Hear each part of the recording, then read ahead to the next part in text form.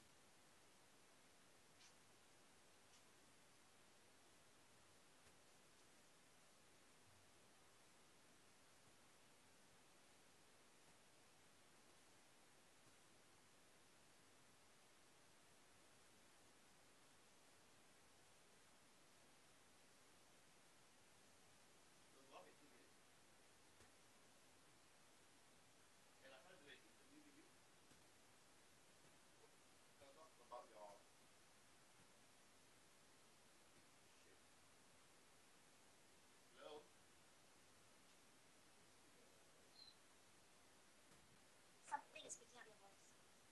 It's not? No, it's not.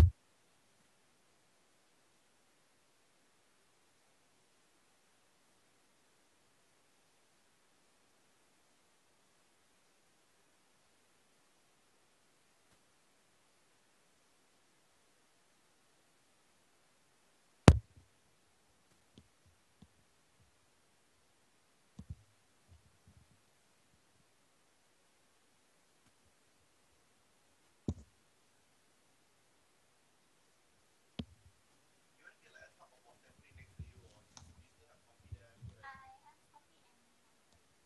my water bottle.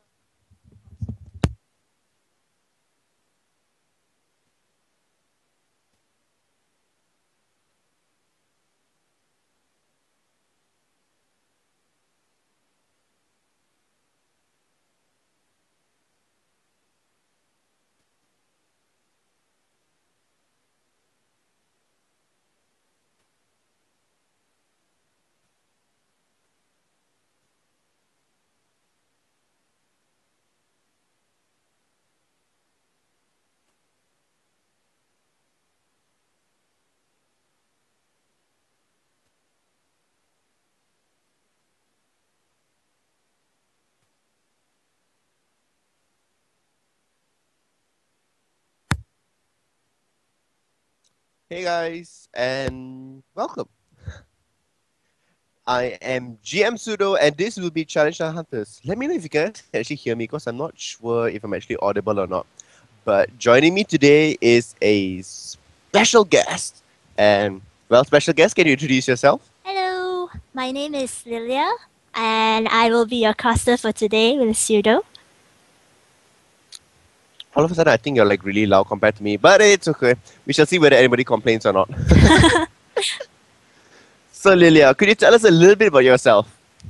Um, I started playing in July last year, so I am still sort of fairly newish compared to the rest of you, but I have like a huge passion for League of Legends. It's practically the only game I play lately.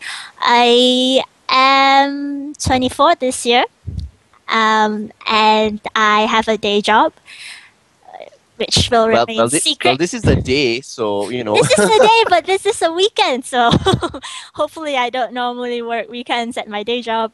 But yeah, apart from that, it's a pleasure to meet you all. I hope to be able to cast this games pretty well. Hopefully, you guys will enjoy what we have in store for you. And is your real name Lilia? My real name shall remain a secret, except for those who. Aha. Mhm. Okay, so we have a secret. And today we also have another team called Team Secret that will be playing. So, let's see if you have anything to do with them. Double secret, maybe. Who knows? Yeah, that's true. So for the first game, and for those of well, for the 7 people now watching who don't know what is all this about, This is kind of a friendly matchup between the Kuala Lumpur Hunters, who is the local League of Legends pro team, and with 8 up and coming teams from Malaysia. So what they'll be doing is they'll be going for a best of 3 throughout the 2 days, which means that in total they'll be playing for about 24 hours, which is quite impressive actually. In terms of 48 hours, you'll be playing for the entirety of 24 hours. So each game is expected to last for about an hour, and if it reaches all 3 games, then we will definitely get 3 hours for each game. However, the question is, will the Kuala Lumpur Hunters be able to come up with a flawless victory, not dropping a single game, or will there be an upset and will an amateur team be able to bring down the pro team? What are your thoughts on this, Lilia? Well, it's very exciting because some of these teams that we're seeing today have won, the previous leagues that we've had. So nothing to lose. I think they won the rookie league for stage two. And Team Secret, I believe, has actually gone up against Kuala Lumpur Hunters in the Garena Carnival last year. They have, indeed. But not too much success, though. Well, yes, but they've had time to train, so maybe just maybe we could see an upset happening. We'll see. It'll be very interesting. Well, the Team Secret did go up against Kuala Lumpur Hunters some 5 months ago now, because Garana Carnival did happen in the very early part of January. And we're going to see whether, you know, in its entirety, whether everything worked out for them and whether they have any special training done. So if you guys have any questions for us, do leave us all the way throughout in the comments here on YouTube, and we'll be happy to answer them. So yeah, to all the, I think 4 extra people out there watching us at the moment. Hello, guys.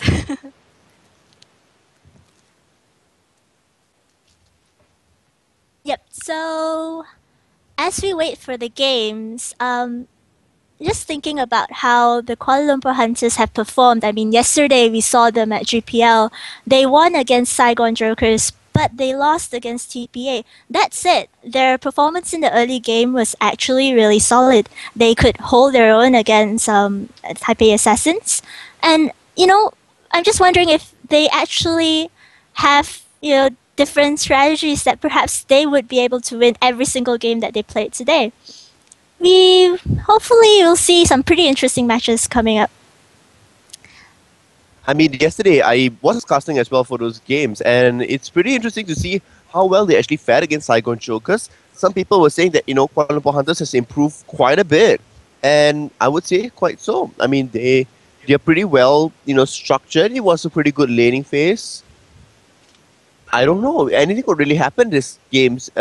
They could be an upset, like I said, from the amateur teams who have been training perhaps even more than Kuala Lumpur Hunters, or have discovered a secret strategy. Yep, and secret strategies is hopefully what we hope to see today because, nothing to lose. I don't know, I haven't seen them play before, but, the fact that all these teams are actually pretty new and you can't really do any background research like you would normally do for GPL to see, what their favorite picks are, what do you ban against them, unless you've actually played against them before. So we'll be seeing something totally new today and, hopefully, yeah, something really fresh and exciting for you guys to be able to see. Well, we have somebody saying good morning to us from Sharul Nizam Rosman from Singapore. So good morning to you. Good morning. Okay. So yes, good morning to you. For those of you who are just joining us, I know it's still pretty early in the morning, especially considering it's a Saturday and many people were up pretty much yesterday. But thank you for joining us, and we will begin our matches soon-ish. Just that the people on the location now are getting themselves ready so that as soon as the games are created, then we would be able to jump into it. However, now we're just waiting on the other end to see if everything is A-okay. So joining me, well, in case you don't know and don't recognize my voice, apparently the Indian-sounding person that looks Malay, I am GM Pseudo. Unfortunately, I'm not Malay, not Indian, nor am I Chinese. What you want to guess I am? Well, take a stab at it in the comments and see whether you can guess what nationality or what race I am. And I don't know, maybe we might do, a little giveaway. Maybe he's just one Malaysia, Yep, that could be very well be it. Anyway, I'm Lilia. I'm new.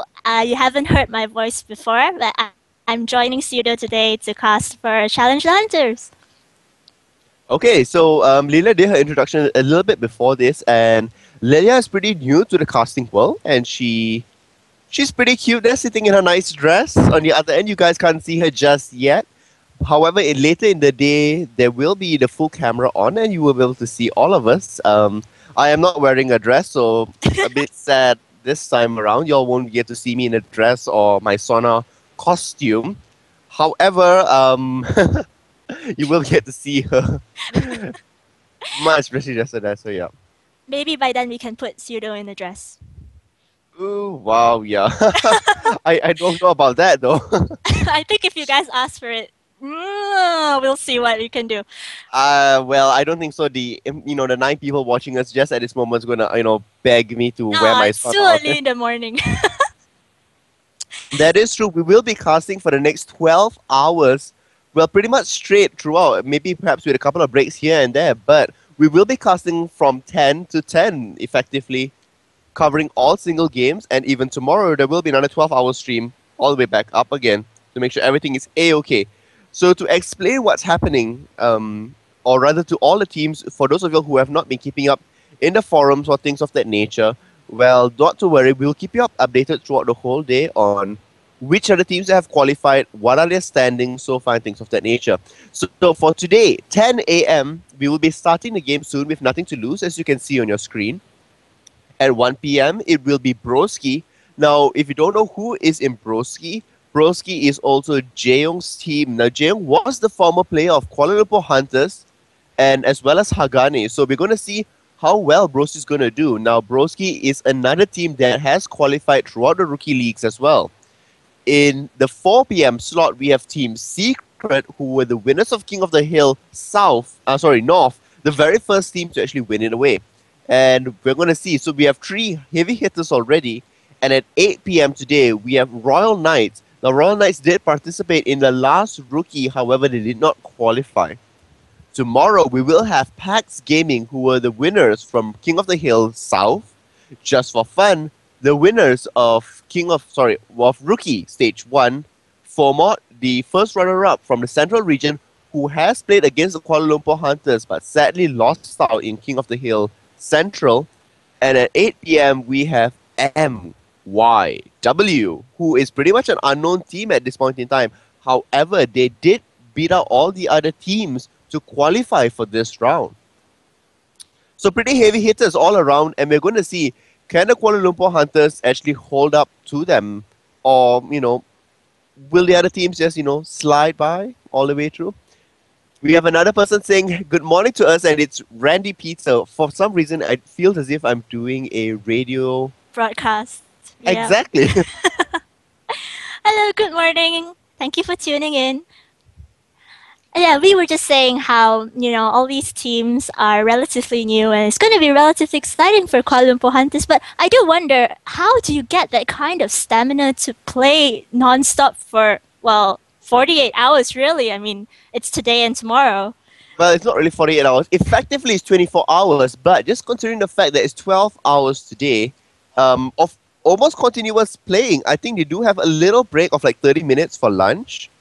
But the same question could be asked actually to you, Lilia. Lilia, you're pretty new to the casting world, and today you will be casting for 12 hours. You will be casting with me for all 12 games. Now, I have run something similar in Carnival, where we pretty much casted the whole entire day, as well as before this, where I did last year's Arena of Champions, where I solo casted for about 8 hours. Wow. So, Well, I don't know. What is your feelings about this? Can you actually do the 12 hours? What do you think would be the struggles for yourself before we talk about, the players? I think it's a trial by fire, honestly. I mean, 12 hours nonstop of being excited, it is something that you can't really say you're prepared for, but, just gotta rely on that adrenaline in the end, and I think lots of coffee will help.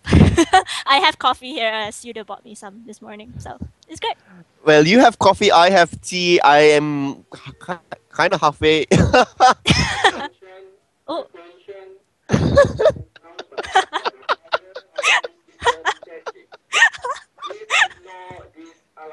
Okay, guys, if you don't know what's happening, this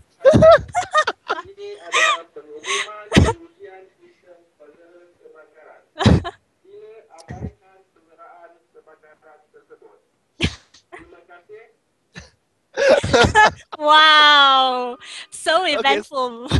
so we had a little bit of interruption. For those of you guys who don't know, no, there is no fire going on in this building at the moment. There was just the announcement system being tested in the office building that we're currently in. So don't worry, there's no fire. We are perfectly safe. Yeah. That was so good.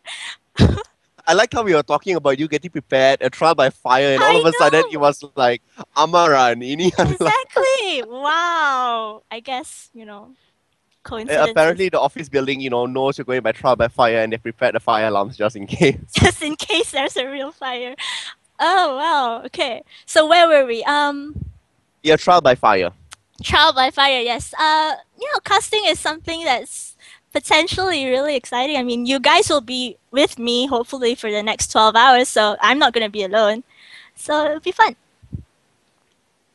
Okay, and in your past, Hmm. I know you started pretty recently. Who are your favorite players internationally?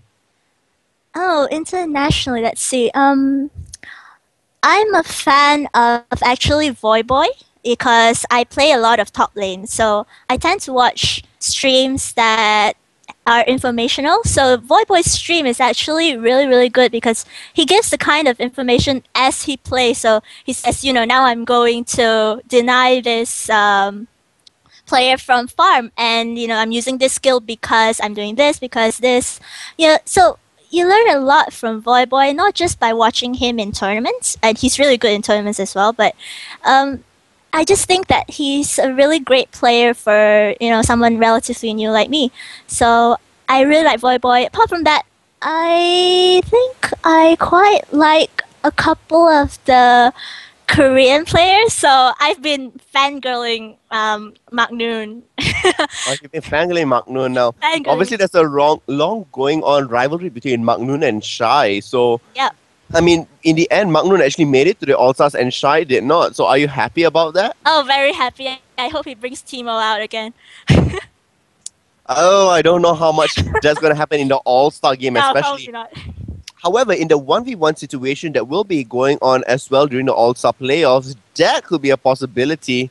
However, Timo's not exactly the greatest duelist. I would say he is a better laner than a duelist Yeah, because you definitely. can have things like Darius that will easily chomp on. Yeah, I was referring to, how Magnoon, I think he played, it was a game against Riot, or was it a mixed game? I'm not sure. It was it, some it sort of, was the second season's yeah. very first All Star game where it was played there, and it was pretty interesting to see how well it all turned out, Yeah. which became the inspiration effectively for the second one here. So Yeah, yeah. And Magnoon played Timo, and he was sort of just trolling the game, really. So it was pretty funny. I But mean, pretty much all the pro players were like, let's have fun with this, and the Riot stuff were going, crazy out there.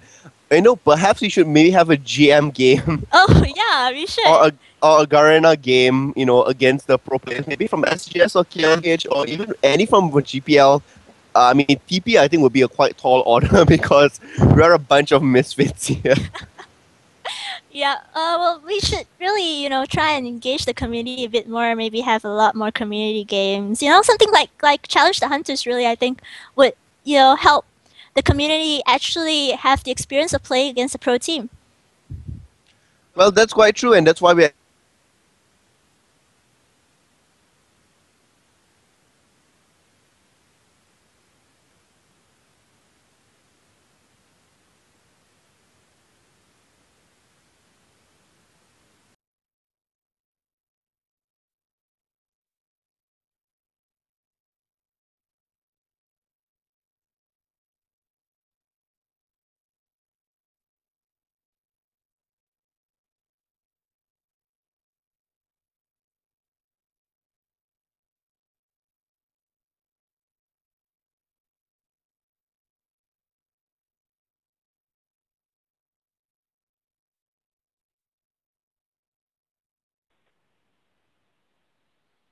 okay. Indeed, I can. Okay, so no, I can't hear you actually. Could you exit the call and rejoin the call so that we can actually hear your voice? Yeah, even I got disconnected, hence we need to restart the call. But I do believe it's okay at the moment. Sorry, guys, for y'all who are actually waiting to watch and see the games. There's a little bit of technical difficulties on the player side. In fact, that's why we have this a little bit of a slight delay, and we're supposed to be starting exactly at 10.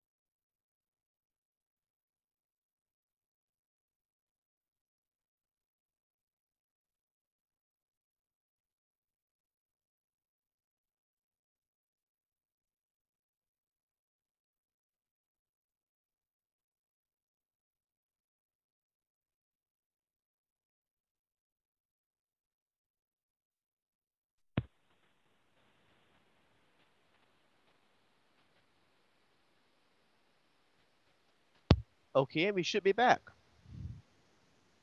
I believe. Hello. uh, Are we back?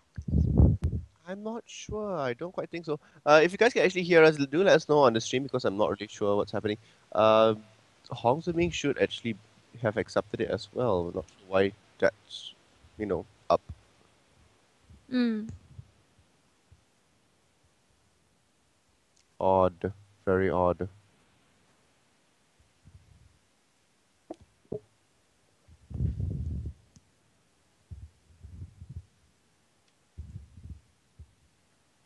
I'm not exactly sure whether he has accepted or not. Well, I think you and I can be heard. However, I don't think so. This PC can actually be picking it up. I am a little bit unsure, but I think it should be okay. Guys, can you actually hear us? Because I don't think so they can actually hear us. Yikes. Can you hear us? Well, I just asked them, and we're going to see whether there is any audio coming out.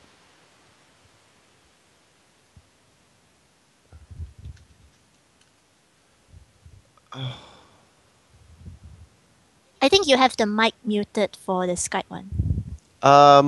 Nope, it should be right. That should be it.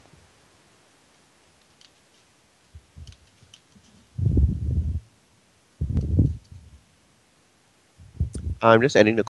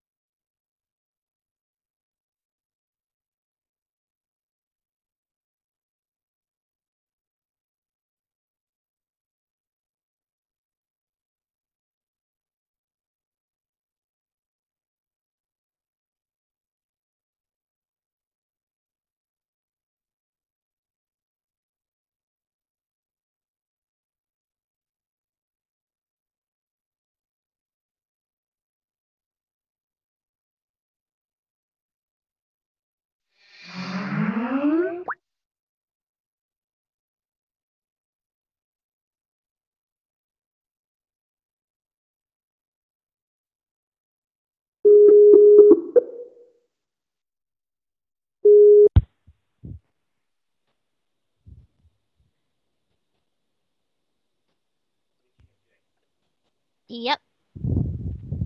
Okay, because I'm just getting so confused. It's like so many different people on so many different sides. Well, I do believe everything should be right now, and I hope so. Yep. I think they can hear us now.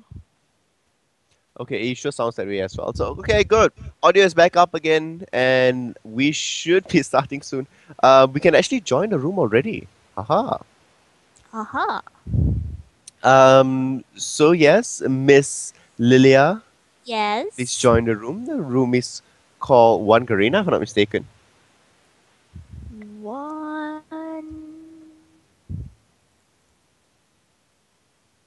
I see. KLH Yep. versus NTL. So, do you know password?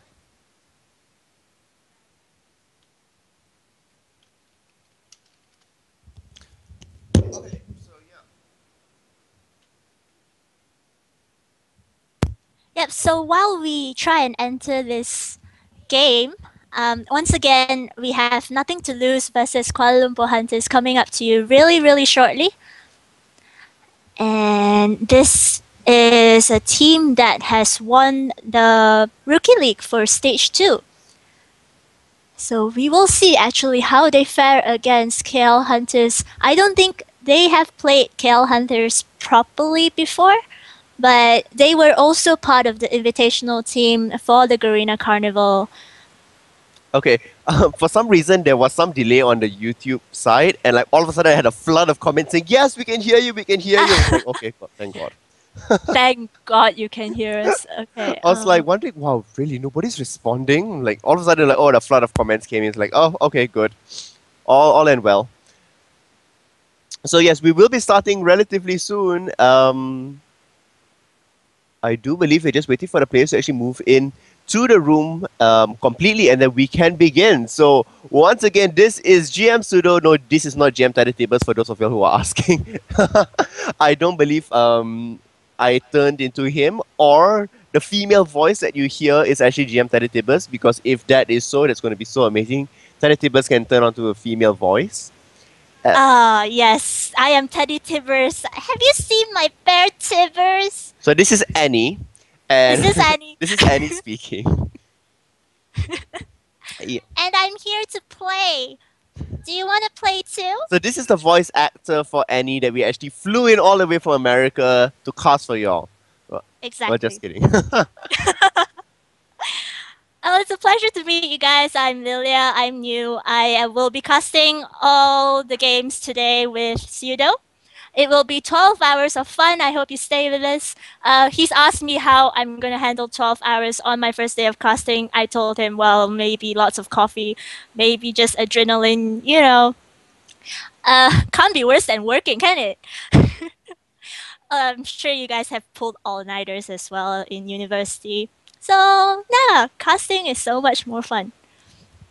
And that is if they have been in university and they're not still in like high school or primary school. well, And even high and school. also if they have actually worked, huh? Aha! Oh no, I've revealed my age. Oh damn. Yes, Annie is apparently quite old. So yes, and people are saying your voice is so cute. Oh my god. I'm not old. I'm Annie. I'm 8. Yeah, Have so you seen apparently she's Tibbers? 8 years old, and this is the real Annie there. So we shall see how well this Annie knows her League of Legends as we test her as we go into game. I hope nobody kills me in Summoner's Rift. So Seriously. if you want to, play with Lilia, we can actually we will be showing her profile a little bit soon, and you can see. Okay, I'm just gonna switch over very quickly, and you can see there. That's how her name is spelled, and we are actually in the custom game, just waiting for the last few members to get in before we begin. So everybody go at Lilia and spam her. Oh no, no, no, no. Oh my god, I'm gonna have to change my name after this. Yes. So it shall be Lilia getting spammed with invites. I want to see how many invites actually get out of it. We only have 23 viewers at the moment, so yeah, not to worry.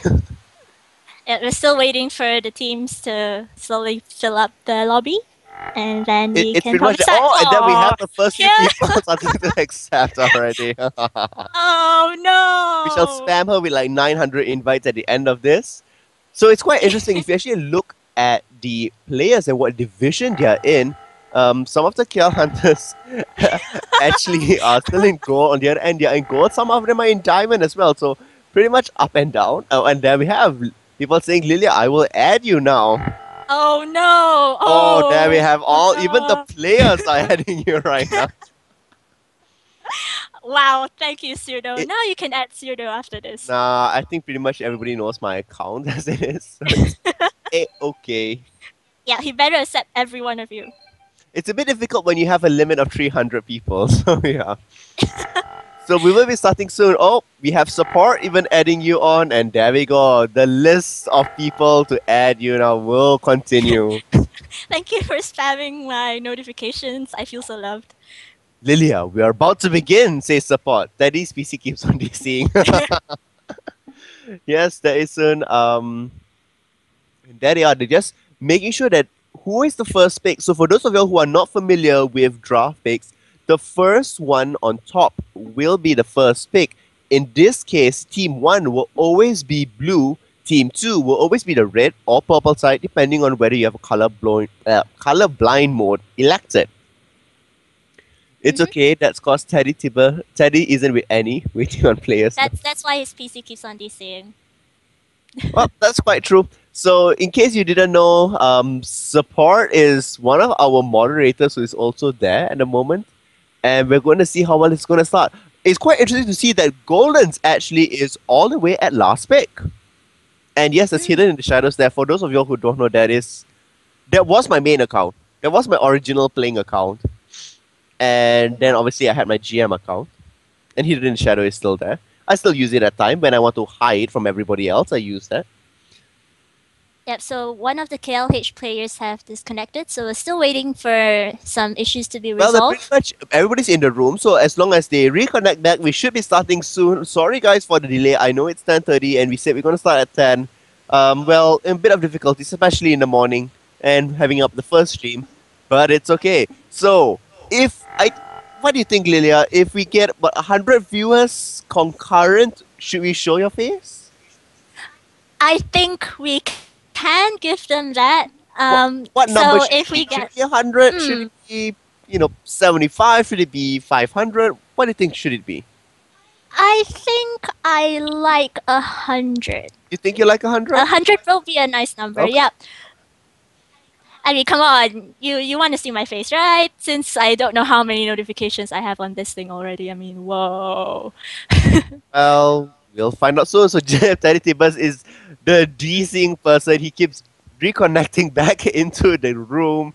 It's because Annie is all the way here in the office and not at the location, which is why he's being, sad and trying to, escape and come to the office. Exactly. Yeah, we're still seeing them trying to get back into the room. I think it should be fairly fast. I'm not sure what Kelhead Tintons was talking about. Lissandra and Ramus, is that champions they want to ban or perhaps pick? Oh. Could it be a mistype onto the wrong chat room? Oh no!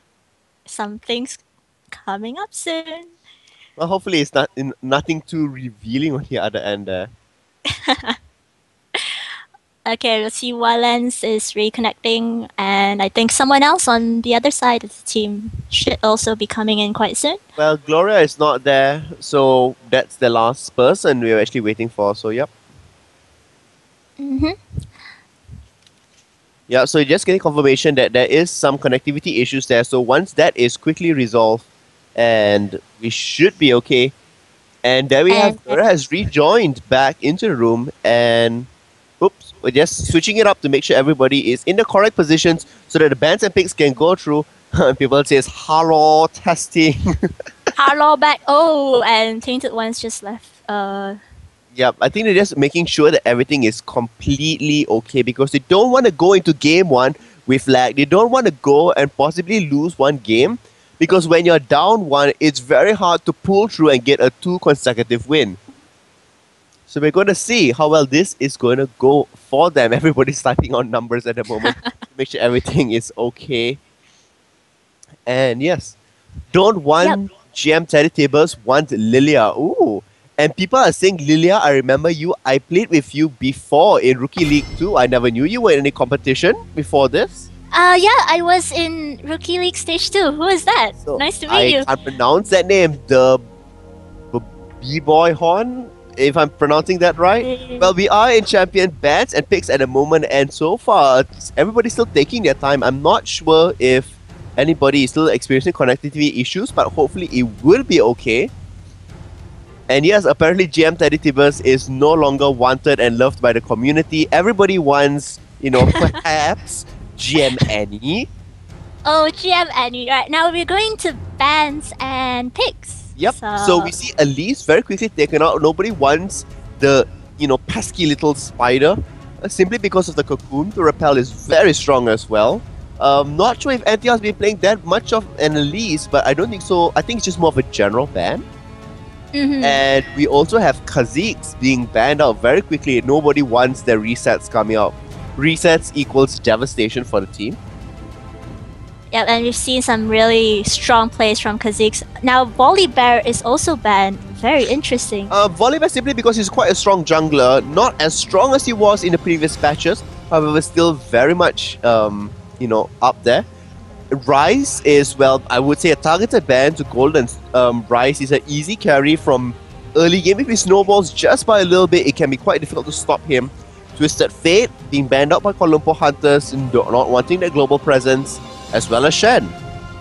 Yep, so Twisted Fate and Shen, they can be one of the few champions that can actually turn the tides of the game. So clearly they don't want that global presence, don't want the global ultimates. Let's just see what they're gonna pick right now. XSF, thinking about it, what will he pick? I'm not worried about the picks. I'm worried about who is going to go to which lane. Now, we did see a role change yesterday when Xiao Xiaofeng went to the top lane as compared to the jungle where he was in the spring season. So will he continue doing that? And looks like they're going for the Lissandra Rammer. So high CC coming out there. And an elder godchild is saying, I'm sad, there's no love for the bears. There's no love for the bears, but there's love for Teddy Tibbers. Will there be any? Will there be any? Will there be Tibbers, being picked up here? Could it be an homage to GM Teddy Tibbers and Lilia here? We don't know. Well, Rumble's a pretty solid pick here. Definitely has quite a bit of CC by himself and can hold a very strong top lane. But do they want to reveal that so quickly? Oh, and we see the Jarvan pick possibly as well. Now, Rumble Jarvan's ultimates, when combined, can actually be pretty devastating in a team fight. We did see this yesterday when the Saigon Fantastic 5 did play against Manila Eagles. The combination of the Rumble ultimate and the Cataclysm trapping everybody inside, the Equalizer just did damage. I mean, massive amounts of damage. So we're going to see if they're actually going to lock it in. If it does happen, the question is, will it be a Jarvan jungle or a Jarvan support? Very interesting. Yes, they have locked it in, so it's Rumble and Jarvan for nothing to lose. But the Lissandra pick, I mean, how much time have they had to learn Lissandra? That must be... Well, Lissandra isn't that difficult, to be honest.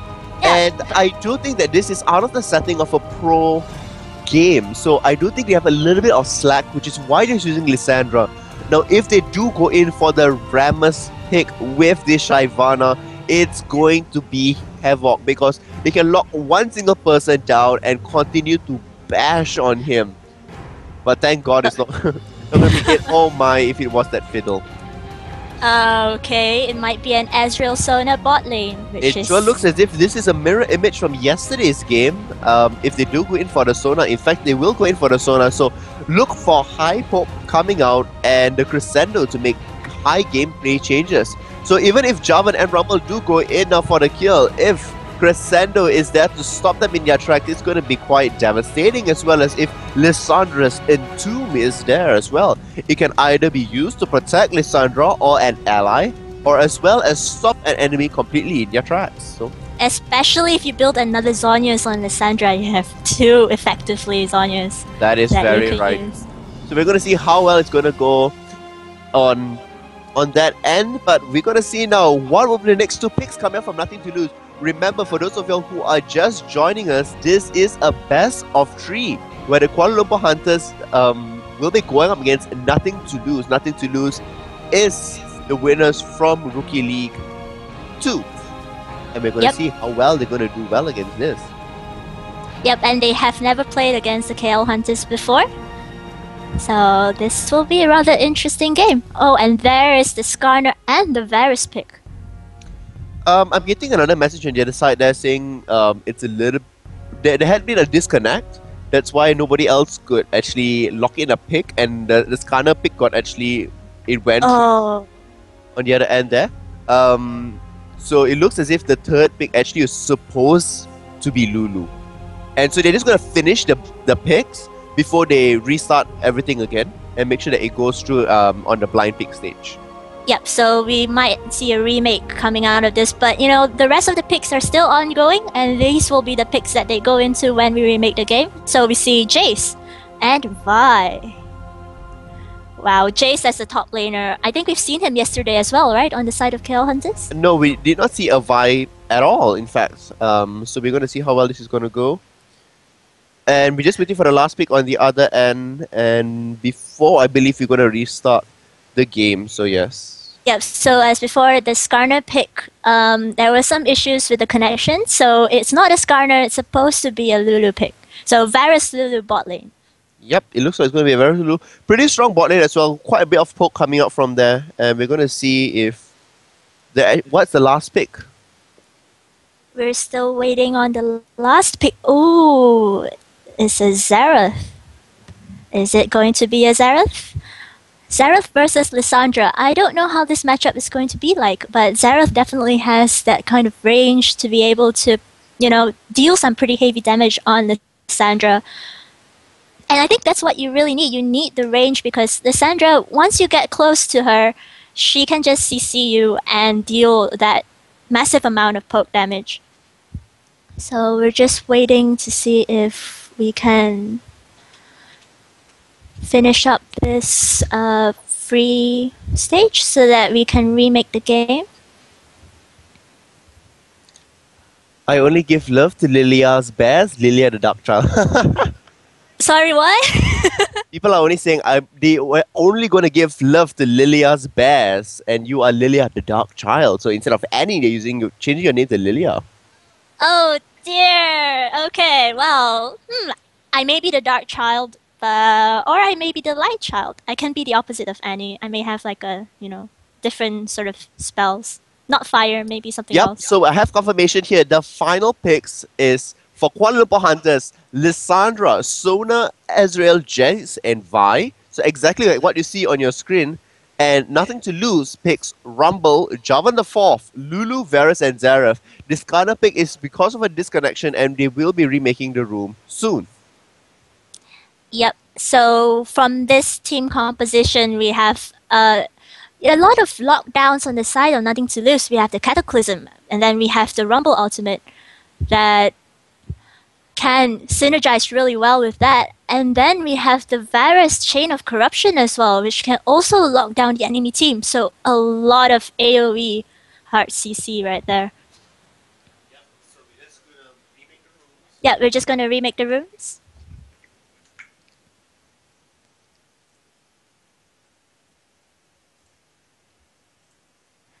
And please bear with us for a bit as we look for it.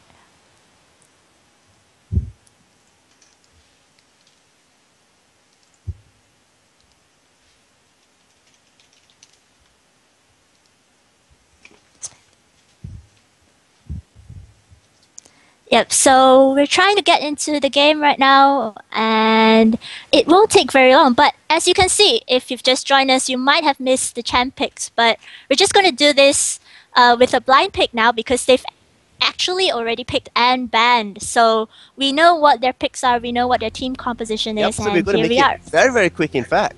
Yep, so they're just going to repick their champions as they picked earlier, exactly the same, except that the Skarner pick earlier was a mistake, so they're gonna. So the pick current Lulu ban instead. champions that they're doing now is just so that he can run through it very quickly, They should ban Teemo.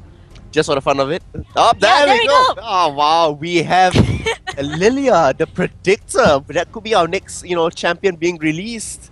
Lilia, the Predictor. So they. Oh, Lilia the Predictor. Lilia, the Predictor. Wow, and she can foretell people, or where, or they can see the path on where they're walking. Ooh, that could be her very nice ultimate.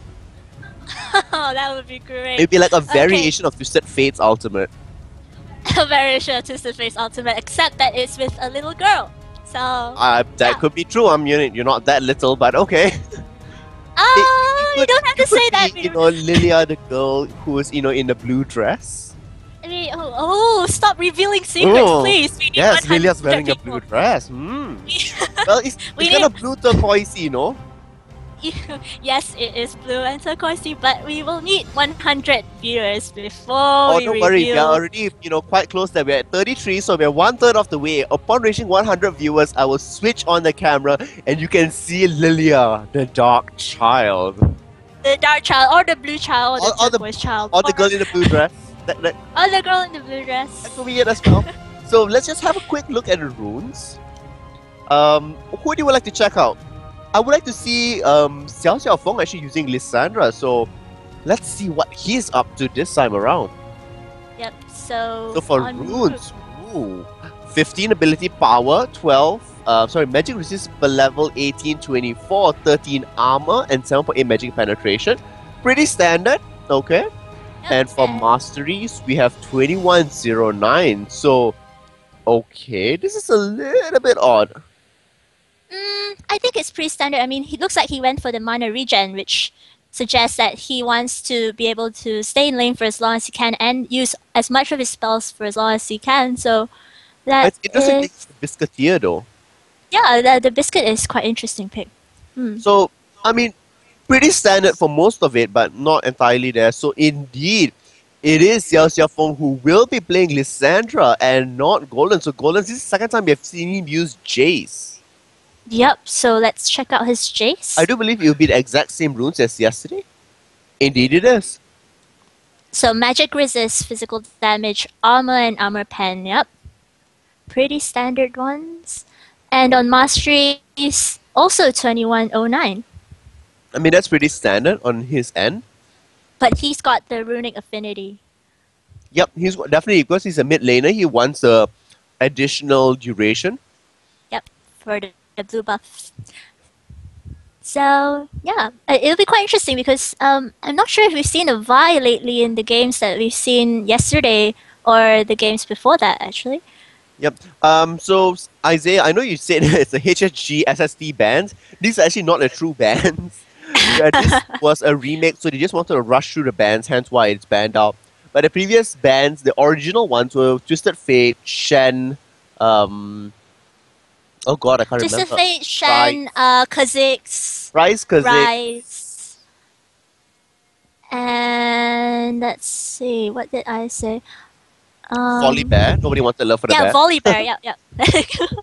That's right. So we are counting down a couple of minutes. The game actually went through, so we will be starting this off, and we're going to see. Keep a reminder for those of you who are watching. Oh, by the way, Lilia, we're currently at 40 over people at the moment. So very soon, your face and the beautiful dress of yours will be shown, and there will be no more mystery to Lilia, the Dark Child. Oh, and people are still adding me in. Yes, everybody, Fine. please go add Lilia and spam her. But just before that, just to remind everybody on what you're going to watch here, this is the Kuala Lumpur Hunters Challenge, where we will see the pro team from Malaysia go up against 8 amateur teams in the hopes of bringing them down and making sure that they can hold on their title. For the 8 amateur teams, they are going, to do everything they possibly can to make sure they can bring down the Kuala Lumpur Hunters and win a full gaming set sponsored by CM Storm. Yep, and the gaming set is a very attractive prize indeed. But I think what's more at stake is actually being able to win against a pro team. I think that's really something that they can be proud of if it does happen. I mean, it's one thing to win, which is great, obviously. I mean, nobody likes to lose, and winning is always very nice. But And they have nothing to lose. all the puns. No, I mean, I'm talking about in terms of spring season. For those of you who are unaware of what's happening in Malaysia, we had a whole league series from Rookie Final, from Rookie League, King of the Hill, and it will lead up to the spring season finals, where we will select who will represent Malaysia to go for the Southeast Asian qualifiers. Kuala Lumpur Hunters, nothing to lose, as well as a few other teams have qualified, and as such, we're going to see how well this is going to bode for them. Once we are able to determine how well this is going to go for them, then we can clearly see what's going to happen and, if everything's going to be great. Because if they are able to bring out the Hunters now, it's a huge thing for them. Yeah, definitely. I mean, they might be able to. Well, in the end, they will have to play against the Kuala Lumpur Hunters, won't they? They I will think the have to play Malaysian against the Kuala side. Lumpur Hunters, and at that point in time, if they have taken them down once, it's going to be really, really good. So, whoops. A bit of a miscount there for me, but not to worry. So there we go. There has been a slight pause as we move into game. We can just look at the starting items. It's actually super quick on Kuala Lumpur Hunter side. They have already purchased items. Oh, yep. Just So 11 we have seconds a into it. Yeah, I remember someone saying that, if you don't purchase, I think it was Dyrus who was spectating and commenting on one of the games. He said if you don't pick by a certain time, once you get in game, then, you actually should have already picked it because that's precious time you're wasting not getting out there into the jungle and potentially preventing an invade or doing invade. So really, really important to be on the game. Now, what's interesting to note here is that Lysandra has a cookie, Ezreal has a cookie, Sona has a cookie, Lulu has a cookie, and Varus has a cookie. All the 5 cookies. Unfortunately, there is no Poros here. You cannot feed a Poro. Oh man, Poros. So I'm not sure why everybody went for the cookie, but it seems to be the trend these days because just getting the extra point there means that you have kind of a mini pot that you can Yep, help heal and yourself up. So, the game Lilia, has could you just press started. J on your keyboard? Yep. Okay. So we are in game. Welcome to Indeed Summoner's we are. Rift. And we'll see what kind of level 1 engages will happen. Will It it happen? The Kuala Lumpur Hunters are looking to invade. Rumble is the only one in the top brush at this moment. So we're going to see, will this be a successful charging up his flame splitter at the moment. And okay, here we go. The invade happens. Will they spot him out? Or will Rumble there spot be him a- out? oh! The harpoon lands at first. So the first slow comes up. Mystic Shot misses on the other end. Golden takes a pot shot at, I pronounce. So it's a nice pronunciation of that. It's stray. So we're going to see. Yeah. It looks like they invade. They are going to plant on the ward and perhaps back away from this. Nothing to lose. Seeing the fact that they are in their jungle, are going to immediately retaliate by going into the Kuala Lumpur Hunters jungle. However, not a single ward was planted, which is a bit odd. Yeah, which was definitely a bit odd. I'm not sure why they chose not to plant a ward there, but now I think they're just going to do their standard starts. It looks as if that is going to be completely right there, Lilia. So, now the ward's actually planted by Lulu, and we're going to see, could there be a possible red invade? There is still, very prevalent on both ends, and there is still, possibly happening. Look at that. As we're just taking a mystic shot into the brush, making sure that everything is a-okay there. Yes, I will be arranging the players according to lanes, just as making sure there's no... Lilia, in fact, can you do that? The jungler, let's put the top lane top. There we have Lilia is doing that now.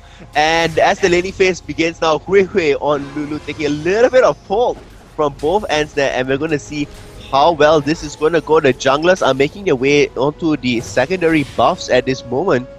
And it's pretty standard at this moment. I'm actually quite curious to see how well Lissandra will do about this. Now we do see that Haseo Hamasaki has actually started with his hail of arrows. So, and a very quick actually pink ward being used to blind out there. So the smite did come out from Gloria, and he did manage to get his red buff. And this leaves, this leaves Tainted Ones in a very odd position, because he could have gone for his blue buff, but he decided to go for the invade. So Jarvan now has a slight level advantage, and will he be able to capitalize on this? Now look at the amount of poke actually coming out from Varus, being very, very aggressive. However, Sona there, because of the heal, the high sustain, it means that, it's okay. I can take down the damage and be okay. Yep, and so they just keep trading back and forth. We'll see how this pans out. Meanwhile, I think there's something happening here. Gloria's going on to Golden's, but Golden's manages to get away. I mean, it was a nice gang. As Golden's moved out of lane, we immediately saw that Gloria was there to intercept him. Yep. And top lane, we have Lissandra actually dealing not much damage. Rumble is still at full health, so... It's more of a wave clear, simply because Rumble can only use his flame splitter basically to clear waves. However, like what Xiaofeng is doing, he can easily damage Rumble because of the heal and the splash damage behind, which is exactly what he's doing. At the same time, it also pushes the wave. Now, Rumble can easily freeze up the lane, and looks at the top lane, it's going to be an engage. In the bottom lane, there's still aggression. In the top lane, they're going for Xiaofeng. Immediately moving away from that, the Dark Path does save it up. The first blood went on first blood. Look at the amount of poke that's coming out. Varus could possibly go down. Going to flash in for the kill. Red Hot Rains on Sona being very aggressive. So that's a double kill. I mean, that's 2 kills for the bottom lane. Yep. There's the double kill. Well, 2 kills actually. So now KL Hunters are up 2-0 with 1.3k gold difference. 1.3k is okay. Still plenty of time for, nothing to lose to catch up, but we'll see how the game progresses. So bot lane is recalling, and let's see what they're gonna get next. So as returning back into lane, we see the double Doran build coming out from Varus, and pretty much standard build coming out from Lulu. Nothing too, varied there. So I'm going to see how well it's actually going to go now. As Ezreal and Sona return, we already see a very quick Spirit Stone being bought, and as well as a Philosopher's Stone already complete. Golden is going to go onto Sanguine. Will the stun land? But no, Tainted Ones comes in and says, you're not going to come anywhere close to me. Gloria takes one hit of the dancing blows and is brought down quite low. Now Tainted Ones, will he continue to pursue? Shock Blast does land on the opponents. Look at that. He wanted to go in for Gloria, not realizing that Sanguine was going to take an entire hit from it. And a very quick pause comes out. Could this be... I don't know. What could this be? But that was actually quite good because, both junglers were nearby and both were ready to counter gank each other. So, I don't know what happened. What's the pause for? Maybe another. I think it was Gloria who already wasn't at full health, decided to go in, and upon going in, realized that oops, Tainted Ones is here, and even if he went in completely for Golans and went in for the complete knock-up combination, he would not have been able to bring Golans down, simply because Golans could have come back with to the skies and smacked him away with his giant hammer, and that would have left Gloria in a very peculiar situation. So they have resumed now the game and they're going back. Xiaofeng is doing a good job of keeping up in farm. However, how long will he be able to do so? As Rumble reaches level 6, he can easily clear waves with his Flame Spitter. He can also use his ultimate to clear out the creep wave and go back to lane. We see Vi waiting there, just and Vi is going to go in for it. Dark Path does move onto it. However, very nice move from Rumble, seeing the fact that he knew, Vi was coming out there. In fact, I don't think so he knows Vi is there. Now he does. Now he's going to start moving back on the other end. Will Vault Breaker do any damage? No, in fact, it just wants to scare him away.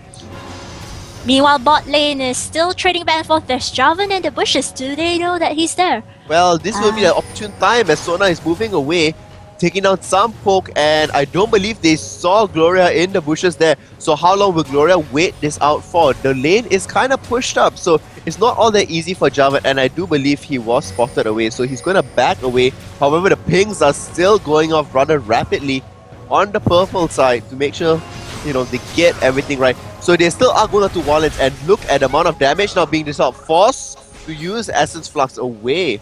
Essence Flux, what am I saying?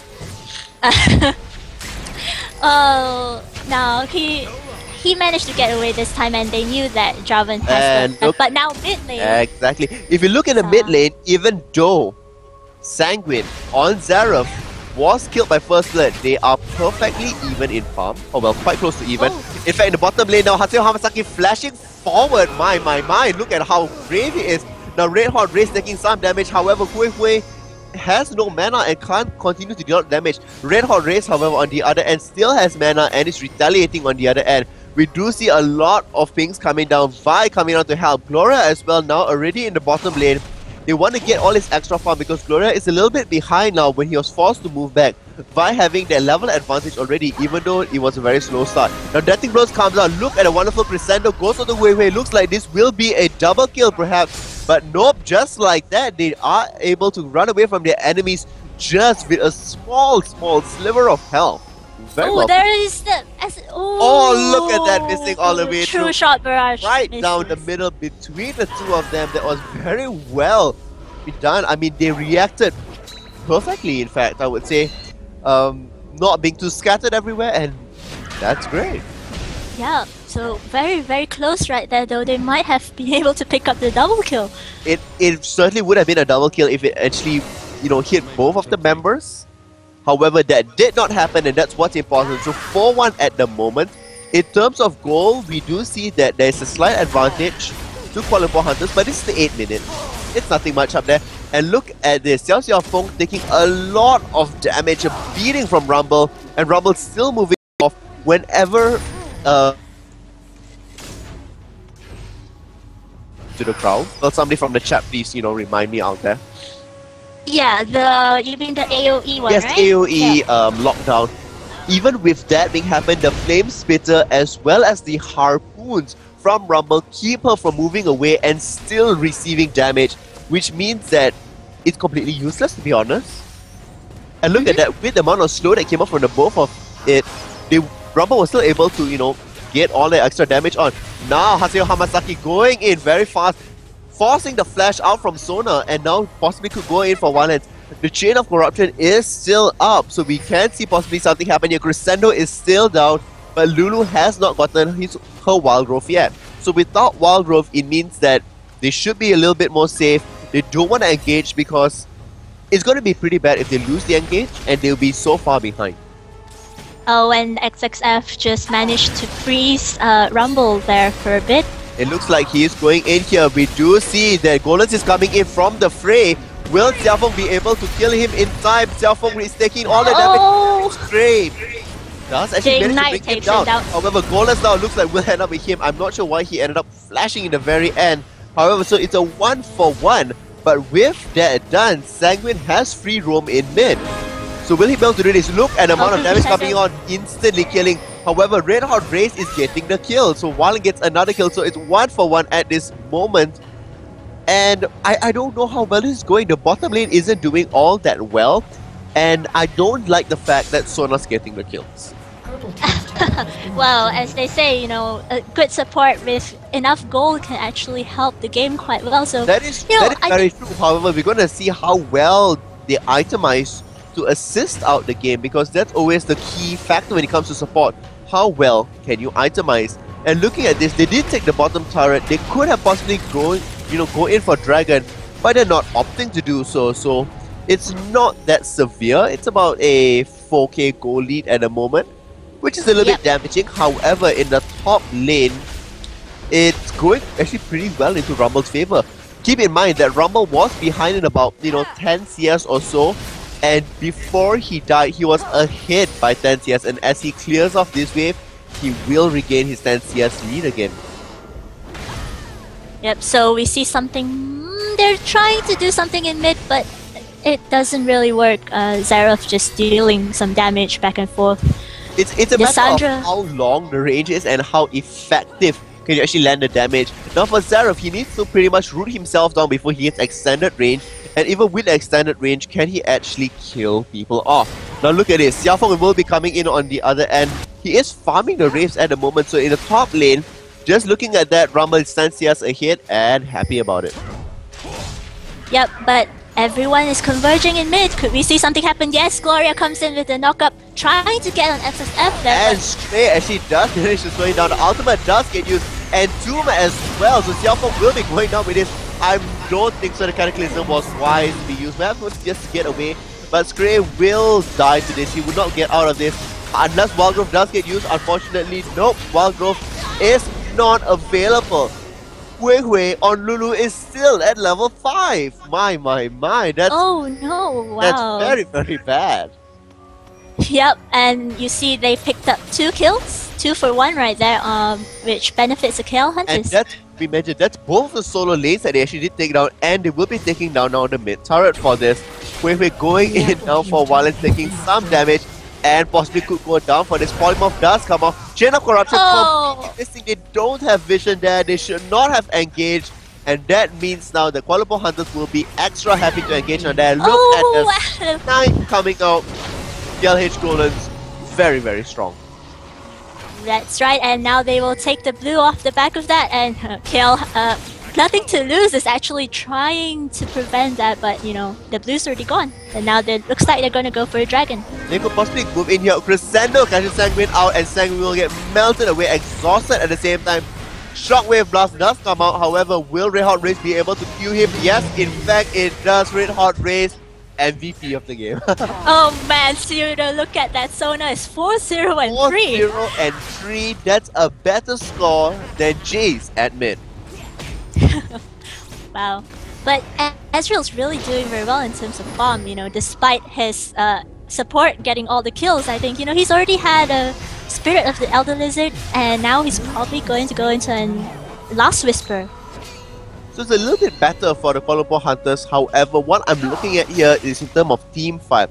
Equalizer coming out with Xerath's ultimate as well as Chain of Corruption could decimate the whole of Kuala Lumpur Hunters.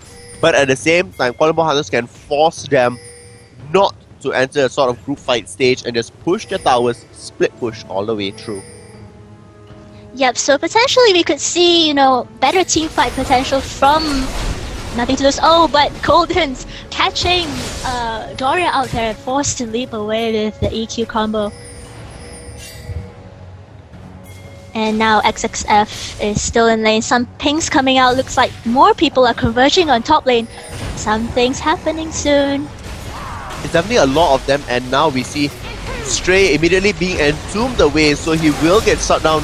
Shock Blast does come out, however, Golem looks like Golem will go down. The shutdown, very nicely done there.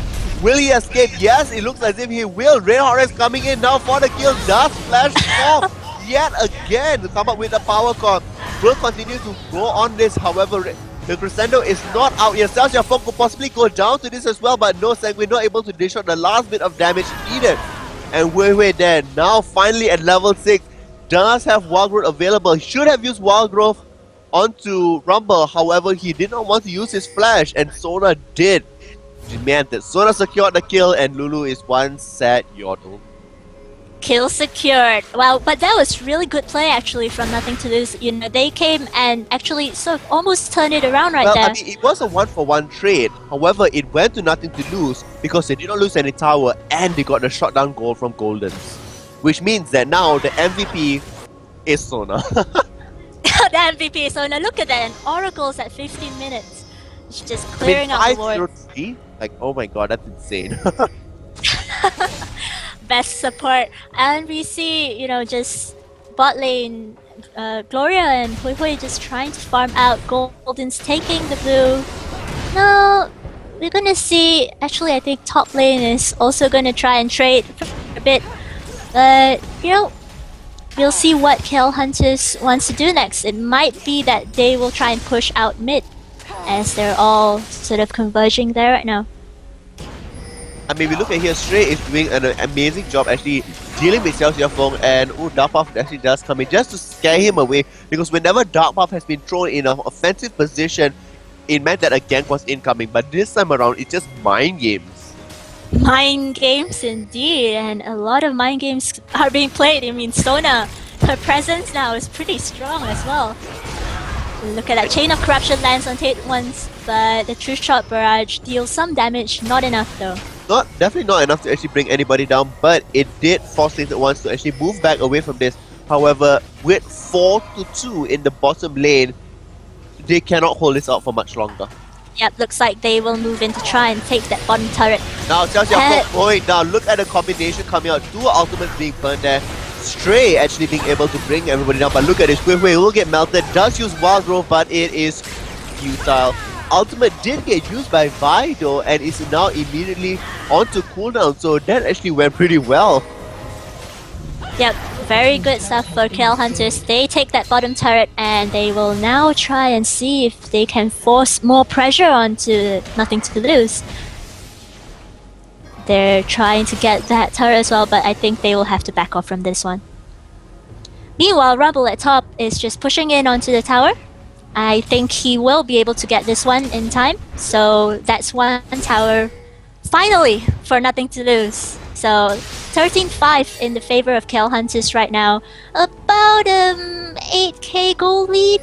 Still not super significant, but you know, I don't know if the team fight potential, as we mentioned earlier from Nothing to Lose, will be able to come out. Right now we haven't actually seen a proper 5-on-5 Vi yet. is going up to the top, and we're going to see here, oh there we go, Denting Blows does explode onto Stray. We do see Dark Buff coming out very quickly. She actually should be able to cast Entomb. Nope, just deciding not, no, wanting to actually tower dive onto this, and Stray actually just gets out of this just by a sliver, but unfortunately he did not bring down the top tower in time because he did decide to back away from it and not wanting to go, you know, completely insane and bring down the tower and get some tower hits in the end, because he would be left solo tanking the tower. Yeah, and they don't really have vision on the KL Hunters at the moment, so that was quite a dangerous move as well. He might have been wise to back away. Now look at the difference of levels between the supports. Hui Hui on Lulu is at level 6, Red Hot Race is at level 10. The highest level in the game is 12 at the moment, which means that Lulu is half the levels. My. That's a big difference. That is really huge, and Sona she now has boots of mobility. I don't know about this. It's a little bit iffy, to be very honest, because you look at the amount of health that already Sona is stacking from the Ruby Sightstone, as well as another just a Ruby Crystal out there. Look at how well the Kuala Lumpur Hunters are actually, you know, easily transforming from mid lane to the top lane. And there's nothing much that actually Nothing to Lose can do about this. They're trying to push, however, look at Varus. He's so afraid he dare not leave the mid lane. Yep, He- they will be forced to make a decision actually because you see Ezreal is going to try and split push bot lane as well, while top lane is dealing all that pressure. So Varus is going to go down and try and stop Ezreal. We might see an engage in top lane. Well, we're going to see if the engage actually does manage to go for. They are not strong enough for this. It is going to be 4-4. However, not landing the stun on the other end, and Red Hot Race will be able to poke out just by a little bit. And will Golden be able to land Shockwave? No, he is not. So Shockwave. What am I saying? Shock Blast. Shock Blast. Acceleration in combination being done up there, and here we go. The siege has begun. Varus now joining the fray as Ezreal continues to push.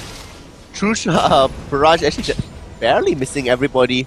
Just, you know, sliver, like a sliver just hitting onto Lulu, but everything will be okay. Immediately we see Kuala Lumpur Hunters pinging the mid turret, saying that, you know, Ezreal, go for it. As, you know, nothing to lose, cannot respond to this just in time. We will be able to get it out of the way. Will Chain of Corruption be able to use to stop this attempt? We don't know just yet. Dark Puff does come in. Gloria does get caught completely off guard. Crescendo does get used as well. Wild Growth was expanded, however, he still melted away so very quickly. And now KL Hunters are just going to go take this middle turret. They are in complete prime position. Golans is so strong at this moment. He is 5, 1 and 4. Has his Bloodthirsters. His Tear of the Goddess is almost filled up, which means that he can build into a Muramana, and I mean very very quickly, and very soon in fact. It is 14-5, almost a 10k goal lead, and having 2 dragons, it is almost certainly going to go for KL Hunter's favor now. Yep, and the turret lead is 5-0. I'm not sure how this is going to happen. Well, will they be able to catch up? I don't know. I mean, they will need It's going to be very difficult for them to catch up, that's for sure. However, Yeah. with them catching up, it also means that not only do they need to win team fights, but they also need to bring down towers. Not a single tower has been taken, and once you start taking towers, the goal lead will start to decrease. In terms of itemization now, we do see that, well, I mean, the tertiary items have already been started to build on the Kuala Lumpur Hunter side, but not exactly for nothing to lose. In fact, they there's don't even two. have any completed item except for Bloodthirster and Locket of the Iron Solari. Yeah, there's 2 Last Whispers, 2 Bloodthirsters. Oh, wonderful equalizer coming down there from that's- Stray. Instantly taking ourselves here from Gloria, not even getting an assist from there. Look at the damage potential coming up from Rumble. Well, I mean, if for the fact that Jarvan is going for the tanky build, then I guess that works out perfectly.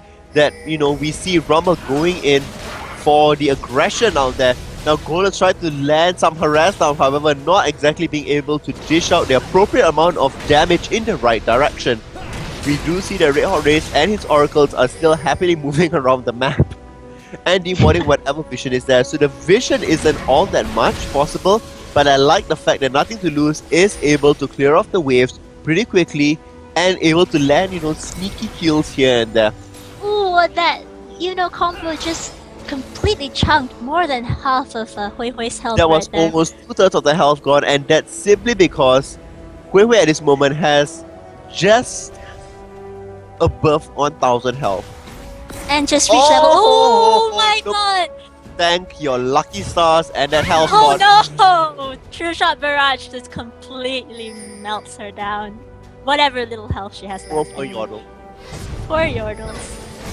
I You mean, see. look at this. There is still buying wards. The team is not helping Lulu to buy wards, and Lulu is still spending money buying wards when she clearly needs the ruby crystals so badly at this point. She needs help or she's going to get chunked away. Jace doesn't do all that much damage, but because of everybody else dealing so much damage, everything's And going the to melt. Crescendo. Chain of Corruption does come out. Tainted One's not possibly going to go in. However, will they be able to land? The stun come out. Yes, the stun does come out, and does Sanguine does bring down Tainted Ones on the other end there. So it was a 2-for-1 trade. So we are seeing that, you know, Nothing to Lose is coming back into this game bit by bit, slowly crawling themselves away. However, we do see that the goal lead is still going to their favor because Kuala Lumpur Hunters can still farm from all 3 lanes. Yeah, but that was the team fight potential we spoke about earlier, Pseudo. You know how you saw Draven use his Cataclysm, you saw Rumble use his Equalizer in the Cataclysm, and then the Chain of Corruption. So all that synergy really could help them win team The fights if they synergy really is play it right. definitely good. However, we also need to factor in that Lissandra was not present in that fight. If Lissandra was there, well, there's a whole lot of additional damage that needs to be factored in as well as a saving potential coming up from Entombed onto any ally or herself in case a situation gets sticky. So that could have prevented a kill as well. We'll find out soon whether any Baron attempt will be happening. This is the 25th minute mark now, and looks like the warning will actually be happening. So they do see that there are no wards there, and it looks as if they will be transitioning to a Baron dance very, very soon. Yep, and they're just setting up for a Baron, but Sanguine getting some damage there onto Tainted Ones. Wallens is there though, so they will be forced to back away slightly from this. I mean, just look at the difference between the AD carries. Varus has the Bloodthirster and a Last Whisper. On the other end for Ezreal, we already have the Lizard Elder, a Sheen, Last Whisper, and a Bloodthirster, so he's that much more ahead. And I mean, it's just for the mid lanes, it's about equal. I would say we have a Void Staff. We don't really have much defensive items coming up, but the Void Staff build, I know Sanguine does prefer to do a Void Staff build simply because the Magic Penetration can help quite a bit, but I don't know about this. I mean, he's still getting hit and poked quite a bit. Once again, one Shock Blast wave, bringing up Way to about half health, and there it goes. Finally, the Ruby Crystal being bought, hoping And they're just... that it'll be enough. Yep, but Hui Hui is still at level 8 and Sona is at level 11. Well, the level So difference is, about equaling, because we do know the cap is 18. Once the cap is reached, it's a matter of everybody else catching up. So that's gonna only help out Lulu. However, 6th tower now being taken. Nothing to lose is playing the scramble game. Well, or what I like to call the scramble game. It's basically jumping from one lane to the next lane to the next lane until they become as cooked as scrambled eggs. Gloria initiating. Cataclysm, Equalizer, everybody comes out. The shutdown does come out onto Sona. Tainted Ones goes down as well. Scratching the Stray doesn't even manage to go down. Columbo Hunters is melting left, right, and center. However, now Jace is going down. Sanguine gets melted all the way from the past, and Wallace is still dishing out damage. Wei Wei is so low. Wei Wei will go down. The double kill does get taken. Flash moving forward, and looks as if this will be a turnaround. Ace coming out. Gloria gets killed, and this will be a 3-4-5. A quadra kill coming out for Ezreal. And this is all because not commit to the fight. They were like, should we go in? Oh, we're gonna go in. Oh, we should back out. Oh, we should still go in. There's only 2 of them. It wasn't a clear call made by the captain, and it was quite clear as to, everybody, you could see the thought process in their play. Yep, so that didn't work out too well for Nothing to Lose, although they initiated that fight. It was actually very well planned and very well played. Once the kills were done, especially in the middle, they should have backed away completely. Taken the advantage of having that 3 kills and only 1 death would have been good enough for them. I don't know why they decided to continue moving in and pressing, what advantage they have, only to lose it in the end. Yep, so this will be a 3rd dragon for the KL Hunters. 3rd dragon, 7th tower being taken, and it's going to be a large advantage. We are reaching now 15,000 difference in goal, which means that it's basically 4 items apiece now on everybody on the side of Columbo Hunters, and there's nothing much that can be done. Look at the goal difference in the top lane. It's about equal because Rumble has gotten most of the kills. In the jungle, we see a huge despairing income in the mid lane.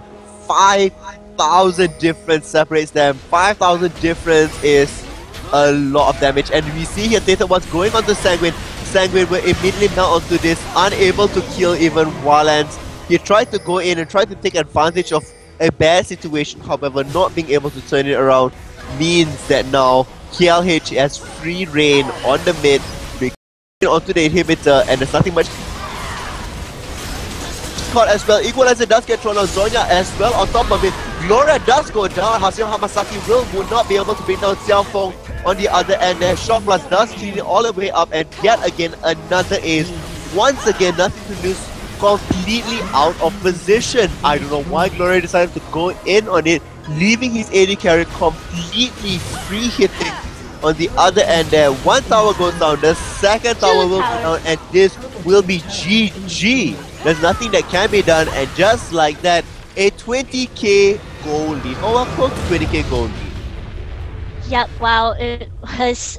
I don't know, it looked as if they completely shut down nothing to lose there, despite the team composition that I thought was actually pretty good for them.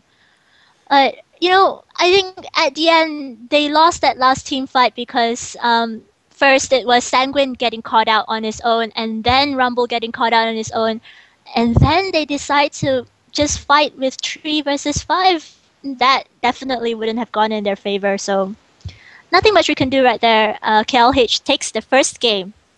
I mean, that's right, KLH does take the first game of it, and, well, the first game, well, we have seen a lot of best of threes where the first game does matter, but it doesn't matter to a point where it's completely breaking, where nobody can actually recover from it. We have seen teams recover for it. We're just going to have a quick look at the score screen, and we're going to see how well it actually went entirely.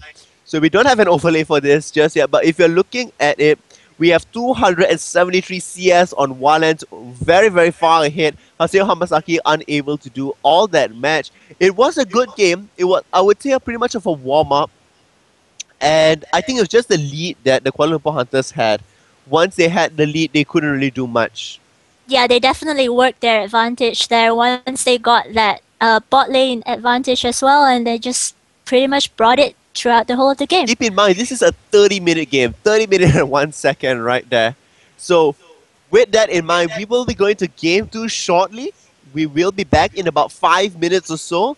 So, stay tuned. I'll just leave a message on the YouTube channel saying that game 2 is back in 5 minutes. We will see you And we'll see you shortly. shortly.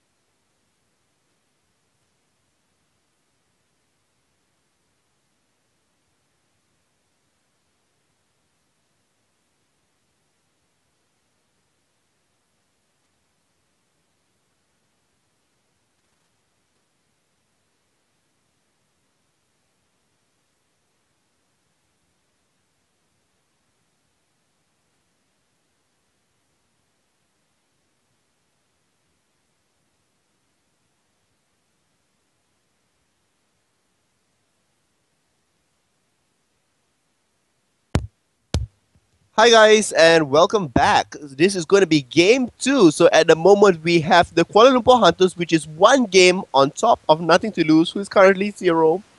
Well, they lost the first game out there, but excuse me, my. Started coughing there. This is me, GM Pseudo, and joining me we have the voice actor of Annie. Have you seen my vertebrae? Well, actually, it's not her, but quite close to it. We have the Malaysian Annie here. We have Lilia Hello. joining me. And how are you doing today, Lilia? Yeah, pretty good. I mean, I was a bit sleepy at the start, but that was a really, really good game. It was really exciting. I have coffee. Pseudo bought me coffee this morning, so it's all good. And I am Annie, so I'm supposed to have boundless energy. You also have boundless energy. Please do not burn down the building. Oh my god, yeah. At the start of today, we had also a fire. We had a and little blunder. Yeah, I was talking about how today is going to be a trial by fire, and then suddenly we heard Perhatian, this is like the fire alarm. You don't have to be worried because this is just a test, but things happen when Annie is in the building. That is true. So we will be going to the banter pick shortly. But for those of you who are joining us and don't know what this is all about, this is Challenge the Hunters. And for Challenge the Hunters, we have the pro team from Malaysia, known as the Kuala Lumpur Hunters, who will be going up against 8 amateur teams in hopes of defending their title and not dropping a single game. For the 8 teams, they are hoping to take away a win from in the best of 3 against the Kuala Lumpur Hunters, and if they do so, they get rewarded with gaming gear, a full set of gaming gear sponsored by CM Storm. Yep, very good gaming gear indeed, and we'll see if they can actually do that in game 2 and then fight for a game 3 for the best of 3 if they can win against the Kuala Lumpur Hunters. Whoopsie. We had slight switch of screens right there, but nothing to worry about. So you see, Kuala Lumpur Hunters is 1 up against Nothing to Lose. This is a best of 3, and we are going to see next what kind of team composition that Nothing to Lose will go for, because I thought they had a pretty strong team comp actually in the first game, but they just lost the advantage at the start, and Kuala Lumpur Hunters capitalized on that, brought that all the way to the Nexus. I mean, capitalization is definitely one of the major things here, which worked out so well for them. And they took an advantage and they just ran with it. They ran so far away with it that there was nothing much actually that could be done about it. So we're going to see if that same thing happens. Actually, quite a big factor actually was that Lulu was, I would say, totally shut down. Yeah, totally shut down. And that Sona was actually going 5-0-4 at one point. I mean, Sona didn't die. Oh, Sona did die once. Did die, yeah. But, I'm not sure. Sona MVP maybe for the first game, do you think? I think that's very possible. I mean, Sona did a good job of it throughout the game. And we're just going to see how well this is going to bode for them. Will it be, completely okay, or will it, fall to pieces? Yeah, I think, and you were mentioning how Nothing to Lose, this could be just a warm-up game, because, as I said, Nothing to Lose hasn't played against the Kuala Lumpur Hunters before. Now that they know the playstyle of Kuala Lumpur Hunters, will they be able to actually come back from this? I'm hoping they will be able to come back from this for sure. I mean, it's going to be quite sad if they are like, oops, nope, completely gone. Yep, and we're going into the bans and pick screen right now. Yep, so we are going... Oh, this in fact is going to be a blind pick. So we are So they will transition over. remake the... Yeah. Whoops. Oops! Oh, it was revealed. Oh, do not do Oh, well, that! apparently I can't Oh, figure no, out the he's overlays right, so it's okay. It's okay, he sort of spoiled the moment. We're If supposed y'all to were wait. quick, you could have seen her. If y'all were blinking, well, that was it. Oh, but I guess we could say that was a preview. I don't know what you're previewing. Yeah, so okay, so this is not the GPL. I mean, I am using the GPL title screen here because guess what? I pretty much suck at this, so yeah. No, that's alright, but it's not the GPL, it's the Challenge the Hunters, and we had Team Nothing In fact, to Lose. they, just having a little bit of issues there, so not to worry, we'll take care of that. Yep, so let's wait for this to... Let's see. Yeah, so we're just going to shift back to Challenge the Hunters. Yep, and... It should be just about right. keep in mind, if you're wondering like why is everything going haywire, yeah, it's me behind the scenes. So Yeah, it's him behind the scenes. It's which I him never casting normally do. as I'm well. normally the one casting in front, but this time I'm casting while behind the scenes while doing everything else. So yeah, that's why it's a little bit of an issue. Do stay tuned. We're just gonna rehost the room and come back to air. Yep. So, in the meantime, while we wait for game two, I'm not sure what you guys are saying in the YouTube channel because I haven't been able to see it. But my friends say you're talking about a cute voice, and so I don't know. You think my voice is cute? I'm not actually like 11. I'm slightly older than that, but you don't have to know how old I Yeah, am. just slightly, right? Just by a little Just bit, just by a slightly, couple of yes. months. I'm legal. Oh wait, oops. I think I revealed that bit too much again. But yeah, we are actually back into the game lobby, and now we're into the bands and picks. So if we could swap over, and we'll show you that. Yep. So here we go. Yeah, so this is me trying to figure out what's happening on the other side. So I'm going to be pressing random buttons until it works. Yeah. So while he figures the overlays out, we have Rice being banned out. Oh, and nothing to lose. Kale Hunt is actually banning out Lissandra, which they used previously. So very interesting. Twisted Fate ban, Standard, Kha'Zix ban, and the Jace ban. Now clearly nothing to lose. Doesn't want to go against the Jace that they saw in the first game. And also the Elise ban coming out from the Kale Hunters. So some learnings from the first game, I guess. I mean, Jace, no. He landed. They and don't want the shock blast combination. They just don't want to see that happening. I think it's quite a lot to deal with, especially with those random ones that actually managed to land and kill off Sanguine at one point in time. It was like, oh yikes. I don't want to deal with. Yeah, and he was actually quite good at sniping them down as well. Indeed. So we see a Shen pick coming out from Nothing to Lose. They didn't ban Shen out this round, they banned it the first round. So now there's the global ultimate that needs to be reckoned with. We see Golden and KLH side actually picking Varus. And possibly, yes, the Sona is locked in. And I think that's going to be a Varus lock-in too for KL Hunters. Well, if that's the case, then we're going to see how well this is going to go for them. Really hoping that everything's going to go well. However, we don't know if that is going to be the case or not. We hope so. We hope so. We definitely hope so. Yep. So, okay, we're just going to shift back to the GPL one. While he figures out the overlay again. Yep. I think it's going to be a Java jungle again for Nothing to Lose. They played the Java jungle in the first game. It was okay. I mean, it was comboed. Most of the time, the Cataclysm landed and the Equalizer landed from Rumble. But this time, it will be Shen. And we'll see how that goes. Whether they'll pick another champion that synergizes with Cataclysm, we don't know. But let's see how it So goes. as the banter picks are going on, listen, Lilia, let me just tell you, since you can't see what's happening about your chat. Yes, please do. So people are saying, please do a Timo voice. Other people said, I saw her, and they're saying, nice blue. Lilia, Ping Pong is saying, Lilia, why you know except me? I'm guessing it's referring to a friend request. Oh, okay. Elder Godchild, your voice very manly. I'm not sure whether you're referring to me or to Lilia. It's probably talking about me. It's just like trolling the chat. And people are saying, oh my god, Lilia fishing for comments.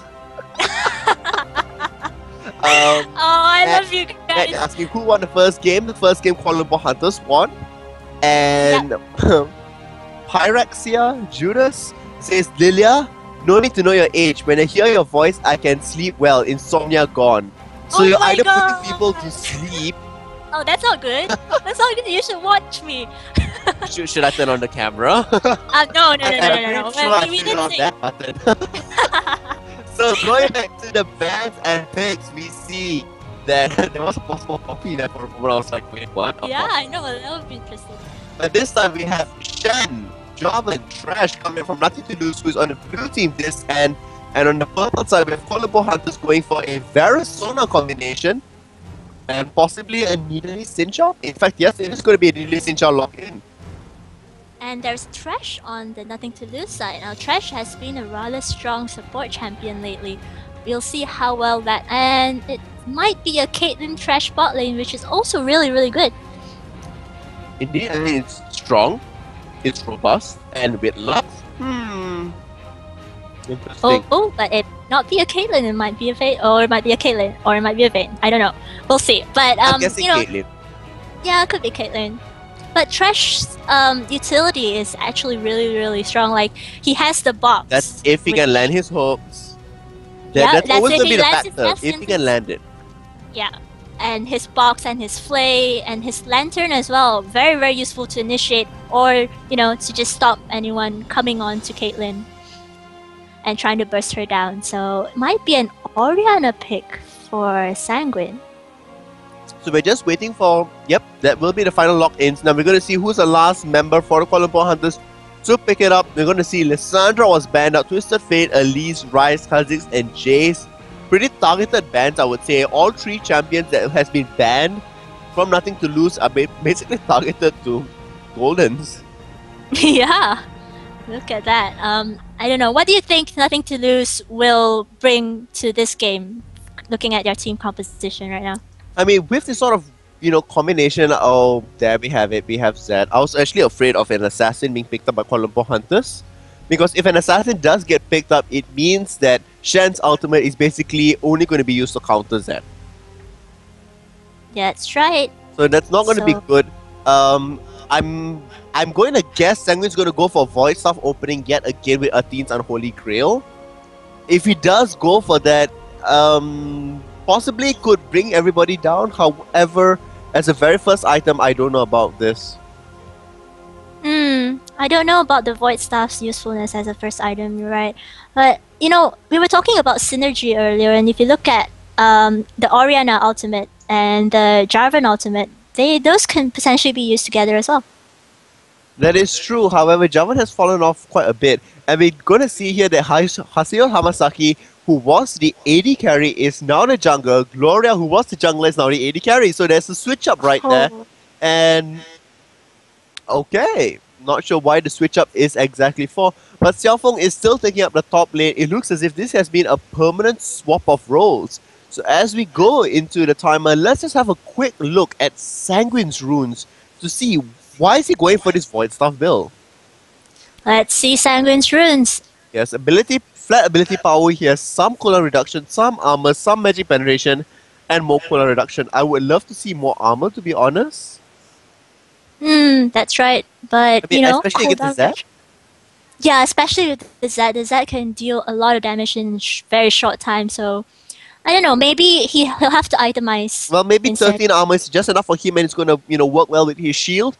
We're going to see, let's see these masteries, and it's going to be 2190. So here going for more defensive, taking up armor up there, taking up the additional health from veterans. So, okay. Yep. So we go Makes back sense. there. Let's see Sona's build. Well, let's see, will Sona be able to carry her way out? And, okay, so we have, 52 health. We have 8 magic resist, we have, 2 gold per 10, and we have 17 armor. So this is pretty much the Season 3 Sona build, where you actually have health, quite a bit of health put onto it, because Sona has, almost no health. In fact, Sona has the lowest starting health of all the champions, and as well as the lowest armor of all the champions, so which is why we have 17 armor, and we also have the 52 health to definitely help her out quite a bit. Yeah, which is also why I think we've seen when the Sona nerf came out, there was a Sona picture being photoshopped to look like a Sona minion. Yep. So let's just have a quick look at the mastery. So it's 113-16 here, going for more defensive, which is also what Sona needs, as well as going for, complete wealth and greed, as well as Biscuiteer and Explorer Ward. So yeah, pretty standard for utility. Season 3 Sona. In fact, actually quite a number of people don't know about this. They still go for the pretty, all the way down utility 3 into 21. So they normally go for like 1-8-21, which doesn't work that well. And this build actually is pretty robust. So we're going to see how well this is going to go. Will Sona be able to land out kills? And let's just have a quick look at Hui on Trash to see how well, whether he has changed up anything or he has a specific, rune page for this. So this rune page is called Dinter. Dinter, oh, interesting. And this is, I would say this is the old Dinter rune page actually. So we have 3 gold per 10, we have 12 magic resist and 21 armor flat going down. I would actually like to see more magic resist and some of the armor change to health. However, it worked for Dinter in the past. We shall see whether it's going to work for Trash, played by Hui Hui. In terms of Yeah. masteries, but it will be the same as Sona. Let's have a look. And it's going to be 13-17. Okay. Not much difference from Sona, but except that he didn't take one in the offense and also In fact, utility. this time around, if you look at the utility tree, just below the mana regeneration, he took the one additional for sight, as well as expanded mind was taken. Whereas for Sona, he did not take expanded mind. He took the other one. What's it called? The one between expanded mind and the ward. Yep, mastermind. Mastermind.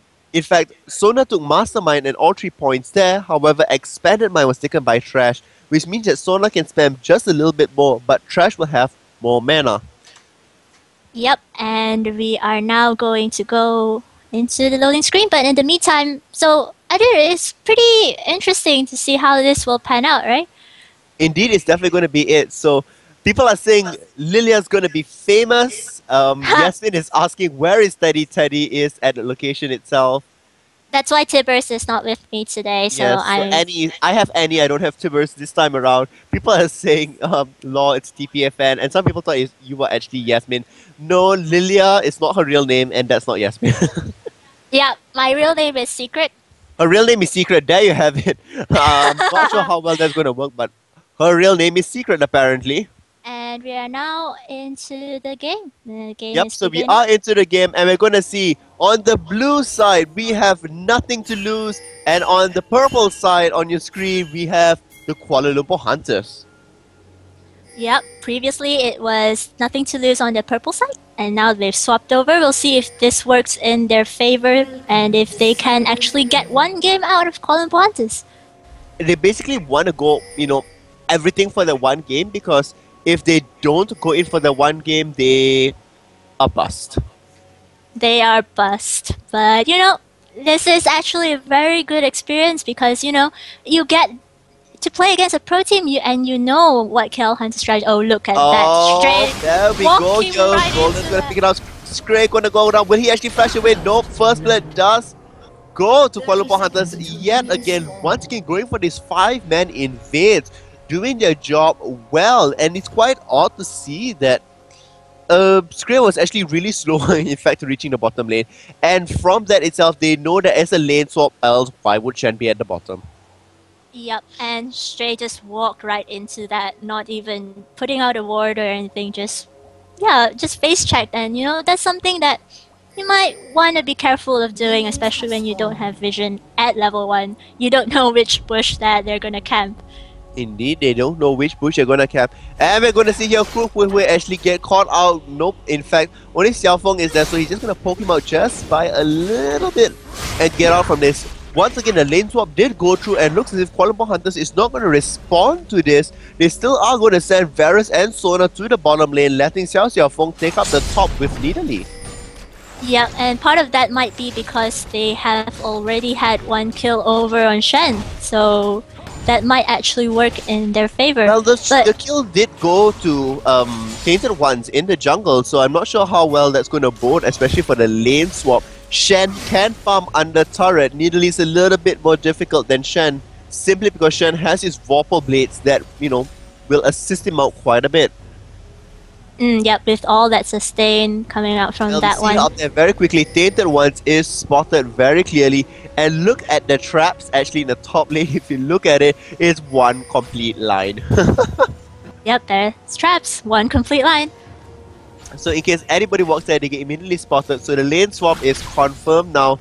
A little bit of poke going on, and Sanguine is doing an okay job. Haseo is just waiting in the fray behind in the shadows. Looks like they Sinzao Tainted Ones is going to back off, but Haseo is still hanging around and he will also back out. Meanwhile, bot lane, they're already pressuring Shen. Look at that. Shen is now forced to farm under tower. Top lane, slight bit of an engage there. Oh, they Jumbo get does the hook. very, very, very quickly out there, and was that a? Yep, that was a flash. Yeah, there was a flash as well. Yep. So both barrier and flash, 2 summer spells I burned think there. that was for an overreaction, to be very honest. Like, Okay, barrier and then a flash. But now Tainted One's coming to the bottom, so it's going to be a 3v1 situation at the bottom. Will Scray be able... Oh, he does go in for the Thorns. Red Hot Rays actually does go down to the turret. Scray goes down as well, but Wallace brought very low. It was quite sad he could not throw a Vorpal Blade onto Sona, but with that in mind, Wallace is now going to go down to Haseo Hamasaki.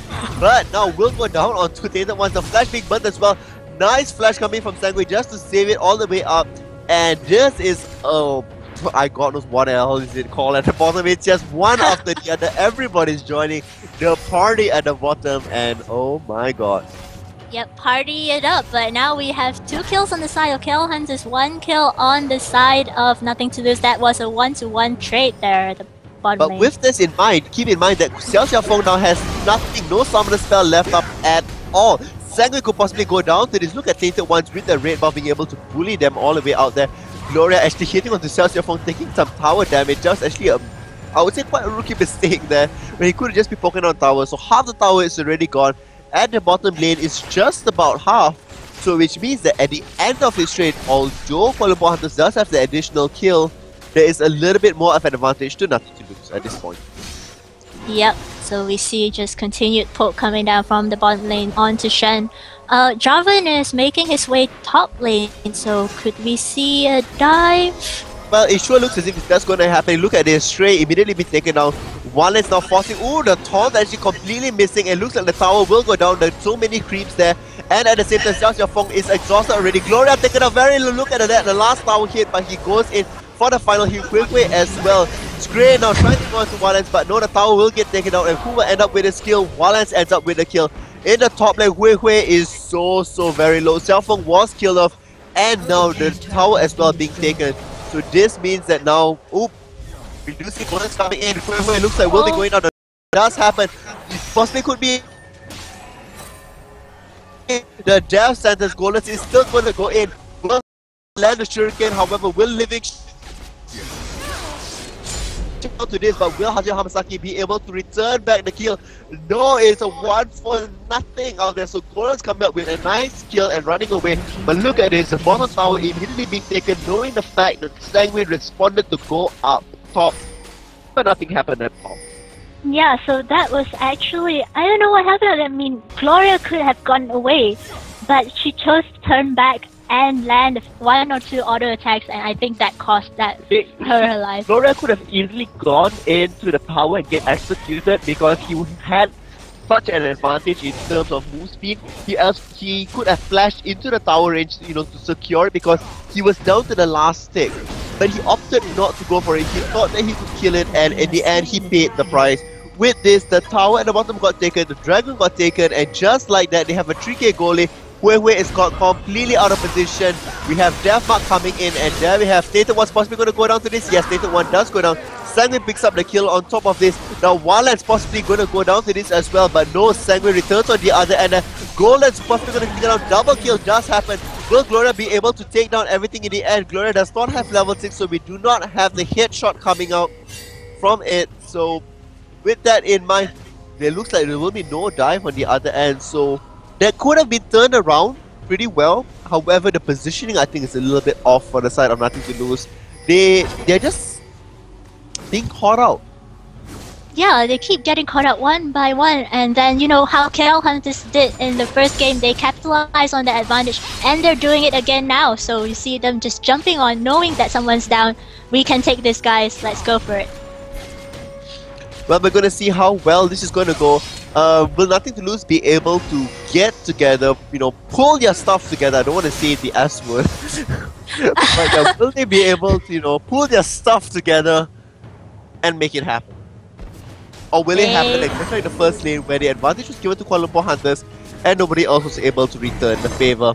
In the top lane, we just really being able to lay down some hurt onto the tower. Haseo Hamasaki is still being brought down, being chipped away by all the shurikens. And with that only a single spirit still being bought, it's not going to go that far. Yep, and we see some trades going back. Do the swaps of the champion so that people. Oh yes, of course. I forgot. But sorry about that. I will do the swaps now. So, meantime, I'll let Pseudo talk. Yep. So in the top lane here, looks like they are pinging onto it. However, 3 members of the Kuala Lumpur Hunters are already ready waiting, in fact, to go on to Trash possibly. They do see a lot of pings coming thrown out there. Data 1, is he going to go? Yes, Audacious Strike does land on the other side there. The ball does go out, however, now the true shot potential, what am I saying? The headshot does come out to the other end. Will they be able to do anything? Oh my god, Shan missing his taunt yet again. Stray going onto this nice crescendo on the other end. Wildlands now is surrounded by all ends. Golden is exhausted, and this is the complete chaos that's going on. Nobody knows where exactly to go. You're trying to keep everybody at bay, nothing to lose. Actually, the center of it all, and Kuala Lumpur Hunters closing in, but now deciding to back away. Yeah, that was a pretty chaotic fight. I mean, I think they were just pretty much out of position. They couldn't actually continue with it. It was a wise choice to disengage.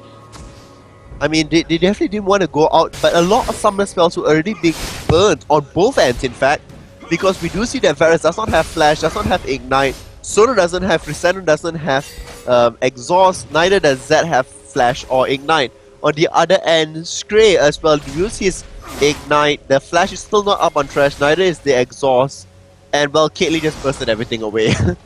And Golden's took some damage there and is now going to back off. Yeah. Enough of roaming in the jungle, I will just go home. Well, we shall see how well this is actually going to bode for them.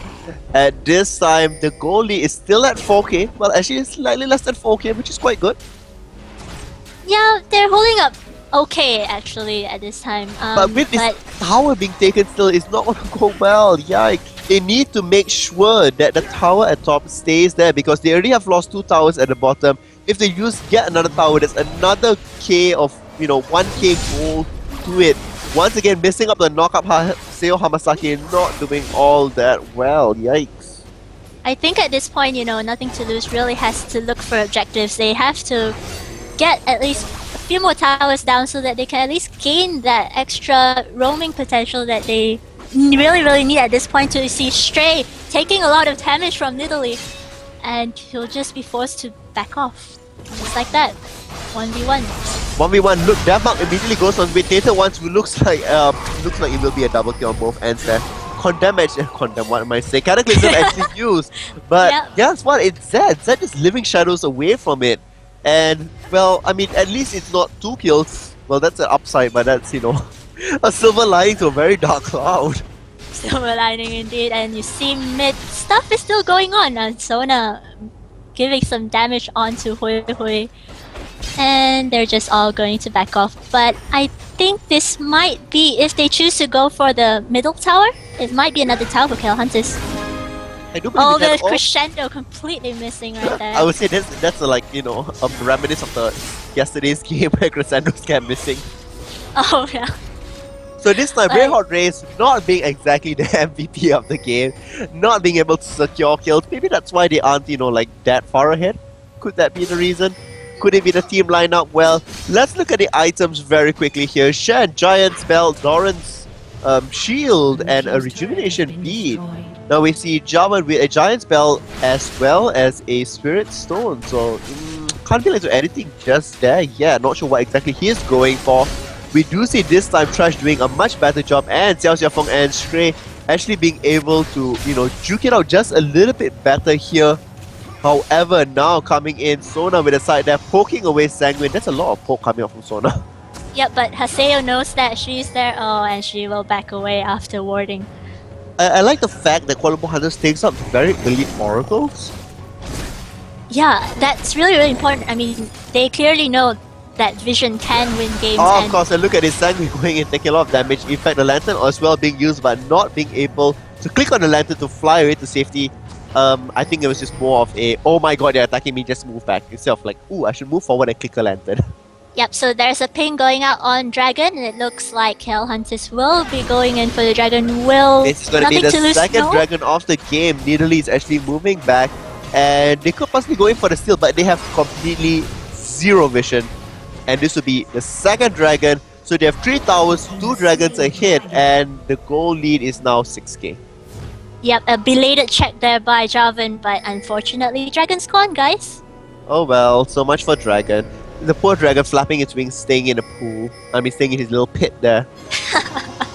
Yep, and so Aseo again taking some poke from Lesona.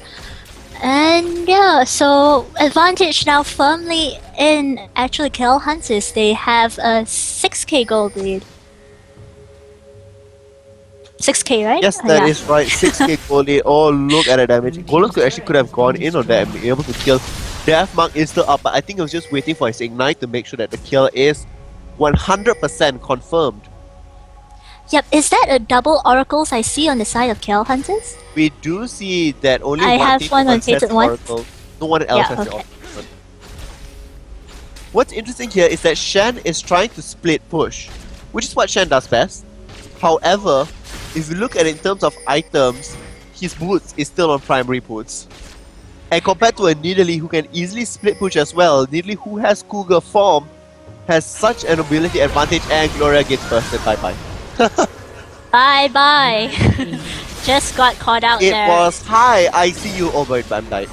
Like Yep, that because was both of them had wards there. They knew that the members of Kill Hunters were there, and now we see them. Oh, that. even the box does go down. Look at how fast Wave actually game melted away. Nice shockwave coming in there, but will Red Hot Race go down? Yes, Red Hot Race does go down. Haseo Hamasaki will be able to take some damage. Golan's now taking some tower damage at the same time. Walan's going down at the same time. No, Walan's, yep, Walan's does survive on the other end here. Sangwon may able to bring it down. Will the taunt finally come up from Scray? He's just waiting for a bit of energy. He does dash onto the other end, does flash for, and now he does get the movement speed advantage. However, yes, later ones will go down. Nice turnaround coming up from Nothing to Lose. However, Xiao Xiaofeng was happily pushing in the bottom lane. Now with Gloria back in the bottom lane, will he be able to stop the rampage coming up from Xiao Xiaofeng, who is happily farming all the way there? 132 CS, way ahead of anybody else. As I was saying, I mean, Shen, he used the Stand United there to come into the fight and make it a 5v4. But Nidalee does not have teleport, so she couldn't join the fight. So that's what happened. She was happy to push. Yeah, she was like, happy yay, to push. okay, 3 creeps, 4 creeps. And look at the item she got. She's gonna get a gauntlet soon. And with that gauntlet, it's actually going to be quite significant because every time she's going to throw her spear, it's going to create a frost zone, and that's going to be in high pokes. Yep, and that extra cooldown reduction will really help her as The well. cooldown reduction is definite things there. So we're going to look at in terms of Shen. Shen is 11, Xiaofeng is 12, Jarvan is 9, and on the other Tatum ones is 8. So Jarvan having the slight advantage because of that team fight. However, look at this. In the bottom lane, only now is a tower actually being attacked on. Oh, Tainted Ones now coming in. The spear does get thrown. Why are they trying to engage on this? Gloria, what is going through your mind? I don't understand this at all. Wave will get bursted out. Hopefully Sangwon will be able to shield. Does force the flash away, but Tainted Ones is being exhausted. Trying to get saved out here. Will the spear finally pick it up on the other end there? Wallace does still have Hiro Samasaki right in the mid as he was looking at the bottom, and Xiaofeng lands with another kill. What was going through Gloria's mind? That was... I am so confused. I don't know what happened. Why did she run in the opposite direction? Who knows? But we'll see Golden get taken down low by Stray. Stray with a Sunfire cape now. Well, a little bit too late to be honest. Oh, does come up with a shockwave. Valence does get chunked out just a bit, but it won't be enough at all. So if you look at terms of items on Orianna, it looks like it's going to be the first item Zonya. I don't know about that. I don't know about that either, but she does have that AP to deal enough damage right now. Those 3 were taken down very low. She managed to not... You know, she didn't manage to defend the tower, but she managed to force them to back off instead of continuing the push. So that was okay, I think. I mean, people are saying, oh, we're sad, we'll never get 100 viewers. Well, it's still pretty much in the morning. There are more games to come, and I'm pretty sure during them we should be able to get more. I think the peak of for this game was about 42 viewers, which is not as far as the last game. And last game, it peaked at 48. So we're getting there. Soon, Ping Pong. And I'm sorry for you, 4346 Chuin. GPR live matches are smoothly. We are using the exact same setup, and perhaps maybe, I don't know, it's your internet connection, because on our side here it's smooth, and I do believe, is anybody else lagging out there? Perhaps we should check that out. So if you guys could actually reply if you guys are lagging, and if it's coming from our end, perhaps you could fix it before we start the next game. Yep. So do let us know in the comments. And meanwhile, we see Going back to the Sanguine game. going back to the game. Sanguine's still trying to defend mid. Walen's pushing in onto that. But we see, I'm not sure what Haseo's doing in the top lane. He's coming back to help mid lane now. He's buying time. They know that he's there. Again, comes out yet again. Box being used. Look at how fast he's being bursted to oblivion. Not only is he so far Exactly. behind, but he's still getting the oracles for the team, which means that he's even further behind now because that 400 extra gold means that he could have gotten a ruby crystal. Looks like Goldens wants to go on Stray. Goldens goes on Stray. Oh, let's get nothing the for rest everybody is on- here. Immediately being used. Does come out to the end. Ooh, actually Jarvan trapping Stray in the cataclysm. I'm And- Jarvan and I'm helping. Not. He's Jarvan, he's helping, and the crescendo landed perfectly. So they didn't mean for that to happen, definitely. But wow, not a very good cataclysm coming There we out go. right there. First Baron now going to be taken. And oh gosh. Oh dear, the Baron is you see, Haseo knows that they're there. He's going to try and perhaps smite it out. His smite is up, but he'll get chased away, or will he get completely jumped on by? Yes, they will jump on Hamasaki trying to Haseo. go in for the smite, but the Baron has still so much of life left. The ultimate does get thrown up. They do Oh, he steal the does Baron, so congratulations to nothing to lose. However, they have lost so many members. Sanguine now coming in with the Shen ultimate stand. United States use. Who will they actually go on? They should go on to Tainted Ones. Yes, Tainted Ones is going to get trapped there. And nice turnaround there. They do have 4 members that do have the Baron buff, and Xiaofeng is still pushing at the bottom. Should be a little bit wary of this. Nice turnaround here by nothing to lose. However, is it enough? It's a very nice Baron steal there. I thought for the moment that Haseo would go down before he could smite the Baron, but no. It was a very he nice managed shield to- coming out there by Oriana to keep him alive, and also because he moves to the complete end of the pit, Baron was not attacking him and the aggro had changed onto members of the Kuala Lumpur Hunters.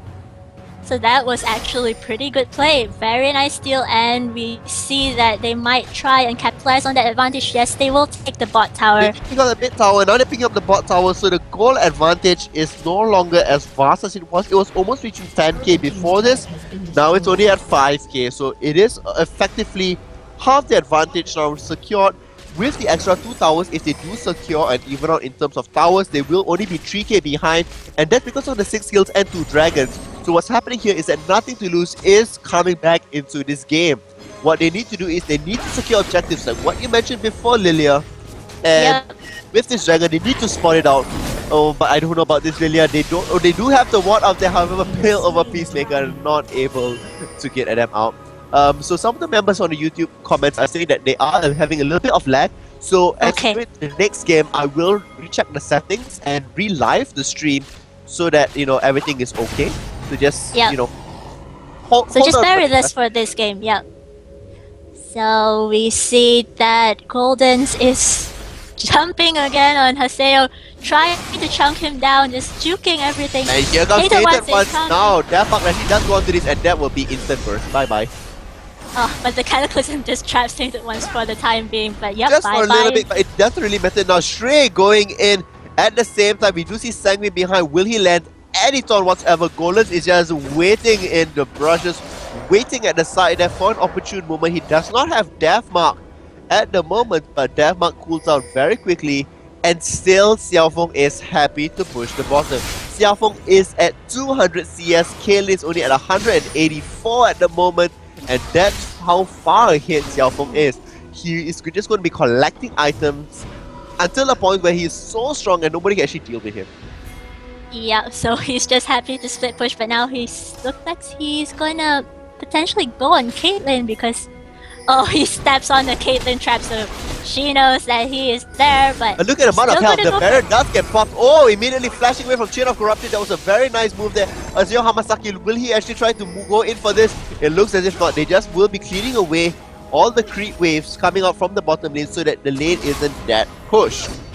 Meanwhile, top lane Stray trying to defend against the 3 Kuala Lumpur Hunters members, but will they choose to continue putting pressure on that? I don't think so. Looks like they're gonna back off and hate to mid. But no, they spot way out. Could this be another kill? Not quite. Actually, they only have Sona out there, and look, the hook actually completely missing out there. Tainted One's going in, just dashing just for a little bit. Shrey actually now tanking quite a bit. He is quite tanky out there. He almost has his randoms completed. Remember, Chain of Corruption is still down and the teams are communicating with each other. On the side of itemization, if we look at things, Trash has yet to use his oracles. Trash still has his oracles kept with him, but it's going a little bit better. He does have his Kindle Gem. Looks like he does have his Ruby Sidestone as well, so he does have quite a bit of health stacked up on him, which is always a nice thing to have. Nice health, especially on Trash and Sona. However, the thing that concerns me the most is that Shen is no longer split pushing. Shen is pretty much defending the top primarily, and he still has not gotten boots. He still has he still has primary boost, but Shen, as you saw earlier, I mean, he didn't take that much damage at all from 3 members of the Qualifier. If he chooses to split push, it could be quite good for them. It could be quite good if he decides to do so. Will he get his last one? Yes, he will. Just at the final seconds there. And we do see all the ones actually being thrown out now. So on the side of Nothing to Lose, they are gaining some ground. However, there still are wards deep within their jungle which they have not spotted out. Looks like now Xiaofeng is realizing that he cannot trade one-on-one with Gloria. And the engage coming from Tainted Ones, he just loves Audacious Strike, using his Audacious Strike to move in and then backing away from backing off. Yeah. Caitlyn's going to get caught out now. Java moving in for the knockup, trying to slow the advantage. However, will Caitlyn be enough? Trash is not blocking. Will he actually click on the Lantern? Yep, the Lantern does get clicked on the other end. And Hui does take a little bit of damage. Does hold on to Xiao Xiaofeng in the end. Will Elden boxes us go in. Crescendo does get thrown out. Hui now is on the other end. Stand United does not happen, so Shen is all the way on the other end. Everybody's getting busted down. Gloria will go down to Deathmark, but does take down Volleyball Hunters. Golems in the end. And Sanguine as well, very, very low at the moment. There will go down to Tainted Ones, and at the end of it, it was a complete 4-1 trade. Very, very low take on the other end, and that's because Shen decided to ulti onto Hui, which just basically got bursted down. He should not have gone in for the support. The support does not have enough health. He should have gone in for Jarvan instead, because Jarvan has, more health and could have tanked it up better. Yep, so that was a mistake on Sherry's part, forcing him to not be able to join the fight, and now... Yeah, losing the fight completely. That was. And when that happened, if they knew that the fight was getting lost, he should have shoved the lane on top even more. Once he started seeing people dying, he should have decided, you know what, they can't end the game. Now, it's still quite early. The death timers are still little. He should have moved up. Here, moving all the way down here, taking 1 CS and teleporting back meant that there's completely no pressure on top. There's completely no pressure on any part of the map. And it just shows the mental game which KLH is playing.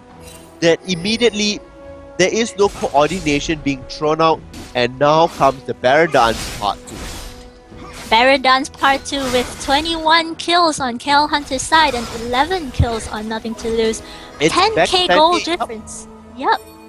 6-3 tower difference. In terms of items, Zed already has his Black Cleaver, Blade of the Ruin King, and a Giant. Look at that, Golem's actually stealing away. Nice shot there. Crescendo does come on. Sanguine now being focused. Ultimate does get used. Tainted Ones will go down. He does go in for the Audacious Strike. Does stun. The taunt does not land. Flash being used on the other end. There's Stray taking some damage, and possibly we could still go in onto this. However, deciding the fact that we should not do that. Xiaofeng now leaving the bottom lane, trying to go in onto the other end, and we shall see after this what happens. So we are continuing to go on with the game here, but it doesn't look very well for Nothing to Lose. If they lose this Baron, it's completely over. Yep, and now they're trying to go in on Golden's. Haseo has to flash away. Away from this. Oh, Golden is gonna go down. Nope, Golden's just survived away from it. They're deciding not to go forth any further onto this. And the 10k goalie is becoming so solid at this point in time. I don't believe there's anything that Nothing to Lose can do about it. Yeah, and Golden picked up that kill as well on Haseo. I mean, it was the Deathmark's final proc that happened. And look at this. Everybody is just waiting there. They know that they are completely know what's there, because Red Hot Race does have the oracles. They are going to decide, okay, let's go in for Baron. And I do believe in a matter of minutes, it's basically going to happen. Yep, so this Baron might... Baron goes for free, uncontested to KL Hunters, and now they're gonna go in on straight. Actually completely missing on the other end there, but it doesn't really matter, to be honest. Chain of Corruption, even if they did catch out Shen, and Trashy was nothing. I mean, obviously a kill is a kill, but still, it wasn't all that well done. So we shall see how well this is going to go in the next couple of minutes. Towers can be so easily taken, and all the ultimates are actually up for nothing to lose. At the same time, all the ultimates are up except for Chain of Corruption from the side of Kuala Lumpur Hunters.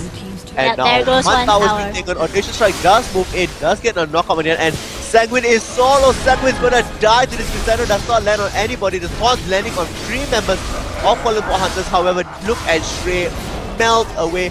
Whoever's going in, look at Xiaofeng finally joining the fight, being able to dish out the amount of damage. Complete ace, this will be game. Kuala Lumpur Hunters not losing a single game and actually winning quite decisively. At the end of things, the Kuala Lumpur Hunters finding out their first opponents, and this will be GG. The pro team from Malaysia keeps it up with nothing to lose versus Kuala Lumpur Hunters has ended with Kuala Lumpur Hunters taking the series. That was a really good game by Kuala Lumpur Hunters. They knew how to push their advantage once again, and maybe it's just the experience of a pro team. You push to win. That could very well be it. So, with the challenge completed for the first one, we are actually going to take a break and come back at 1 p.m. So, stay tuned. Go and have your lunch, go to the toilet, take a drink, whatever it is. We will be back. The stream will be up perhaps about maybe 12:55 or so to talk to you a little bit about what's going to happen further in the day. But do let your friends know and see the next game. For the next game at 1 p.m., we will see Broski. Now, Broski is Jaeyoung and Hagane's team. Will they fare better? Well, Lilia, what do you think? I think they actually stand a very good chance. I mean, Jaeyoung, we've seen how strong he is last year as part of KL Hunters, the old KL Hunters. And if they don't ban out Vayne against him, we might see his hyper carry mode actually, perhaps turning an upset onto KL Hunters. Well, we'll see and we'll come back. So this has been great casting, the first series of games. This is me, GM Pseudo, and the special And guest. Lilia, whose face you have yet to see. Again, 100 viewers, please. 100 viewers, If and you we will want to show Lilia's face as well as the wonderful breast that she's wonderful. Wow. What did you just... Whoa, okay. Oh. Wonderful dress. Not. I don't know. I haven't seen the latter one, so I don't know. Oh. All the It's blunders okay. everywhere. Not to worry. We'll be back at 1 p.m. So we'll see you then. Bye bye. See you later.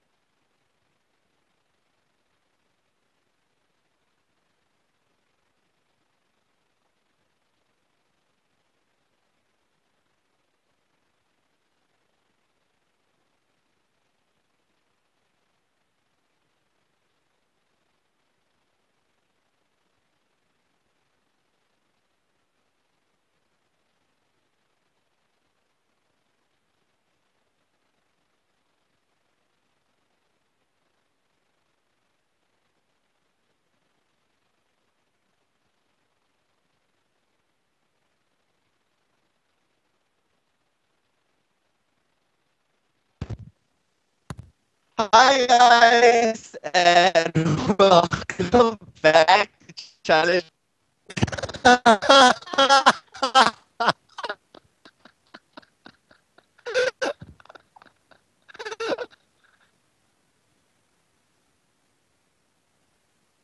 Okay, so we're just gonna reverse the Skype call and then.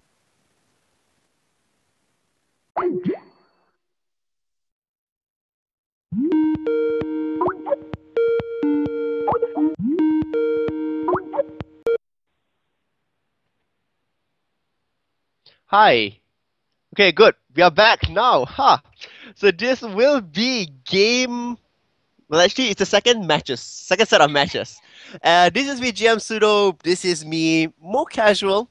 without makeup on, so you can see, my face is flawed. And, and we have, of course, the wonderful blue-dressed and breasted female caster. We have Lilia joining me today. And Lilia is the voice actor for Annie. Well, the agent voice actor for Annie. So yeah, so give us your Annie impression. Now we have like almost 80 people watching us.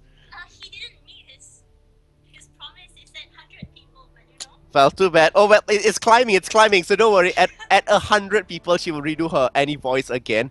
For those of you all who had been watching from the last match, we saw Nothing to lose to the Kuala Lumpur Hunters in a 2-0 series. This time around, we will see Broski, which is Jail and Hagane's team, go up against the Kuala Lumpur Hunters in a best of 3. As they are setting up their matches, we're just going to talk you through what happened before and what can you expect in today's game.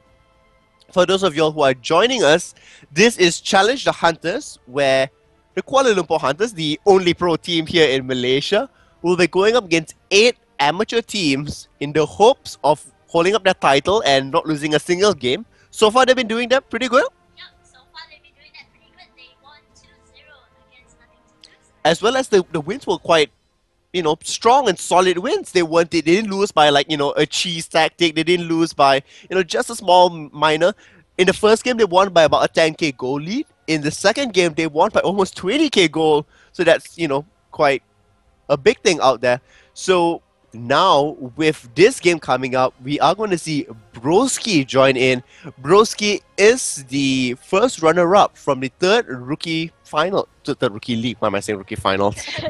I'm a bit excited about rookie finals, so yeah. Yep, and Broski, as he said earlier, has Taeyong and Hagane in it Yes. now.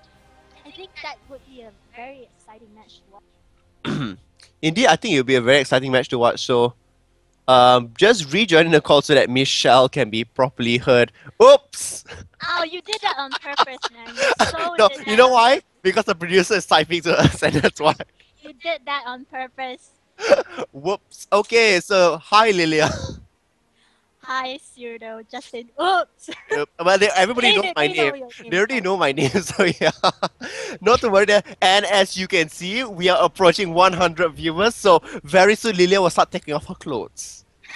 Oh, let's not promise that, guys. I know he mentioned breasts earlier, but what he meant to say was blue dress. Yes. Say I it. also say blue Blue dress, not blue chest. Okay, let's just say chest instead of the other B word. So yeah. I hope Lilia's voice is actually better now. We did redo the call again, so hopefully it's a little bit better. So talking about Broski, now Jail and Hagane is part of that team. Now we do know that there is Ozora Vaki, who is quite an acclaimed player here in the Southeast Asian server for playing mid. We have Zen Slayer, who is a diamond player, also quite famous within our server. Well, he is more famous for the name Zen Troller.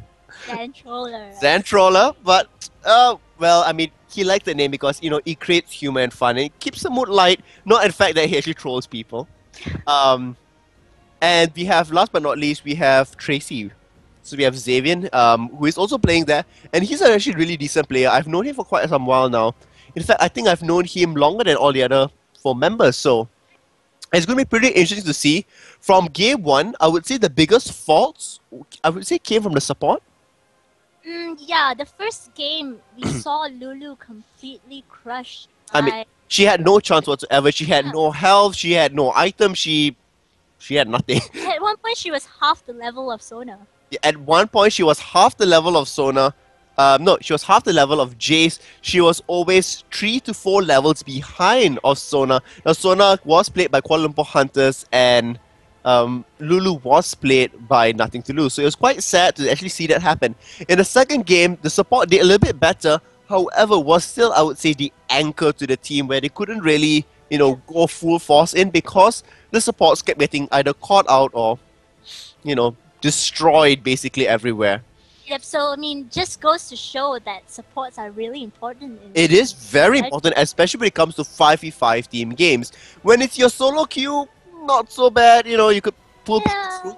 However, this time around, with Broski in play, we do know that the bottom combination of Jeong and Hagane is, well, very seamless, very flawless. In fact, it is being acclaimed by quite a number of casters internationally. Both Freak and Rivington have commented on them, saying that they are very good. In fact, Chaos as well has mentioned them before in his stream, saying that when talking about the Southeast Asian scene, the name Jeong and Hagane, the combination, has been mentioned before. So that is high praise coming out. However, they have both been on Kuala Lumpur Hunters.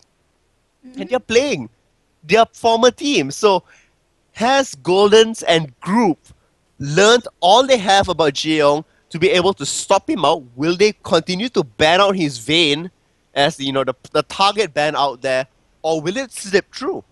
Yep, so that's it. I mean, Golden knows how they play.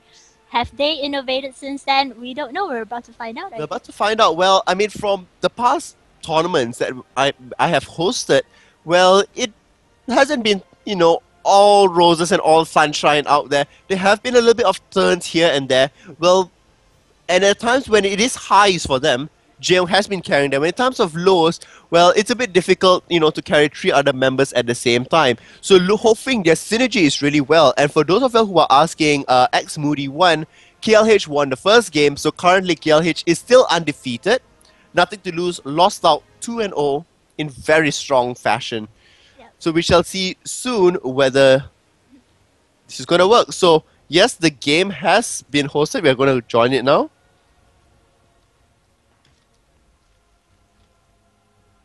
Yep, indeed. And Wonderful. Everybody is now getting into game.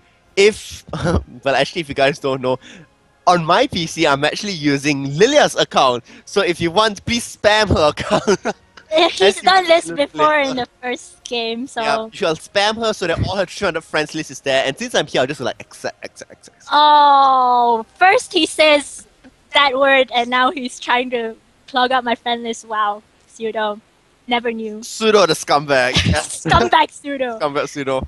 Well, forget about Crappo. I'm the Southeast Asian Crappo. Is that it? Yeah, indeed. I mean, pseudo. Actually, I played with you once. I think in a normal queue. Yeah. I hardly play normal queues, but have we? Okay. Yeah. I So what think happened you there? played Paris, and I was supporting you. Oh, really? What was I like flaming you for not No, you weren't flaming. Okay, thank God. I'm like, oh. I was about to say you're scumbag, but no, you didn't flame me. Okay. It was a good game. Okay. I think that goes to show that I pretty much trust your support. If I'm not flaming you, you're like, okay, you're doing pretty well. So yeah. So is this a league or is this brackets? These are all just best of 3 games. Nothing to do with league. Nothing to do with brackets. It's just the Kuala Lumpur Hunters going up against 8 different teams over the span of 2 days, playing a best of 3. So for the 8 teams that are playing, all they need to do is beat the Kuala Lumpur Hunters in this, game of 3, and they win a full gaming set. It's a kind of a friendly match among here Malaysians, just to see how well the Kuala Lumpur Hunters can do against the up-and-coming teams in the series, and if they can actually, the up-and-coming teams can beat out the Kuala Lumpur Hunters. Yeah, because these teams, some of them are actually winners of the rookie leagues. So we had The rookie leagues and the King of the Hills as well. Yep. Hills as well. So we had the winner of the rookie league stage 2, which was nothing to lose. Yep. And they lost out. And they lost against KL Hunters. But like I said, it's very valuable experience playing against KL Hunters now. And if they do manage to advance to the finals for the Malaysian side of things, it should be very significant out there. So I would say this is also a testing ground for many of these 8 teams where they have qualified already, and they just want to have a preliminary test on how well is KLH, how strong is them. Are they? Oh my God, my English is going down the toilet. And I see a lot of supporters on the the comments out there. Continue to pour out your support for Jaeyoung, and definitely thumbs up the video to show that you're liking for Jaeyoung. And if he's coming with amazing plays, he needs all the support you can get. And definitely, I do believe he's actually listening to the stream right now, just before they start up the game. And all the encouragement would definitely go to him, and it could help him win. And as well as when he can read the comments later, after the first game, it should be a big moral boost. I mean, for me, definitely, when I play a game, and after that I see the comments, people say, oh, you did well, you tried your best, next time go for something more. Like, the advice you can give helps players a lot to move up, especially, I would say, for people like Jaeyoung, who has a lot of fans, and the fans really show his support to him. He streams every day, he gets lots of viewers from there, and I think this can definitely, assist to push him a little bit more, knowing that everybody else is supporting him. Yeah, and also that morale can translate in game as well. I mean, the morale in a team game, as we've mentioned, I think in the previous games we talked about mind play, Yeah. and you need that strong team morale and the ability to actually synergize with each other, and actually be able to pull through in decisions that actually only need split seconds to be completed. And now I think we're in game. Yep, we are going to go into the Champion Select right now. So we're going to move into the bans and picks. On the blue side, we have the Kuala Lumpur Hunters as the first pick. And on the purple or red side, depending on whether you're colorblind or not, we have the Broski team. Now, we have wonderful background as compared to the one behind as well me. as, yep. Yes, I love the comments out there. Jeong's army is present. I'm sorry, I can't be wow. Chinese out there, but Neither can I. okay. Sorry to the Taiwan fans out there. I only see one, which is war, and then that's all I know. Oh well. So we see very quickly the bans coming up from Kuala Lumpur Hunters, Vayne and Twisted Fate. So the first one targeted to Jeong, they don't want to see his Vayne. Second one, Twisted Fate, they don't want global presence. On the side of Broski, we see Zed and Rise. I would say both of them were quite targeted toward Goldens, but the Z ban is, I think, quite a general ban. Nobody likes the assassin of coming in and being worried about it. Janna as well being banned. This is targeted to Pouring King. Now, Pouring King, which is also Hagane, if you guys don't know. Now, he has been using a lot of Janna recently, especially in his streams, and he's pretty proficient. In fact, Janna has become one of the more favorited champions now that Lulu has fallen out just a bit, and he's been practicing quite a bit with it. So with Janna banned out, what are they going to go for? Are they going to go for the typical Nunu combination, which Jeong has, run it so much about it?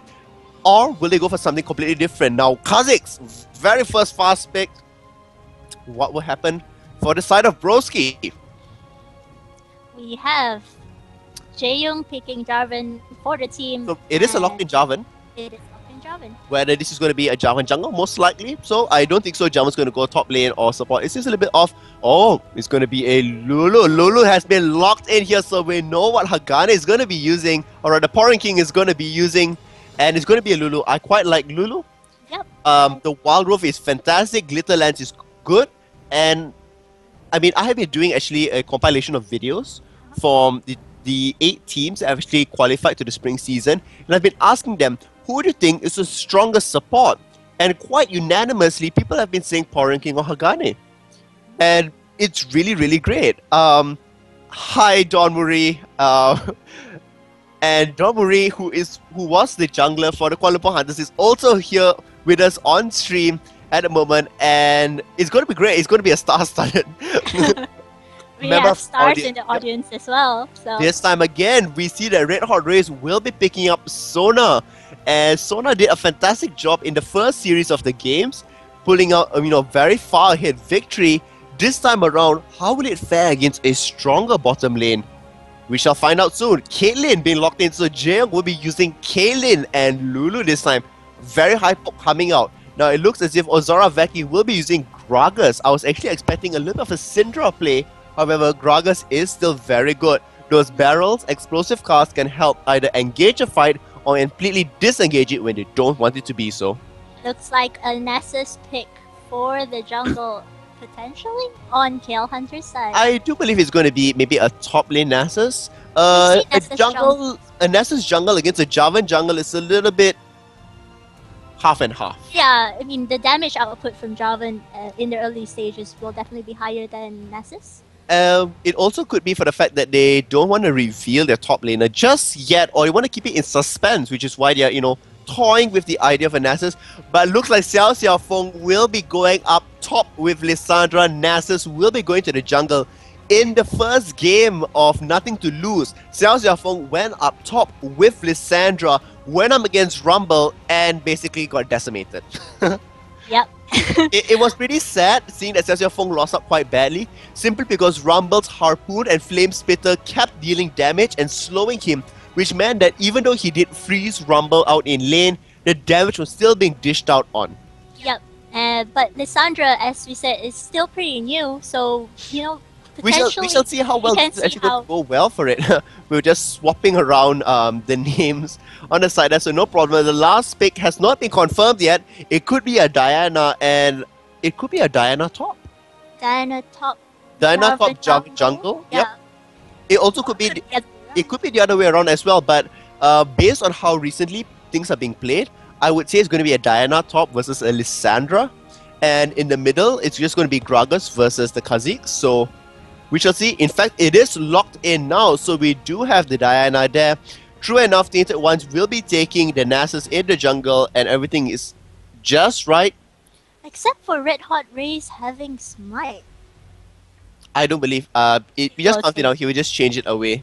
If he is going for the double smite combination, it just means that they will continuously go back, take golems whenever it is possible, and always get the advantage there, because if they know they're going to lose out in the lane, that's how they can recover. So if Sona is going to confirm and go in with smite, it just means they know they're going to lose their bottom lane. They're trying to come up with a strategy to recover. However, it's a little bit, I would say this is more 30-70%. It's very risky because they have zero exhaust on KL Hunter's side. And zero exhaust means that Jarvan, Gragas, Diana, or Caitlyn can easily dish out 100% damage. And true enough, at the last second, it turns into an exhaust. So no smite there, pretty much an even lane. Yep, pretty much an even lane. I think maybe they were considering it against Jaeum and Hagani. Do you think that that was the thought process behind it, or just... I mean, yesterday people did toy about having the double smite as well. If they took Blitzcrank, it would be completely understood.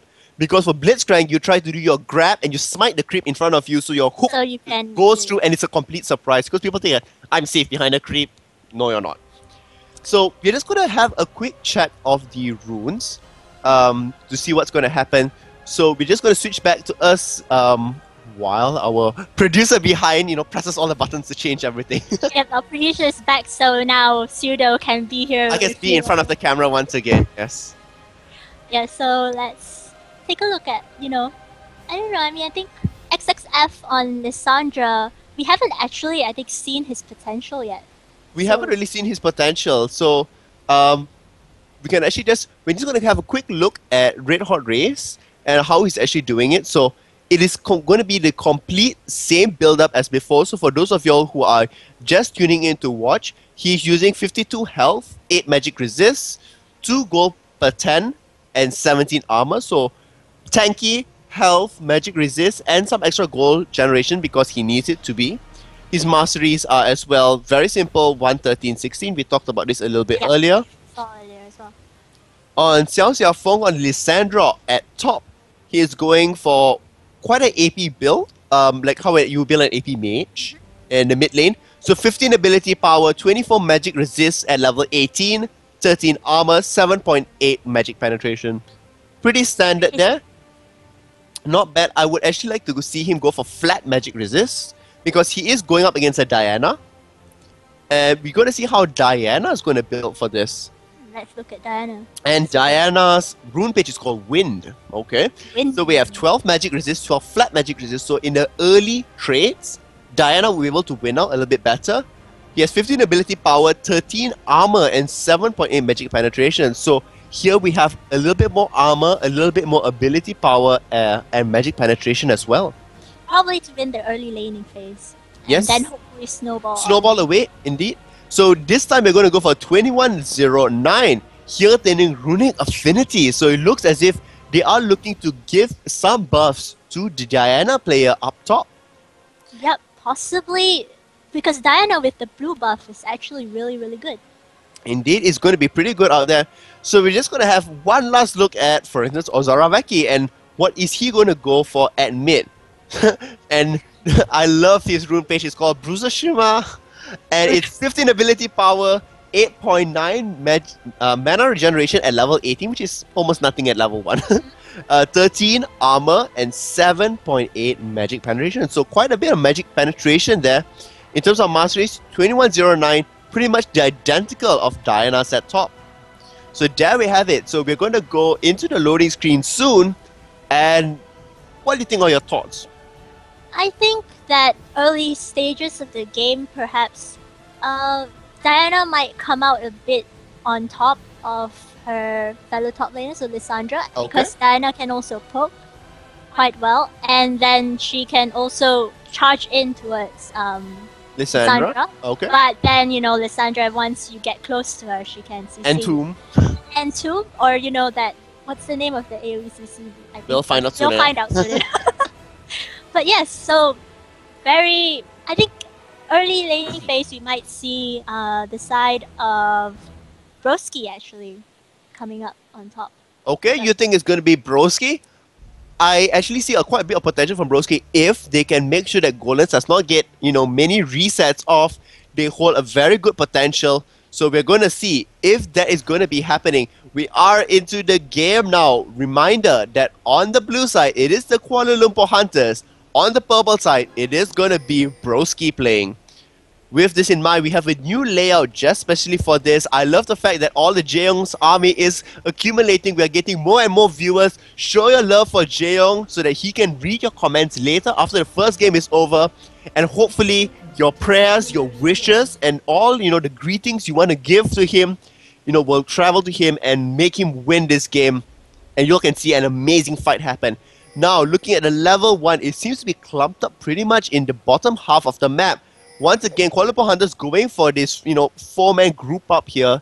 In the previous games, it was 5-man. This time it's 4-man in more defensive positions. So more of a different starting. Different starting in the first first set, we had the Shen actually face check a bush with all 5 of Kuala Lumpur Hunter members. It doesn't look as if they will happen this Doesn't time. look like it Nope. will happen this time. They're just guarding out their jungle. Now, if you're looking at the items, the Kuala Lumpur Hunters are not going for so many biscuit startings like they did before. They still have 2 biscuits up there, which is pretty much the top laner and the support. But before this, we did see Varus take biscuits as well. So this time around, I would say they're going for offensive masteries. And we're going to see how it's going to go. It doesn't look as if there will be a lane swap. So without a lane swap, let me just readjust all the champions. And there we have it. They are in the correct position. Starting off at Wolves completely standard. The Kuala Lumpur Hunters taking it away, and with Wolves being taken, oops, last hit right there. Just wanted to get the extra charge on his Q for Yep. Nasus. And meanwhile, Varus and Sona are taking the golem. So standard start for all. Standard start for a bottom lane. They want to get a little bit of that level advantage. Now you notice Geo moving back quite early, so that he will reach the lane, hoping not to miss any CS at the bottom. And as he moves to the bottom, let's see if he does miss any CS. Oops! There's a very quick pause just as I checked. Yeah, so I think we've been having some slight connection issues. I think there was a pause earlier as well. But, we'll be back really, really soon. It's just that, it'll be very interesting to see how Jaeyoung and Hagane do. They still have the kind of synergy. I don't know if you've seen them dual queue on stream lately. Yep, I have, and you're pretty much still there. Ping Pong, welcome back. I know you've been here since the first time. And 100 viewers, Lilia, show your face. Lilia's face was on just then. Do wait to the end of the game till we switch back to the casters again, and where you can see her face and her blue dress. Blue dress! This is going to be a running theme from now on. It's going to be this running joke that I'm going to be like overworking and using, but yeah. Yeah. Oh well. Now going back to the game, we see that Jaeyoung taking advantage of the passive, staying in the brush so that he can charge up his passive and headshots can land on the other end. Ozora Vecchio doing a good job of zoning and keeping Kha'Zix away from his back line of minions so that he can continuously deal out damage. However, he isn't able to continuously spam out his cast, not at such an early level. Yep, and bot lane is currently Taking a different tune compared to the previous set of matches. We see Porridge King here being very aggressive and Red Hot Rays unable to land the aggression. Not like what we saw in the first match. Now we see Java moving up to the top. Will Xiao Xiaofeng note about this, or will this be first blood for them? Let's see what happens. He's still waiting in that bush there. He's just waiting up there. I think he just wants Xiao Xiaofeng to push up just a bit. The creep wave is slightly to his favor. Yet another pause is coming up. We are going to see what's going to happen here. We're almost reaching the 200 mark of viewers here. So he Lilia, didn't promise anything for the 200 viewer mark. what? I Okay, really shall we go for the 300 viewer mark? Okay, what do you want to promise? Okay, You already viewers broke. there, what do you guys want to see at the 300 mark? So let us know in the comments and we'll see what we're gonna do. Okay, so let's set it for 300 mark Yeah. Okay. or 20 likes.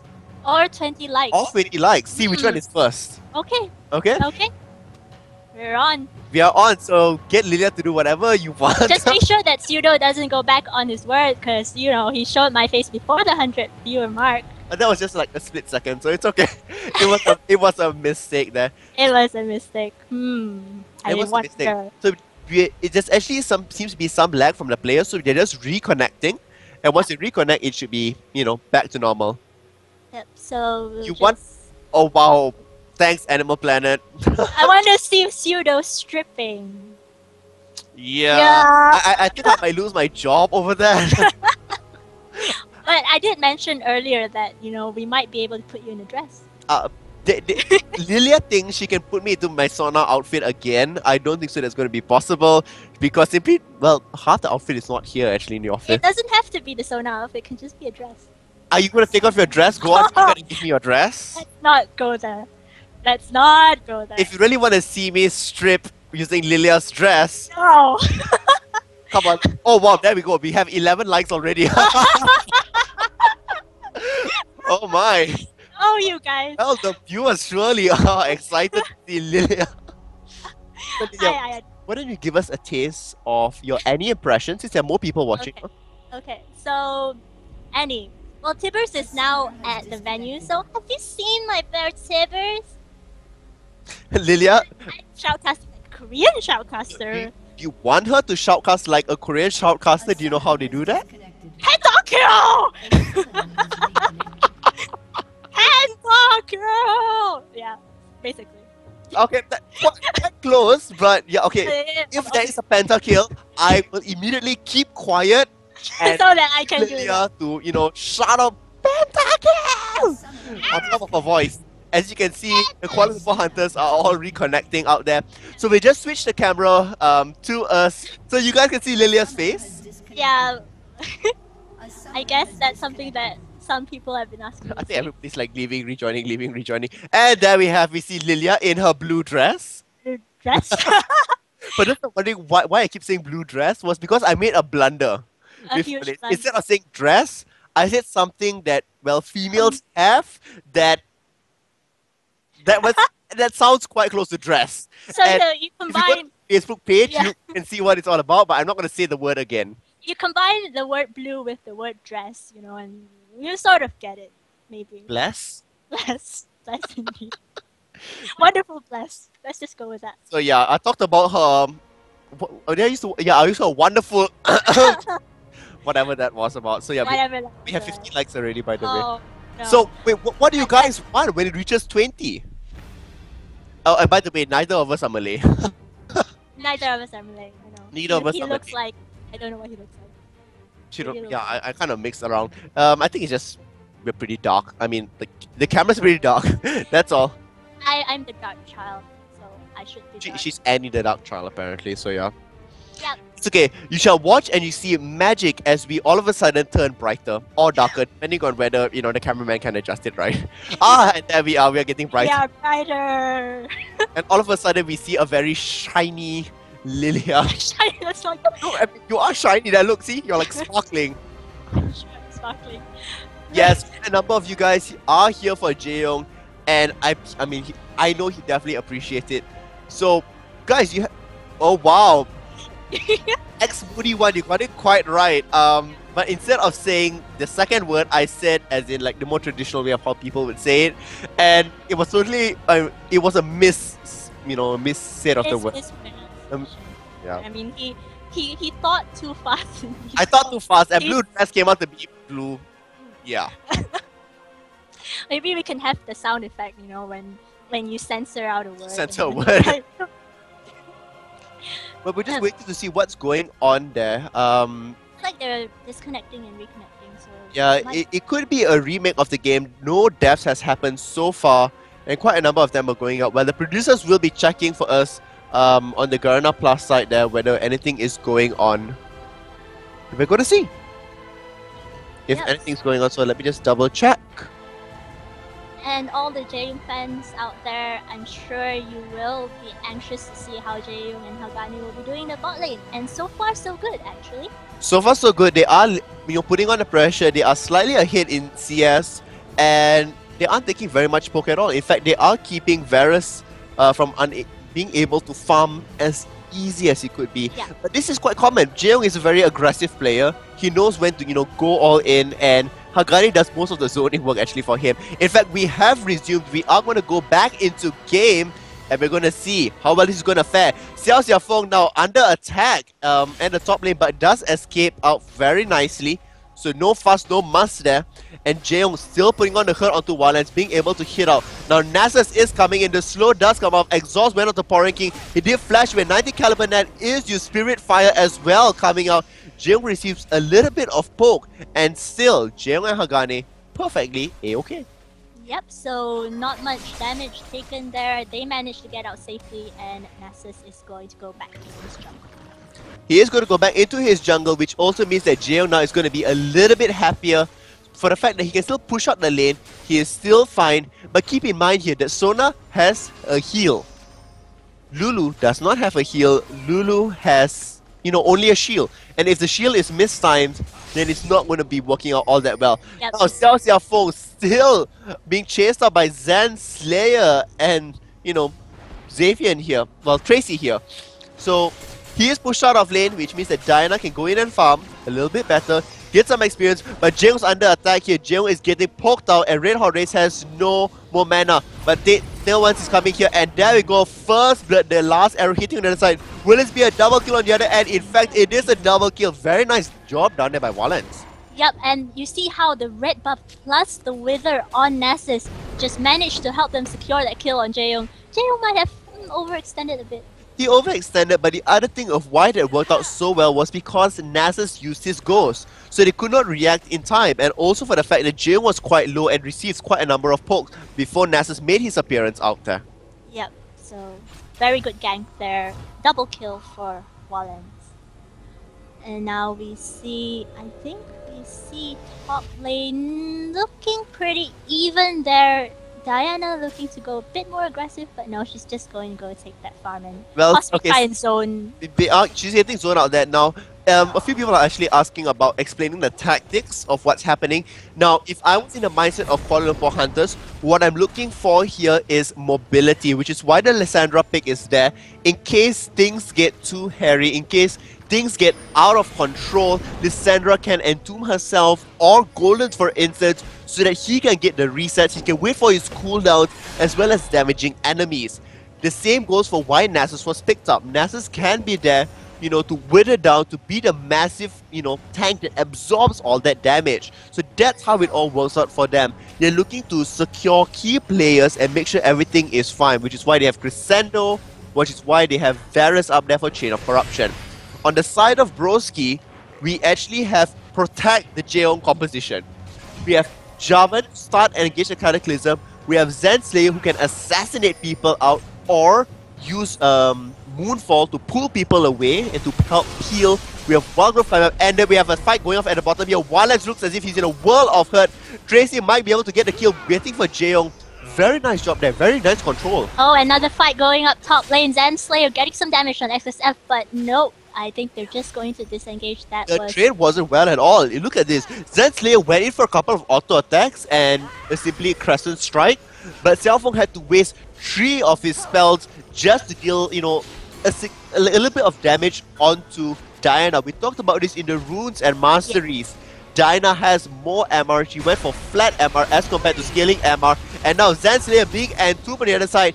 Dated one's coming in. Still Zen Slayer being chased onto Xiao Xiaofeng will be able to go down. And just barely Xiao Xiaofeng will survive this. Yep, Red Hot Race taking some of that poke there, but thankfully Kha'Zix comes in and they have to back off.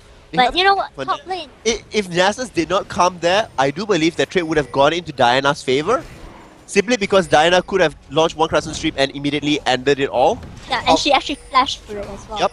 However, because Nasus Wither came out, and the amount of damage that could have come out from Siphoning Strike, it basically, shut everything down.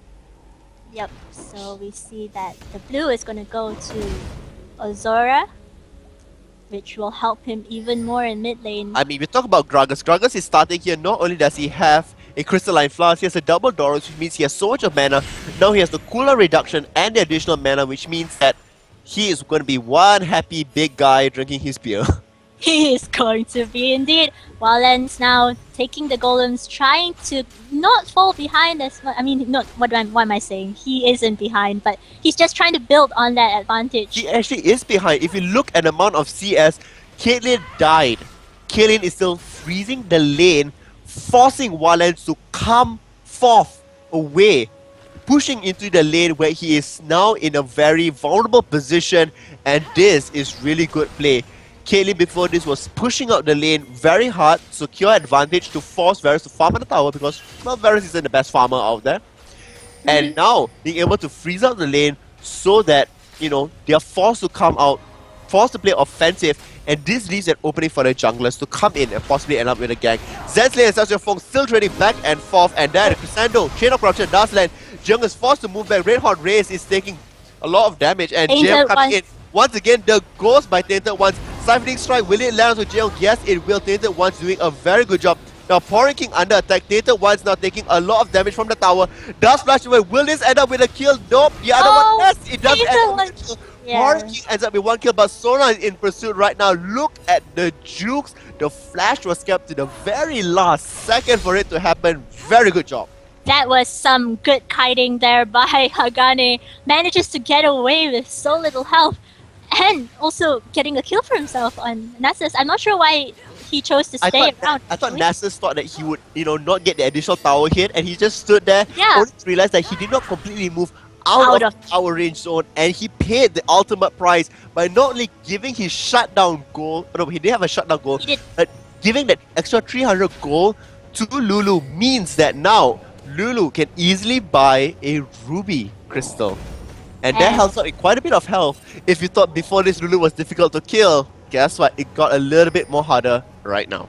And we'll see if Jaeyoung and Hagane can actually capitalize on that as we move into the later stages of the game. Now we see. Well, it's about the mid laning phase at the moment now. So we are seeing like towers are being harassed just a little bit further, and people are happy to keep it still in laning phase. Nobody has gotten a clear advantage where they can immediately go onto things. Yep. I think Nasus there is soloing the dragon. Nasus is soloing dragon. We shall see whether he's actually able to take it. We do see Kha'Zix coming in to assist as well, and nobody is none the wiser about this. So it looks as if they will be taking it out. Jaeyoung taking a lot of damage on the other end. The Red Hot Race is Polybuff. Does get knocked out into the air. Red Hot Race will go down. Cataclysm does get used, and Flash is used as well by Varus. Now we do see that Kha'Zix and Nasus is under a world of hurt. Ultimate does get used. Chain of Corruption used as well, and that will stop the engage. Yep, and in the meantime, on top there, Zensley and Xiaoxiafeng still duking it out back and forth. We do see the N2 was used. Will Zensley be able to turn this around, or will Xiaoxiafeng be able to do this? Lunar Rush comes in for the kill, however Ignite takes him down 1 for 1. That was really good. He knew he was dying and he wanted to pick up that kill just before he died. It looks like Wildgrowth does get used on the other end. 90 Caliber used to get away from this. However, now will Jaeyoung be able to survive? Tainted Ones does not have any mana. If he does be able to shield from Lulu, he will be okay. But no, Tainted One says, I don't want to deal with this. I don't want to die yet again. Backing off. Too much damage there onto Tainted Ones with no mana. So good decision to back off. And we're just seeing, looking at the items. Javan with Boots of Mobility. Wants to gank a lot. Yep, all that mobility as we spoke about, Pseudo. And a side stone already on Lulu, which is pretty significant. It is definitely very significant because you are able to, definitely get a lot of wards down, which is what they need, because Nasus has been coming in from behind the tower, from in front of the tower, and they need the ward coverage to be a little bit bigger simply because of his ghost. And whenever Ghost is up, he seems to be always back in the bottom lane. They know that the bottom lane is a very, heavy hitter. If they can shut down Jaeyoung and Hagane, it's going to be good. But so far, it has not been happening. Yep, and you see that they have been actually, playing because they know that Jaeyoung and Hagane Golden has played on the same team with them before. So I think this is probably a strategy that they really want to make happen. Now, if you look at things, many people would think Kha'Zix in the mid lane, very high farm. But look at this. Gragas, in fact, has a higher farm than Kha'Zix. And this is because Golans has been traveling around, trying to, assist the top lane, trying to assist the bottom lane, and he's been losing out a bit of farm.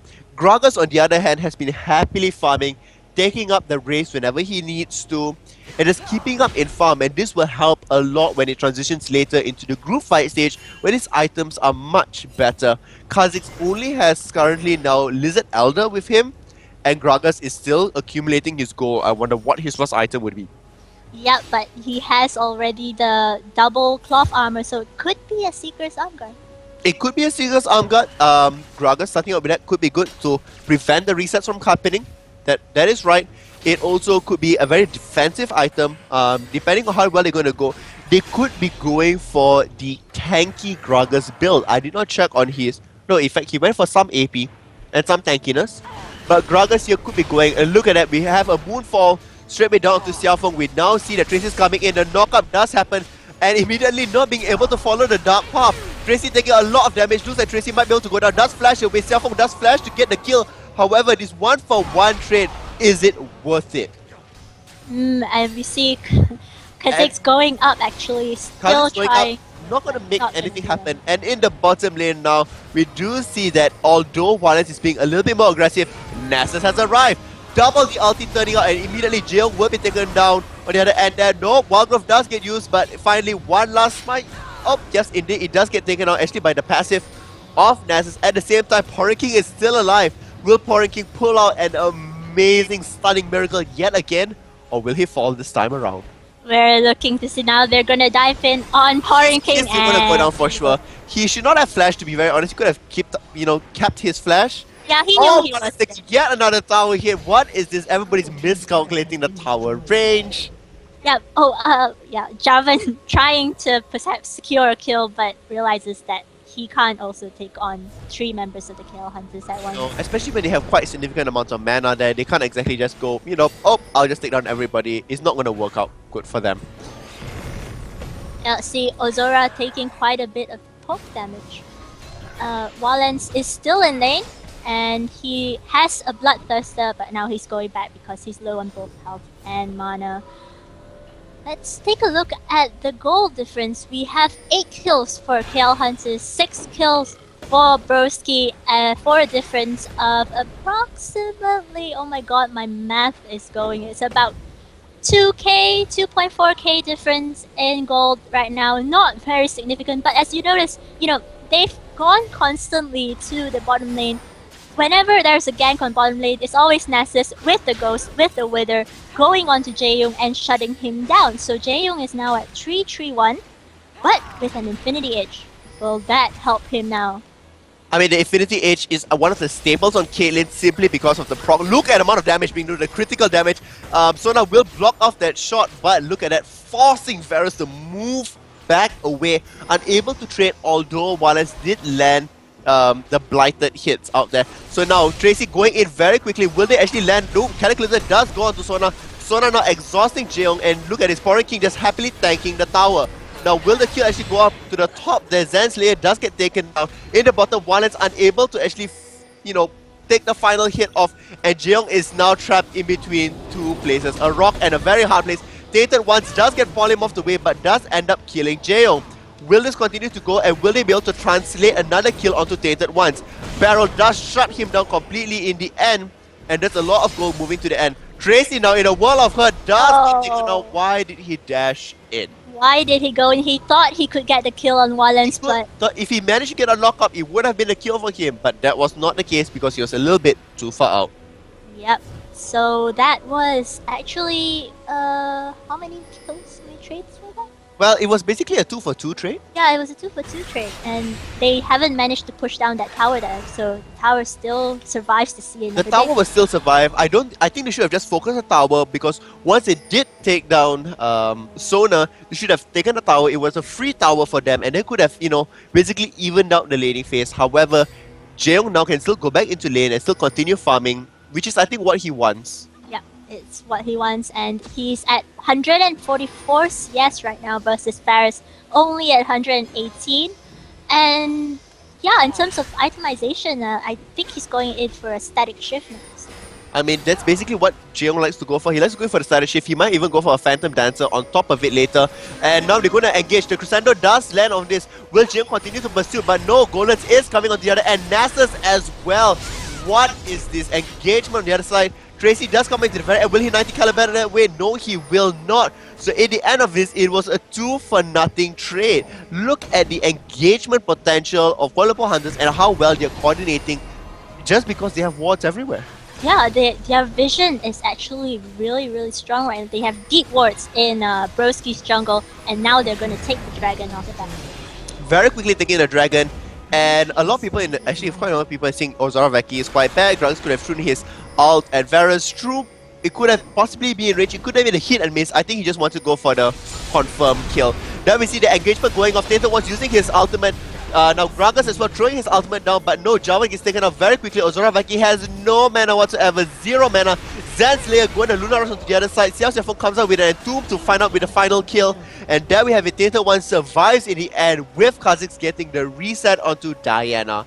This is not looking good for the side of Broski because they're just losing members left, right and center, losing them one by one, which is not what you want to do in a team game. You're supposed to engage as a team, win as a team, not one by one. Yep, that was actually a delayed ace right there, if you notice.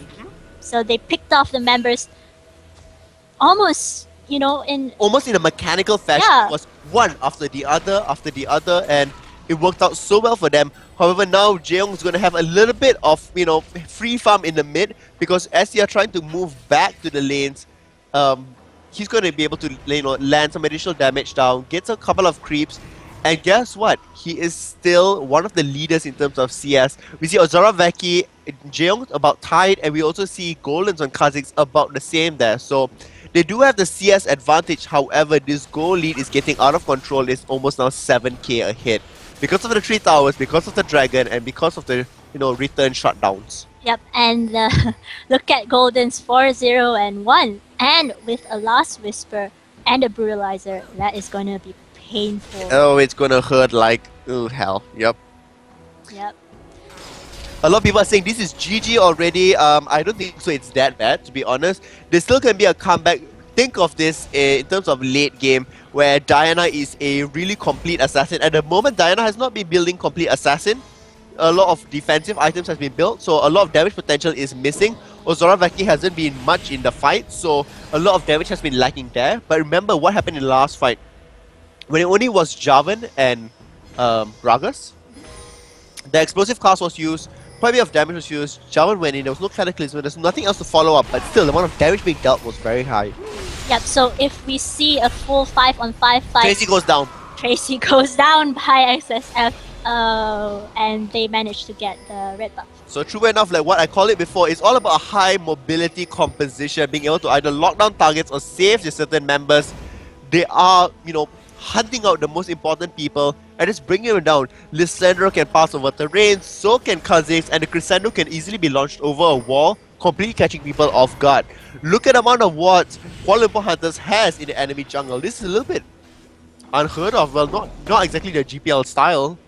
Yeah, the warding, the mobility, I think they're just playing the map right now, and it's really, really I going mean, they're not only playing the map, they're just playing, like I said, huge mind games on, you know, the whole Broski team at the moment, because they aren't able to respond to a single thing. The moment they try to respond, they're one step behind always. And look at this, Lissandra has not only an Athene's Holy Grail, a Haunting Skies, and an Abyssal Scepter. So she is taking very minimal damage from magic sources, as well as she is able to dish out quite a bit of magic damage. You look at all this magic penetration. And KL Hunt is looking to take this tower. I don't think Broski can do much against this. They're just poking back and forth, trying to siege, but remember XSF is over the wall. He can come in at any time. I think they're gonna go dive on KL Hunters. They are gonna go in. Dark Passage does get used. Zen Slayer is completely out of position. Jeong does get taken out. The reset, second reset does go off. Ozaravaki now chasing on to Kha'Zix. Kha'Zix does get the triple kill out there, but now does get taken out in the end. This will be an ace. 5 for 1. 5 for 1. Look at the power of KL Hunters. I would say the power of Kha'Zix and the reset. He just went in over and over again. KL Hunters looks like they are going to win this. They are going to back up because they can't pursue any further. Now keep in mind, in that whole fight, Cataclysm was not used. Yep, that is true. And it's quite sad that Cataclysm was not used at all. It could have trapped people within the tower range. I don't think so. They, Broski should have been so daring as to stay out in the second tower. They know they are behind. I mean, even if they don't know by how far in gold they are behind, which is about almost 12k now, they should be able to see in terms of kills they are behind.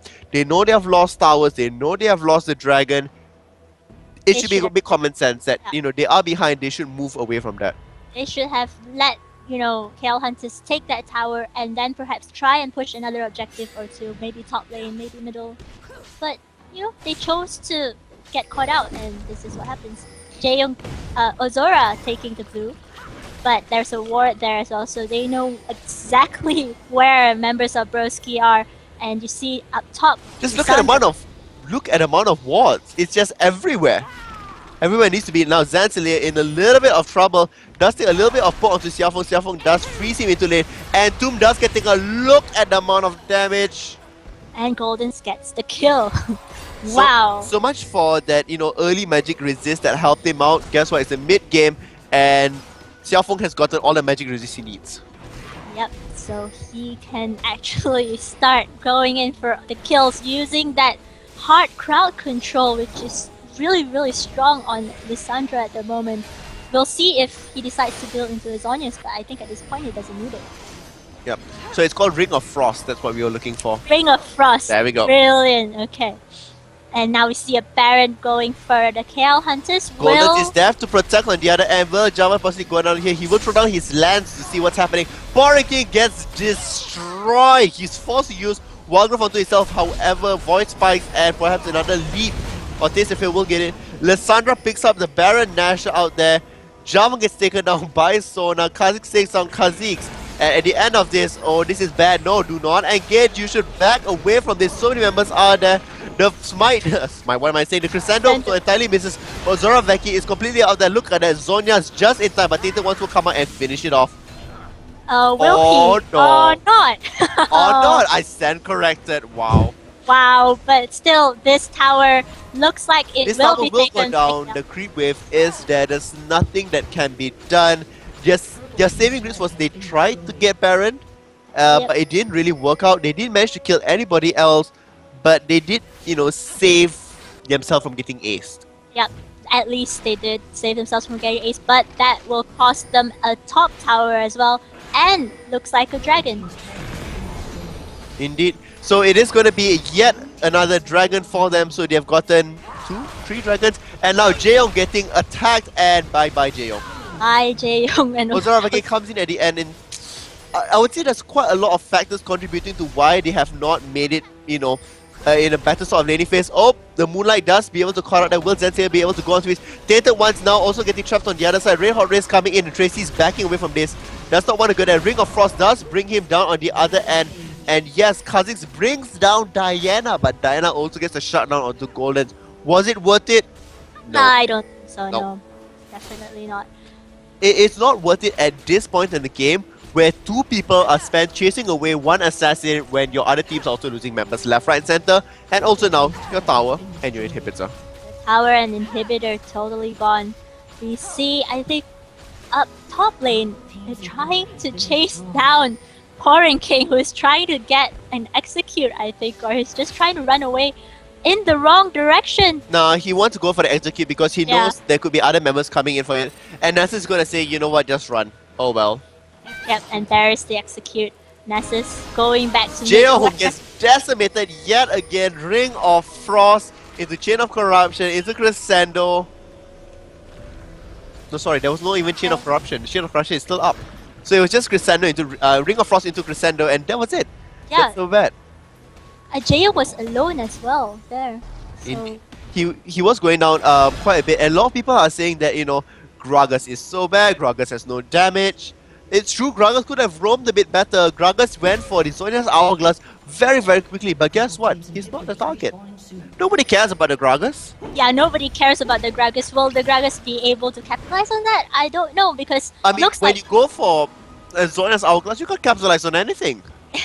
Exactly, and now the kill difference is huge. It's 29 to 10, and I think this is a Well, the goal 20, is almost 20,000. yeah, 20k goal difference. It's 17,000 at the moment, and that's a lot of goal right there.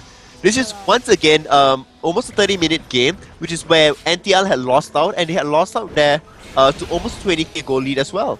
In the first game, it was I would say a flat 30-minute game, and they lost out by about 16k goal lead. And this is the exact same thing which Kuala Lumpur Hunters are actually doing. So we're going to see, will this be a 30-minute game? Will they go shove in now? They take out the other inhibitor yet again. And look at the AD carry, Walens. Not only does he have Static Shift, a Bloodthirster, and Last Whisper, he also has a Banshee's Veil just in case. Because he doesn't want to get popped or, thrown in by the ultimate, by anybody in fact. He doesn't want to get dived on by a Diana as well.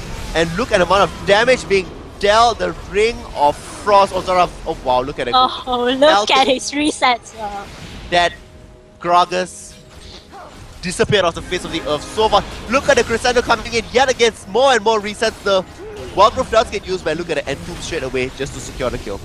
Yep, and this looks like the game for KL Hunters with 33 kills versus just 10 kills for Broski, and that is it. And this is not even 30 minutes yet, so it seems as if it is, it's so well done onto many of the sides there, and I mean, very, very well played for both teams. But look at this, Kuala Lumpur Hunters are turning out to be so much better. What can Jaeyoung's team, Broski, do about this? Let us know in the comments. Perhaps you could read about it, perhaps you could give him an idea and it could work out for him. Don't tell him what they did badly, tell them how they can improve. Exactly, So, constructive criticism. Write up in the comments there and, exactly what people are saying. Like, Jaeyoung should, bring clans if they're going to be crazily ganked bot. And exactly is what they see happen here. Perhaps that he's having that in his mind. So continue to write, comments of how he can improve in the chat, and when he reads about it, he could spark an idea. You could be that, winning idea that helps, makes this tight in a series of 3 games. Yep, Jaeyoung's army, go out there and tell him what he can do better.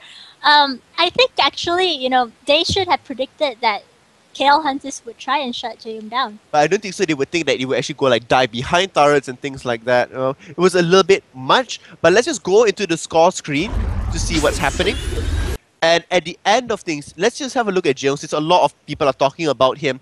We had Infinity Edge, he had Static Shift, he was going for the Last Whisper already, which is pretty good. However, we see that in terms of his team, it was not doing well. Jarvan, who kept ganking, fell so far behind at 5.4k. That is measly. He had 7 kills. He had died 7 times, not 7 kills. And he only had 6 assists from there. He only had 1 Aegis of the Legion. He did not even finish his Lantern or any sort. He just had the claws there. And it was a half and half item, I would say. He tried to go for Locket of the Iron Solari, but if you're that poor, you're not going anywhere. Yep. There is no point going for a Locket of the Iron Star if you're just going to get bursted down like that. And the difference between the junglers, you see Nasus, his presence in every single lane is so huge. But Jarvan, we have hardly seen. I mean, I've really dealt because of the Ghost. He did work very well for Nasus especially. So because how well this is going to go for the next game, we'll be back soon. We'll go for a short commercial break. And I know I can't pronounce that name. Gun Nehox Vivo. I look funny. How do I look funny? do I look like? Because he has no makeup today, so his face is. That could be it. That could be it. I'm just maybe a funny person. Or that you're I still recovering from the. I could be recovering. I shall not say it again. But yes, joining me today is Lilia. So Lilia, this is, I believe, your first time making your appearance on camera. It is my first time casting. So let us know, comment as well on, do you like Lilia? Do you like her voice? Do you like her casting? What can she improve on? And do you want to see more of that blue dress? So we'll go for a short commercial break and we'll be back in about 5 to 10 minutes for the second game. So stay tuned. See you later.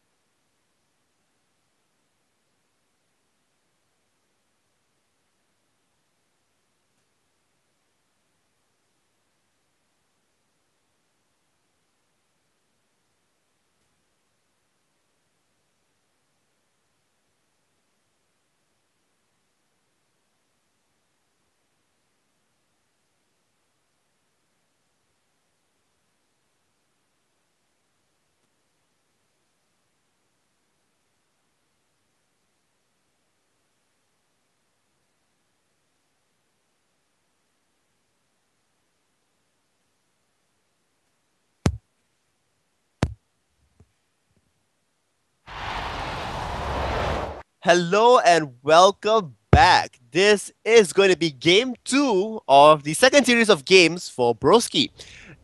This is Challenge the Hunters. This is me, GM Pseudo. Well, just call me Pseudo. And I have the wonderful blue dressed girl, Lilia, um, who is also a competitive player. Well, technically, I mean, I brought my team Technically, yes. into Rookie League Stage 2, but They did not win. we did not win. You did not win, but it's okay. It's the experience that counts. Yep. So yep, she's currently single and available. Please approach me for her number. I shall be her agent to pimp her out. He just wants the money. I didn't know I was charging a fee, but okay, I shall charge fees from now onwards. Or he just wants, the chance to be able to wear a dress How does that make me wear a dress? because you have to be. Oh, I have to be a dress to pimp you out? Oh, okay. You I see. Okay. Well, in the first game, we saw that Broski lost quite significantly. 33-10, if I'm not mistaken. 33, 19 was it? I don't know. It was almost a 20k goal. It was a 20k goal lead. It was almost a 20 kill lead as well. Yeah. And so far, a lot of you have been responding in the YouTube comments here, and they make sense. Whether how well it's going to synergize with what Jeong and his team has worked out, whether Broski can adapt to it fast enough, we'll find out.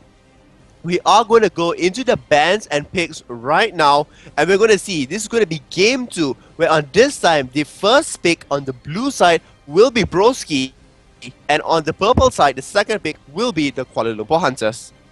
You see again the Vayne ban against Jaeyoung. They know what Jaeyoung plays best. They don't want it to do And they're going to ban out Lissandra as well. They don't want that Entomb, that CC continuously coming out. And then we have it that somebody from the chat corrected us. It is 33-16. So yep, there's almost a 15. There's a double. Almost a double. Yeah, lead. almost a double Lead kill of- lead. yep. Actually. So we see the bans on again. Twisted Fate. Don't want that global. Don't want the Rise. global, don't want Rise as well. Rise has the Runic Prison. I don't think they want anything that can stop entire person, or Zed who can go in, come up with Death Mark and put a stop to pretty much anybody they want. On the other hand, they also don't want Elise because nobody wants the Cocoon, nobody wants Repel Away, and we know that Zen Slayer played a very good game of Elise during the qualifiers before this. Well, we'll see how they pick this time. Will Jaeyoung and his team learn and try and protect the bot lane a bit more from all the ganks that potentially Kill Hunters will be putting on them? Oh, looks like this time they are going to let Janna slip through, which means that Janna's Tornado now can keep the distance away from whatever AD carry Jiang will be using. The Monsoon is there to heal as well as to push everybody away. A lot of disengagement as well as engagement coming in the form of Zephyr or the form of the Shield, Eye of the Storm, to help out the bottom lane. Will it be enough, or does Kuala Lumpur Hunters have something in mind? Because reminder here, that in the first round, they banned out Janna. Now do they have a strategy to deal with Janna? Or will this go into a nice sweet victory by Jaeyoung? So far in the first game, we told you to let us know what Jaeyoung can improve on. We told you to show your support, to cheer on for Jaeyoung because he had been reading the comments out there. I was talking to him a little bit before this, and he said, 18 likes is nice, but I'm Not enough. No, it's pretty sure that all his fans out there can definitely give him, more likes, more support. I mean, you all look at his stream, you have, hundreds upon hundreds of people, and this is 18. Where's the army, guys? Where's the army? The army is like, just watching and like not touching their mouse or keyboard. This time around, we'd also see that once again, Nasus and Varus being picked up. Yep, the Chain of Corruption and the Wither might be another issue for bot lane. Jaeyoung is picking. Jang once again going for Kaylin this time, so only the support from the side of Broski has changed. Will this be the deciding factor? Once again, we don't see that Jeong has actually taken up anything. In fact, he is still taking up heal, not taking cleanse or anything of that sort. And Jarvan yet again being picked up. But this time, we shall see how well Tracy actually does with this. So could this be an AP Kog'Maw or double AD composition, perhaps coming from the side of Kuala Lumpur Hunters? We will find out soon. Yep, and we see, I don't know, the Jarvan pick perhaps Tracy can land his combos a bit more this time, create a bit more of that presence. We saw him being shut down really, really hard in the first game. Can he actually, improve from that and come back and be a very, very strong jungler? Well, we are going to see We will see. possibly Leona and Annie. Oh, they did not pick Annie. That is so sad. Oh well. I know you were like hoping like. I know, I'm like, Annie, Yeah. please. But it could be a Rumble, and the Rumble and Varus combination, the Chain of Corruption landing on top of the Equalizer, that is a lot You're of. basically locking somebody down for 3 seconds, which means that almost the entire damage of the Equalizer is dealt onwards to the person, and you don't want to deal with that. Not anymore. As well as with the Crescendo, you can lock it up for another, 0.75 to 2 seconds, which means that you have the full channel of the Equalizer down on you, and you will just be burnt to death. Will be massive. We'll see if that plays out in team fights. Now, what will Broski do against this? Looks like a Kha'Zix pick. Looks like a Kha'Zix pick. If it is in fact a Kha'Zix, look for the resets. Now, if the resets do come out, it sure is going to look like this is a very strong game for Broski. However, we're not really going to focus so much on Jeong this time around. We're going to focus more on the jungle and top lanes because we want to see how well they have evolved. In the last game, we looked a lot at the bottom lane, and I think it's quite extensively we have covered that. Now in the mid lane, we have another high mobility champion, but unfortunately not locked in just yet. Possibly it could be Kassadin. Kassadin with Riftwalk will be able to not only assassinate members of Kuala Lumpur Hunters, the silence will be very devastating in creating disruption of what the chain CC can come out with. Yep, if he can stop that combination that we just talked about on Rumble, on Varus, on Sona, that would actually work in their favor. It would work not only to stop it, but also to either tell people, do not engage, or it's best for you to disengage right now, because with all the spells being used, he's going to get so many charges so that he can able to slow everybody down. And, well, I mean, we see a lot of melee champions actually being clumped up here. Nasus is a melee champion, Rumble stays within melee range, and if he goes into overheat, that's it. It's entirely melee, and Kassadin will have, a whale of a time with him, slowly chipping him down bit by bit. The last pick now looks as if it is going to be Diana. So it is Assassin versus Assassin. With Diana and most likely Kassadin in the mid lane, we're going to see who reaches level 6 first. And that pretty much will sell the idea. Keeping in mind that at level 6, Diana has the advantage over Kassadin because she can double Luna Rush, which means double the damage. And Kassadin can't exactly Riftwalk 6 times away. Yeah, so, but we'll see. Whoever gets lane dominance in mid will be very interesting to watch. And we see, as we wait, do you want to check on some runes? I actually want to check on some of the runes, but do you have a preference of who we should look at first? Let's see. Let's look at Kassadin because we haven't seen a Kassadin. Let's look at Kassadin. Very well. So in Kassadin's side here, we are going to see, it's called Galio's Embrace. Quite interesting. 15 ability power, 11 mana regeneration per 18, 12 magic resist, and 7.8 magic penetration. Pretty similar to what it was before. Yep. In terms of masteries, I'm pretty sure, yep, it's going to be 2109. So even down there, actually taking damage to turret. So perhaps they're looking for a siege up. That is quite interesting, actually. Looking back at their composition, I don't know if their siege potential is... Could it be a heavy focus onto Jarvan? Let's see whether Jarvan has a Demolisher to take again. So in terms of runes, pretty simple. We have 4 magic resist. We have scaling magic resist, which is okay. Not too bad. In terms of masteries, no, we do not have destruction actually taken there. And we don't even have, safeguard. So it doesn't look as if Jarvan will be helping out that very much. But he does have the overall more defensive build out there, so pretty okay. Yep. Not too bad. Is there anybody else that you would like to check out? Let's see who I can check out. Let's look at Rumble. Let's look at Rumble. So before this, Xiao Xiaofeng played Lissandra, and he was pretty bad in the laning phase. This is called testing. And in testing, we have 4.5% movement speed. We have 13 armor, 7.8 magic penetration, and ability power per level 18, 28 there. So, Yep. okay, not bad. Not that, I mean, Rumble's going to be very, very important in team fights, so... Oh, and he's going for very offensive as well. He's going for 21-9, taking a lot in armor, a little bit magic resist, and this time around actually moving for Haewang instead of Spell Shield, so there we have it. So we're perhaps going to see a little bit more of an aggressive Xiao Xiaofeng this time in the top lane. Do you think there will be a lane swap? Let's see. They might actually want to try and shut down Rumble because Rumble's potential, like I said, his synergy with the rest of the team comp that KLH has will be quite significant. So if he gets his items, because Rumble's very dependent on his items, if he gets items, then, you know, things could look quite bad for Broski. So yes, I think there will be a lane swap. They'll try and zone Rumble out and, you know, take that first tower and then perhaps try and snowball it into the rest of the game. I mean, for me, I think the Broski should go for a lane swap because not only are you now fighting one person, but if Nasus comes in and gank, it's a 2-on-2 situation. It's not a 3-on-2 situation. So that could be, you know, their deciding factor of how they can help, you know, avoid this massive Nasus, you know, running into your face, slowing you down with the onto Spirit Fire and then smacking you away with Siphoning Strike. However, with that in mind, I'm pretty sure KLH has thought about this and can respond very quickly because the Rumble can definitely use Flame Spitter and farm and keep, you know, everything A-okay under the tower. So we're going to see how well this is going to go for, you know, the both teams out there. So we have moved up to 21 likes. We have dropped the number of viewers just by a little bit. In case you are just joining us, this is Challenge the Hunters. I am Sudo and joining me is Lilia. Lilia is the voice of Annie from the game.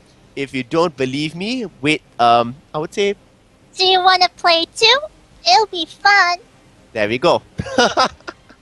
So yes, hopefully one team actually uses Annie and, you know, Lilia will just voice over for the whole game. We saw that a while ago, but they didn't end up locking it in, so... Yeah, it's a little bit sad there for Lilia today. But if there's an Annie out there, I think, can you cast the whole game in Annie's voice? Oh my god, it will, it will be interesting to try. I could. There we go. So perhaps that could be happening down the road if somebody does end up choosing as Annie. Or if, I don't know, you guys demand her to do so, you know, in chat. Even if there's no Annie. Even if there's no Annie. You might have to set another milestone. Set a milestone. What milestone do you want to do? Oh god, let's see, we have 136 people. How about 300? Okay, if we have 300 concurrent viewers, Lilia will try to cast as Annie's voice the whole entire game.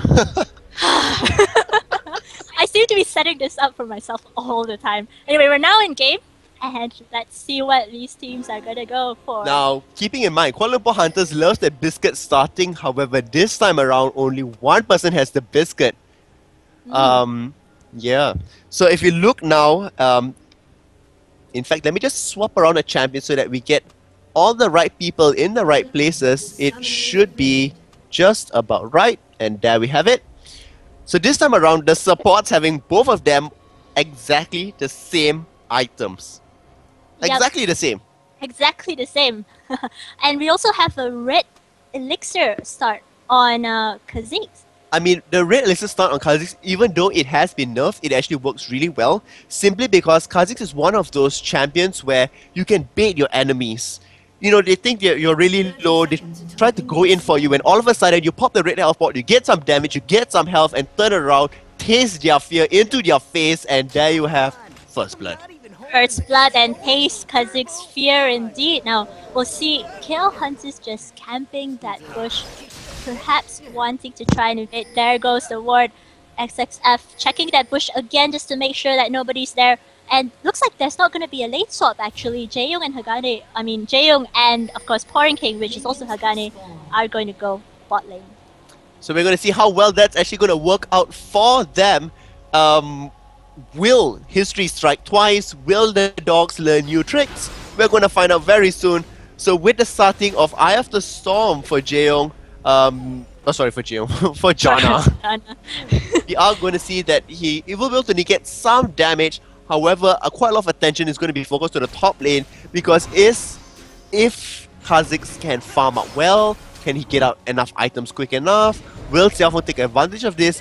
Keeping in mind here that whenever Kha'Zix goes in for a CS, Rumble is there for Flame Spitter and as well for Harpoon.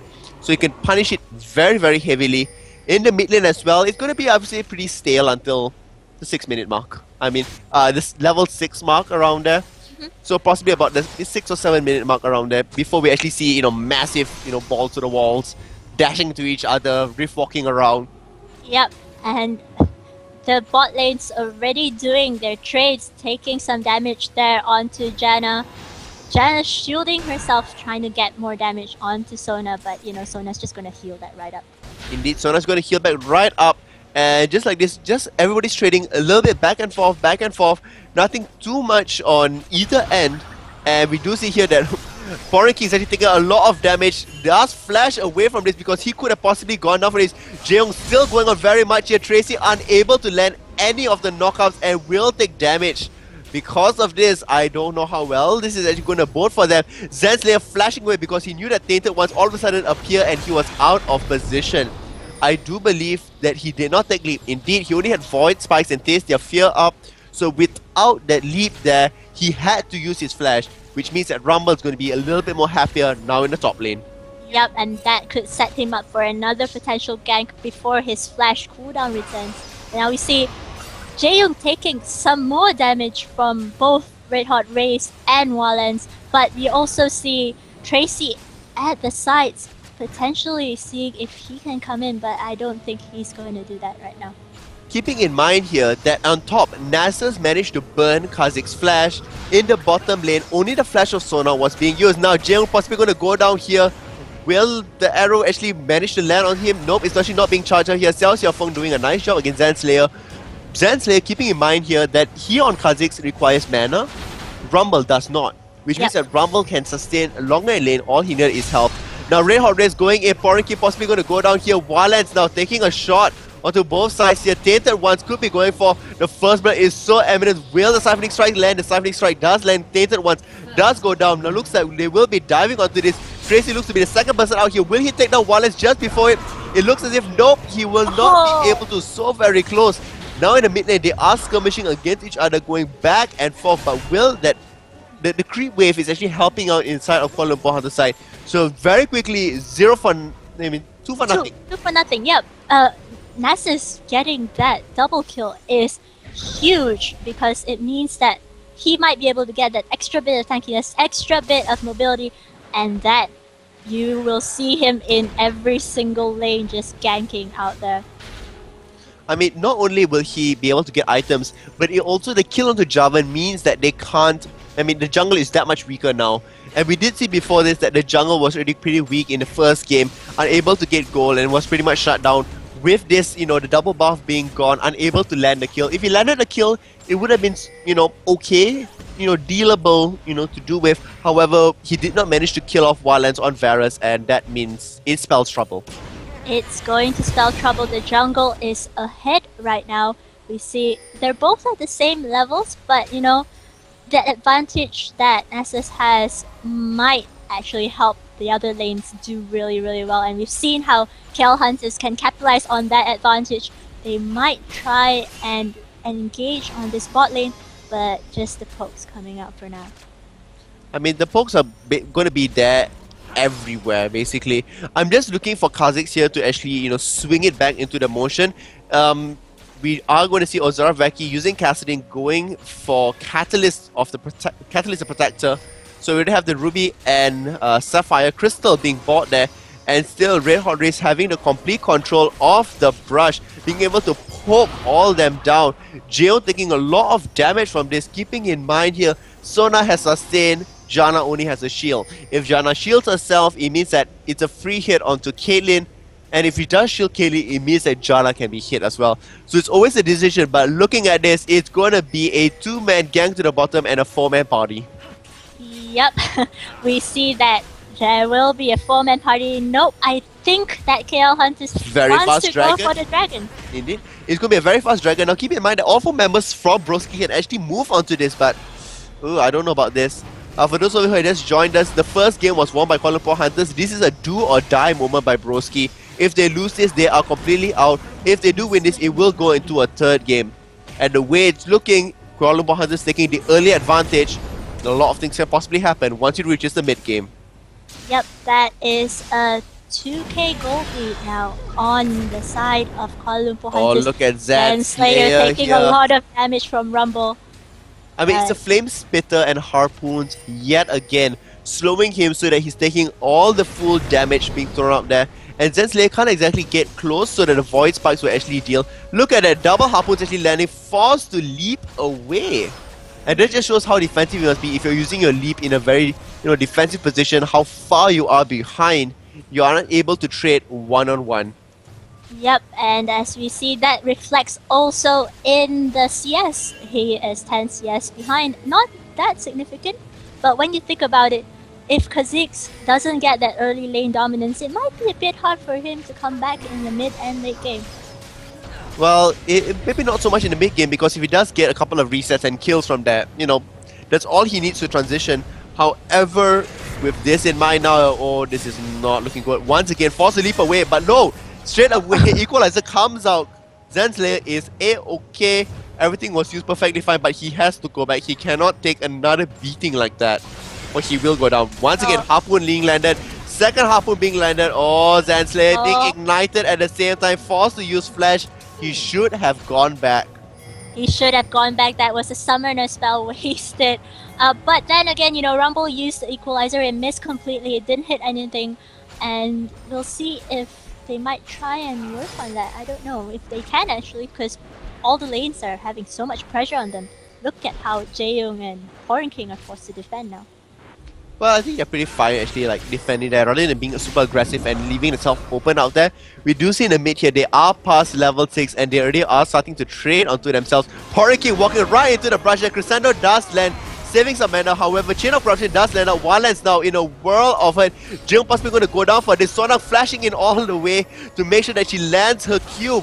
Now going to be bursted up right there, and Red Hot Rays goes down. Diana is coming in. Will the kill actually go up? Tainted Ones is using Ghost yet again. Nice Monsoon throwing them everywhere, but Wither does come down. Jaeyoung did use his heal. Unfortunately, that 90 caliber net was actually really badly placed.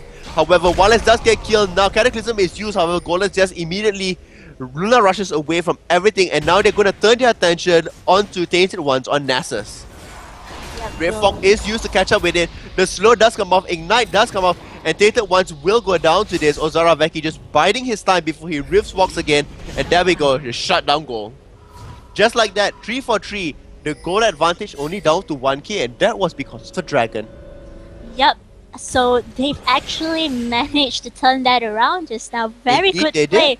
Very nice Monsoon from Janna right there. Very nice, keeping both Diana and Nasus away at the same time, and also allowing, Caitlyn to heal up just a little bit, keep her alive and able to deal a little bit more extra damage, just so that, Nasus could be brought down just enough so that the ultimate kill could be done.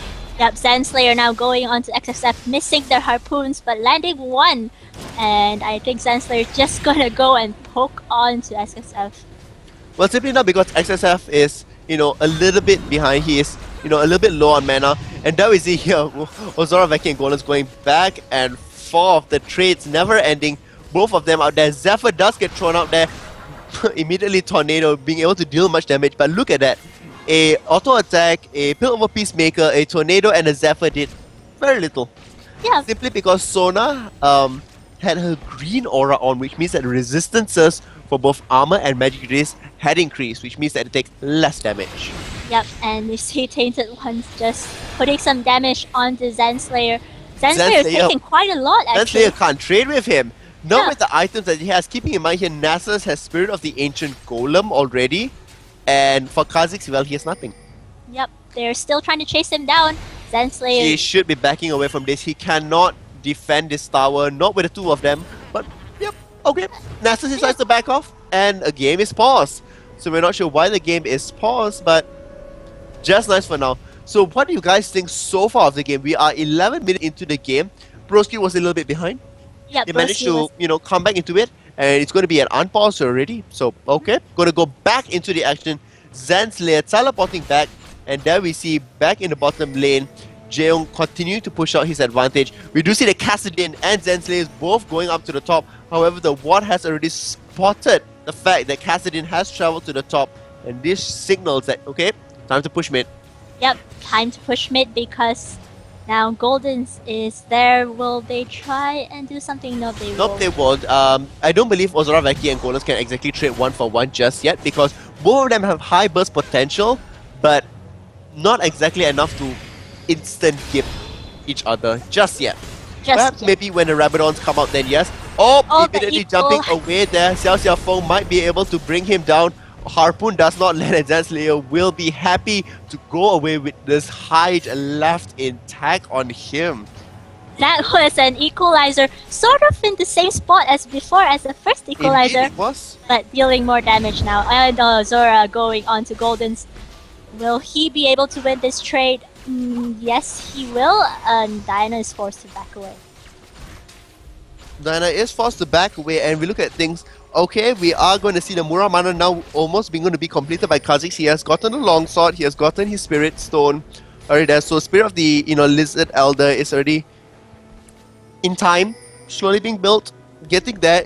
Keeping in mind, it's only 12 minutes into the game. It's not that ahead yet, and the items are pretty much on par for both teams. Just a slight goal advantage to Kuala Lumpur Hunters because of that, early dragon. It's a little bit more than 1k at the moment. It has not reached a 2k mark just yet. It's 1.5, so it's nothing much to shout about for both sides of the team. But now second dragon being taken and leading that goal lead now by an extra 1,000. It was nicely taken, at 13-15. So just a nice timing out there. Yep, Broski completely oblivious to that dragon. They have no vision. In fact, they have very little vision. Whereas, Pale Hunters has vision wards already within the jungle. They have vision wards, they have side wards, they have explorer wards, they have all sorts of wards. League of Wards, guys. The League of Wards, perhaps. So, if you look at terms of itemization, it looks like Kaelin is once again going for the Infinity Edge. Varus has already completed Bloodthirster. And, yep, he's completed Bloodthirster. And we're going to see now for Diana. Diana looks as if it will be going for a very quick Abyssal Scepter. For the side of Rumble, it looks like it's going to be a Ryla Crystal Scepter. For Kassadin, still going for the Rod of Ages there. Xiaofeng just being able to negate some of the damage. And Zanslayer, we know his items. What is going to go there for Kha'Zix? In terms of supports, I love how they're quite even. Oh, and the Golden's taking some damage there because Azora. It was just more like silence. Like, go away! I know you're there. I know you're there. I'll just, throw, my null sphere at you. That's about it. Okay, bye-bye. I'm jumping away. Yep. And now we'll see what happens in terms of farm. Diana doing much better than Kassadin. 114 to 99, but Kassadin has 1 kill. So that could even things out. That's even things out. But other than that, we also do see that Kassadin has been trying to gank the top lane, trying to, assist in the bottom lane. So that's why he's been missing out a little bit of CS, which is okay. It's not damning, not at this point in time. Because Kassadin can easily clear out one big wave and then get it. So then we have Equalizer being thrown out again, but completely missing. Zanslayer is so very low. Forced to use a flash away on the other end. Tainted ones will secure this. Oh, nope. Xiaofeng says nope. I will get it. One. It's okay. Now Tracy's going in all the way in. Cataclysm is used as well as Crescendo is used. Now will Tracy be able to survive this? Nope. Wallace does end it all the way down. And Jail's not able to deal the final blows to the both of them yet. So now Wallace does go down, does flash for 1 kill. Will he get the second kill up there? The flash is used by Sona, and now we see Kassadin coming down to the bottom lane. So Zoraveki is ready just in case, and then he spots, oh, nope, Golans is at mid. Let me return to mid. With that, we also do see the top tower now has been taken, which means that Jail has to take the bottom tower or else it's not going to be worth it. Yep, and that's exactly what they're trying to do. They're trying to bring this tower down, but I don't think they'll get it unless this wave holds out and nobody comes to bot. But meanwhile, mid, we see Kel is trying to dive there onto Azora, but Azora just rift walks away, sorry. I mean, the rift walk is definitely what's helping out as compared to what Gragas was doing before. Gragas, I mean, he could body slam away. However, rift walk is, much better because you can easily jump over walls and it's a longer distance. In the bottom lane, they unfortunately, barely got the tower, but they also lost out the mid tower. So it was a 2-for-1 tower trade, which did not go well. That did not go well. There's a 3k goal lead now. 5 kills to 4 for the KL Hunters. And we will see how this works out. I mean, they still have a good chance of. They do, because keep in mind that for every dragon you kill, you get 1,000 gold. They have killed 2 dragons and they have 1 tower extra, which means that accounts for the 3,000 cumulative goal. Now, but in terms of everything else, in terms of, I mean, so that's like the global goal you get. So if you look at the amount of farm that they're getting, it's pretty even across the board. And it's not that damning, but the thing is the shutdowns has been happening for Broski, so they are getting some of the goals from Nasus, and this additional goal is what's helping them keep up ahead. Now Zora, Veki and Tayson was going to duke it out here. What will happen?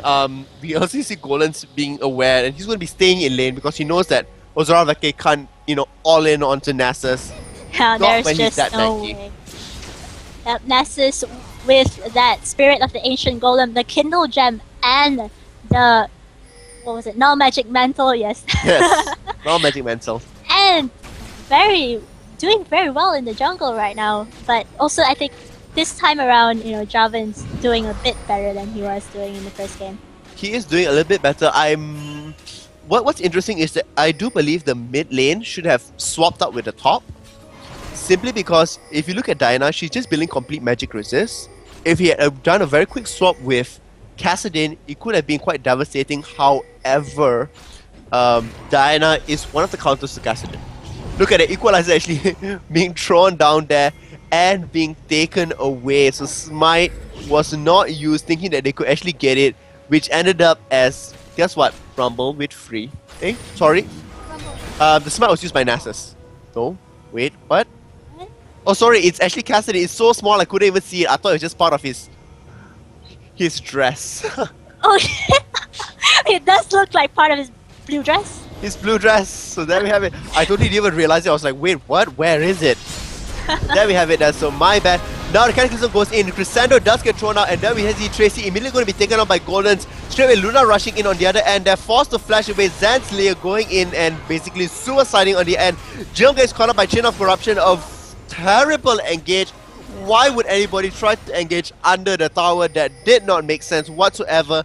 Kuala Lumpur Hunters look as if they are going to end up, getting this game pretty much for free. They could go in for Baron right now. They could go in and push in the advantage, taking up perhaps the top secondary turret or the middle secondary turret. But no, it looks as if they will be going in for Baron instead. Yep, so back then we saw a lot of ultimates being used. I think it was Jaeyoung who tried to use the ace in the hole to try and bring one of the others down, but it did not work because they were onto him immediately. And so we see... Damn it, perhaps going to go on to Goldens, but decided to back off instead. Okay. Well, perhaps they knew that there were enemies there. No, in fact, they had no walls, knowing that the enemies were there, so yikes. This is going to be the 3rd dragon now to be taken, and that's going to extend their goal lead even further. Javan is there. Javan does have Smite, in fact, so he could possibly go in for this. In fact, nope. Nasus goes in there for the Siphoning Strike into Smite. That means that there was an easy 700 to 800 damage purely being done there. So far, all the dragons have been uncontested. They've been uncontested because they're simply not prepared. Even if Javan goes in, Javan smites it away, and then he dies. It means that it's giving free reign for Kuala Lumpur Hunters to say, you can go push, we don't have a Javan, we can't really engage because we don't have Cataclysm. And, Broski has been doing exactly that. Engaging always with Cataclysm. Javans will always want to go in front. With Javan without that, it means that they don't have the initiator. It means that, Kuala Hunters is happy to do whatever they want, wherever they want. And nothing can be done about it. Yeah, and they're just forcing, one by one, forcing Broski to react to all of this initiation that they're trying to do right now. And we see that they're just scaring away Ozora Veki. 3 members of the Kuala Lumpur Hunters, and yes, Ozora Veki rip walks away. Well, I mean, a lot of people are saying that, Javan should be helping out top and mid and things of that sort. Well, I mean, Javan should be helping, but I think a lot of this factor comes into they wanting to make sure that Jaeyoung is perfectly safe, and this is the mind game which Kuala Lumpur Hunters is actually playing. In the first game, they ganked so much onto bottom that now, Javan becomes so cautious. Jaeyoung becomes so cautious, Porin can become so cautious on what's happening, and then we have Equalizer being thrown out, however, only catching the very end of Ozora Veki.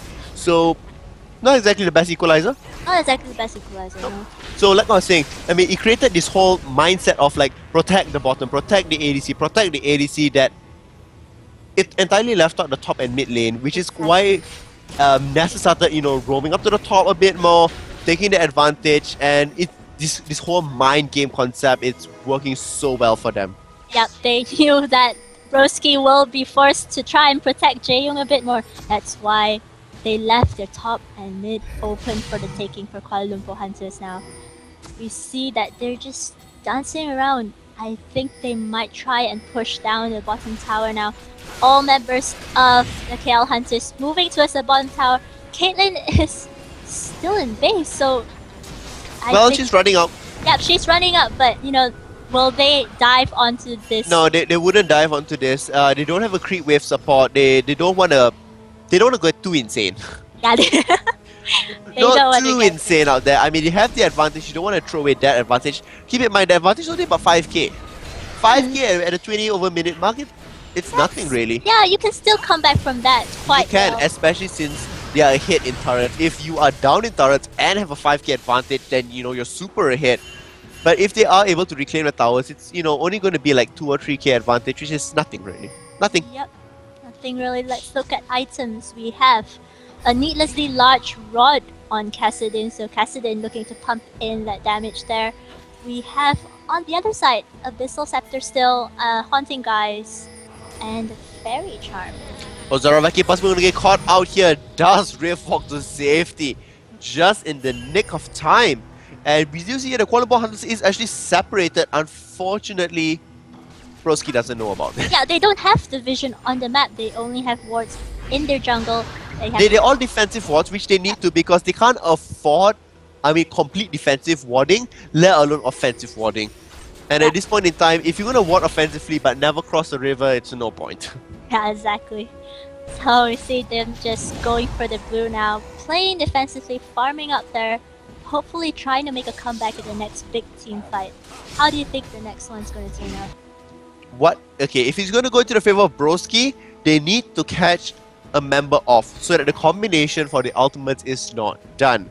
It would be great if they can get out Diana. However, with Diana's ability to, slip from everybody else, it's not going to be all that great, because Golems can easily lead them to the team, and that could be a very bad engage, because if they keep chasing on forever.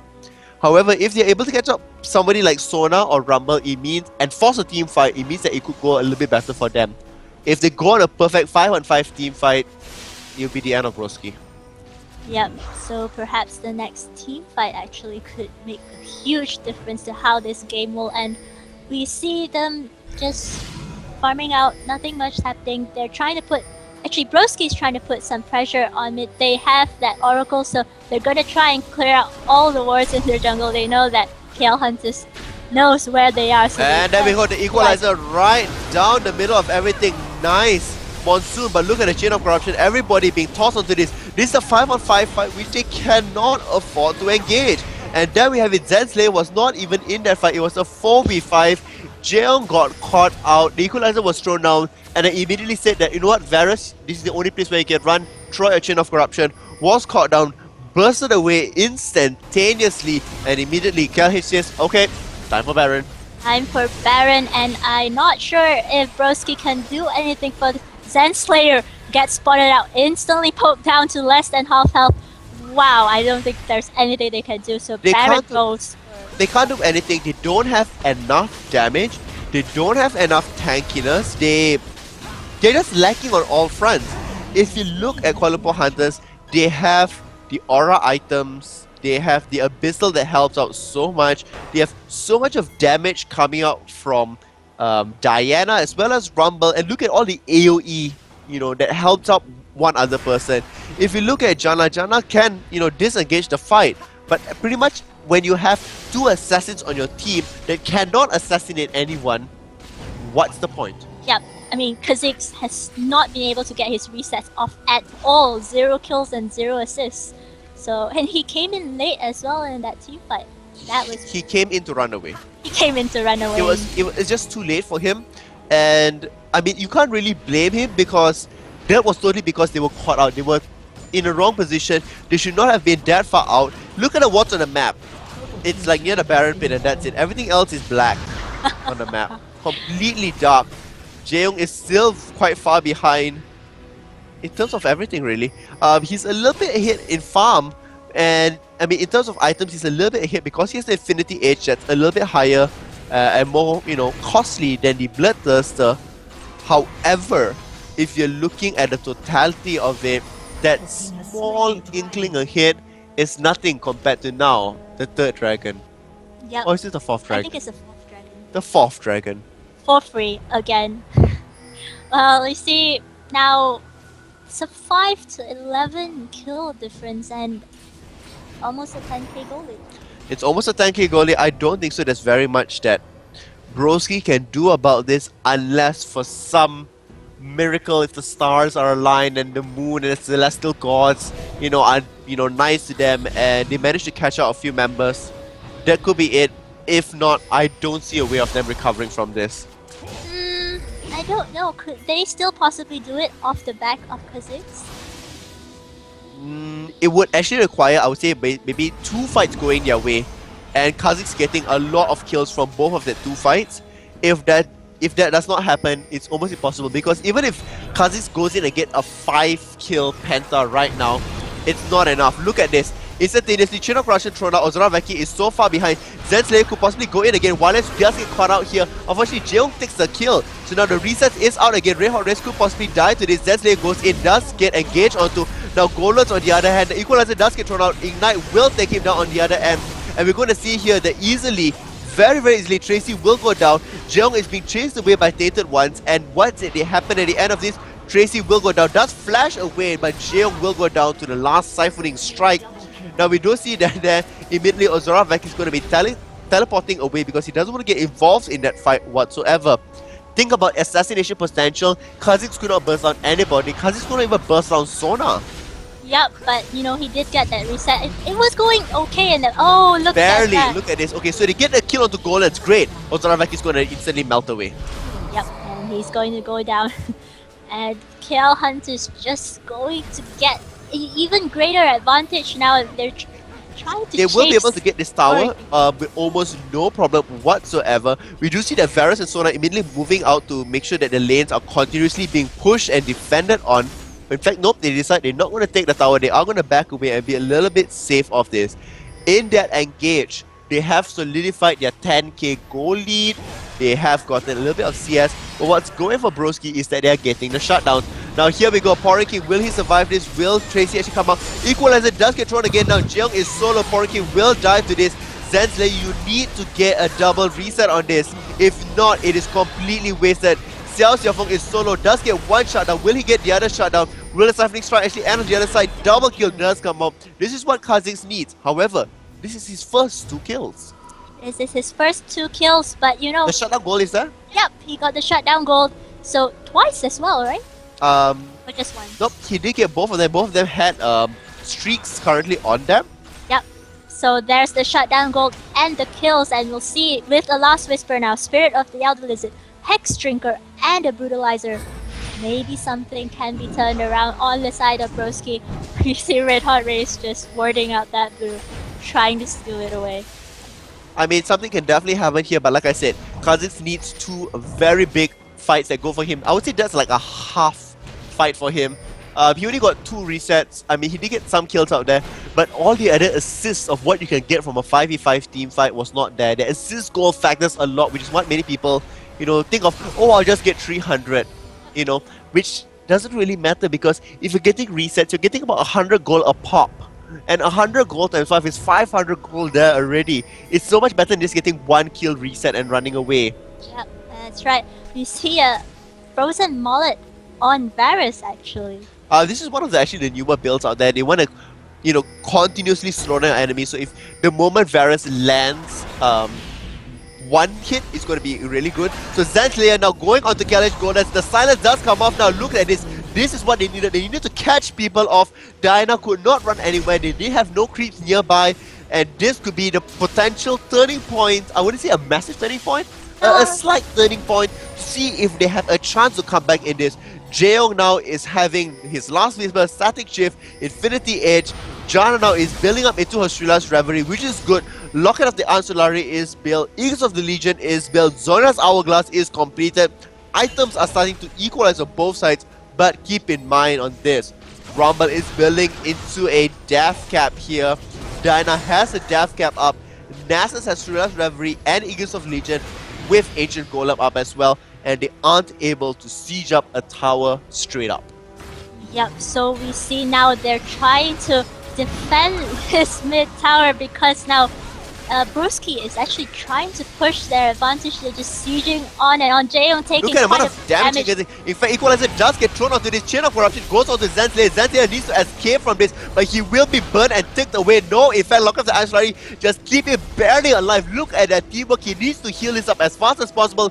Jaeyoung needs to back away from this. He cannot get caught, not like this. Ozora Vecchi riff walking away, making sure everything's okay. The arrow could possibly hit at the very last inch. The tip of it takes him down. They need to wait 40 more seconds. The Jaeyoung is out. They are going to look to siege up this tower. Baron is going to be spawning soon. In fact, Baron should spawn right now. And what can happen? They are going to take this tower, possibly move straight into Baron. In fact, they're going to back away. They don't have the creep wave. Now, looking back at that fight, Jaeyoung should not have been so ballsy. He should have backed away completely, like his life depended on it, because he got punished. Yep, and you see how all these team fights happen. Rumble starts it off. It's always Rumble's equalizer. It's just Everyone, equalizer. yes, Zoning them everyone away, goes in. dealing whatever damage is possible, slowing them down because he has the equalizer slow, and then he has a Ryla Crystal Scepter slow on top of it. That was just bad by Jaeyoung. There's nothing to describe it out there. He should not have been that aggressive. Even Ozora Vecchi went in, tried to save him and riff walked away, but nope, it was not enough. It was not enough, and now I think they might have lost that small advantage they gained off that Kha'Zix getting the shutdown gold and all. And now we see if they can prevent, KL Hunters from trying to make this another win in Game 2 and remain undefeated for this series. Well, we'll find out. Well, Nianla Jr. actually just said Rumble is actually making a Zhonya's. I would say that he can make Zhonya's, but he's in such a position where he could just make a Death Cap and be perfectly A-okay with it. He doesn't need to do a Zhonya's because he's not being targeted. Yeah, he's not being targeted. He's not even being silenced. They're not. There's nobody's getting close to him because Harpoon into Flame Spater into Equalizer means that you cannot touch Rumble. So even if Zen Slayer on Kha'Zix could dive onto him, you can't burst him down. You can't burst him down, and you just don't exactly need it as well. Exactly, the Cataclysm, if Tracy chooses to use it, could be turned around and affect them instead, because the Equalizer can just land in the Cataclysm. Indeed, it can. Bye, Jarvan. So for those of us who's a secret guest, well, yesterday on GPL I said I will be with a secret female, and that's currently my co-caster now, which is Lilia. So yeah, we'll get to see Lilia's face just as this game is about to end, but we're still right in the action of it, the thick of it at the moment, and we see the Kuala Lumpur Hunters now are still very poised to take up Baron. However, Broski knows about this and want to keep pressuring them so that if they do make a mistake, Zenslayer can possibly come up with a couple of resets. Kha'Zix on resets is amazing. Cassidy could possibly assassinate somebody out there, and now Pouring King with the Oracle should be able to, negate some vision and possibly gain some ground. Yep, we see Tainted Ones trying to wither down Zenslayer, but they'll just back away now and continue the pressure. I think they're moving onto the side. Still continue the pressure on mid. I think, Broski thinks that they might possibly be going for the Baron. I mean, they don't have the vision, they want to check, but they're so very wary of this. We are throwing down the lance to see what's happening on the other end there. They are going to take blue. Look at how fast blue is just melting away. And Golems will be like, I'll tank it. I'll just hit it and claim it. And now, what's going to happen? We do see that Janna has now returned to the group, slowly making herself all the way back there, only to realize that, it's time for us to push down mid. Yep. Will this be the death of them actually? Being surrounded, one between a tower, secondly between 5 members of Kuala Lumpur Hunters. They cannot engage completely yet again. So Locket of the Ancillary already burned from the Kuala Lumpur Hunters side. The tornado does knock up, just one member, tainted ones up there, and they should back away from this. There's no way they can engage this completely and have a very solid win. Yep. And we see it's just the fact that, Broski doesn't have that initiate potential as much. They only as have the Jarvan, and Jarvan's not that tanky. Jarvan's not that tanky, exactly. And, all it takes is Rumble, Equalizer, Varus, Chain of Corruption, and Sona, Crescendo. All these will just stop and melt Broski completely. And you see Pouring King just getting that wither on him. We know you're there. We know you're there, but he's helping to D-ward, which is a good thing. He did plant his wards down, however, they do see that Jeong is at the bottom, clearing up the creep wave. Ghost already being burned now. They are chasing on to Pouring King here, but nope, he's gonna survive it all the way through. So now with Nasus Ghost down, they know that Nasus cannot chase. They're a little bit happy about this. If they can continue to let KLH burn their summoner spells, then it will be great. Yep, so the ward that was put down earlier is now removed by Red Hot Race, and we see that Pouring King is also removing a ward. But, we'll just have to see. I mean, I think the next Baron fight can decide the game. It definitely will be quite a big factor. Whether it can fully decide will be, quite dependent on who survives the fight. If it is a complete ace, I don't think so Kuala Lumpur Hunters can go all the way in. Maybe take one inhibitor and back off. But still, it can go either way at the moment. Because if you look at things, although there's a 10k difference, that a lot comes in from the double towers, the 4 dragons that has been taken, so that itself is 6k as it is.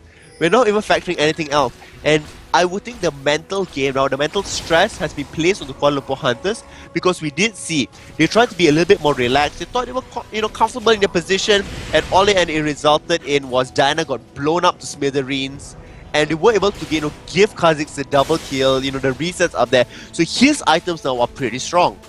In fact, he's almost completed all his items. He just needs a Black Cleaver and a Muramana, finish up his Maw of Malmortius, and then he has 6 items completed. Which, if one fight turns out good for him, means that he will complete 5 of his 6 items, and he will be one huge threat. Keeping in mind here, Ozora Veki on Kassadin is at level 18, Zenslayer level 18, Jeong on Caitlyn is at 17, and pretty much there are 3 members on Kuala Lumpur Hunters, Varus, Rumble, and Diana, who already are level 18. It's a matter of catching up for Jarvan, for Janna, and for Sona as well. Once they reach level 18, their full teamfight potential will be there. We definitely need to see Jarvan catch up in levels, because he's far behind, and as a tanker, you don't want to be 4 levels behind. Yep, especially since you are the initiator as well, you definitely need that tankiness and to catch up so that you can sit there and absorb all the damage while your team does the rest of the work. But we see a little bit of pull coming out onto tainted ones, but they'll just be forced to back off slightly. Rumble is in top lane, so they know that there are only 4 members at most of KL Hunters in that tower. But the thing is here, I would consider this the downtime of a game where everybody's just posturing.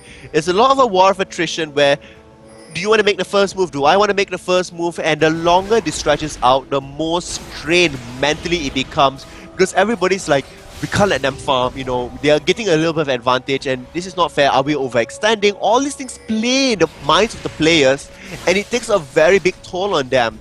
Keeping in mind here, the Kuala Lumpur Hunters have to play this now for the next 6 hours or so, which means that they don't want to let this game, be a loss for them, because it forces them to be another game where it's very stressful for them.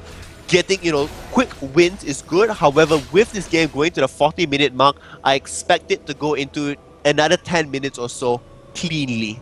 Possibly another 10 minutes or so. Now they're warding up Baron, very, very afraid of the fact that KL Hunters can just go and take it and then force a win.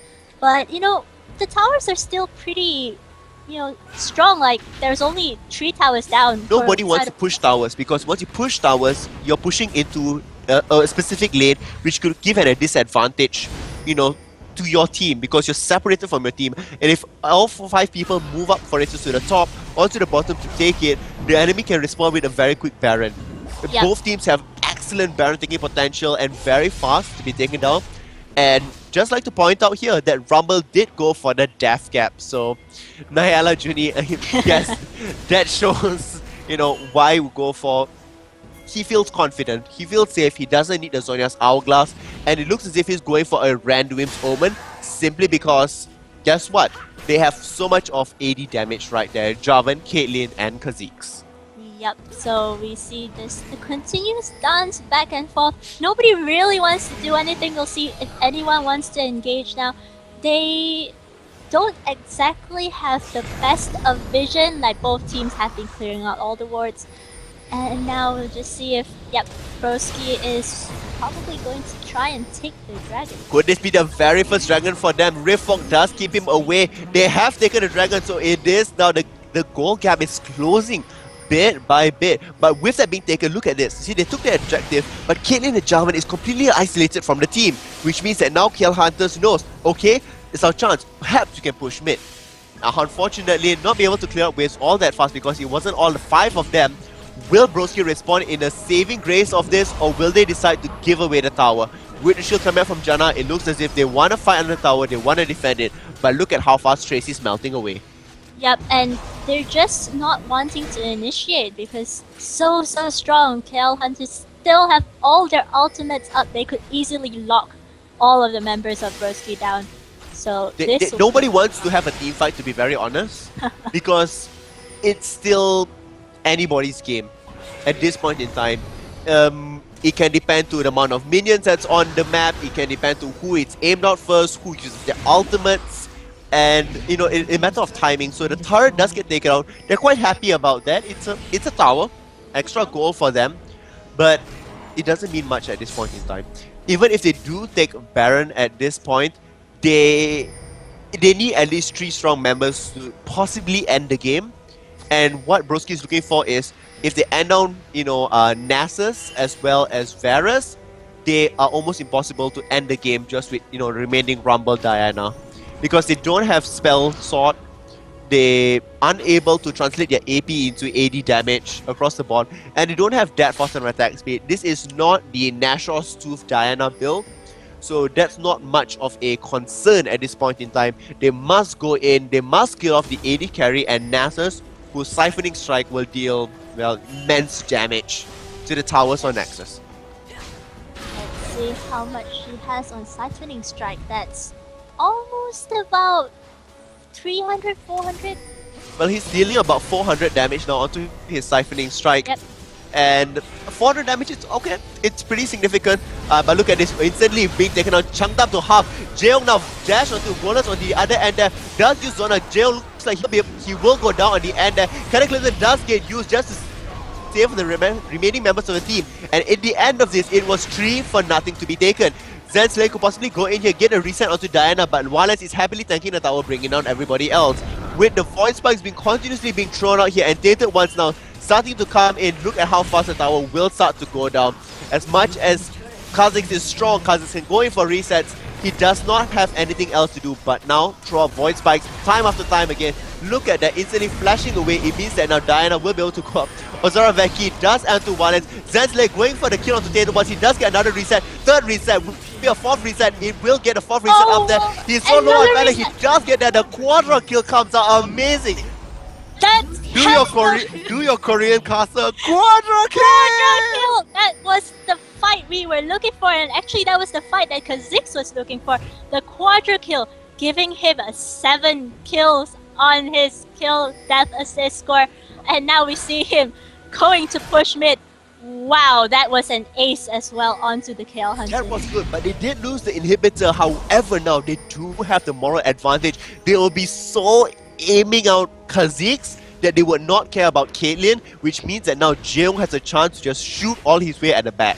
Yep, and we see that they might try to take this tower down and then move in for a Baron. They're clearing it out now, so they will have the time to do this before the KL Hunters get back up. They will be able to do. Kha'Zix looks like they will be rejoining them. So just as he clears off the super minion to make sure that the wave has a little bit, you know, easier time to slowly go out there, slowly push. I mean, how many of you guys on the chat here went crazy or went, you know, WTF, OMG as that happened? Let us know in the comments, because my mind was like blown out, speechless for a second, and I realized I was a commentator. I need to continue speaking.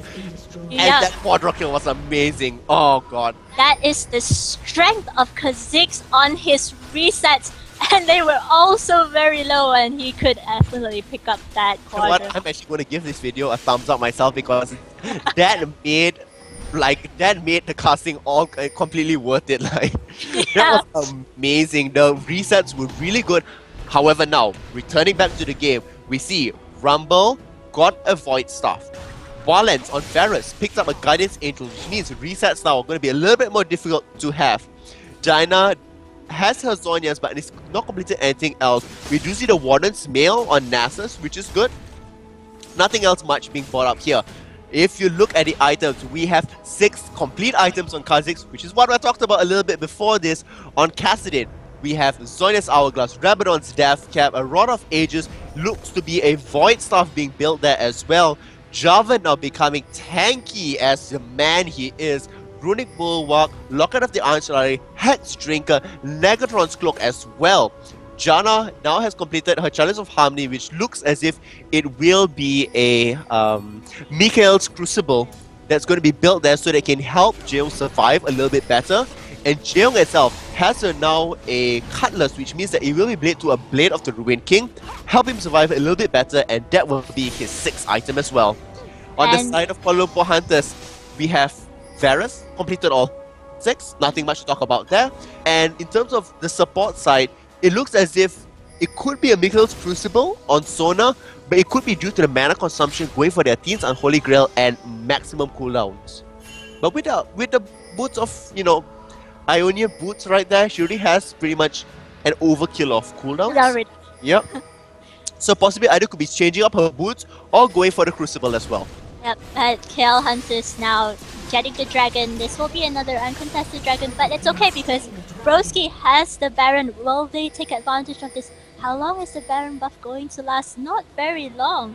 So we'll see if they can try and make something happen here, but KL Hunters are in their jungle and there KL might be a... Hunters need to take advantage of this because currently the summoner spells are not completely up. And for the Kuala Lumpur Hunters as well, they're just waiting for that last couple of seconds. They are counting down. Wildlands is still waiting for his flash to get up. Once that happens, it means that they can go in again.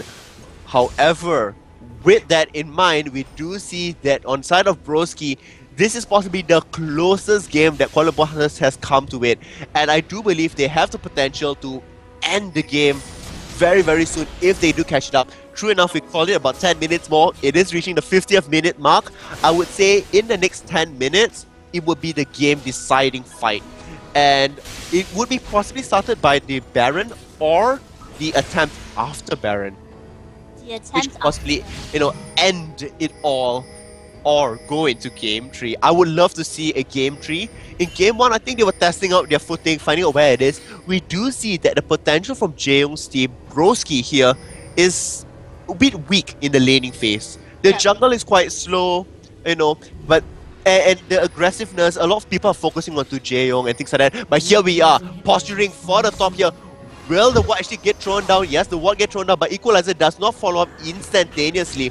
So with that in mind, they do know that everybody's in the top of the jungle. It looks as if a fight is going to ensue, but look at this. Broski is pulling back. They don't want to go where they have no vision. With this in mind, Sona doesn't have that many wards. Does put a couple of wards down, but Nasus is possibly going to go into the Spirit Fire. Does reveal out there. Porinki will get caught. Porinki will get bursted down completely by Wildlands. So now it is 4v5. Will they possibly go into here and contest for a massive push? Or will they just wait up for Baron to spawn? Yep, I felt that Porinki should not... most members of the Broski team should not have gone back at the spot where they were because they knew that KL Hunters were onto them. Oh, and here we go. Once again, looks like they're going to be pushing down the mid. They do not have the reset from Janna with her Monsoon.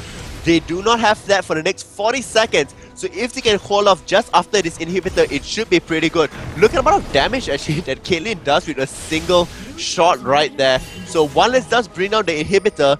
And now, look at that. The ping immediately onto Baron. But Baron is just not up just yet. Sorry about the Dragon and Baron timers, guy. I know it's a little bit off at the moment, but it's okay. It should be spawning in the next minute or so, and we'll just keep in check on the, map to see when it's happening. Just as they see, because Kuala Lumpur Hunters doesn't have the exact timer for Baron, they only have an average time. They are going to be camping the brush. So with camping out there, there is no complete vision whatsoever. It means that as of now, if anybody walks close to that, it's going to spell doom. Hopefully, it's not one of the key members of Broski, or else this will be the end of them. Yep, and as you said, earlier, the fact that they are now almost equal in towers and they've taken more global objectives now, their goal lead is now narrowed to only 5k. It's about 4k now, actually. Okay now. It's 4k, which is not much at all at 51 minutes. It's nothing really. Because everybody's pretty much started completing their 5th or 6th item at this point in time, and it's a matter of team fights and how many people can actually go down. Whether that's going down to Ozora Veki, they look at Kha'Zix being able to void spikes everything away, and with that, look at how much damage that one equalizer did. However, with equalizer down, does this mean the next team fight is going to go badly for Kuala Lumpur Hunters? We're going to find out. It looks as if they can't really defend this tower because Jeong is pretty low. Zansley has been taking a little bit of damage out there, and they're just going to back away from this, giving them Kuala Lumpur Hunters a little bit of towers, waiting for them to make the mistake. Super Minions are also pushing into the Broski's base right now, so they are forced to defend and force the members of KL Hunters away. If Baron spawns in the next minute, we could see KL Hunters go in for the Baron. Indeed, they possibly can. However, it would be nicer if they do kill off one member of Broski first to, solidify, the fact that they can't exactly challenge onto Baron just yet. Jarvan is still only now buying his Giant's belt, so he's coming a little bit tanky. He has some resistances, but the life overall is just not there yet. At that being said, 3 lanes all being pushed in the favor of the Kuala Lumpur Hunters. Broski needs to play a very calculated chess game here. Who to send back? When do we send them back? Whom do we continue to fight on with? Yeah, because KL Hunters, they're so strong that if one member of Broski, they know one member of Broski goes, we might see a fight here actually. There we go, Zora Veki being melted away. Zhonya's Hourglass actually being used. Cataclysm is used at the same time here, and then we have Jail will be able to bring down Golems in one final hit. No, in fact, it does not. Xiao Xiaofeng now taking lots of damage. On the other end, Tornado pushing everybody up. Tainted once does possibly going to go down. The ultimate does get used. Now Pouring King does get a will.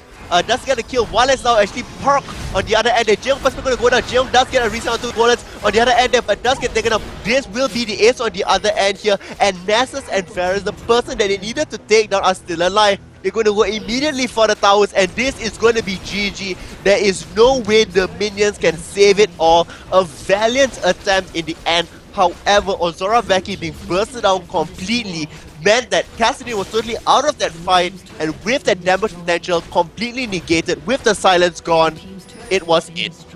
Yep, and you see the Zhonya's coming out from the Diana. Just nice, because Kha'Zix was sleeping onto him, and that prevented the reset, and that made a huge lot of difference. Huge difference of what's happened out there. I mean, this was an excellent game coming from both sides, pushing back and forth. It all came down to that final fight where Kuala Lumpur Hunters saw there was an advantage to be taken. They took the advantage and solidified their win.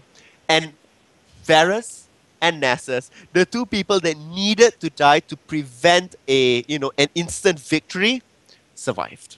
Yep, and that was it, guys. It was a very long game, 54 minutes, the closest we've seen that KL Hunters has played today in Challenge the Hunters. And, well they're still undefeated. Well, they are undefeated, but I would say that this is taking a huge toll on your mental ability because they came so close to it. Now, the next group that will be fighting them supposedly at 3 o'clock. So I think we're going to go for a short break. But before we go to the short break, we are going to look at a score screen very quickly to show you overall how it was in the end. So we do see that Jeong coming up with 20,000, the highest for his team. However, we do see that Wildlands has 22,000, that much more. That's all the amount of kills which he had and the amount of the amount of killing spree gold which he got back upon those kills as well. The supports tell quite an interesting story where Sona there was basically maxed out on cooldown reduction.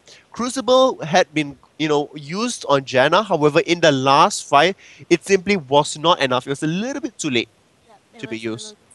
A valiant attempt, very, very good game. I think a lot of people will be talking about this in the end, but pretty much this is it. So currently 2 matches have been played. First one against Nothing to Lose, second one against Broski. Both of them have fallen to the Kuala Lumpur Hunters, but I would say Broski came very, very close to possibly bringing them down.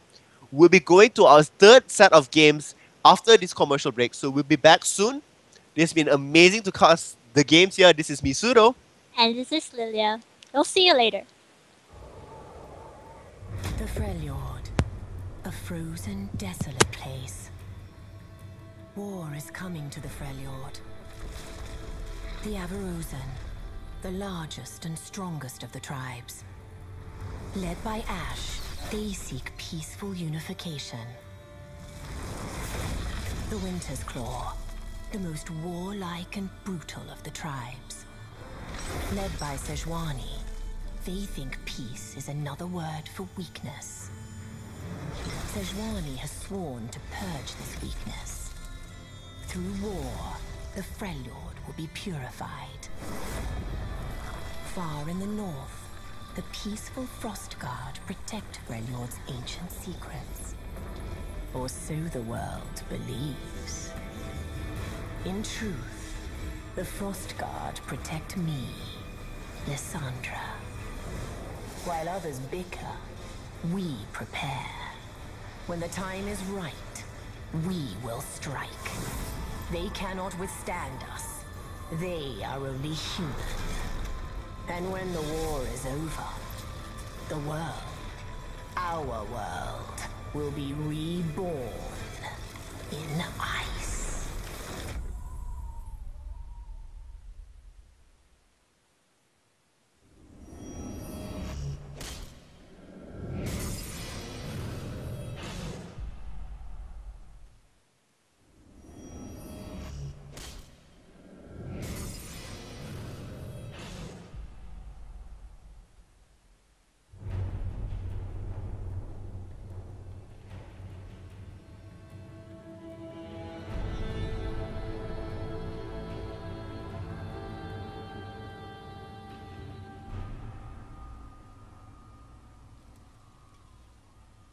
Music is a really powerful tool.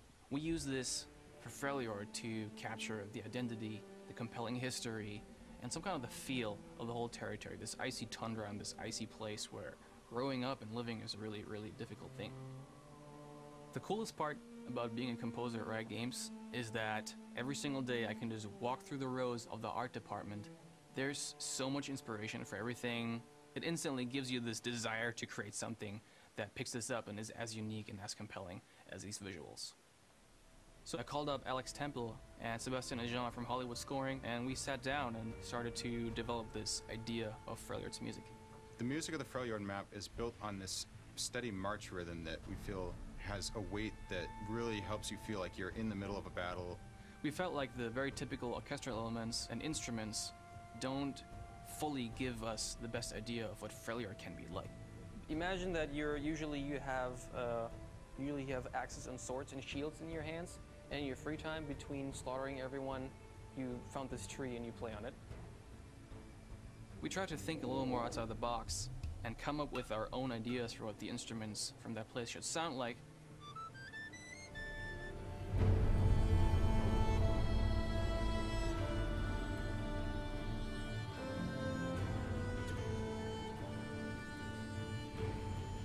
For example, a nyckelharpa, which is a really old traditional instrument from Sweden.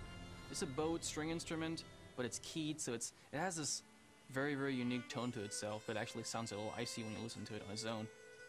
I think this instrument talks to your soul, and when it hits certain notes, you actually feel it inside. The viola da gamba is some kind of a medieval version of the cello, and it also has a rougher tone. It doesn't sound as developed.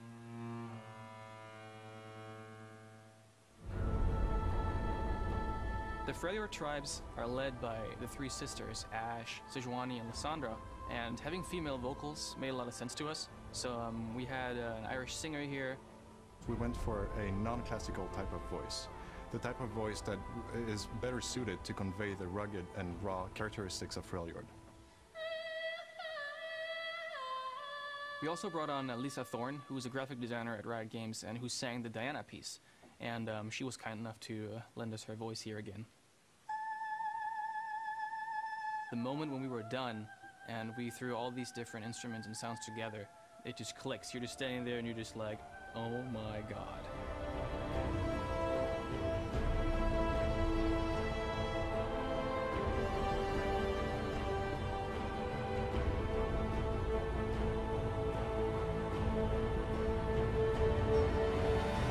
Our hope is that over the next few months and years that we can start to unveil more and more of our world and give you guys a taste of the depth in the stories and the visual exploration that we've been doing in the last few years in a way that will expose more of the League of Legends universe.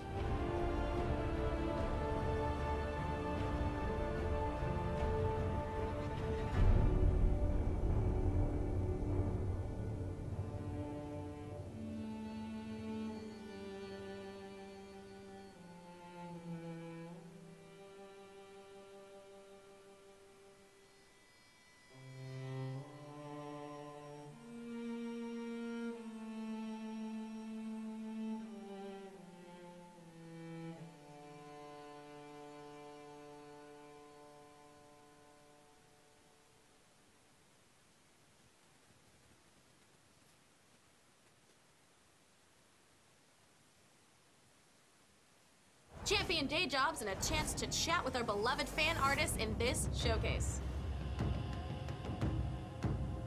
Summoners, we have come to expect the coolest creations from our community, and you guys do not disappoint.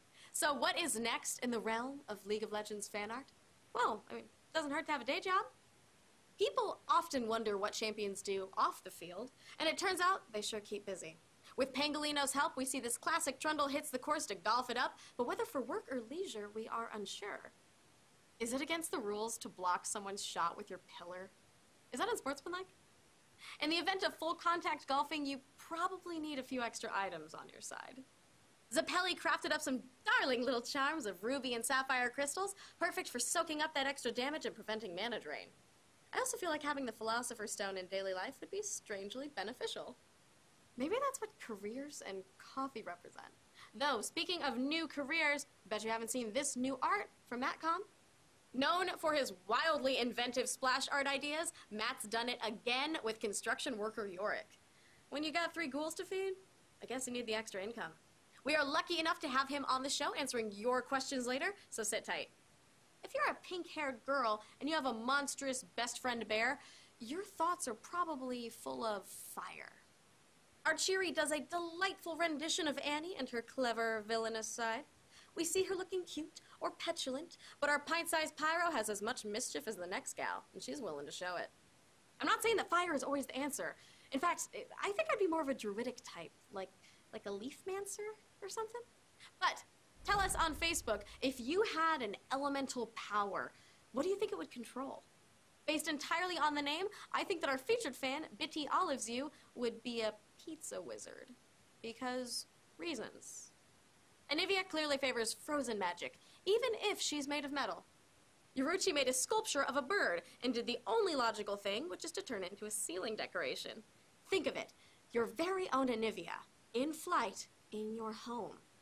I'd like to think she has some special benefit to domestic living, like as a backup alarm clock.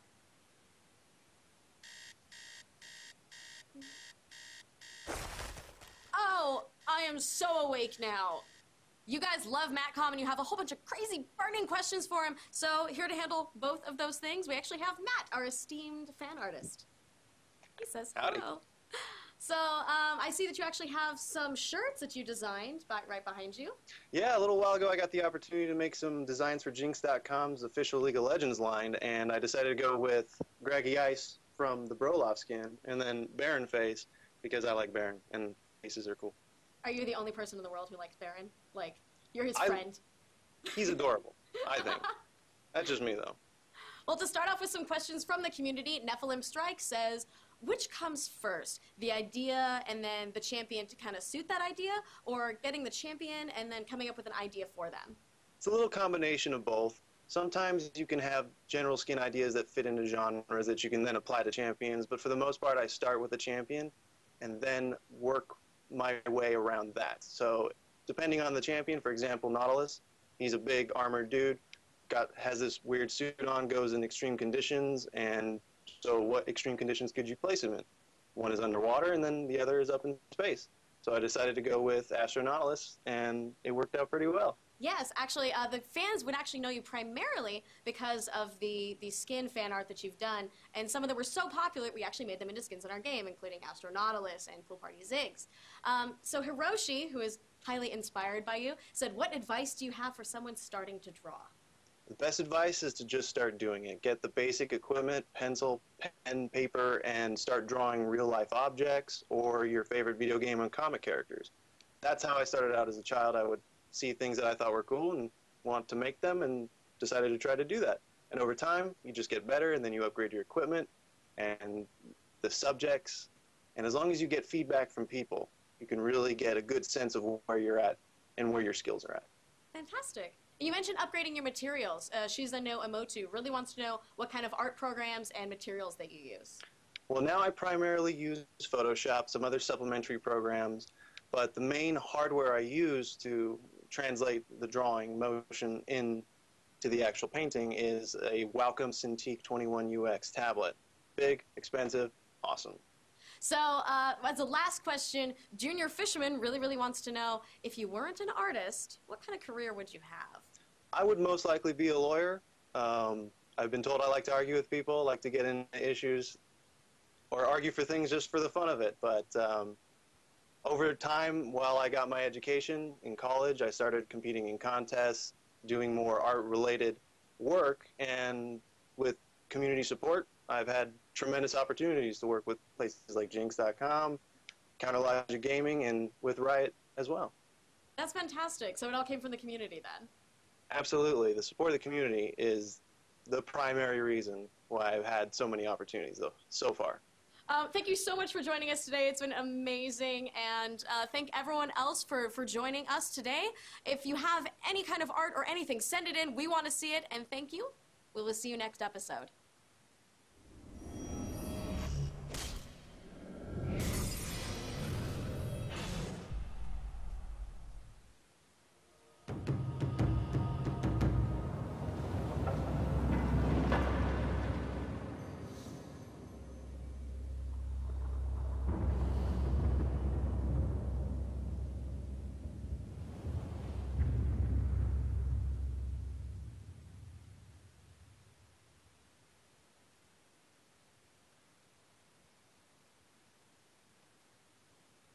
Welcome to the League of Legends Champion Spotlight, featuring Lissandra, the Ice Witch.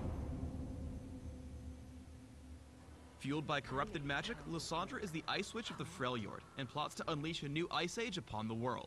She is a nimble, high-utility mage with an array of crowd control abilities, crushing and impaling her foes in any solo lane.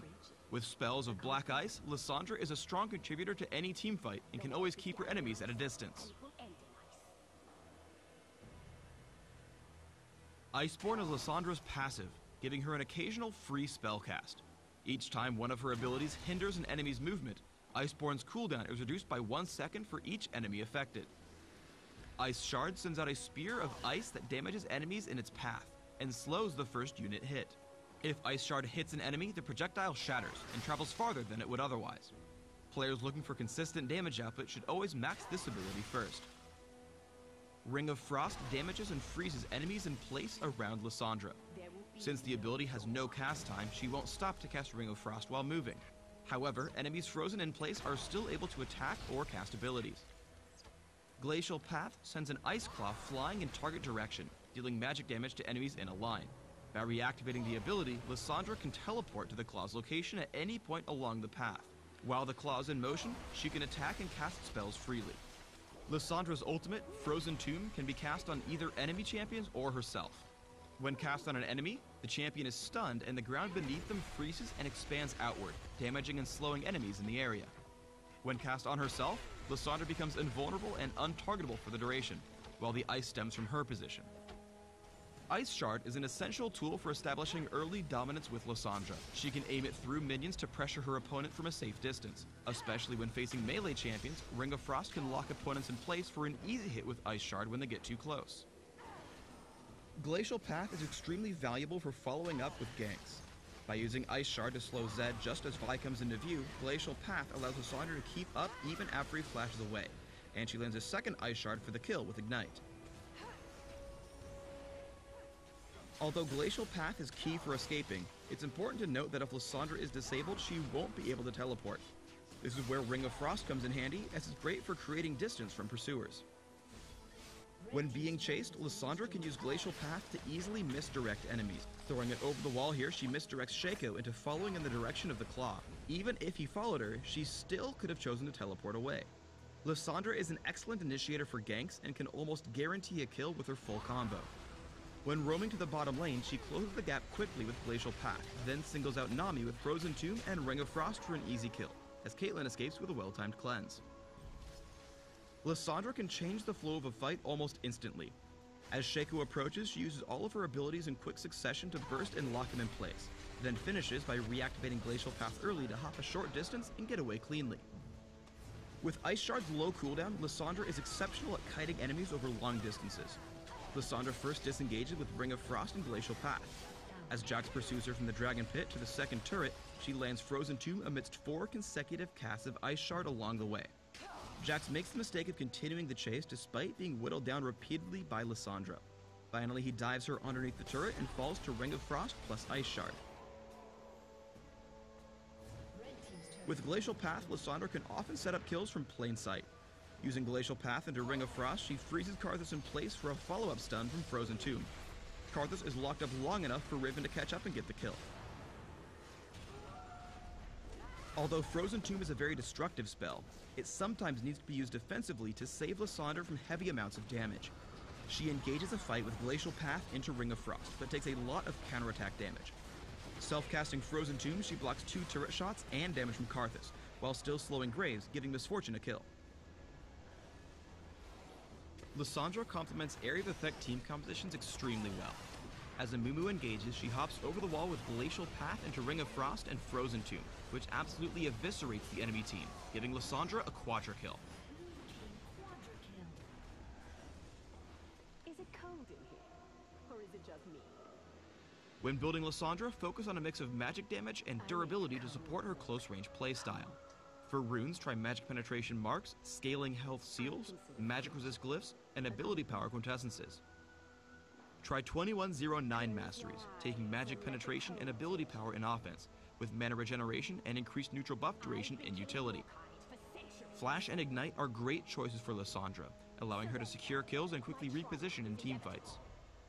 Thanks for tuning in to the Lysandra Champion Spotlight. Please subscribe to the Riot Games YouTube channel and leave us your comments just below the video.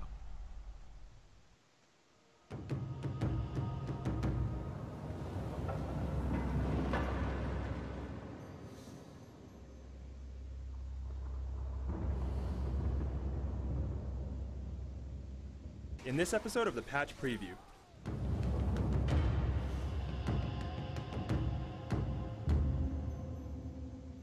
Hey Summoners, and welcome to the Freljord Patch Preview. I'm your host, Quiff, here with a couple of our designers, Morello and Brackar. How you guys doing? Pretty good. Yeah, doing fine. Before I get to our balance talk, we have a lot of new content coming with Freljord, so I'm going to kick this off to Morello to find out what's going on in the north. Yeah, so as you've probably noticed, we've put out a lot of Ice Team content for this Freljord event. You know, it's this big conflict up in the north between Ashe, Sejuani, and Lysandra, duking it out for control of the entire region. We do have the Sejuani and Trundle relaunches coming out for this event as well, and there's going to be some champion spotlights you can check out to get the full nitty-gritty on those. We also have an in-client Choose Your Allegiance event where you can align yourself with one of the 3 tribes of Freljord. This lets you participate and kind of get involved with the event even if you don't play one of the Freljord champions. Lastly, and I know Brackar's been dying to talk about this, we have the new Howling Abyss map for ARAM. This map is set in the Freljord and kind of takes you in there to experience it for yourself. Yeah, man, I'm super excited to finally be able to show this off. With Howling Abyss, we wanted to give our single lane map, the Proving Grounds, a sense of place and story. So now we've rebooted the whole thing using all the techniques and technology that we developed with Twisted Treeline, and we've set it deep inside of Freljord, where an ancient battle took place far in the past. There are a lot of cool lore hooks and ties within Howling Abyss, and you'll be able to find out more by playing the map and by interacting with our 2 unique shopkeepers.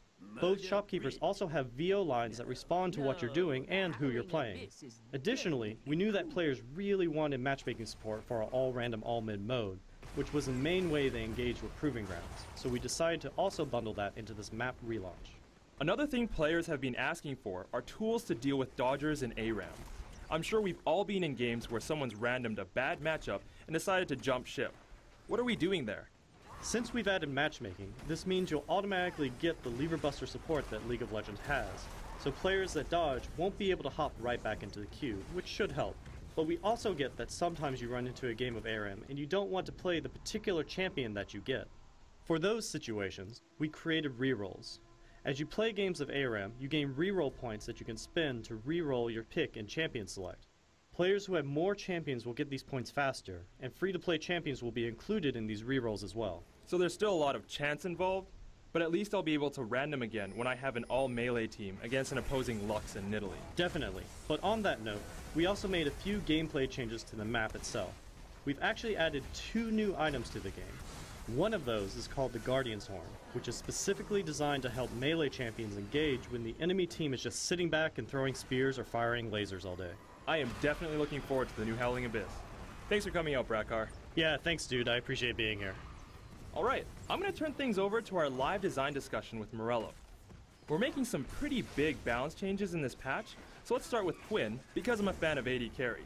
Currently, Quinn is a little unconventional in how she's meant to be played. Her ultimate forces her into melee form, and even her vault can put her in some bad situations. Players have been asking for range buffs to let Quinn play safer, but we've instead given her a lot more mobility. Why did we do that?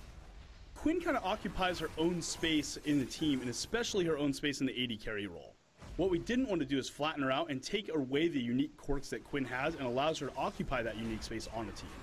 Still though, at the end of the day, as a non-traditional AD carry, it requires a little bit more nuance and insight to use Quinn's abilities appropriately.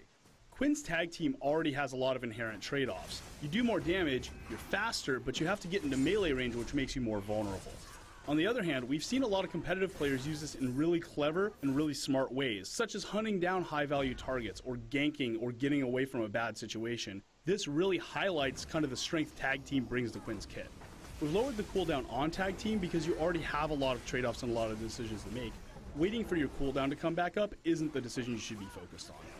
Another change we've made is that Heightened Senses passive now also provides movement speed whenever you proc Harrier.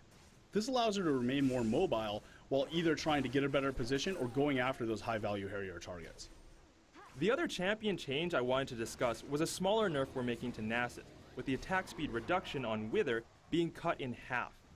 Nasus has traditionally been seen as a weak pick, and he's only recently gained some popularity with buffs in a previous patch. So why the nerf?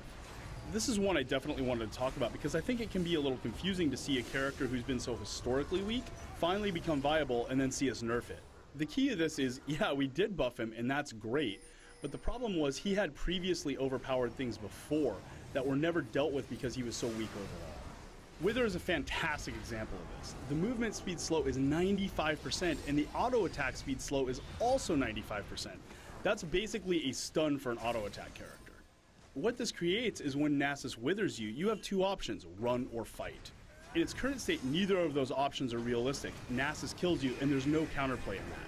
We decided to nerf this overpowered skill so that we could leave the other things that Nasus players are appreciating intact, like his damage potential and his tankiness. I'm going to shift our focus to our 2 big starting item changes. Our first is, we've raised the cost on Elixir of Fortitude. This will have a big impact on early game starts, as we saw even AP mids taking Elixir of Fortitude, even though they didn't really need that AD boost. Was this change made specifically to counter that? Elixir of Fortitude is meant to be kind of a high-risk, high-reward gambit starting item. A good example of this working properly is back when Shaco used to use it in Season 2. This would let Shaco go all in on an early gank and hopefully propel him into mid and late game. Right now it's so powerful in such a large number of situations that it really removes the item's identity. There's no risk and there's no gamble. This price increase is going to change what other items you can start with when buying an Elixir of Fortitude, and also what situations it makes sense to buy an Elixir of Fortitude in. The Elixir change is also related to our other item change, where we're limiting the number of HP potions you can buy to 5. This is a big hit to ultra-high sustain builds, and some players feel this was a viable start to get some weak laning champions through early game and into mid-game.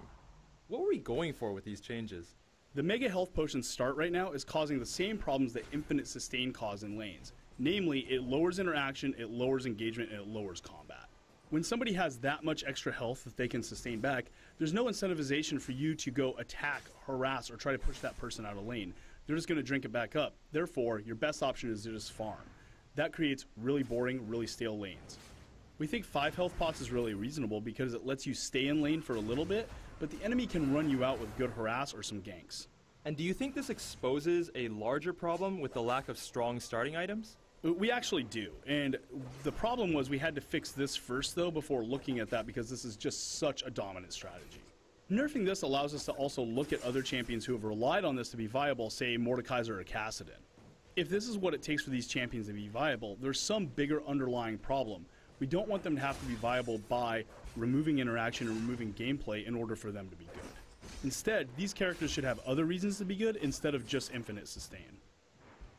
Well, that wraps up our discussions for this week. Thanks for coming, Morello. Thanks for having me. And thanks to everyone else for tuning in. We'll see you next time.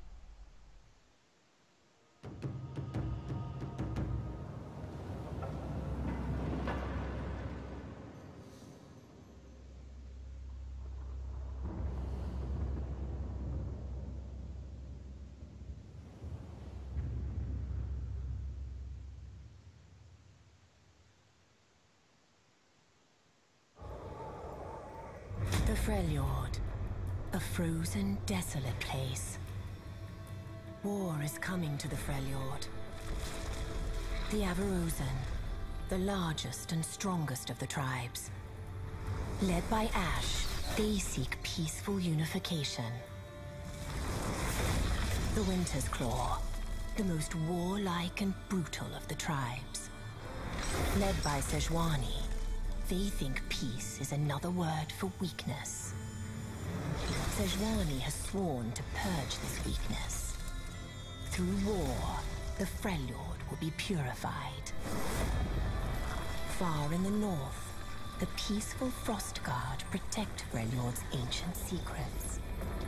Or so the world believes. In truth, the Frostguard protect me, Lysandra. While others bicker, we prepare. When the time is right, we will strike. They cannot withstand us. They are only human. And when the war is over, the world, our world, will be reborn in ice.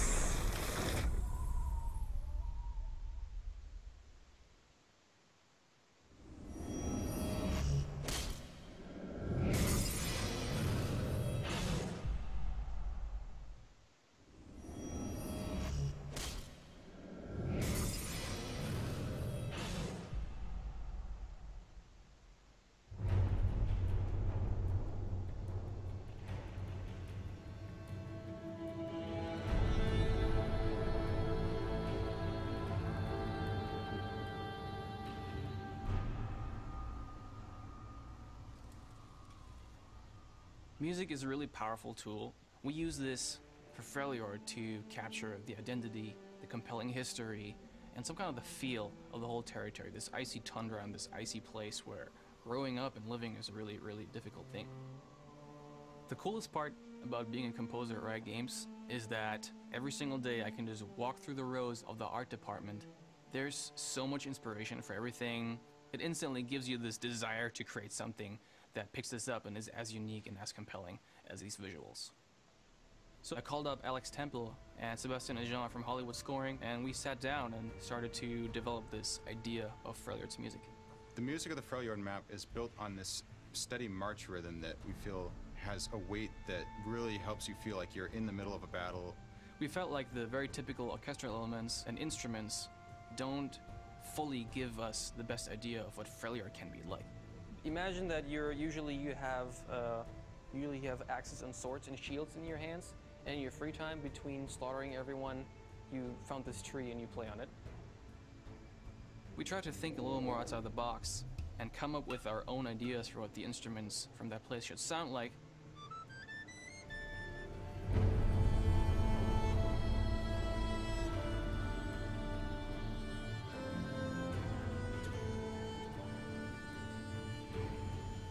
For example, a nyckelharpa, which is a really old traditional instrument from Sweden. It's a bowed string instrument, but it's keyed, so it has this very, very unique tone to itself that actually sounds a little icy when you listen to it on its own. I think this instrument talks to your soul, and when it hits certain notes, you actually feel it inside. The viola da gamba is some kind of a medieval version of the cello, and it also has a rougher tone. It doesn't sound as developed.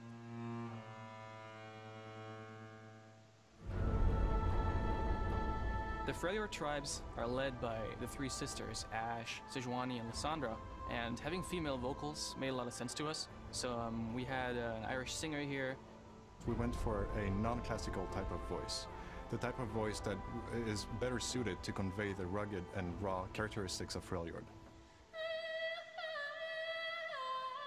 We also brought on Lisa Thorne, who was a graphic designer at Riot Games and who sang the Diana piece. And she was kind enough to lend us her voice here again. The moment when we were done and we threw all these different instruments and sounds together, it just clicks. You're just standing there and you're just like, oh my god.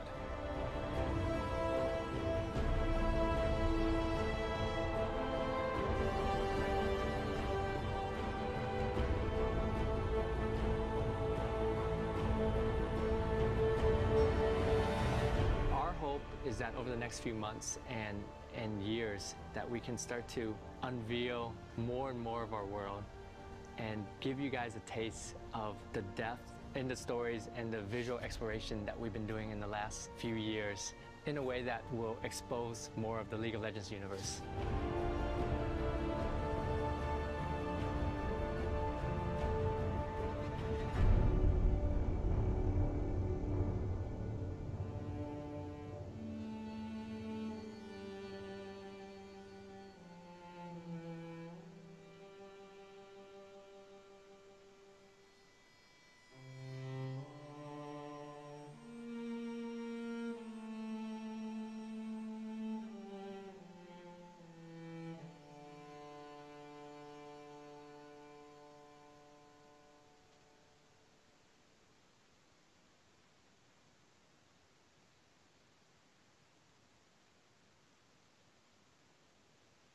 Champion day jobs and a chance to chat with fan artists in this showcase.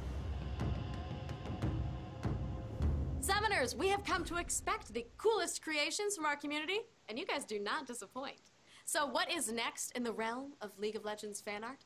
Well, I mean, it doesn't hurt to have a day job.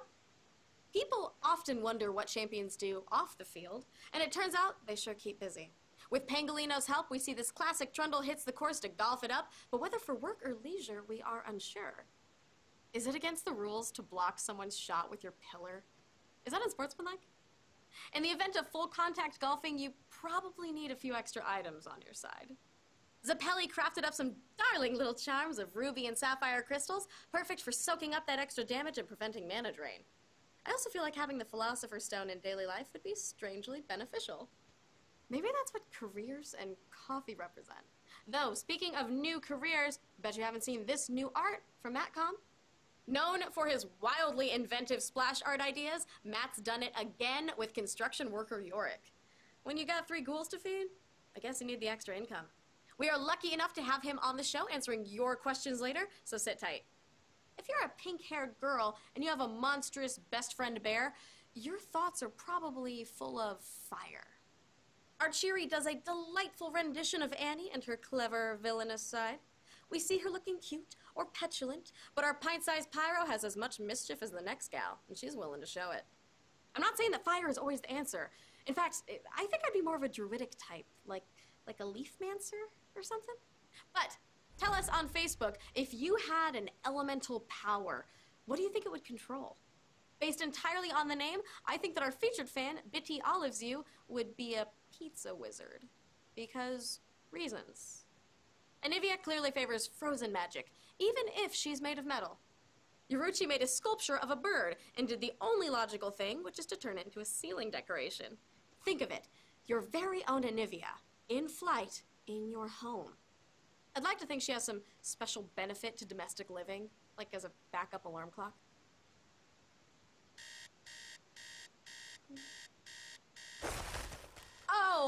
am so awake now.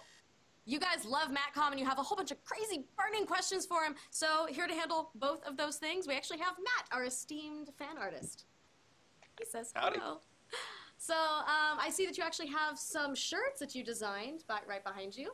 Yeah, a little while ago I got the opportunity to make some designs for Jinx.com's official League of Legends line, and I decided to go with Greggy Ice from the Broloff skin, and then Baron Face, because I like Baron, and faces are cool. Are you the only person in the world who likes Baron? Like, you're his friend? He's adorable, I think. That's just me, though. Well, to start off with some questions from the community, Nephilim Strike says, which comes first, the idea and then the champion to kind of suit that idea, or getting the champion and then coming up with an idea for them? It's a little combination of both. Sometimes you can have general skin ideas that fit into genres that you can then apply to champions, but for the most part I start with the champion and then work my way around that. So depending on the champion, for example, Nautilus, he's a big armored dude, has this weird suit on, goes in extreme conditions, and so what extreme conditions could you place him in? One is underwater and then the other is up in space. So I decided to go with Astronautilus, and it worked out pretty well. Yes, actually, the fans would actually know you primarily because of the skin fan art that you've done, and some of them were so popular we actually made them into skins in our game, including Astronautilus and Pool Party Ziggs. So Hiroshi, who is highly inspired by you, said, what advice do you have for someone starting to draw? The best advice is to just start doing it. Get the basic equipment, pencil, pen, paper, and start drawing real-life objects or your favorite video game and comic characters. That's how I started out as a child. I would see things that I thought were cool and want to make them, and decided to try to do that. And over time, you just get better, and then you upgrade your equipment and the subjects. And as long as you get feedback from people, you can really get a good sense of where you're at and where your skills are at. Fantastic. You mentioned upgrading your materials. Shiza no Emotu really wants to know what kind of art programs and materials that you use. Well, now I primarily use Photoshop, some other supplementary programs, but the main hardware I use to translate the drawing motion into the actual painting is a Wacom Cintiq 21UX tablet. Big, expensive, awesome. So, as a last question, Junior Fisherman really wants to know, if you weren't an artist, what kind of career would you have? I would most likely be a lawyer. I've been told I like to argue with people, like to get into issues, or argue for things just for the fun of it. But over time, while I got my education in college, I started competing in contests, doing more art-related work, and with community support, I've had tremendous opportunities to work with places like Jinx.com, Counterlogic Gaming, and with Riot as well. That's fantastic. So it all came from the community then? Absolutely. The support of the community is the primary reason why I've had so many opportunities so far. Thank you so much for joining us today. It's been amazing, and thank everyone else for joining us today. If you have any kind of art or anything, send it in. We want to see it, and thank you. We will see you next episode.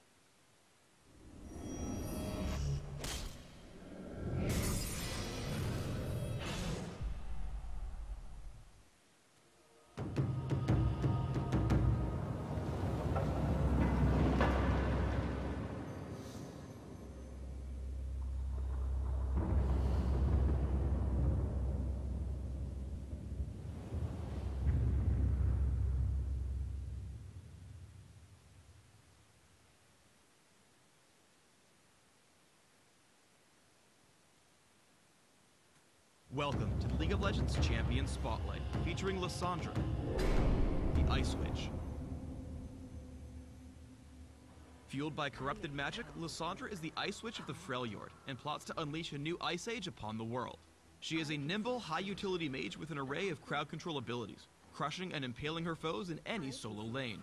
With spells of black ice, Lysandra is a strong contributor to any teamfight and can always keep her enemies at a distance. Iceborne is Lysandra's passive, giving her an occasional free spell cast. Each time one of her abilities hinders an enemy's movement, Iceborne's cooldown is reduced by 1 second for each enemy affected. Ice Shard sends out a spear of ice that damages enemies in its path, and slows the first unit hit. If Ice Shard hits an enemy, the projectile shatters, and travels farther than it would otherwise. Players looking for consistent damage output should always max this ability first. Ring of Frost damages and freezes enemies in place around Lysandra. Since the ability has no cast time, she won't stop to cast Ring of Frost while moving. However, enemies frozen in place are still able to attack or cast abilities. Glacial Path sends an Ice Claw flying in target direction, dealing magic damage to enemies in a line. By reactivating the ability, Lysandra can teleport to the Claw's location at any point along the path. While the Claw is in motion, she can attack and cast spells freely. Lysandra's ultimate, Frozen Tomb, can be cast on either enemy champions or herself. When cast on an enemy, the champion is stunned and the ground beneath them freezes and expands outward, damaging and slowing enemies in the area. When cast on herself, Lysandra becomes invulnerable and untargetable for the duration, while the ice stems from her position. Ice Shard is an essential tool for establishing early dominance with Lysandra. She can aim it through minions to pressure her opponent from a safe distance. Especially when facing melee champions, Ring of Frost can lock opponents in place for an easy hit with Ice Shard when they get too close. Glacial Path is extremely valuable for following up with ganks. By using Ice Shard to slow Zed just as Vi comes into view, Glacial Path allows Lysandra to keep up even after he flashes away, and she lands a second Ice Shard for the kill with Ignite. Although Glacial Path is key for escaping, it's important to note that if Lysandra is disabled, she won't be able to teleport. This is where Ring of Frost comes in handy, as it's great for creating distance from pursuers. When being chased, Lysandra can use Glacial Path to easily misdirect enemies. Throwing it over the wall here, she misdirects Shaco into following in the direction of the Claw. Even if he followed her, she still could have chosen to teleport away. Lysandra is an excellent initiator for ganks and can almost guarantee a kill with her full combo. When roaming to the bottom lane, she closes the gap quickly with Glacial Path, then singles out Nami with Frozen Tomb and Ring of Frost for an easy kill, as Caitlyn escapes with a well-timed cleanse. Lysandra can change the flow of a fight almost instantly. As Shaco approaches, she uses all of her abilities in quick succession to burst and lock him in place, then finishes by reactivating Glacial Path early to hop a short distance and get away cleanly. With Ice Shard's low cooldown, Lysandra is exceptional at kiting enemies over long distances. Lysandra first disengages with Ring of Frost and Glacial Path. As Jax pursues her from the Dragon Pit to the second turret, she lands Frozen Tomb amidst 4 consecutive casts of Ice Shard along the way. Jax makes the mistake of continuing the chase despite being whittled down repeatedly by Lysandra. Finally, he dives her underneath the turret and falls to Ring of Frost plus Ice Shard. With Glacial Path, Lysandra can often set up kills from plain sight. Using Glacial Path into Ring of Frost, she freezes Karthus in place for a follow-up stun from Frozen Tomb. Karthus is locked up long enough for Riven to catch up and get the kill. Although Frozen Tomb is a very destructive spell, it sometimes needs to be used defensively to save Lysandra from heavy amounts of damage. She engages a fight with Glacial Path into Ring of Frost, but takes a lot of counterattack damage. Self-casting Frozen Tomb, she blocks 2 turret shots and damage from Karthus, while still slowing Graves, giving Misfortune a kill. Lysandra complements area of effect team compositions extremely well. As Amumu engages, she hops over the wall with Glacial Path into Ring of Frost and Frozen Tomb, which absolutely eviscerates the enemy team, giving Lysandra a quadra kill. Is it cold in here? Or is it just me? When building Lysandra, focus on a mix of magic damage and durability to support her close-range playstyle. For runes, try Magic Penetration Marks, Scaling Health Seals, Magic Resist Glyphs, and Ability Power Quintessences. Try 2109 Masteries, taking Magic Penetration and Ability Power in offense, with Mana Regeneration and increased neutral buff duration in utility. Flash and Ignite are great choices for Lysandra, allowing her to secure kills and quickly reposition in teamfights. Thanks for tuning in to the Lysandra Champion Spotlight. Please subscribe to the Riot Games YouTube channel and leave us your comments just below the video.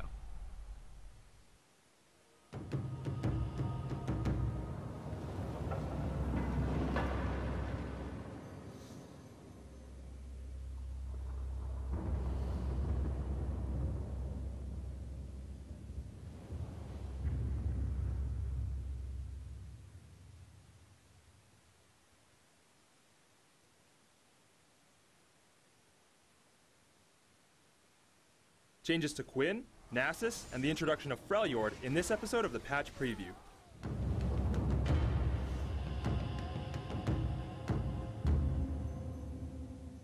Hey Summoners, and welcome to the Freljord Patch Preview. I'm your host, Quiff, here with a couple of our designers, Morello and Brackar.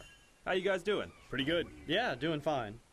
Before I get to our balance talk, we have a lot of new content coming with Freljord, so I'm going to kick this off to Morello to find out what's going on in the north. Yeah, so as you've probably noticed, we've put out a lot of Ice Team content for this Freljord event. You know, it's this big conflict up in the north between Ashe, Sejuani, and Lysandra, duking it out for control of the entire region. We do have the Sejuani and Trundle relaunches coming out for this event as well, and there's going to be some champion spotlights you can check out to get the full nitty-gritty on those. We also have an in-client Choose Your Allegiance event where you can align yourself with one of the 3 tribes of Freljord. This lets you participate and kind of get involved with the event even if you don't play one of the Freljord champions. Lastly, and I know Brackar's been dying to talk about this, we have the new Howling Abyss map for ARAM. This map is set in the Freljord and kind of takes you in there to experience it for yourself. Yeah, man, I'm super excited to finally be able to show this off. With Howling Abyss, we wanted to give our single lane map, the Proving Grounds, a sense of place and story. So now we've rebooted the whole thing using all the techniques and technology that we developed with Twisted Treeline, and we've set it deep inside of Freljord, where an ancient battle took place far in the past. There are a lot of cool lore hooks and ties within Howling Abyss, and you'll be able to find out more by playing the map and by interacting with our 2 unique shopkeepers. Both shopkeepers also have VO lines that respond to what you're doing and who you're playing.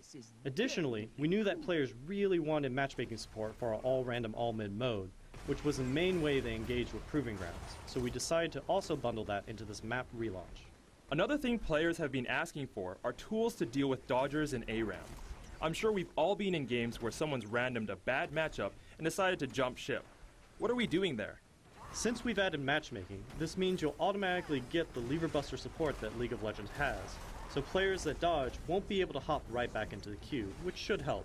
But we also get that sometimes you run into a game of ARAM and you don't want to play the particular champion that you get. For those situations, we created rerolls. As you play games of ARAM, you gain reroll points that you can spend to reroll your pick in Champion Select. Players who have more champions will get these points faster, and free-to-play champions will be included in these rerolls as well. So there's still a lot of chance involved, but at least I'll be able to random again when I have an all-melee team against an opposing Lux and Nidalee. Definitely. But on that note, we also made a few gameplay changes to the map itself. We've actually added 2 new items to the game. One of those is called the Guardian's Horn, which is specifically designed to help melee champions engage when the enemy team is just sitting back and throwing spears or firing lasers all day. I am definitely looking forward to the new Howling Abyss. Thanks for coming out, Brackar. Yeah, thanks dude, I appreciate being here. Alright, I'm going to turn things over to our live design discussion with Morello. We're making some pretty big balance changes in this patch, so let's start with Quinn, because I'm a fan of AD carries. Currently, Quinn is a little unconventional in how she's meant to be played. Her ultimate forces her into melee form, and even her vault can put her in some bad situations. Players have been asking for range buffs to let Quinn play safer, but we've instead given her a lot more mobility. Why did we do that? Quinn kind of occupies her own space in the team, and especially her own space in the AD carry role. What we didn't want to do is flatten her out and take away the unique quirks that Quinn has and allows her to occupy that unique space on the team. Still though, at the end of the day, as a non-traditional AD carry, it requires a little bit more nuance and insight to use Quinn's abilities appropriately. Quinn's tag team already has a lot of inherent trade-offs. You do more damage, you're faster, but you have to get into melee range, which makes you more vulnerable. On the other hand, we've seen a lot of competitive players use this in really clever and really smart ways, such as hunting down high-value targets, or ganking, or getting away from a bad situation. This really highlights kind of the strength tag team brings to Quinn's kit. We've lowered the cooldown on tag team because you already have a lot of trade-offs and a lot of decisions to make. Waiting for your cooldown to come back up isn't the decision you should be focused on. Another change we've made is that Heightened Senses passive now also provides movement speed whenever you proc Harrier. This allows her to remain more mobile while either trying to get a better position or going after those high-value Harrier targets. The other champion change I wanted to discuss was a smaller nerf we're making to Nasus, with the attack speed reduction on Wither being cut in half. Nasus has traditionally been seen as a weak pick, and he's only recently gained some popularity with buffs in a previous patch. So why the nerf? This is one I definitely wanted to talk about because I think it can be a little confusing to see a character who's been so historically weak finally become viable and then see us nerf it. The key to this is, yeah, we did buff him and that's great, but the problem was he had previously overpowered things before that were never dealt with because he was so weak overall. Wither is a fantastic example of this. The movement speed slow is 95% and the auto attack speed slow is also 95%. That's basically a stun for an auto attack character. What this creates is when Nasus withers you, you have two options, run or fight. In its current state, neither of those options are realistic. Nasus kills you, and there's no counterplay in that. We decided to nerf this overpowered skill so that we could leave the other things that Nasus players are.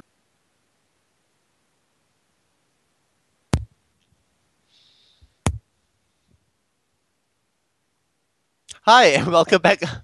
Sorry, our producer decided to troll us and not show us what's happening live, so we are wondering, like, what's happening? Well, it's okay. We are back, and this will be the third installment for Challenge the Hunters. In the first two games, in the first round, we saw Nothing to Lose 2-0. In the second round of games, we saw Broski almost come close to taking a victory, but they still lost 2-0. And this time around, I would say the strongest team in Malaysia, Team Secret, they won the last invitational tournament, beating out the four strongest teams, including Nothing to Lose, including Jeong's team then as well, to become the ultimate winner, but they still lost out to Kuala Lumpur Hunters. This time around, will it be the same fate for them? Yeah, we'll see if they've managed to improve on those games. I think they lost it by the 25th minute mark. Yes, that was during the Garna Carnival, and it was quite significant because Golens was using Kha'Zix and steamrolled them. I think he ended up with something like a 22-0 Wow. Whether that will happen, whether they will ban out Kha'Zix, whether will they be first picking Kha'Zix. Well, this time around, Kuala Lumpur Hunters is the first pick for this first game. This is a best of 3 series, and if you're joining us now, this is going to be pretty interesting. I can't wait to see what strategies has been pulled up by Team Secret. And in case you don't know our names, it's right down here. I am Pseudo. I'm Lilia. And that's Lilia. Lilia, I don't know, I keep using the same thing. Lilia is the voice actor for Annie. You always use the same thing. Maybe, I don't know, what else does Annie say? You smell like burning. You smell like burning. I'm not sure if Annie actually says that or not. But I think so. Okay, wait. I need to get out of that Annie voice. Anyway. So yeah, we have the Malaysian Annie voice actor here, which is not actually the real voice actor, if you're wondering. I hope I don't get sued by the real voice actor. No, but she's pretty close to it. Pretty good as well. And so we'll be waiting. So Team Secret is, getting themselves ready. They're going to go into Champion League soon. They're getting ready there. And let us know your predictions. So far, KLH has not dropped a single game. Yep, so far they are undefeated and undefeated by a significant margin, except for one game. So out of 4 games, 3 were a huge lead. 1 game was quite close. Very close, and that was the 50-plus minute game. And that was the 50-plus minute game, indeed. Yeah, and I'm just wondering if all of these matches are taking a toll on them. Like, you play... Mentally, physically, yeah. It's already been 4 matches, and I think they've not had that much rest either. So they had as much rest as we have. We just got like a half an hour break in between.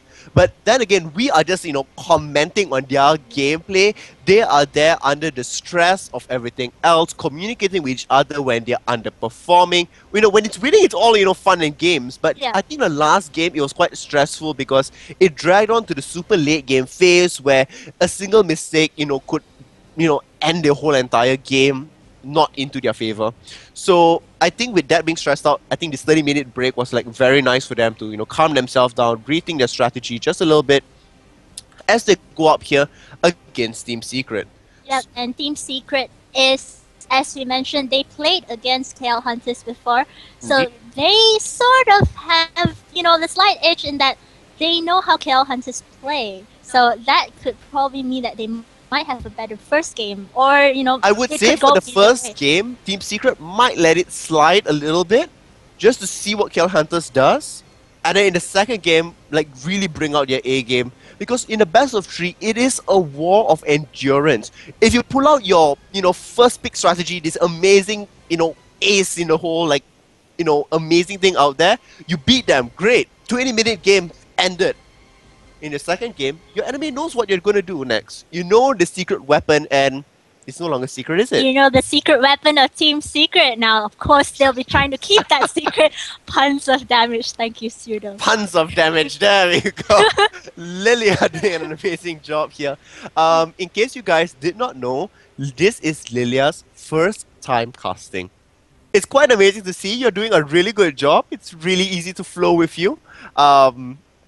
Except for the few except for blunders, the- except for a the few major blunders here and there. For those of y'all, well, we only have about 60 people watching us now. For those of y'all who are following my page, go have a quick look at what I said about Lilia today. It was a little bit embarrassing. My mom called me that now and asked if I really said that thing about Lilia. And yes, it's true. I mentioned about her two. Her two different personalities. Yeah, definitely. Yeah. Very beautiful. Oh, very beautiful. Okay. So yes, if you're a little bit confused as to what we are laughing about here, go have a look. It is Gamer Pseudo on Facebook if you want to check it out, and you can laugh about it all yourself there, and to realize how dumb I sounded at that point. Yeah, your mom asked if I was upset. Yeah, my mom asked if she was upset. Like, was she okay with it? Like, I was just laughing my head off.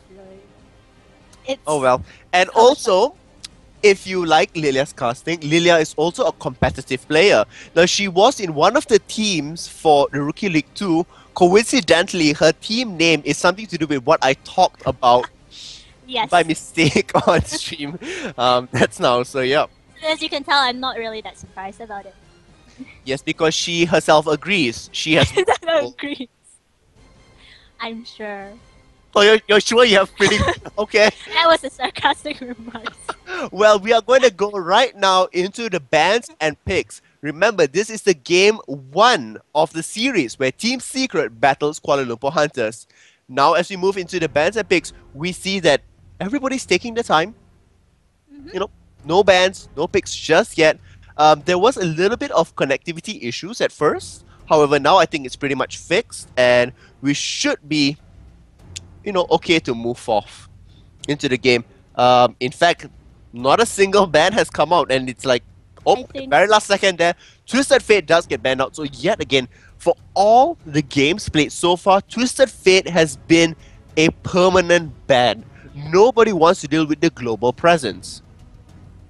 And I wonder, will one, there we go, first ban, Kha'Zix. Team Secret, I think, is like, has this whole, traumatic experience dealing with Kha'Zix, especially through Goldens, and doesn't want to deal with it. We also did see that because Team Secret does not have the first pick, they don't want to let the Kha'Zix pick slide through. We did see last game where Kha'Zix, reset upon reset, pulled back the game into the favor of Broski, but ultimately they lost it out. Yep, ultimately they couldn't capitalize on it, but that is the strength of a Kha'Zix. Strength of the flying cockroach. The strength of the flying cockroach. I don't know. There's another cockroach in the game. The forums, I actually publicly told people that I hate flying insects, and someone posted a picture of a cockroach cake on my page, and I'm like, cockroach cake, oh dear! Did Yeah. I tell you about the one morning where I woke up and I stepped on a cockroach the minute I got out of bed? That was not. Well, going back to the ban that picks, we also see Rise. Rise is one of those champions that has always been banned as well. So this is the fifth time that in fact he has been banned, and now Shen as well. So the most contested picks and bans at the moment is Twisted Fate, Rise, and Kha'Zix. Whether we will actually continue on the path there, we see Elise as well. So now Elise, this is the fifth time as well that she has been banned. And last but not least, it is NASA. So I do believe Team Secret has been watching what has been happening in the past games against Broski and seen that Tainted Ones plays a mean Nasus, especially running with Ghost. It is CC heaven for him. Wither and then into Spirit Fire and a Siphoning Strike, 400, 500 damage at once per hit. On a 4-second cooldown, it's nothing. So we don't want to deal with that, and now we're going to see what's going to happen. The first pick of Kuala Lumpur Hunters. The first pick of Kuala Lumpur Hunters. What will XXF pick, or will it be XXF's champion? But we've seen, I think in the past few games, we've seen XXF play Lissandra, which is one of the newest champions, but the newest champion in League To of some Legends. success at times, and to some a little bit of an iffy game, but we shall see whether it is a first pick Lissandra or not. Oh, in fact, it is. Yes, Damn I it. should be the fortune teller. For the game. She should be the fortune teller. Indeed, she did make the call for that. I'm not sure what Ursan Ali Beard. That's a There's pretty. an ale beard. It's an Ale. ale beer? Ale Yeah. is- I'm digging myself deeper. What am I digging myself into? I'm not sure what I'm digging myself into here, but The Undying Cockroach refuses. Oh, he's referring to another cockroach episode where I tried to kill a cockroach 7 times and it didn't work. I was on Skype with them. there we go. You tried to kill the cockroach, but the cockroach did So, not. never pick Kha'Zix against me because I hate cockroaches. Same here. Wonderful. We should be on the same team. Wonderful. Now on Team Secret, they have locked in Trash. Trash is the first time we are seeing Trash being picked up here. Before this, we have seen Lulu. Oh, sorry, this is the second time. This is the second time we've seen Trash. Hopefully this time Trash should be actually played a little bit better. We did see when Nothing to Lose pick up Trash, it worked better than when they picked up Sona. And in the Broski games, it was actually Jana and Lulu. So this time we're going to see very first picked Trash going to come out there. How well will they do? With Sincha, Audacious Strike moving into 3 Talent Strike is going to be pretty devastating. Now the popular / unpopular build, I'm going to say like the hipster build, is going for AP Sinchao very quickly in the beginning, because what he can do is, heal up every 3 hits, and it's very difficult to duel against him. Yep. Especially when he has some AP built onto him and some magic resist. Yeah, Now, that's right. Twitch and Sona looking for the expunge damage coming out there, as well as the pokes. I would say now pretty much everything has been a Sona pick. I'll be quite surprised if the Leona pick goes through, because if Leona can let her combination, it's going to be very serious damage. However, if Leona is going to Zenith Blade in completely and, hook Trash or Sinchao, it's going to be very bad. Yep, I mean, Leona being so close can just be picked up by the Trash death sentence. Yep. And then onto the Flay as well, keeping her completely away and unable to, dash forth into anybody else. So we're going to see how well this is going to go. I'm not so sure about the Leona pick, but it could synergize extremely well with either she starting off with the Solar Flare, and then onto either Lissandra's Entomb or Chain of Corruption. There's so many ways of how the combinations could work. I think that the most key part is they now have the Leona Solar Flare as a form of initiate. They also have Wallens with that Chain of Corruption. So we see a lot of this synergy team compositions being picked up in all of the games so far. So it might be a Vlad and a Graves. The comment on YouTube is very disturbing. How deep will the pseudo hole go? What hole are we talking about?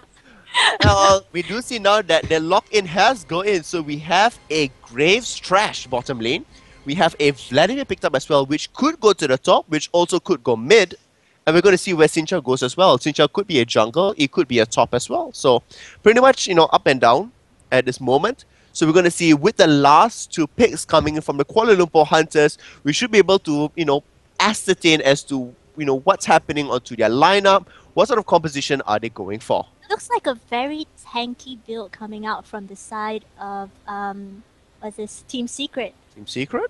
Yeah, because there's Trash, there's Vlad, there's Graves, and potentially Zinzao will also build some form of tanky item. Possibly going to go up there, but I would say that their strength comes in quite a bit from the late game. And we do see that when Lissandra reaches a late game, her damage potential is very, very high. Especially with the Entomb and, the Circle of, Frost or Ice, was it? Is it Ring of Frost, I think. The Ring of Frost. Yep. Yeah. And we see Zyra pick. So it looks as if it's going to be a Zyra mid, I believe. Yep. Zyra mid, Lissandra top, and Jarvan jungle. Once again, Jarvan has been in, I think, every game so far. Pretty much. Yep. In fact, yes, Jarvan has been picked every single game. Someone letting it slip, but just there. I don't think so this Victor pick will actually go through. If it does, it's going to be one of the strange ones up there. And I think they're just trolling with the casters at this moment. You're like, oh, okay. Yeah, I mean, if you missed what I spoke about this morning, I said I like Magnum because he played Teemo. Wow, the terrible accidental comment hole, the Freudian slip hole, if you will. It was a Freudian slip that he did. Oh well, in fact, it is going to be Victor. My. Wow. We haven't seen Victor in quite a long while, so this is going to be interesting. Victor's lasers, his silence coming out from his ultimate, his shields, which he can do from his energy tap, is going to be pretty significant when it comes down to it. I'm actually, thrilling to see what's going to happen from this. Now, keep in mind, a lot of people have been praising Team Secret, or more specifically, their individual players from being some of the best players in Malaysia. Tofu Alex, who is on Vladimir, has been praised of having one of the best top lanes in the world. In fact, it was Papa Smithy, the Australian casters, that actually had watched one of Team Secret's games during the Invitational tournament and said that his top lanes is perhaps maybe on the level of Shai and Magnoon. Wow. When he really performs well, it is flawless execution and a lot of safety. Whether he will be able to perform here now as Vladimir against Lissandra will be pretty interesting, because Lissandra is one of the newer champions. Perhaps he's not, gotten that matchup well done, and not many people actually play Lissandra top. In fact, only upon today we're seeing so many Lissandra tops coming up by Xiao Xiafeng. So what we'll do is we'll switch back the camera to us and we'll check out the couple of runes and masteries of the players. Let's look at the runes. Who would you like to look at first? I think Team Secret, because we haven't seen them in this series. So let's look at Victor. Yep, let's look at Victor and see what's happening right there. Right, so Victor has something called Balance AP. So he has Magic Penetration, Mana Regen at level 18, Magic Resist, 12 Magic Resist, and 15 Ability Power. So pretty standard, I think. Yep, it is pretty standard. And it's quite okay. So let's just have a quick look at the masteries and see what's happening there. So it's 2109, pretty much standard for what an AP, caster would definitely carry. So everything seems okay there. I want to have a quick look at what Tofu Alex is actually using of Vladimir. We have seen what Lissandra is doing, which is pretty even. This time around, it's called AP Armor MR. So we have some magic penetration, we have some movement speed, we have magic resist and armor as well. So pretty a whole rounded build. Yep, and he it looks like he's definitely preparing for that top lane bruiser-ish sort of build. We see a mastery. It's 21-9 here, going for to be a little bit more offensive here.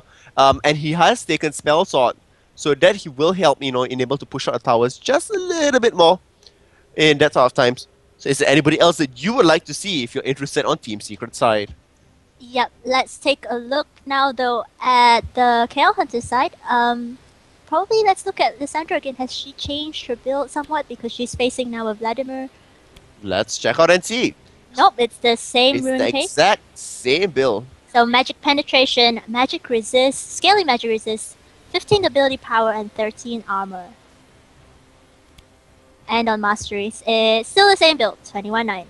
Standard cost. 21-9 it is. It looks as if Xiao Xiafeng is very confident in this build. In fact, he's using it for every single person he's meeting. Yep, he hasn't changed it up yet. So Not by the slightest bit. So let's just have a quick look at the Leona. So Red Hot Race. Now we did see from the Sona side that it went for the pretty new page. In fact, it's going to be the same page as well from the Sona. So looks like Kuala Lumpur Hunters are going with the exact same builds, exact same runes and masteries as well, which is quite interesting. Yep, 113-16, exactly what it was to be expected. Yep, so nothing much has changed. I don't know if that's the best thing to do because it is a draft. But, let's see how things work out. And we just have about 15 seconds before we go into the game. Any last thoughts? It's going to come down to, if Team Secret wants to win this, it's going to come down to forcing the game to end about the 20 to 30 minute mark. They must take fast advantages. If they are able to capitalize on those advantages, then, it's going to be solid. If not, then they're going to be in a little bit of trouble. Yeah, because as you said, Team Secret's power is in the late game.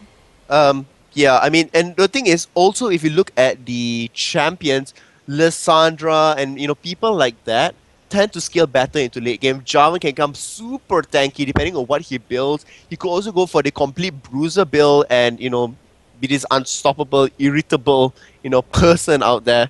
So it's going to come down to quite a number of things and to see whether it can actually work out for them. Yep. And if it does work out for them, it's going to be great. Keeping in mind here that, if I'm not mistaken, Tofu Alex and WCWS are in the challenger tier.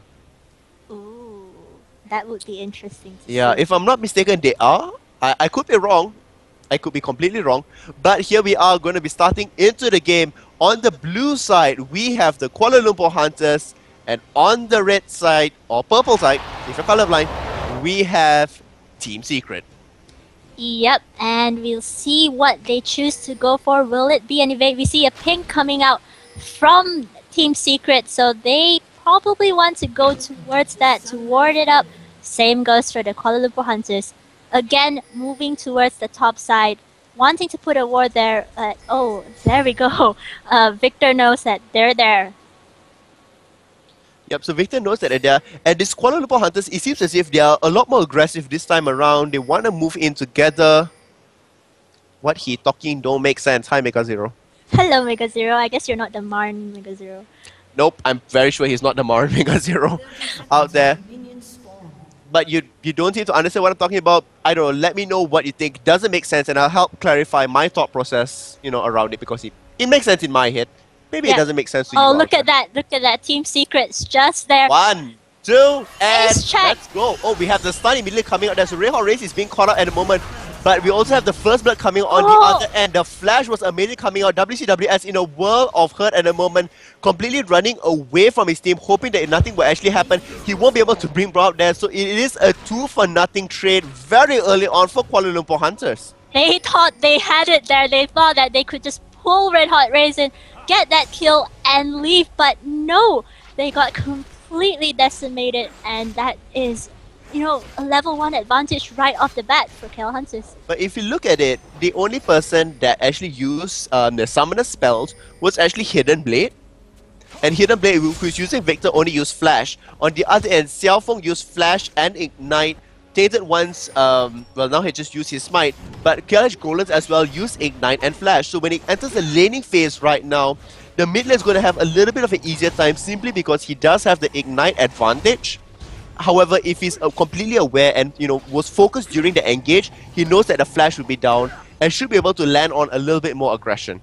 Yeah, but you see, the assists and kills on all of the members of KL Hunters will be huge. Means that they're going into the lane. Wildlands Red Hot Race will probably reach level 2 faster and they might try and skin engage. And there we have Wildlands already reaching level 2. If you look up on top, both kills went to Xiao Feng, so Tofu Alex will have his work cut out for him. Super cut out for him. It's already a level 2 and especially in the solo lanes, the top lane, level advantage is almost everything. It is so key. That's right. So we see how this works out. Vladimir Tofu already forced to play at the tower and he's just trying to get his farm, trying not to, lose the, fall behind even further. And now we see Tainted Ones waiting for a gank. Tainted Ones just waiting at the fray there, trying to make something happen. However, if you look at the bottom lane, it is so heavily pressured. Kuala Lumpur Hunters using their momentum and what they got to propel them a little bit further on. But not too much aggression. It's calculated aggression, which is great. And I think Tainted Ones will go back. Yes, he will. Meanwhile, WCWS is trying to, just sort of going on top. There we go, the gank. Sorry, onto the tank's getting the kill. Turning around now onto Wallace. Wallace going to have last hit onto Echo. He does flash forward here. The tanks, will he be able to pull him back into range? The minions are following. The ward is there, but this will not be able to turn around onto it. So the AD carry, sorry, my god, what happened to my voice? The AD carry did get taken out in turn for Leona. So with that done, was it exactly worth it? No, not really, because at the end of it, Varus did get it, and there we have the very quick pause coming up. So hopefully there's nothing too damaging or technical that went on there. Yep, but the kill was given to Thresh. Now, I don't know how well that's going to work out for the Team Secret, actually, because, you still see that advantage on the side of KL Hunters. Well, it's just really small. It's just 3-1, and it's just about maybe 1.3k gold. Not really significant. Not game-changingly significant. Definitely. So we'll just wait and see what's happening there. Oops, looks like Graves did leave the game. So could this be an a little of latency? That's why he actually died, because he seemed as if he was alive, and like in the very last moment, it seemed as if he like staggered for a bit just before dying out there. So we'll find out if anything will change. I don't believe the game will be restarted simply because the deaths has occurred. It's already the 4th minute out there, but going forth, they cannot afford to make such mistakes anymore. Yep, so let's see if we can sort out the connection issues. Now Goldens has also left the game, so I think there has to be some connectivity issues. Sorry on the behalf of, you know, the people who are watching right now, but if we are playing this, they are playing this in... They're playing this on a separate location. This is not coming in. Yeah. We're currently casting from the Garner offices. Yeah. They are playing at the Google Internet Cafe in Taman Connaught. So we might have to wait until they return to the game. I think everybody's just, you know, reconnecting just to make sure that everybody is, you know, smooth, fine, okay, the connection's being reset, so they can play the game in the easiest fashion where only the skill factor matters here, and it's not like the latency or hardware or software issue. Yep. But so far, it has been a really exciting set of games. I mean, even with all the connectivity issues, we have seen a lot of really Possible clutch attempts. fights. Yeah, possible attempts at dethroning KL Hunters, actually. Well, I don't think so if anybody can actually bring them down. It's not dethroning, it's... I mean... more like dethroning their, you know, their winning spree, I guess. Their undefeated streak for this their winning round. spree, that would be right. Yep. So it's a more of a breaking of a winning spree out there, and also gets their names recognized out there as, hey, guess what? You know, we can take you down. We did it once, and it's an achievement. Yep, so you better watch out if we get into the Season 3 Malaysia Finals. And now let's see.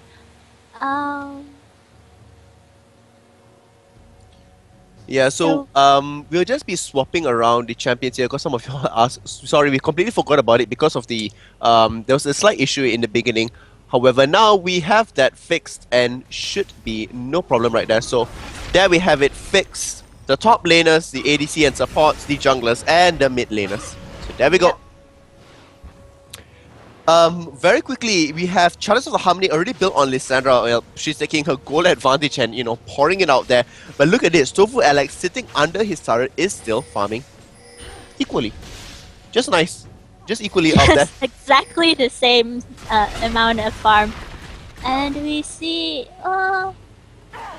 doing quite well actually, Tofu Alex just, you know, farming on the tower. It's okay, I want to play safe this round. Let's just see how I mean, it he goes. needs to slowly gain the level advantage. Hopefully, Xiaoxiafeng makes a mistake. He's able to go in, you know, and capitalize on the mistake.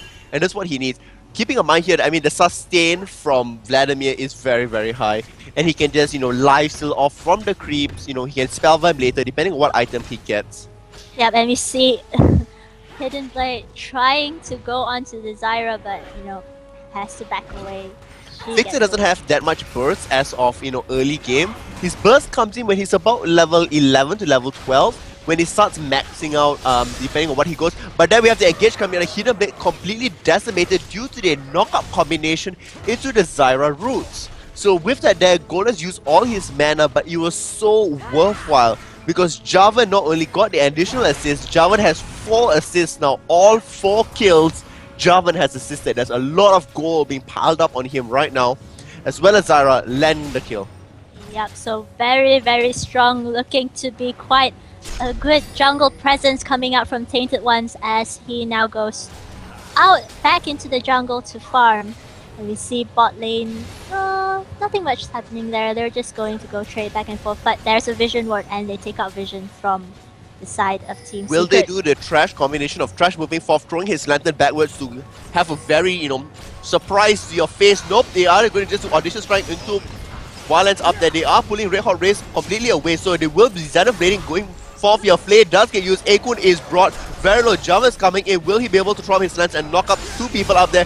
Akun does get taken one. Tainted Ones is now been under pressure just a little bit there, but WCWS could possibly go down to this. In fact, it does. Wildlands just move from Xenoblade, soaking up the damage onto tanks. Now the nice Death Sentence will be able to bring it down, and yet again, Trash MVP for Team Secret, getting the only kills available for the team. Yeah, but oh, look at that.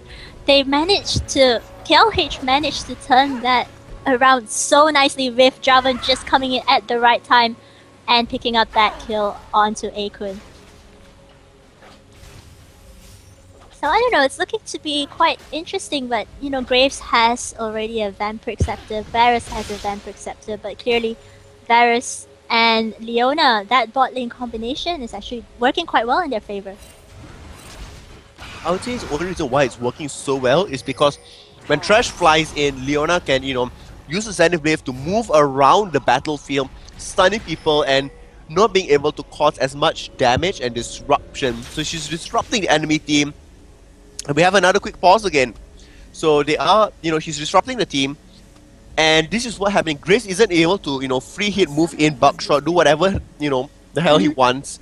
And this is why it's being disrupted so badly. If you look at Graves, he did not even use his barrier that's now.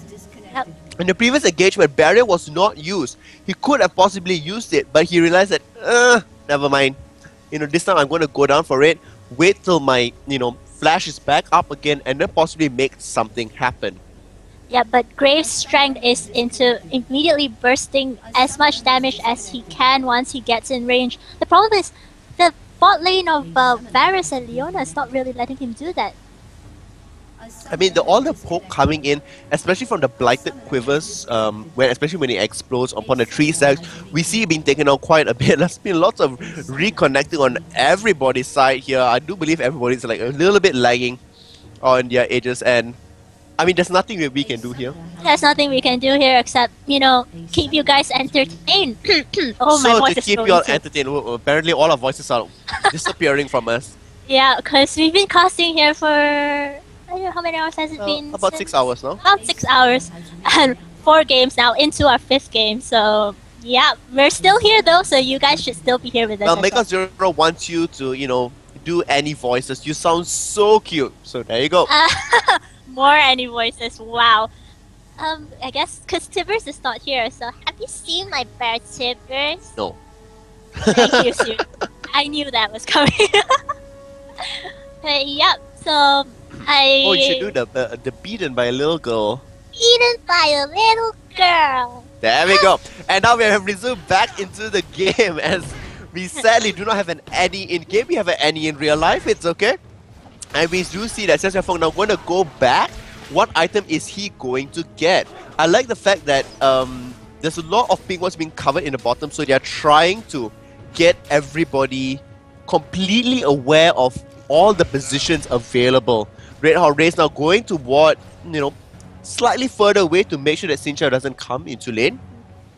We did see before this, Xin Chao came in through the lane, and we already have a ward planted there, so just planting this a little bit further into the dragon gives vision of if, he's possibly coming through the river side, or if he's escaping through his blue golem entrance out into the middle lane. We do see now the Zhao combination of jumping back down into the bottom brush, and there we see the tanks throwing down a pink ward very quickly to spot out if Javan is still within the brush. But he is not, and he has returned to go get his golems instead. So this will continue to be a back and forth game at bot lane. Nothing's gonna happen, but top lane you see XSF and Tofuex still pretty even, maybe just about 10 CS difference. The 10 CS difference I don't think so is all that much, simply because Lissandra went for Catalyst of the Protector, and most likely that will be into a Rod of Ages. Now that still takes 10 minutes to tick away. During this time, Vladimir can definitely dish out the damage and make possible assists, but now Hidden Blade coming on the other side there will flash away. Stranglethorns was used, unable to match up on anything right there. So with that in mind, one ultimate for one flash was being used. Chain of Corruption is being used. One less was pushed to the bottom here. Smoke screen is being used. The box is being used. Now barrier as well. The flash moving forth. Echo does land up with 1 kill. Will Red Hot Race go down to this as well? The solar flare does land. So both of them are completely stunned and deciding not to go forth anymore. Brilliant trade. Very nice solar flare there, stopping that what could have been another kill on Leona. And there could have been a double kill, which could have, pushed Graves all the way forth.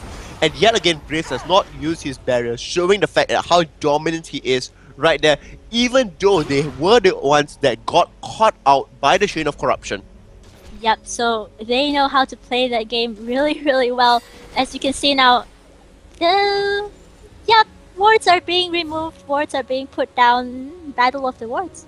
It is Battle of the Wards indeed. So we're going to see, true enough, Castle 256, you are saying that the ward coverage is very deep by Kuala Lumpur Hunters, which we haven't actually seen, in many of the international matches. But this time around, it looks as if this is the new season for KLH. Yesterday, we did see them win against the Saigon Jokers, and I mean, this seems more like a team, that care about objectives, that care about vision, and I do think they can go pretty far about this. However, with that in mind, look at the amount of what Secret has as well. Secret has warded key areas with minimalistic wards, so they have some vision, they know where some people are moving out there, and just like that, Hidden Blade had the reaction timing of moving back. Yep, so we see that there is...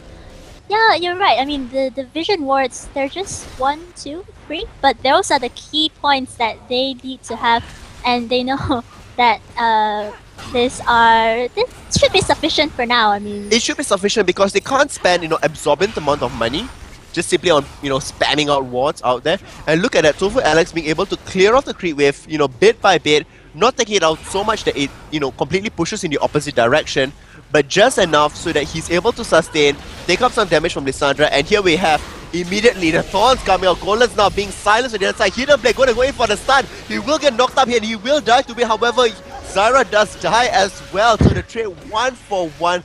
Both ignites being used out there. It was a little bit sad that Hidden Blade, I mean, he didn't have his flash up, and Zyra had her flash up, which is why she had a little bit of the advantage. Yeah, both junglers came in, but failed to stop or to turn the fight in their favor. So it was a 1-to-1 trade. 10 seconds a little bit too late. Yeah, 10 seconds a bit too late. And but it's okay. Now we look at here, Tofu Alex now dealing the damage onto Xiao Xiaofeng. With the Nagatron's cloak out there, I would say Xiao Xiaofeng's damage is cut in by 3/4. Now Tater was going in for immediately being expelled away, but will go in for the final hit onto the turret. He will get continuously harassed onto now by WCWS. Eiko now being totally damaged away, does use barrier and is so low, but look at this, Wallace unable to land the final skill shot, but the auto attack will bring him down. The tank's now running away out there, will flash forward now. Will he be able to bring down Red Hot Race potentially? But no, the double kill comes up for Wallace. Wallace takes a tower hit but is fine for that trade. So wonderful double kill coming out from KLH. Leona especially, going in knowing that she can tank the tower hits. And it's all because of all the additional armor coming in from there and the health as well. Not to forgetting her W, which adds all additional magic resist and armor at the same time when it's activated. It's helping her leaps and bounds out there. Definitely. Now we see in terms of towers, KLH again having the tower advantage. They now have one tower up in the mid lane, so that could possibly be a bit of a problem, especially if Zyra now decides to roam. I mean, it's definitely a problem when the mid tower is the first tower to be taken down, because the amount of map control that you have is drastically reduced. At this point, if you look at the amount of wards now, KLH is actually lacking in wards, and we see quite a number of secrets wards actually being planted out. However, the next cycle of wards are coming out now, as Leona has just returned to the bottom lane and is beginning to plant wards here and there. So the battle of wards resumes, and we see possible I think Zyra? Baron attempt now already. So Baron attempt. What am I saying? Dragon attempt. They are all grouping up together. Victor and Sinchao are now joining the fray and possibly could look for a massive engage here. Kuala Lumpur Hunters is a little bit more split up. Xiaofeng now going in onto Tofu Alex, but nope, just gonna jump back all the way to the other end and be okay. Pings coming out onto the dragon. There's also pings from Team Secret, so they know. It looks as if this is going to be a massive fight out there. Eiko just getting the last bit of CS, and they are going to move out through now. Will they be able to go in for the smite? The smite is up at the moment. Oops, yep, Java does get it on the other end there. Eiko now is being bounced onto by Red Hot Race. Chain of Corruption is being used. WCWS, every 3 members being thrown up in the air. Cataclysm is actually used, and now Tainted Ones will be stunned in there, but Red Hot Race is zoning out completely everybody out there. Still manages to go on this. The communication is just haywire, and at the end of it, Tofu Alex was never in the fight at all. They looked to dive possibly onto Graves at this moment, and Graves has nothing. No flash, no barrier, no ultimate, no nothing. They're gonna tank those tower hits to try and source out Akun. Looking for that kill, and Akun is just going to go. Get it. Oh, so close right there. If only Wallace was, like a 0.5 second faster. Yeah. So unfortunately, there's Execute. So now we have a 12-5 kill lead. And look at that. It's about 5k goal lead at the moment. They're going to trade top tower from, top 4, the bottom tower. But Lissandra is right there, immediately going to prevent Tofu Alex from bringing it down. Team Secret needs to rally, and they need to rally hard in able, to get back into this game, because at this moment the bottom lane is smashed to smithereens. the bottom lane is not doing too well. But you see, Tofu Alex has that Hex Revolver, the Kindle Gem, and the Negatrons, which, just makes him in the lane like he's immovable. Like, no matter how much poke you throw out, I can lifesteal it back, no problem. That is true. However, we're in a team fight. Is it all that useful when we do see a lot of damage coming up from Varus and the Leon combination? If you are continuously stunned, you can't be healing back all that life. And Right. that's what has been happening in the team fights. Graves has been isolated out, unable to do damage. And KLH is just happy to free hit onto everybody else, knowing the fact that Red Hot Rays on Leona is just zoning him out completely. But that will be a tower finally for Team Secret. And then they're just going to go back off.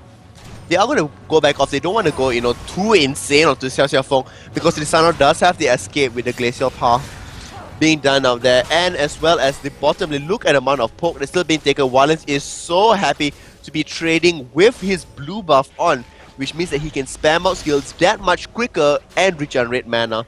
Now Golan's going in, taking pot shots off the tower just as she backs away, waiting for the next creep wave to arrive. Yep, and so We are going to see now here that Grace and Tress actually going to be running away, and they were just actually being pinged out quite heavily by the members of Kuala Lumpur Hunters, just to make sure that everything was there. And now they see yet again how many wards in the enemy jungle. Kuala Lumpur Hunters has almost complete vision of this. At least WCWS now will be dewarding just a little bit because of the ping wards, and so they can breathe a little bit easier. But still, it is a very, very toxic air at the moment here. Everywhere is being jumped onto. Look at the amount of damage. So there's 2 ultimates already being used out there. Red Hot Ray securing the kill. And with that in mind, there's nothing much that can be done. Completely missing the death sentence there. Yep, KLH just catching out whoever they can get their hands on. And we see them now dancing around in mid. Could we try and make something else happen? I don't know. Tainted Ones is a bit low. He will go back. You go back. There's nothing much that can be done. I do think it was... Chain of Corruption absolutely missing out there. There's no Cataclysm. There is still Stranglethorns available, so perhaps you could make something happen here. Tofu Alex immediately using Sanguine Pull now. He's using Stranglethorns immediately being used. The tags taking so much of damage. Golas gets pulled in. Xiao Xiaofeng moves in as well, but look at that. And Tomb being used as well. Everybody's being decimated. WCWS will go down to Leon. A second kill out there. Trash gets thrown down finally by the plants and seeds by Goldens. And there we have there a clean 4-for-nothing trade. Wow, that is just It was a delayed so ace strong. actually. It was 5 people that went down because Hidden Blade went down so very much earlier than That's that. right, you're right. That was the delayed ace, and now that brings us to a 10k goal lead. Well, just about 10k. It's about 9 Well, 9.2, but 9.2, but it's still a huge lead. It's very difficult to come back from this, especially when you have almost a 10k goal lead at a 20-minute mark. Yep, And it's not that only one person has all the kills. The kills are spread out. We have 6 kills for Xiaofeng. We have 4 kills for Xiaofeng, 6 kills for Wallens. We have 3 kills onto the support here by Red Hot Rays, and we still have 3 kills, onto Goldens, which is amazing. So the money is well spread out. The objective goal and the global goal is all spread out as well, which means that everybody is feeling the wealth on Kuala Lumpur Hunters. Yep, and Javan already has that Aegis, which is going Javan to has be Aegis, Javan has a long sword, Javan has a giant's belt. If you look at Leona, before the 20-minute mark, you have a Side Stone and a Shrula's Reverie. They don't care for gold generation anymore, they are that far ahead. Yep. So, this, we were talking earlier about how in the previous games, Javan just couldn't really do the initiates because he wasn't tanky enough. Now we see a very tanky Javan, possibly going to be on the side of KL Hunters. They're going to start the initiates first with the Zyra ultimate, with the Javan as well. So we shall see if Team Secret can actually pull back from this. There is a Solar Blast. and the, the tanks gets completely melted down. Wallen's trying to go onto Tofu Alex, but Tofu Alex knows that there's danger in that jungle. He doesn't want to be near it. Let's get just to farm. And now we're moving on to see some pings at Baron. Could this be a 20-minute Baron for KL Hunters? They're just going to move around. Yes, they are going to start it off. They've dewarded. Now they're just going to go, and hopefully we'll see if Team Secret can contest this. I'm not sure. There goes WCWS. Is he gonna get? He's gonna get melted down completely. Toplex comes in as well, and wow, he's just completely melted again. And look, the blue team has Baron, and Painted One's jumping right onto Hidden Blade. He goes down. XXF flashing for that, but you know, I think A-kun will be able to get away. He will be able to get away, but from that team fight itself, we did see that Kuala Lumpur Hunters made the call. Stop attacking Baron. Move away. Let Baron start attacking Team Secret, and that was pretty much it. With that in mind, Smite could not come in range. Keep in mind here, WCWS is level 9, Theatre 1 is level 12. The Smite difference is 120 pure damage. There is no way WCWS can outsmite a Javan unless he's dreaming.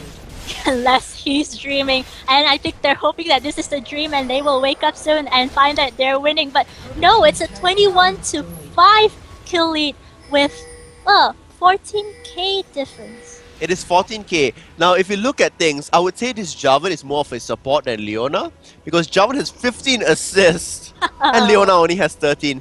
You know, the global presence of Javan, he was at mid, he was at top, he was at bottom, he was everywhere where he needed to be. I love the fact that Kuala Lumpur Hunters are putting on so much pressure and making calls to know, okay, you're going to go and pressure bottom, you know, mid and top, stay back a little bit. Just as I'm finishing up there, I'm going to help mid, you know, bottom, stay back just a little bit, mid, start being aggressive, and I'll be there just in time to make it happen. This is the kind of team coordination that you really need in a game like this, because, you know, if you're not communicating with your team, you're not strategizing enough, I think, you know, it's going to be really hard for you to be able to go against a team as strong and as, you know, has played so many games actually so together. Experienced. Yeah. I mean, this just goes to show everybody, you know, in the forums, on the Facebook page, everyone's saying that, oh, you know, any bronze team can beat KLH. KLH is so noob, the plays are so bad, horrible plays left, right and center. Ladies and gentlemen, players out there, these are challenger level tier players, and it looks like a pop storm game. Looks like a pop storm game, but you know, we shouldn't discount Team Secret that soon. This is their first game. You know, like you said before, warm-ups. I mean, it is warm-ups out there, no, but it just goes to show that whatever, you know, teams are, you know, easily being said out there that, oh, KLH is so bad, you know, change their players, I can play better than them, prove it to us. These teams have been training so long together and still they find difficulty in going up against KLH. Not one team, not two teams, this is the third team already to go up against them, but still, to Red no Hot prevail. Race goes in on to... It's just decimated. Yeah, Watch. Victor, In 3, look at 2, that. 1, deaths everywhere. There we go. WCW is going to get melted. Everyone Alex, Sanguine Blaze on the other side. Cataclysm used as well. They are diving double turrets here. And still, none of them have died. A perfect 4 for O exchange. And that looks to be game for KL Hunters. Oh, they're just still going for on the to... very last kill. They won the last kill out there. Oh, they do get a shutdown on the very last end there, but still, it doesn't really matter. Well, I mean, KDA matters, but still, whoop, that's it. So we have 25-6 in totality, and that's it for Team Secret. They got a lot to discuss before the next game. They have to really sit back and, you know, think about what went wrong. How can we come back in the next game against such a strong and very well communicating team such as KL Hunters? Do you think that the whole reason why I would say they're off balance was because of the blunder that happened at the level 1 fight? It could have well been, you know, that the level 1 fight determined a lot of the momentum of the game, but I think they still had a chance of pulling back. I don't know if that sort of hurt their morale a bit. It could be like, you know, they mentally went out like, oh, damn, like, what now? Like, it could have very well been that. So we're going to see in the second game whether that's going to be happening or not. So now we're going to go into the score screen And we're just going to have a final check of the items and goals from both sides. Yep, so let's Look at that, the support from Kuala Lumpur Hunters. I mean, this is the ultimate determinant. The support has more gold than everybody else on the side of Team Secret. Even Tofu Alex, who has the highest CS, 186 for the side of Team Secret, and the 2 kills, is only at 7.3. The Leona has 7.4. the Leona really proving how strong she can be in team fights that are very, very well coordinated. We see how she managed to go bot lane. Let's just go and tower dive this thing. I can tank this. And then, you know, using all that solar flares in team fights. Very well done. I mean, the solar flares were either catching people out or stopping a team fight, which was very well played. So, I don't think so. There's nothing much to say about this. It was pretty clear cut of what needed to be improved. What's need to be improved? The level 1 fight, definitely, if they are afraid of going to do so, play extremely defensive, and we shall see what's going to happen in Game 2 after a few commercial breaks. So we'll come back later and, you know, let's see if Team Secret will manage to take the second game against KL Hunters, or will it be still an undefeated streak? Will it be a clean sweep for the KL Hunters? We'll find out soon.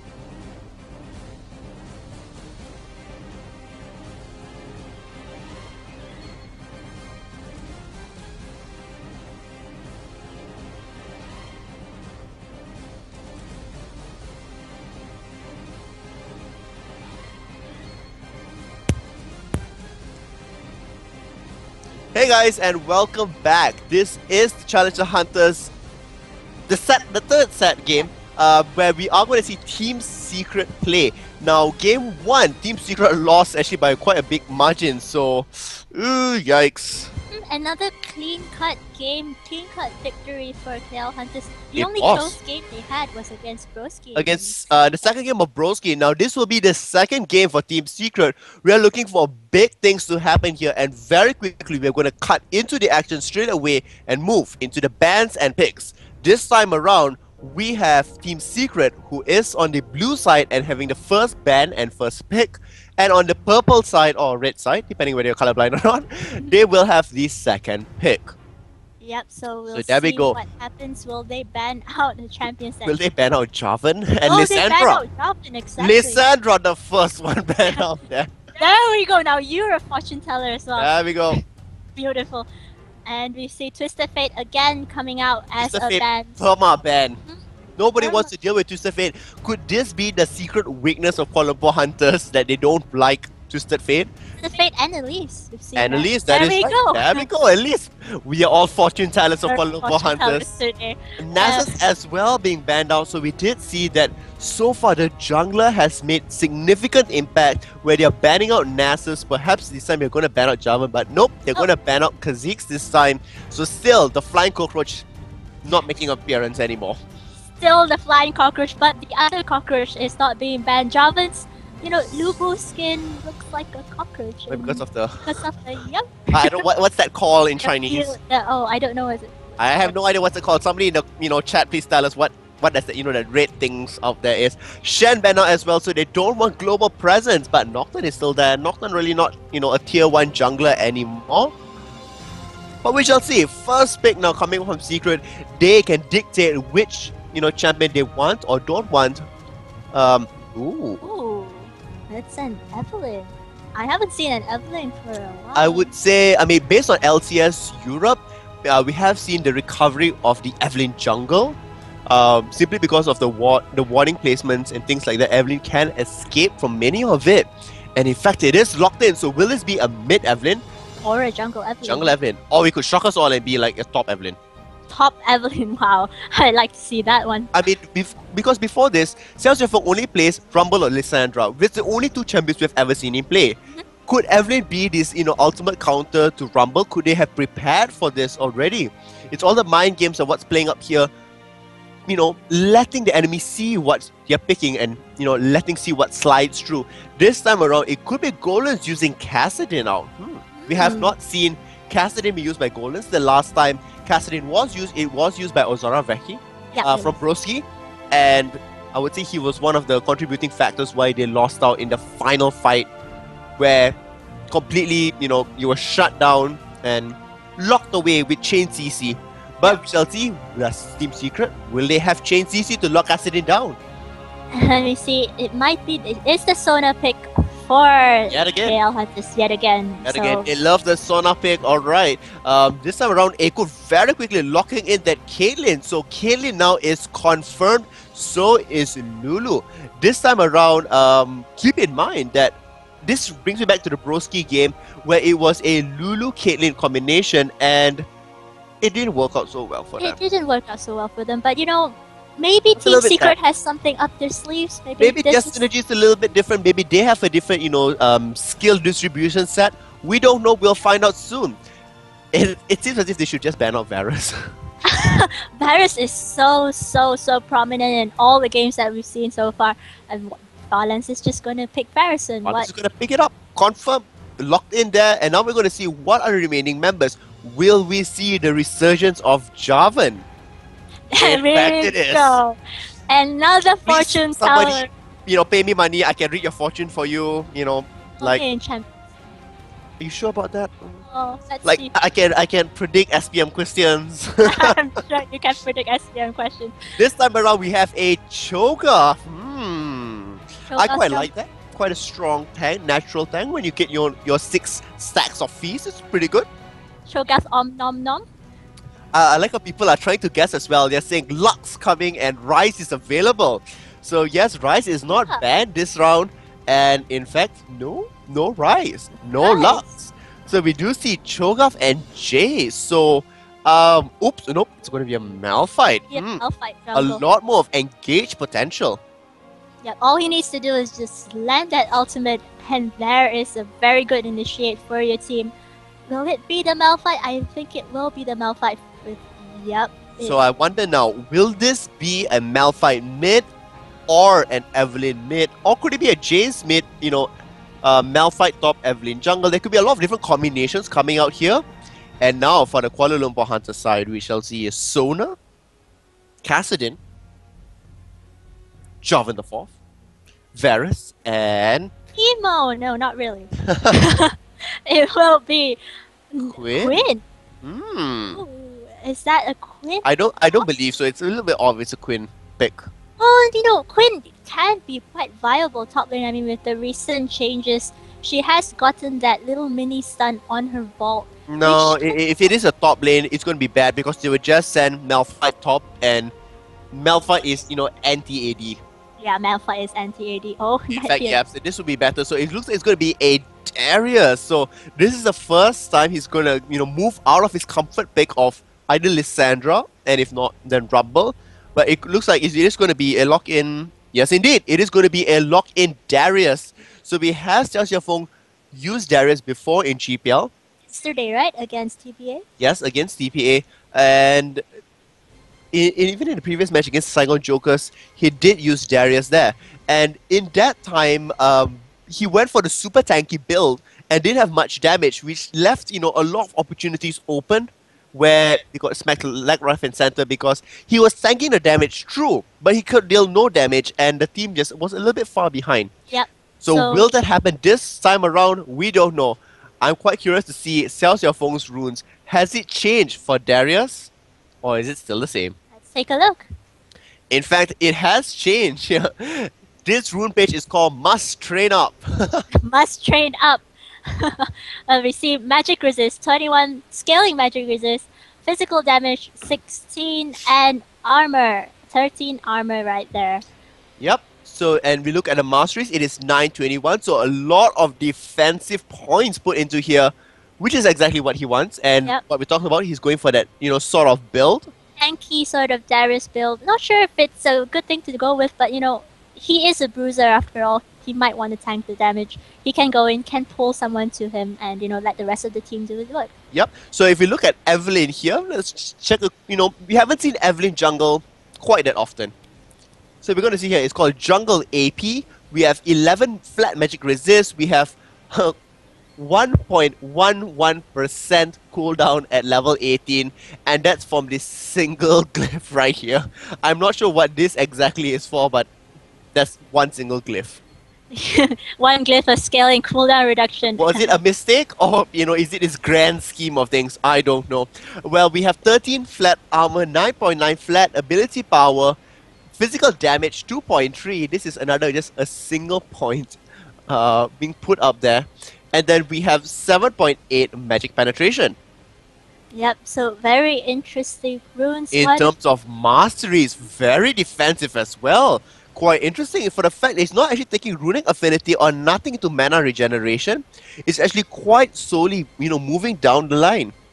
That's very interesting because for an Evelyn, I thought you would want to, be very offensive, get in there, kill, and get out. So indeed, because she doesn't even have Tenacious or Relentless because that will reduce the amount of slows or the amount of crowd control effects that's happening. And if you look at this KL Hunters team, we have a knock-up slow coming in from Jawan, we have a slow coming in from Kassadin, we have a potential slow coming in from Sona as well, and for Darius as well. And Varus. I mean, Varus doesn't really have that much of a slow if you land onto it. So it's quite odd that they would rely so much onto Evelyn's, passive skill of being able to speed up and escape from things and not taking any points into it. Yeah, so we'll see how that works out for WCWS. Tofu Alex is running a teleport on Malphite, so that Malphite will be in your face everywhere, can come in for initiate. Well, when you say everywhere, it totally depends on whether the teleport time is in sync with the rest of the team. Because if this is what happens normally when when the team engages, either teleport is down or teleport is activated. If teleport is activated, Malphite goes in, lands the kill, great. If the team has already used their flash or doesn't have to flash to engage on it, it means the teleport was used and nothing else came of it. At the same time, if teleport is used and the mid lane just translates that to an attack to the top, or if a very quick death happens up top, and Malphite uses the teleport to reach back into lane to continue farming up, it means that for the next 3.5 minutes or so, there can be a potential gank at bottom where a two-man gank into a 4-man party at the bottom could happen. So it's going to come down to the first time it's being used, and after that, can Secret set the pace? Because if Secret sets the pace for the games, they can time out their ultimates, they can time the summoner spells, and that's going to be very, very key. Yep, so we'll have to see which team actually initiates first, whether it's Malphite or whether it's Jarvan, which we've seen happened so many times. Yep, just goes in there, cataclysm. Ursan here did talk about the Malphite Lulu engage combination. Malphite can teleport down use if Lulu doesn't have the ultimate, or if Lulu's ultimate has been used, or for instance, on the other, on a Caitlyn or on Evelyn or something of that sort. It means that the combination is not there. But does that mean that Lulu waits and holds on to the ultimate just for Malphite? We'll see how things go. I mean, it could be, but we also have to see whether that team communication pulls through as well. We've seen, we've spoken about how KL Hunters, they played with so much experience as a team, so they sort of probably will have that kind of edge when it comes to team synergy and coordination. But, Secret, we've only seen one game coming out from them, so we might see very different gameplay style coming out right now in second game. So there we have it. On the blue side will be Team Secret. On the red and purple side, it will be Team KL Hunters. For those of y'all who are joining us, this is Game 2 in a best of 3 series, where the KL Hunters, the professional team from Malaysia, will be taking on 8 amateur teams, and this amateur team is called Team Secret. Yeah, but Team Secret is not really that amateur after all, because they have members in the Challenger tier. They have gone up against KL Hunters. They've fought in the Invitationals for Arena Carnival, and they came out pretty... Data once just get hit by your Snapchat. Sorry to cut you off there, Lilia. It's alright, but yeah. I mean, in terms of esports, they're considered amateur because they are not sponsored, and only when you're sponsored and you're a solid full-fledged team are you called a pro team. There's no really semi-pro team out there. There's no really semi-pro team, yeah. There's no real semi-pro team, so you're either amateur or pro out there. Of course, we are not saying that this amateur team is completely inexperienced. They are experienced. We have talked a little bit about where they're from. Now, so you're just being thrown out there, just with the shock blast at the same time. It's okay. It's okay. We'll just just saying hi to each other. I'll throw one ball at you. You fire one ball at me. Yep. Yeah, one ball for one ball. And now... If only they were playing Syndra. If only they were playing Syndra, that would be balls. And look at this. Both teams are wanting to invade. They did not want the same thing to happen in the last game, because that went really well for Kuala Lumpur Hunters, but it also could have gone super badly for them. Yeah. And they definitely don't want that sort of starting to happen. Let's not take the risk at level 1. Let's just try and bring this, play solidly, and then hopefully we'll get the advantage in the lating phase, and as well, as we transition into the mid and late game. So standard starts, Evelyn going for the red, and... So Evelyn went for the red, and if you did see that Varus and Sona, actually they did go in and take the wolves with the help of Golems there. Both of them planting out wards, nice throw onto each side there. Yep, so we're just going to swap around the champions in the item Indeed, list we are. again. Just give me a sec so that I can do that. Thank you for reminding us. There we go. There we go. And if you look at the starting, the Biscuit here now is only on the supports once again. So I think this time the Kuala Lumpur Hunters are, matching up their masteries to be more defensive and not pour so much into the utility tree. That poke coming from Sona once again. Look at Tofu Alex being a complete beast. Stacking right next to Xiao Feng. He will wait for the hemorrhage stacks to go completely away before he goes back into it. The tanks tanking out quite a bit of damage, but still, Juanes looks as if he's very, very comfortable onto Varus. Knows when to throw out, the blighted area, and look at this. The incoming gank, WCWS here, has not been revealed just yet.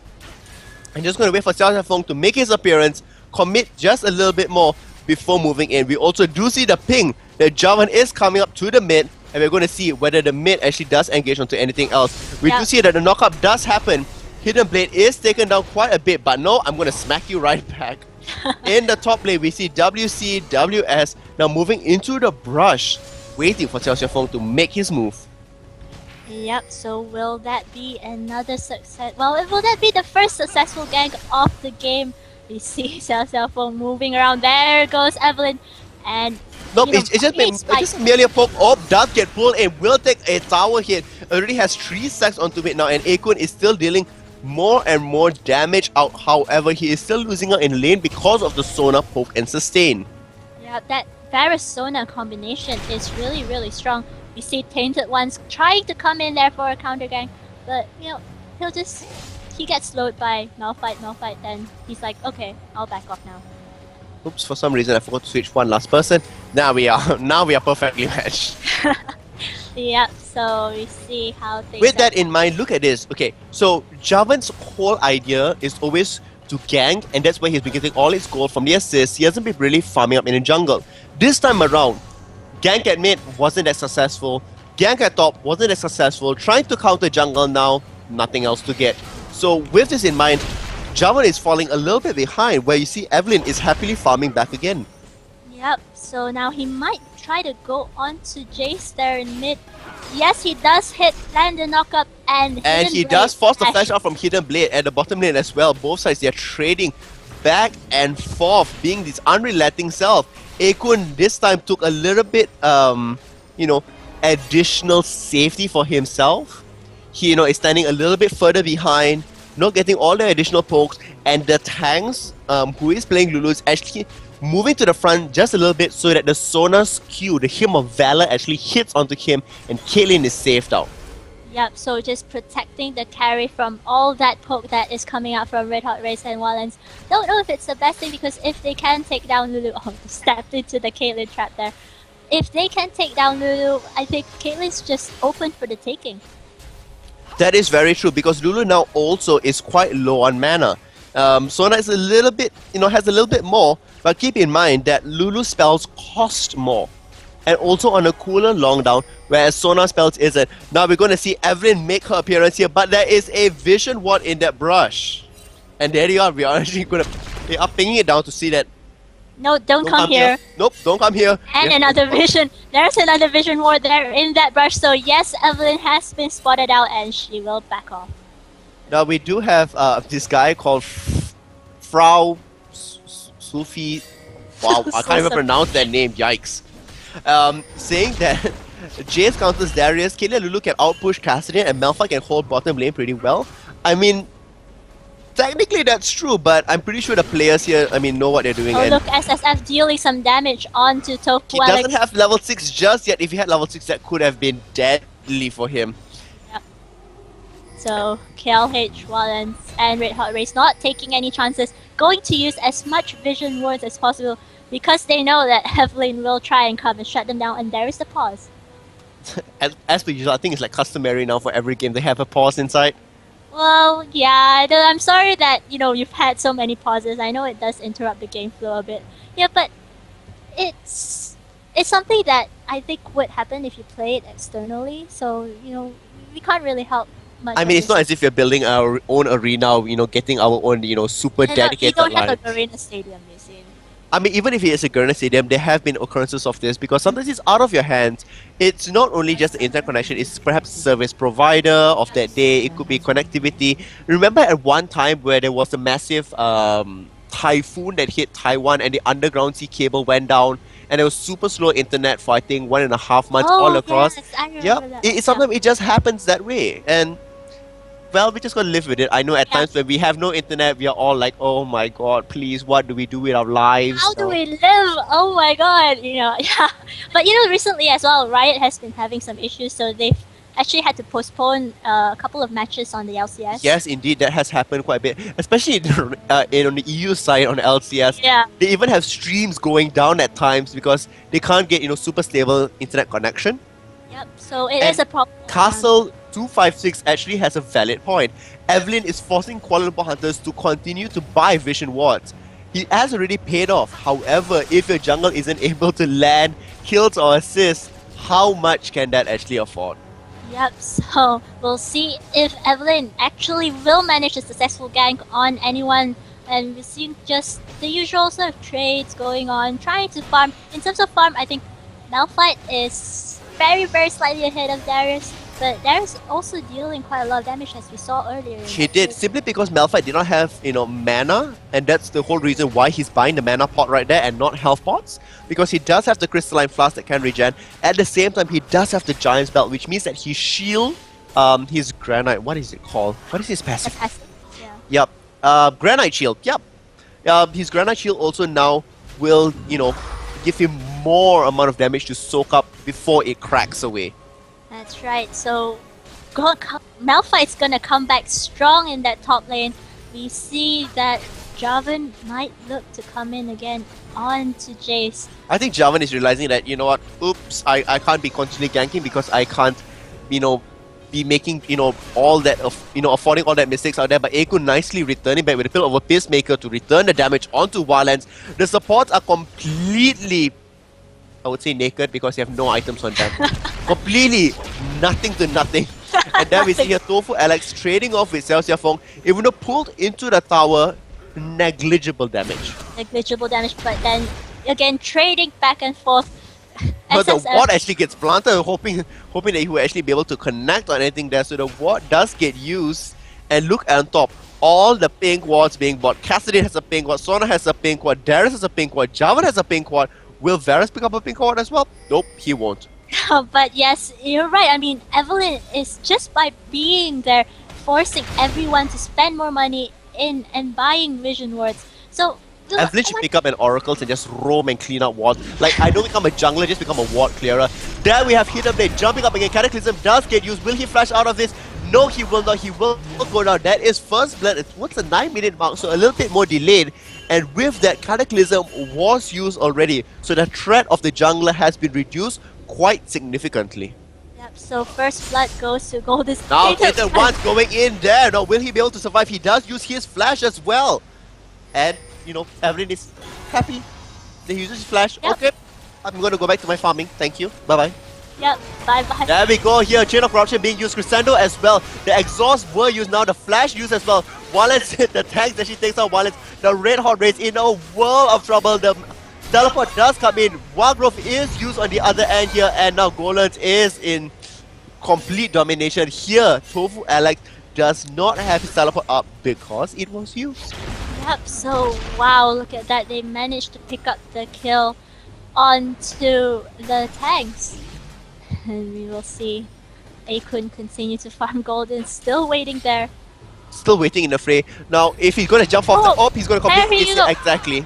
I was waiting for like, oh, you're too close to him. Even if he jumps, he's not going to jump and hit onto the, Yordle snap trap. And he paid the ultimate price for it. It was nice waiting for the side of Golden's. He just wanted to wait for the very last second. And then, make his appearance there. Because he thought that was where Caitlyn was going to be. So now, KL Hunters again with the advantage.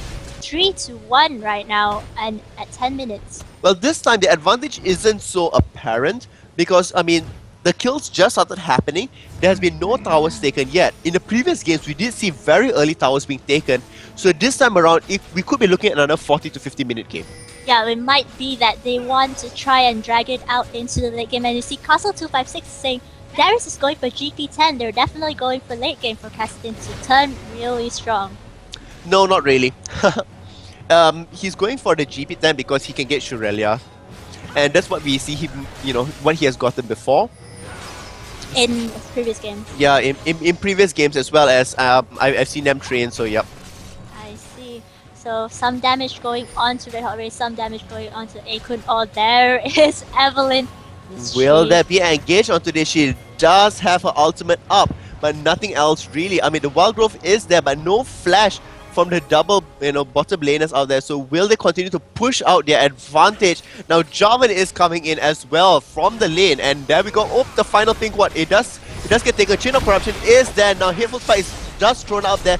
Everybody's knocked up into the air. The tanks does get trapped, but it will shield himself. They should be able to go on to Wildlands here. Continue to be chased out there. WCWS now in terrible shape. will back away from this, and just like that 1-for-nothing trade. Now with golems coming here, they're trying to make it into a 2-for-nothing trade, but nope. Satisfied that the tower is just going to be theirs. Yep, so Lulu burned her ultimate there onto Evelyn, while Evelyn went in hoping that she could get a kill. But that did not work out. Look at the Jace damage onto all the members of the Jace damage is quite significant, yes, however, not enough. Not enough. For the fact that if they're going to play this, this long-range poke composition, Caitlyn, Lulu, Glitterland, Shockwave, Blast combination, they need to be able to poke continuously, not just, poke once and run away. So XXF taking a lot of damage there, actually. They actually should translate this into a dragon right now.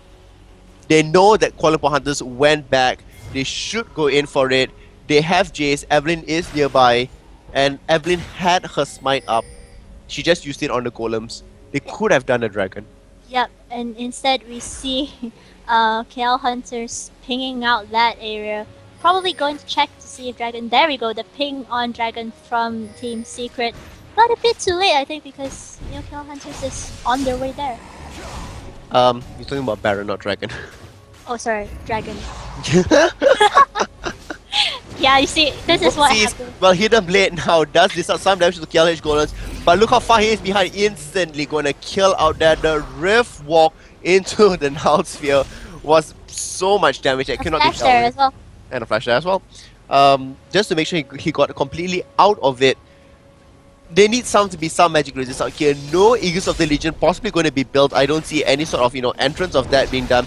Tofu, Alex, and Celsius Fong still going at it back and forth. Possibly going to go in for a kill out here, but no, look at the amount of life that Tofu Alex is still holding on to. Yep, that ultimate did not really do much to Tofu Alex, and he will go back and get more items. In fact, now Kuala Lumpur Hunters looks as if they will be going in for the dragon. Will a ward get planted down? Yes, they do. So now the ward is seen. It is only 2 members of them that is taking it.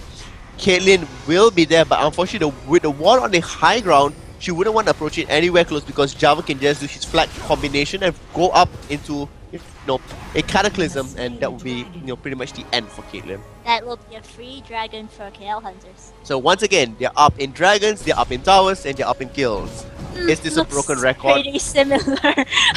Similar pattern as the previous games. I don't know. I mean, other teams actually watching the other teams play? That's my question. Or is everybody falling to this, I would say, about the same strategy that KLH is doing? Or are they executing it so flawlessly that the teams, even though they're watching, just unable to deal with it? Yeah, I don't know. We'll just have to see if this is the pattern that will continue for today and tomorrow, as well as we watch the next few games come out from the remaining 5 teams actually. For the remaining 5 teams, we do have one more team for the rest of today. But more importantly, we're just going to see now what's going to happen in this second game. Can Secret turn it around and move it into the third game? Or will Kuala Lumpur Hunters take it as a clean sweep by pulling the rug right under them? Kuala Lumpur Hunters looking to take that middle tower now, and the rest of Team Secret forced to come to respond to that. Will they be able to defend this tower? It is very, very low. The silence does go off onto Lulu, and immediately the slow coming off as well. With this in mind, we have 4 members in the middle versus the 4 members. Well, the top players are happy to still duke out amongst themselves. Yeah, Darius and Malphite having a happy party up top. There, look at that. Chain of Corruption does land. The tanks melted away. WCWS gets caught in Corruption. Look at that instant damage. Left, right, center. Everybody is melting away. And just with that, KLH should just disengage and run away. Tofu Alex could possibly go down here. Does get stunned onto the other end there. In fact, he will flash away, but that was the last tick of the ignite. My. A little bit kind of late to move in there. It was a really good attempt though to kill off Darius. However, it should have been done a little bit earlier. Yep, so Flash and Ultimate, they're down for Malphite. So no more Malphite Ultimate. That could potentially help Team Secret engage later on. But the cooldown should be up after this, so we should be able to see if Malphite manages and initiate later on into the game. But now KL Hunters 8-1. 8-1 is quite a significant lead. If you look in terms of goal, it's about 7k at this moment. 7k is quite a bit.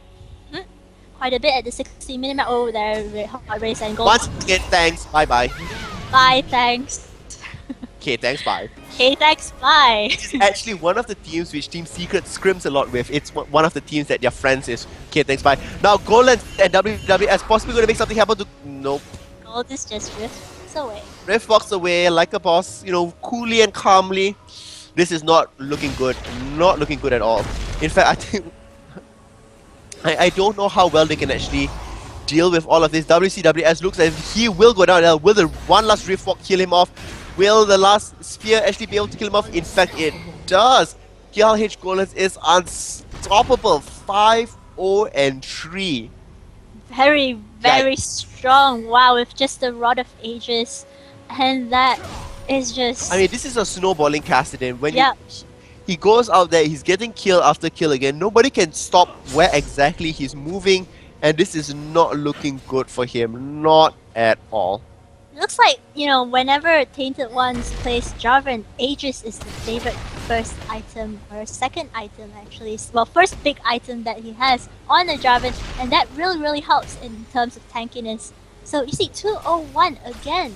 Very dominant jungle compared to Evelyn, who's already died once. I mean, it's a lot of... I don't know how to put it. Oh, look at that taunt by Xiao Xiaofeng. That is how confident he is. He's just taunting Malphite at this stage. I hope it doesn't become overconfident. I don't know what Secret can do about this. He's still taunting, look at that. He's still taunting. He knows that Tofu Alex can't do anything. Well, we're going to see here whether Tofu Alex does get irritated by it and make mistakes, or will he keep his composure and go in for it. Yep, look, because F not letting Tofu Alex go back even. He's just in his face trying to deal damage to Tofu Alex. So Tainted One's coming in here, does get pulled in, does get slowed, won't get knocked out, but uses the ultimate to get out of danger. So the ultimate once again is down. And with the two of them there, they should be able to bring down Tofu Alex because both of their ultis is up. And there we go. Everybody joins the party. Teleport try to be used. Will go on cooldown, but you're not teleporting anywhere. The hunk of rock was just there. Hunk of rock was completely shattered. Well, Red Hot Race used the crescendo just to make sure, that we get the kill on Malphite. Just to make sure that the teleport did not go through. Because he would be definitely stunned down there. And there we go. Very early Dragon. 19 minutes into the game. They all are trying to go on to Golden's. WCWS now, will he be able to? He does slow down Dragons. Once again, Golden's out there. As Baron is being taken, he does get silenced. And look at that. 3 members chasing, unable to take down Golden's. Not even by half. And that was a Baron that they gave up for chasing. They didn't even taking Baron, to be very honest. Even now they just know because they are chasing. Now we're going to see Golan's Rift walking in, and there we go. One will it go onto Hidden Blade. Everybody's going to be throwing themselves onto the enemies. In fact, nope, the last hit just barely misses out there. This is not looking good at all. It's 11-1, Pseudo. Look at that. It's 11-1, almost with a tanky goalie, and this is another 20-minute game. The question I think everybody is asking here is, the teams performing badly, or has KLH really improved that much? I don't know. I mean, we saw how they played against TPA yesterday when, they actually held their own against TPA. They held their own against TPA. They ultimately won against the Saigon Jokers, but those are all, best of 1 games.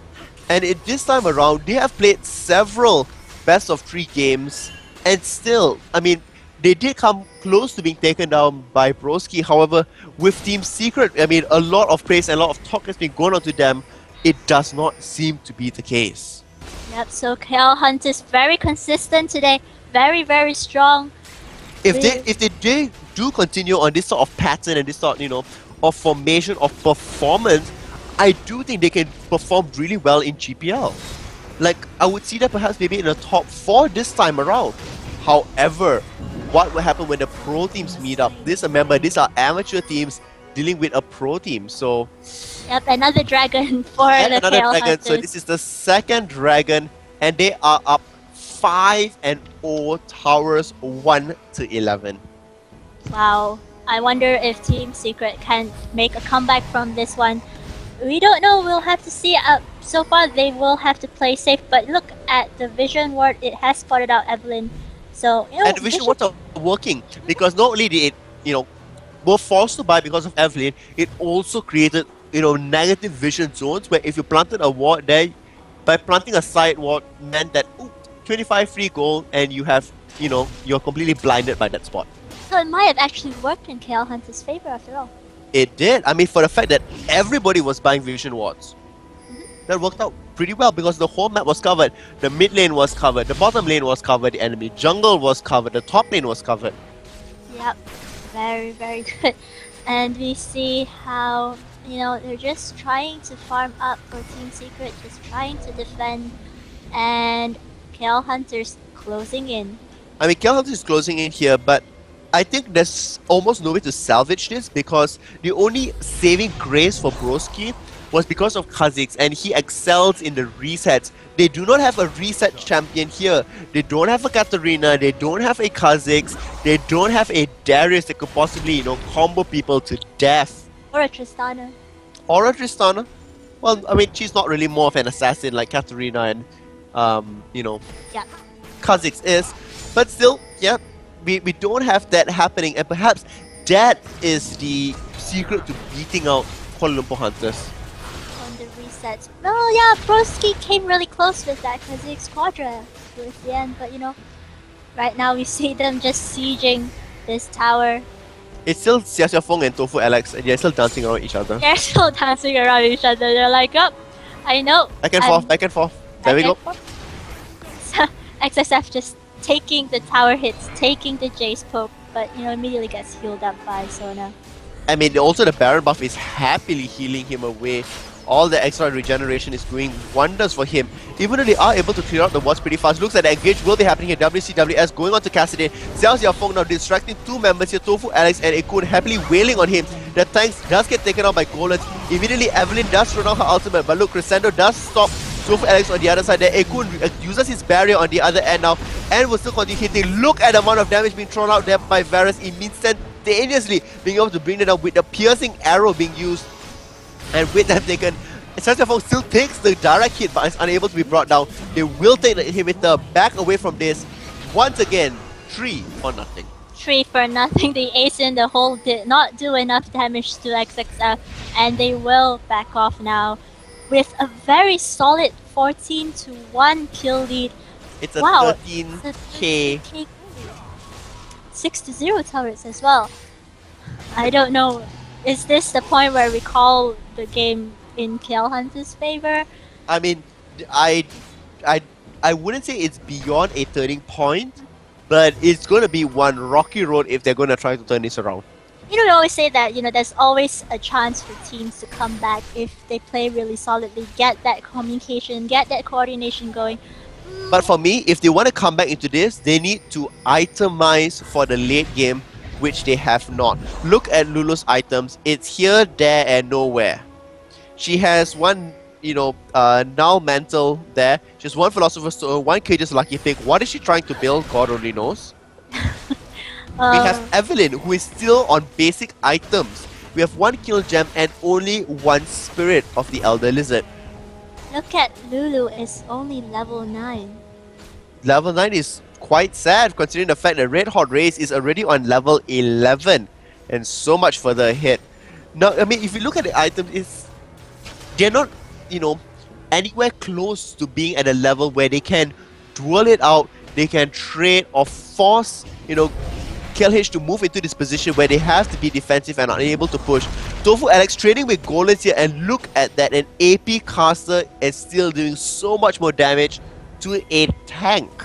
Yeah, Tofu Alex took so much damage just from Kassadin alone, and the silence and everything else combined. So strong. Looks like they're gonna take this bottom tower. It sure looks as if they will be going to take out this bottom tower. In terms of things, you see, you use an AD bruiser mid, which means that you need to have a source of AP damage or magical damage. Here, the magical damage comes from Lulu, Malphite, and Evelyn. Evelyn is dealing almost no magic damage whatsoever. Malphite has almost no AP on him, and Lulu is, well, tickling people with a feather might be, a little bit more annoying. So there goes another inhibitor turret and the inhibitor for KL Hunters. So we shall see if they're going to transition this. They look like they're just going to go to the top. They're going to take it out. They're in a very commanding position. The bottom lane is pushing. The top lane is pushing. And there we go, the taunt by Xiao Feng yet again. Yet again, they are very confident now that they can win this game. There's So nothing that can be done. It's a 15k goal lead. It is almost a 15 kill goal lead 15 kill lead. And there we go. Golan's now possibly going to be busted down. Does use Zhonya's away. The chain of corruption is so long and far, but look at everybody melt like butter on a hot summer's day. Yep, and they're not done yet. They're trying to go on the hidden Oh, blade. they are still not done. They're going to happy to take out the top tower and the inhibitor. And I would say it's a matter of minutes before they take everything down. Tofu Alex is doing the dance yet again with Xiao Feng. But one is not going to let him teleport back. Keeping him entirely out of base means that they can continue to siege this very, very, at their own pace, at ease. You see them very, very strong right now. SSF taking some damage from hidden blade, but no. There we go. Darius wanted to dunk on him, but nope, says Wallens. Nope, you're not taking my kill. So there we have it. Second tower going down. If they all just focus on the Nexus, everything's going to go down. WCWS smash to smithereens. And everybody should just stay in your base. Yeah, everybody should stay in Stay their near base. your fountain. And this looks like Bye-bye, the second game. Oh, Bye yet bye. again, Tatum once again is going to go down here. And so finally they have 2 kills out there. But it's still almost 2 to 20. With the That Shannon is going crazy. down. 28 minutes. Very decisive yet again. What a game, what a series of games. That was just a clear-cut victory It for just Cal. proves that like Kuala Lumpur Hunters are the communication and experience working together is really far ahead. And I mean I have watched their performance from pretty much season 2 when they were very first build up together and things of that sort. And especially in spring season, a lot of people said that they were underperforming compared to the previous year. A lot of people talk about how Jeong was the main carry for the team and things of that sort. But it just showed here teams that they also found a little bit difficult to play with, or their toughest Malaysian competitors before, are falling like flies. Even with Jo and Hagane on the team, I mean, they put up quite a good fight. I mean, I would say just because of the resets. If you didn't have the resets on Kazik, if you had Zed, if you had, I don't know, Rumble or Elise or something of that sort, I don't believe it would have been this devastating. Well, we're going to have a quick look into the score screen and see in totality what happened. So the tanks, Lulu bought a Twin Shadows. I am so confused. Lulu bought a Twin Shadows. I'm not sure what that would have done. How will it help the team? But slowing down somebody so you can catch up to them? I mean, they were never in a position of chasing anybody. I mean, they chased the Cassidy once, but guess what? Cassidy just riff walks away. Yeah. Cares about walking normally when I, bounce around everywhere. Does Cassidy even have legs? He does. He was does. actually a human. He's wearing just a gigantic cloak, and yeah, he actually walks. Wow. Okay. Malzahar floats. So yeah. Malzahar floats and Sona floats as well. Yeah, but if you look at things here, the lack of magic damage coming from Team Secret meant that the only real damage was dealing from, physical damage or AD. Immediately responding on the other end is Xiao Feng, who built a Warden's Mail. Yep. Very good. And also the Thorn Mill. The Warden's Mail is there. Highly doubt I was going to be into a Thorn Mail though. Oh, sorry. The chain vest. Chain vest. And he was Yeah. in front. He was in front of it all, soaking up the damage. Yes, and he was just taunting. And he was taunting everybody else. Even though they had Malphite, who had a Warden's Mail as well, it was still insufficient because Goldens was the one who came up with a perfect score of 808, the MVP of this match. Yep. Is the MVP of this match, and the Cal Hunters again undefeated. Wow. Undefeated. This is the third team to challenge them undefeated. Well, we're going to see the fourth team, Royal Knights. What a regal name it is. Whether will they be able to set up against the Kuala Lumpur Hunters? Keep in mind here that Royal Knights was one of the teams that battled against all other teams to secure their spot now in the finals. Yeah, and they were fairly unknown previously. They didn't They win are fairly any unknown. rookie. They did participate in the third rookie, if I'm not mistaken, but they did not win there as well. Not like your team as well. You did not win, but they made themselves through the qualification. So they have, some substantive force out there? Will they be able to possibly come up with a cheesy new strategy that Kuala Lumpur Hunters might not be so familiar with? Because pretty much all the teams before this have scrimmed with Kuala Lumpur Hunters before. Kuala Lumpur Hunters could have done investigations on them. You know, they know the players' playstyle. But this entirely new team could either create an upset or we could be looking at a 20-minute game. Yep, and we've seen like in the LCS promotions, we've seen a lot of the underdog We teams see take people like down. GGU take down everybody else. They took down Curse, Dignitas, and climbed their way all the way through. As well as in the summer promotions, so the EU promotions, look at how the teams AA fought. completely dropped out. Complexity as well. There's so many upsets that happen. I mean, I'm looking for those type of upsets and the upcoming of the Malaysian scene. Pretty much now we do see that the pro players, I think, have stepped up their game to a high new notch, creating, a whole new environment where the amateur teams or the aspiring teams would definitely have to work harder if they want to get up there. Stay tuned for the next match coming up where Royal Knights will be battling it out against the Kuala Lumpur Hunters after these commercials. This is me, Sudo. And this is Lilia, signing off for now. Catch us later. The Freljord, a frozen, desolate place. War is coming to the Freljord. The Averuzan, the largest and strongest of the tribes. Led by Ash, they seek peaceful unification. The Winter's Claw, the most warlike and brutal of the tribes. Led by Sejuani, they think peace is another word for weakness. Sejuani has sworn to purge this weakness.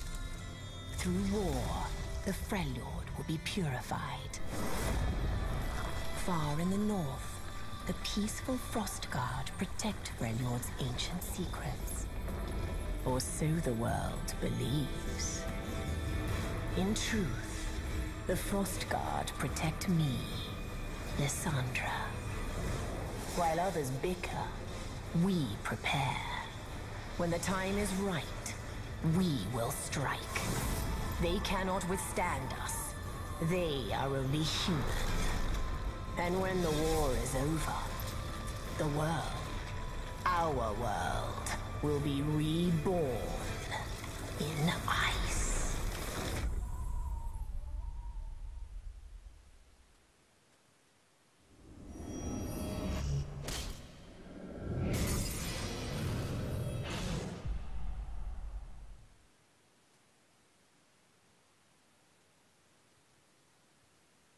Champion day jobs and a chance to chat with our beloved fan artists in this showcase. Summoners, we have come to expect the coolest creations from our community, and you guys do not disappoint. So what is next in the realm of League of Legends fan art? Well, it doesn't hurt to have a day job. People often wonder what champions do off the field, and it turns out they sure keep busy. With Pangolino's help, we see this classic trundle hits the course to golf it up, but whether for work or leisure, we are unsure. Is it against the rules to block someone's shot with your pillar? Is that unsportsmanlike? In the event of full contact golfing, you probably need a few extra items on your side.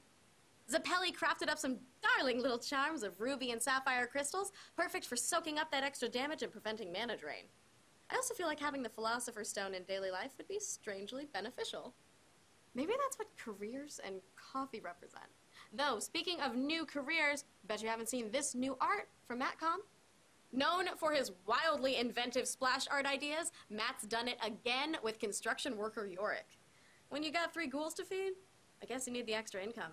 We are lucky enough to have him on the show answering your questions later, so sit tight. If you're a pink-haired girl and you have a monstrous best friend bear, your thoughts are probably full of fire. Archery does a delightful rendition of Annie and her clever, villainous side. We see her looking cute or petulant, but our pint-sized Pyro has as much mischief as the next gal, and she's willing to show it. I'm not saying that fire is always the answer. In fact, I think I'd be more of a druidic type, like a leafmancer or something. But tell us on Facebook, if you had an elemental power, what do you think it would control? Based entirely on the name, I think that our featured fan, Bitty Olives You, would be a pizza wizard. Because reasons. Anivia clearly favors frozen magic, even if she's made of metal. Yoruchi made a sculpture of a bird and did the only logical thing, which is to turn it into a ceiling decoration. Think of it, your very own Anivia, in flight, in your home. I'd like to think she has some special benefit to domestic living, like as a backup alarm clock.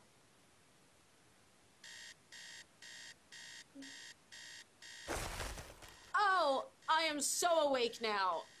You guys love Mattcom and you have a whole bunch of crazy burning questions for him. So here to handle both of those things, we actually have Matt, our esteemed fan artist. He says Howdy. hello. So I see that you actually have some shirts that you designed right behind you. Yeah, a little while ago I got the opportunity to make some designs for Jinx.com's official League of Legends line, and I decided to go with Greggy Ice from the Broloff skin, and then Baron Face, because I like Baron, and faces are cool. Are you the only person in the world who likes Baron? Like, you're his friend? He's adorable, I think. That's just me, though. Well, to start off with some questions from the community, Nephilim Strike says, which comes first, the idea and then the champion to kind of suit that idea, or getting the champion and then coming up with an idea for them? It's a little combination of both. Sometimes you can have general skin ideas that fit into genres that you can then apply to champions, but for the most part I start with a champion and then work my way around that. So depending on the champion, for example, Nautilus, he's a big armored dude, has this weird suit on, goes in extreme conditions, and so what extreme conditions could you place him in? One is underwater, and then the other is up in space. So I decided to go with Astronautilus, and it worked out pretty well. Yes, actually, the fans would actually know you primarily because of the skin fan art that you've done, and some of them were so popular we actually made them into skins in our game, including Astronautilus and Pool Party Ziggs. So Hiroshi, who is highly inspired by you, said, what advice do you have for someone starting to draw? The best advice is to just start doing it. Get the basic equipment, pencil, pen, paper, and start drawing real-life objects or your favorite video game and comic characters.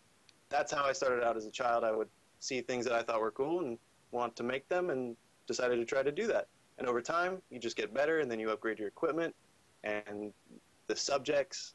And as long as you get feedback from people, you can really get a good sense of where you're at and where your skills are at.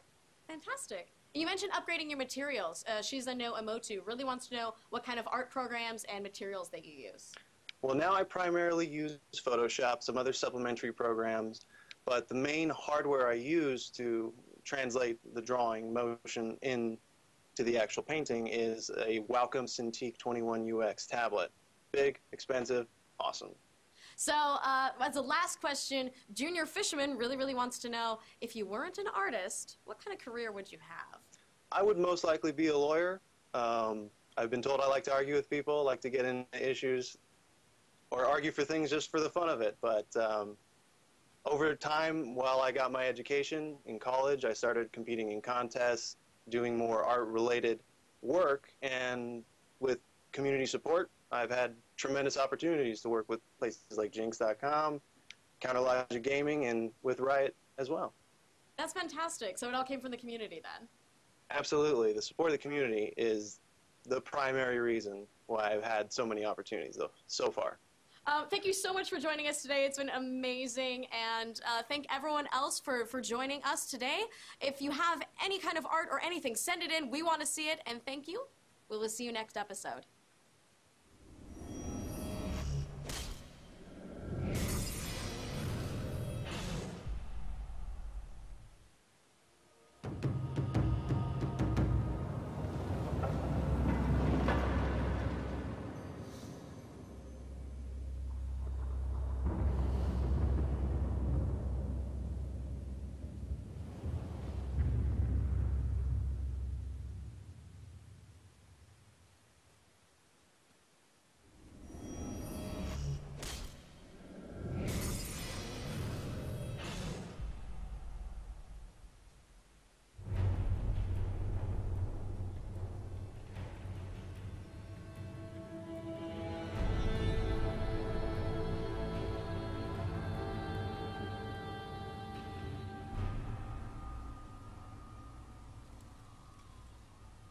Music is a really powerful tool. We use this for Freljord to capture the identity, the compelling history, and some kind of the feel of the whole territory, this icy tundra and this icy place where growing up and living is a really difficult thing. The coolest part about being a composer at Riot Games is that every single day I can just walk through the rows of the art department. There's so much inspiration for everything. It instantly gives you this desire to create something that picks this up and is as unique and as compelling as these visuals. So I called up Alex Temple and Sebastian Ajan from Hollywood Scoring, and we sat down and started to develop this idea of Freljord's music. The music of the Freljord map is built on this steady march rhythm that we feel has a weight that really helps you feel like you're in the middle of a battle. We felt like the very typical orchestral elements and instruments don't fully give us the best idea of what Freljord can be like. Imagine that usually you have axes and swords and shields in your hands, and in your free time between slaughtering everyone, you found this tree and you play on it. We tried to think a little more outside the box and come up with our own ideas for what the instruments from that place should sound like.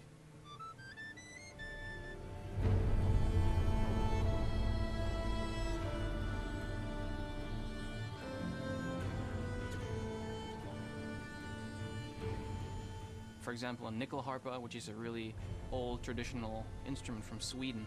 It's a bowed string instrument, but it's keyed, so it has this very, very unique tone to itself that actually sounds a little icy when you listen to it on its own.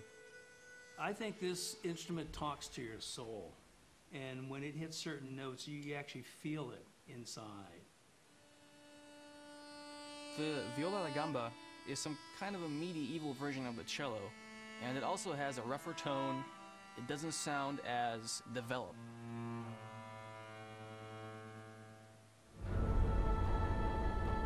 The Freljord tribes are led by the three sisters, Ash, Sejuani, and Lysandra, and having female vocals made a lot of sense to us. So we had an Irish singer here. We went for a non-classical type of voice, the type of voice that is better suited to convey the rugged and raw characteristics of Freljord. We also brought on Lisa Thorne, who is a graphic designer at Riot Games and who sang the Diana piece. And she was kind enough to lend us her voice here again. The moment when we were done and we threw all these different instruments and sounds together, it just clicks. You're just standing there and you're just like, oh my god.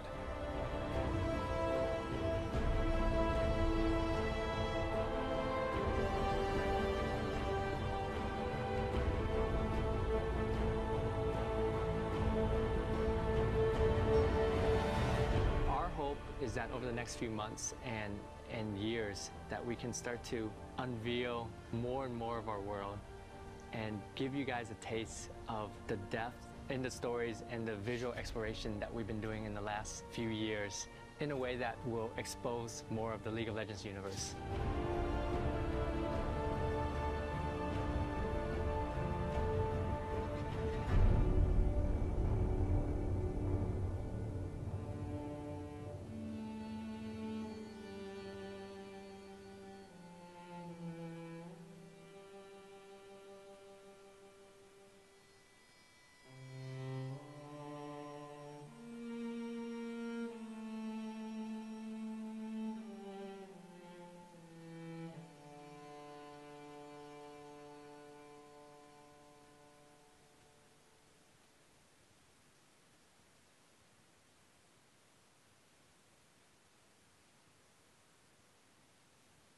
Welcome to the League of Legends Champion Spotlight, featuring Lysandra, the Ice Witch.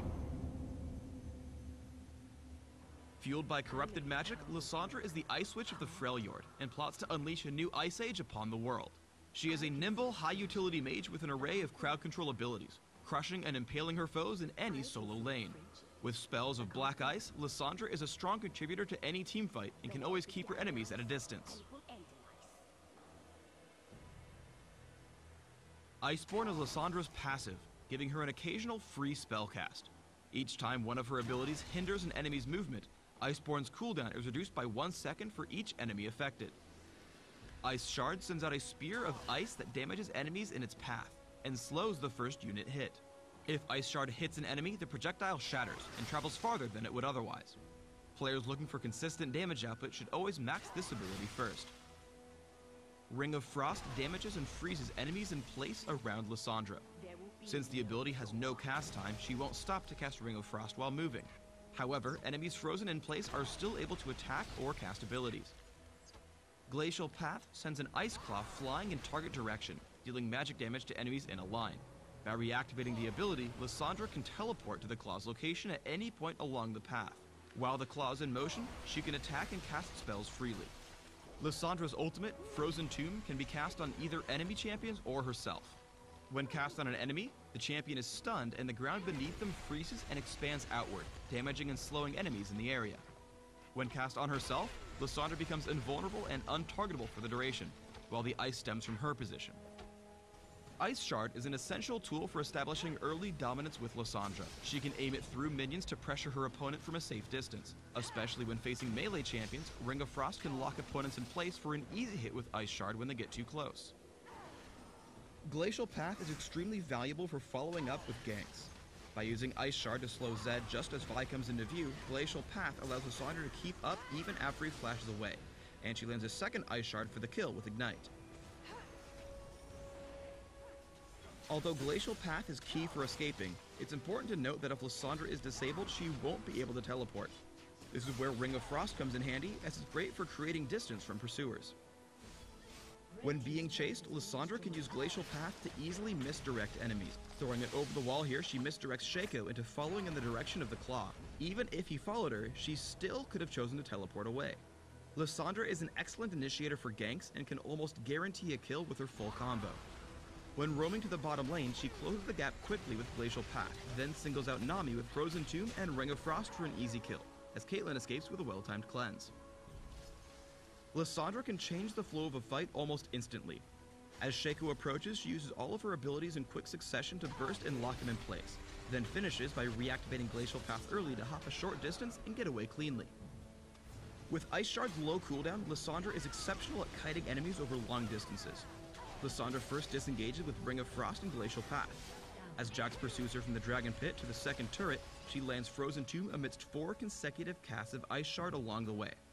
Jax makes the mistake of continuing the chase despite being whittled down repeatedly by Lysandra. Finally, he dives her underneath the turret and falls to Ring of Frost plus Ice Shard. With Glacial Path, Lysandra can often set up kills from plain sight. Using Glacial Path into Ring of Frost, she freezes Karthus in place for a follow-up stun from Frozen Tomb. Karthus is locked up long enough for Riven to catch up and get the kill. Although Frozen Tomb is a very destructive spell, it sometimes needs to be used defensively to save Lysandra from heavy amounts of damage. She engages a fight with Glacial Path into Ring of Frost, but takes a lot of counterattack damage. Self-casting Frozen Tomb, she blocks 2 turret shots and damage from Karthus, while still slowing Graves, giving Misfortune a kill. Lysandra complements area of effect team compositions extremely well. As Amumu engages, she hops over the wall with Glacial Path into Ring of Frost and Frozen Tomb, which absolutely eviscerates the enemy team, giving Lysandra a quadra kill. Is it cold in here? Or is it just me? When building Lysandra, focus on a mix of magic damage and durability to support her close-range playstyle. For runes, try Magic Penetration Marks, Scaling Health Seals, Magic Resist Glyphs, and Ability Power Quintessences. Try 2109 Masteries, taking Magic Penetration and Ability Power in offense, with Mana Regeneration and increased neutral buff duration in utility. Flash and Ignite are great choices for Lysandra, allowing her to secure kills and quickly reposition in teamfights. Thanks for tuning in to the Lysandra Champion Spotlight. Please subscribe to the Riot Games YouTube channel and leave us your comments just below the video.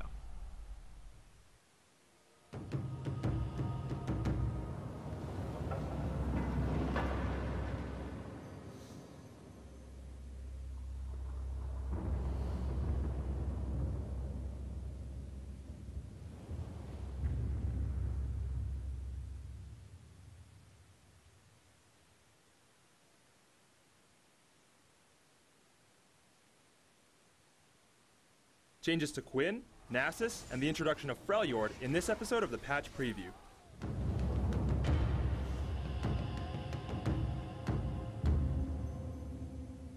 Hey Summoners, and welcome to the Freljord Patch Preview. I'm your host, Quiff, here with a couple of our designers, Morello and Brackar. How you guys doing? Pretty good. Yeah, doing fine. Before I get to our balance talk, we have a lot of new content coming with Freljord, so I'm going to kick this off to Morello to find out what's going on in the north. Yeah, so as you've probably noticed, we've put out a lot of Ice Team content for this Freljord event. You know, it's this big conflict up in the north between Ashe, Sejuani, and Lysandra, duking it out for control of the entire region. We do have the Sejuani and Trundle relaunches coming out for this event as well, and there's going to be some champion spotlights you can check out to get the full nitty-gritty on those. We also have an in-client Choose Your Allegiance event where you can align yourself with one of the 3 tribes of Freljord. This lets you participate and kind of get involved with the event even if you don't play one of the Freljord champions.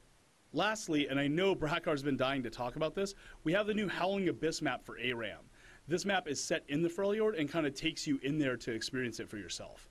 Yeah, man, I'm super excited to finally be able to show this off. With Howling Abyss, we wanted to give our single lane map, the Proving Grounds, a sense of place and story. So now we've rebooted the whole thing using all the techniques and technology that we developed with Twisted Treeline, and we've set it deep inside of Freljord, where an ancient battle took place far in the past. There are a lot of cool lore hooks and ties within Howling Abyss, and you'll be able to find out more by playing the map and by interacting with our 2 unique shopkeepers. Both shopkeepers also have VO lines that respond to what you're doing and who you're playing. Additionally, we knew that players really wanted matchmaking support for our all-random all-mid mode, which was the main way they engaged with Proving Grounds, so we decided to also bundle that into this map relaunch. Another thing players have been asking for are tools to deal with dodgers in ARAM. I'm sure we've all been in games where someone's randomed a bad matchup and decided to jump ship. What are we doing there? Since we've added matchmaking, this means you'll automatically get the lever buster support that League of Legends has, so players that dodge won't be able to hop right back into the queue, which should help. But we also get that sometimes you run into a game of ARAM and you don't want to play the particular champion that you get. For those situations, we created rerolls. As you play games of ARAM, you gain reroll points that you can spend to reroll your pick in Champion Select. Players who have more champions will get these points faster, and free-to-play champions will be included in these rerolls as well. So there's still a lot of chance involved, but at least I'll be able to random again when I have an all-melee team against an opposing Lux and Nidalee. Definitely. But on that note, we also made a few gameplay changes to the map itself. We've actually added 2 new items to the game. One of those is called the Guardian's Horn, which is specifically designed to help melee champions engage when the enemy team is just sitting back and throwing spears or firing lasers all day. I am definitely looking forward to the new Howling Abyss. Thanks for coming out, Brackar. Yeah, thanks dude, I appreciate being here. Alright, I'm going to turn things over to our live design discussion with Morello. We're making some pretty big balance changes in this patch, so let's start with Quinn, because I'm a fan of AD carries. Currently, Quinn is a little unconventional in how she's meant to be played. Her ultimate forces her into melee form, and even her vault can put her in some bad situations. Players have been asking for range buffs to let Quinn play safer, but we've instead given her a lot more mobility. Why did we do that? Quinn kind of occupies her own space in the team, and especially her own space in the AD carry role. What we didn't want to do is flatten her out and take away the unique quirks that Quinn has and allows her to occupy that unique space on the team. Still though, at the end of the day, as a non-traditional AD carry, it requires a little bit more nuance and insight to use Quinn's abilities appropriately. Quinn's tag team already has a lot of inherent trade-offs. You do more damage, you're faster, but you have to get into melee range, which makes you more vulnerable. On the other hand, we've seen a lot of competitive players use this in really clever and really smart ways, such as hunting down high-value targets, or ganking, or getting away from a bad situation. This really highlights kind of the strength tag team brings to Quinn's kit. We've lowered the cooldown on tag team because you already have a lot of trade-offs and a lot of decisions to make. Waiting for your cooldown to come back up isn't the decision you should be focused on. Another change we made is that Heightened Senses passive now also provides movement speed whenever you proc Harrier. This allows her to remain more mobile while either trying to get a better position or going after those high-value Harrier targets. The other champion change I wanted to discuss was a smaller nerf we're making to Nasus, with the attack speed reduction on Wither being cut in half. Nasus has traditionally been seen as a weak pick, and he's only recently gained some popularity with buffs in a previous patch. So why the nerf? This is one I definitely wanted to talk about because I think it can be a little confusing to see a character who's been so historically weak finally become viable and then see us nerf it. The key to this is, yeah, we did buff him and that's great, but the problem was he had previously overpowered things before that were never dealt with because he was so weak overall. Wither is a fantastic example of this. The movement speed slow is 95% and the auto attack speed slow is also 95%. That's basically a stun for an auto attack character. What this creates is when Nasus withers you, you have 2 options, run or fight.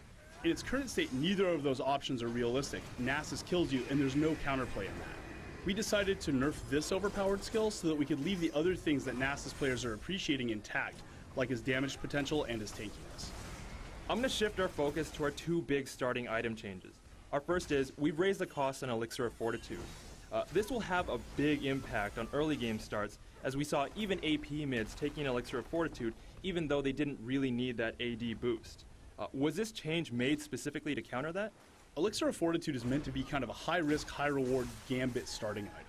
A good example of this working properly is back when Shaco used to use it in Season 2. This would let Shaco go all in on an early gank and hopefully propel him into mid and late game.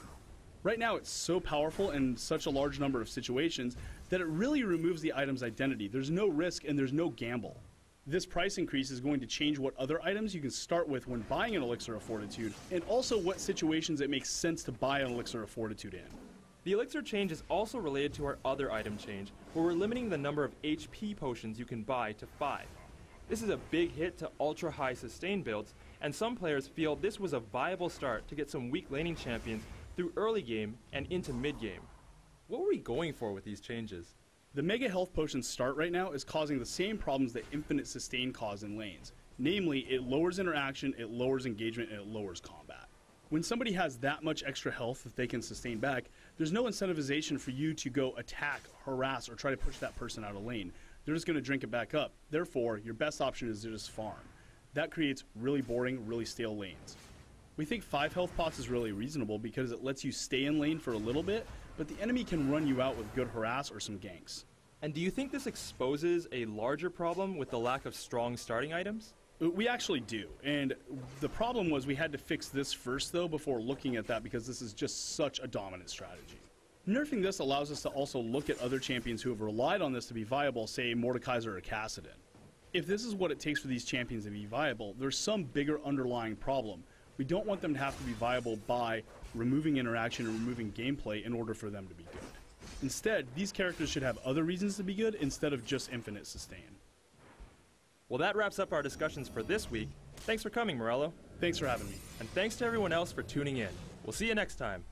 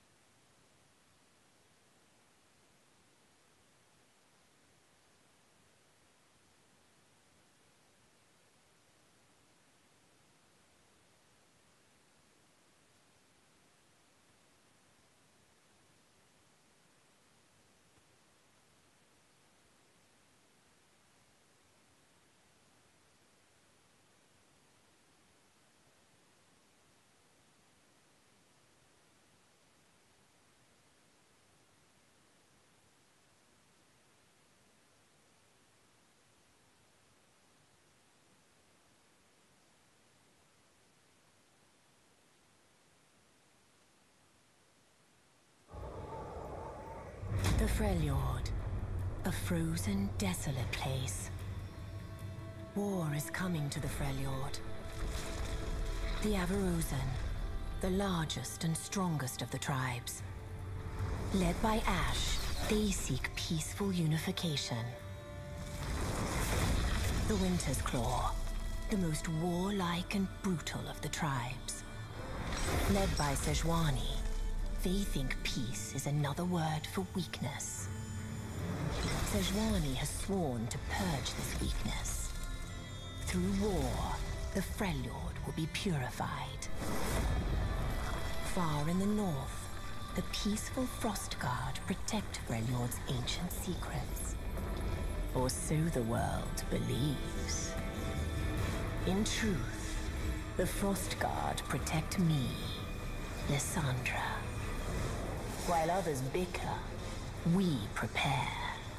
When the time is right, we will strike. They cannot withstand us. They are only human. And when the war is over, the world, our world, will be reborn in ice.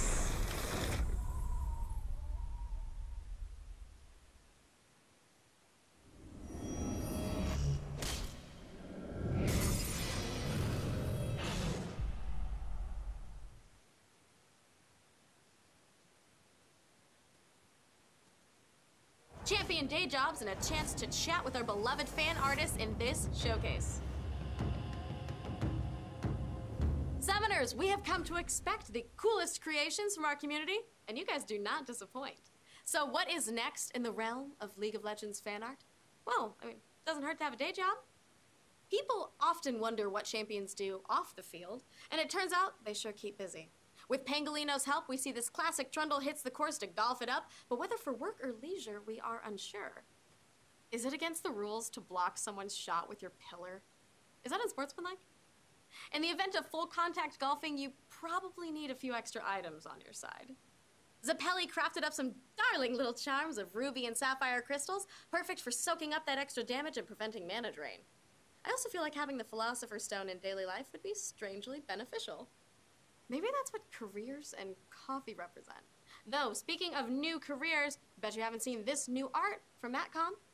Known for his wildly inventive splash art ideas, Matt's done it again with construction worker Yorick.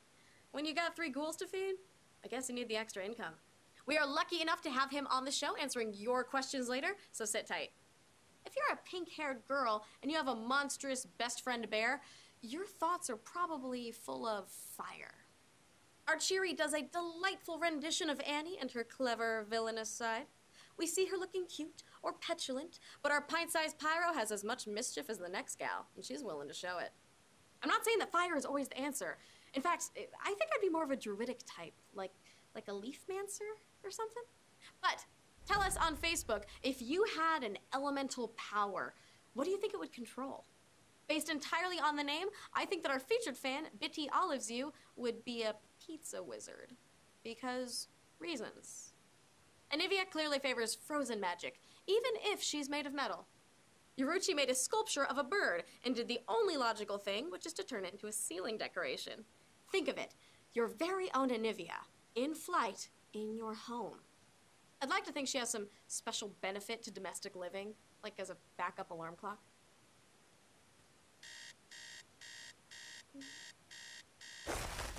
Oh, I am so awake now.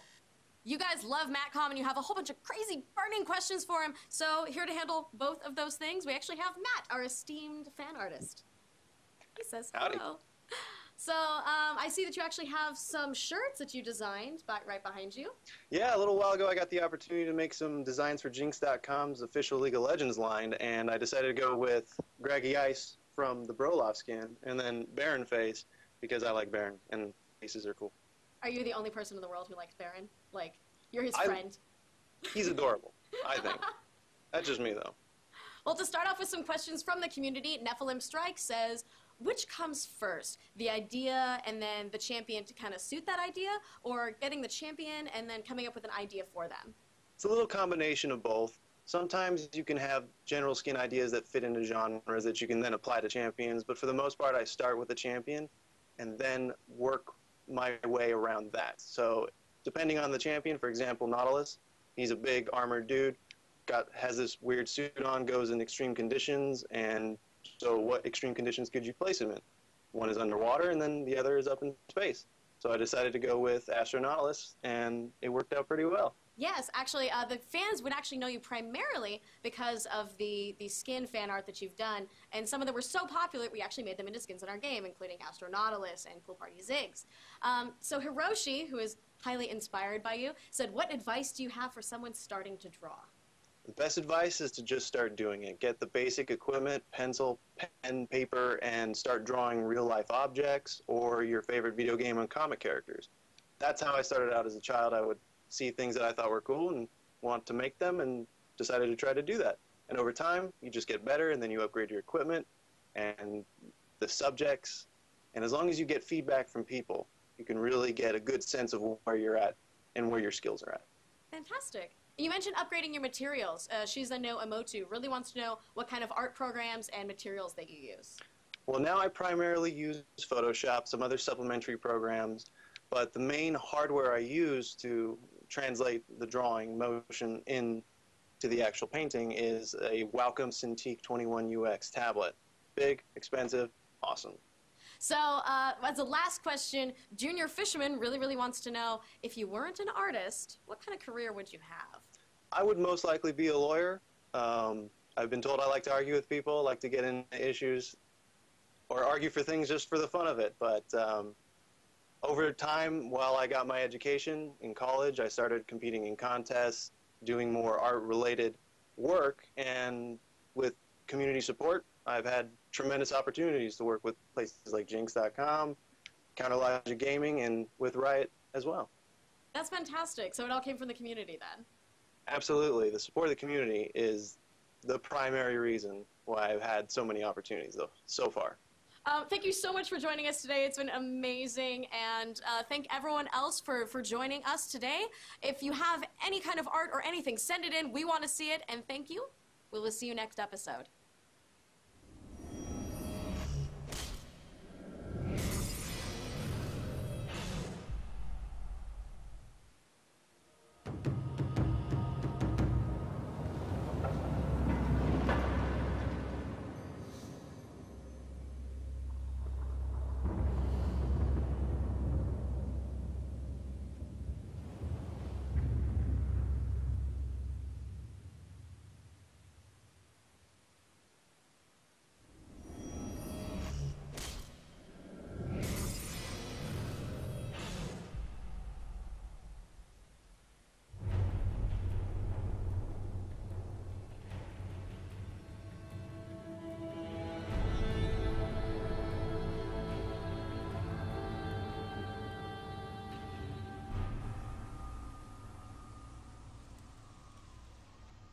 Music is a really powerful tool. We use this for Freljord to capture the identity, the compelling history, and some kind of the feel of the whole territory, this icy tundra and this icy place where growing up and living is a really difficult thing.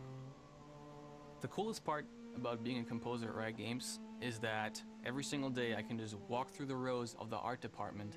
There's so much inspiration for everything. It instantly gives you this desire to create something that picks this up and is as unique and as compelling as these visuals. So I called up Alex Temple and Sebastian Ajan from Hollywood Scoring, and we sat down and started to develop this idea of Freljord's music. The music of the Freljord map is built on this steady march rhythm that we feel has a weight that really helps you feel like you're in the middle of a battle. We felt like the very typical orchestral elements and instruments don't fully give us the best idea of what Freljord can be like. Imagine that usually you have axes and swords and shields in your hands, and in your free time between slaughtering everyone, you found this tree and you play on it. We tried to think a little more outside the box and come up with our own ideas for what the instruments from that place should sound like.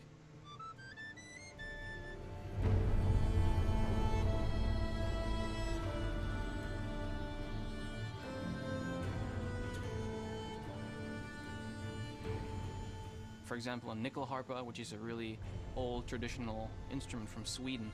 It's a bowed string instrument, but it's keyed, so it has this very, very unique tone to itself that actually sounds a little icy when you listen to it on its own.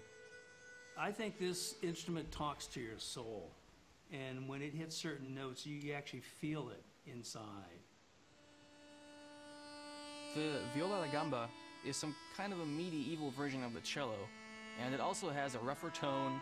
It doesn't sound as developed.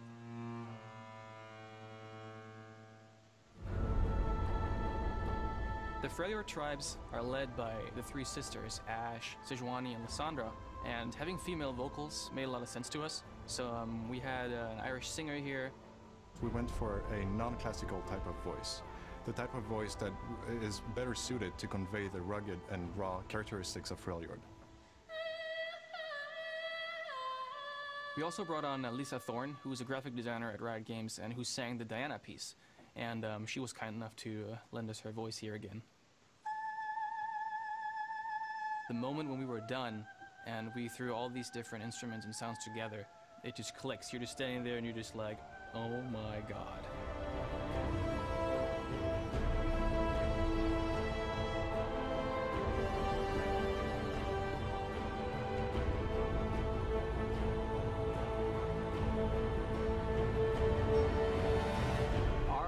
Is that over the next few months and years that we can start to unveil more and more of our world and give you guys a taste of the depth in the stories and the visual exploration that we've been doing in the last few years in a way that will expose more of the League of Legends universe.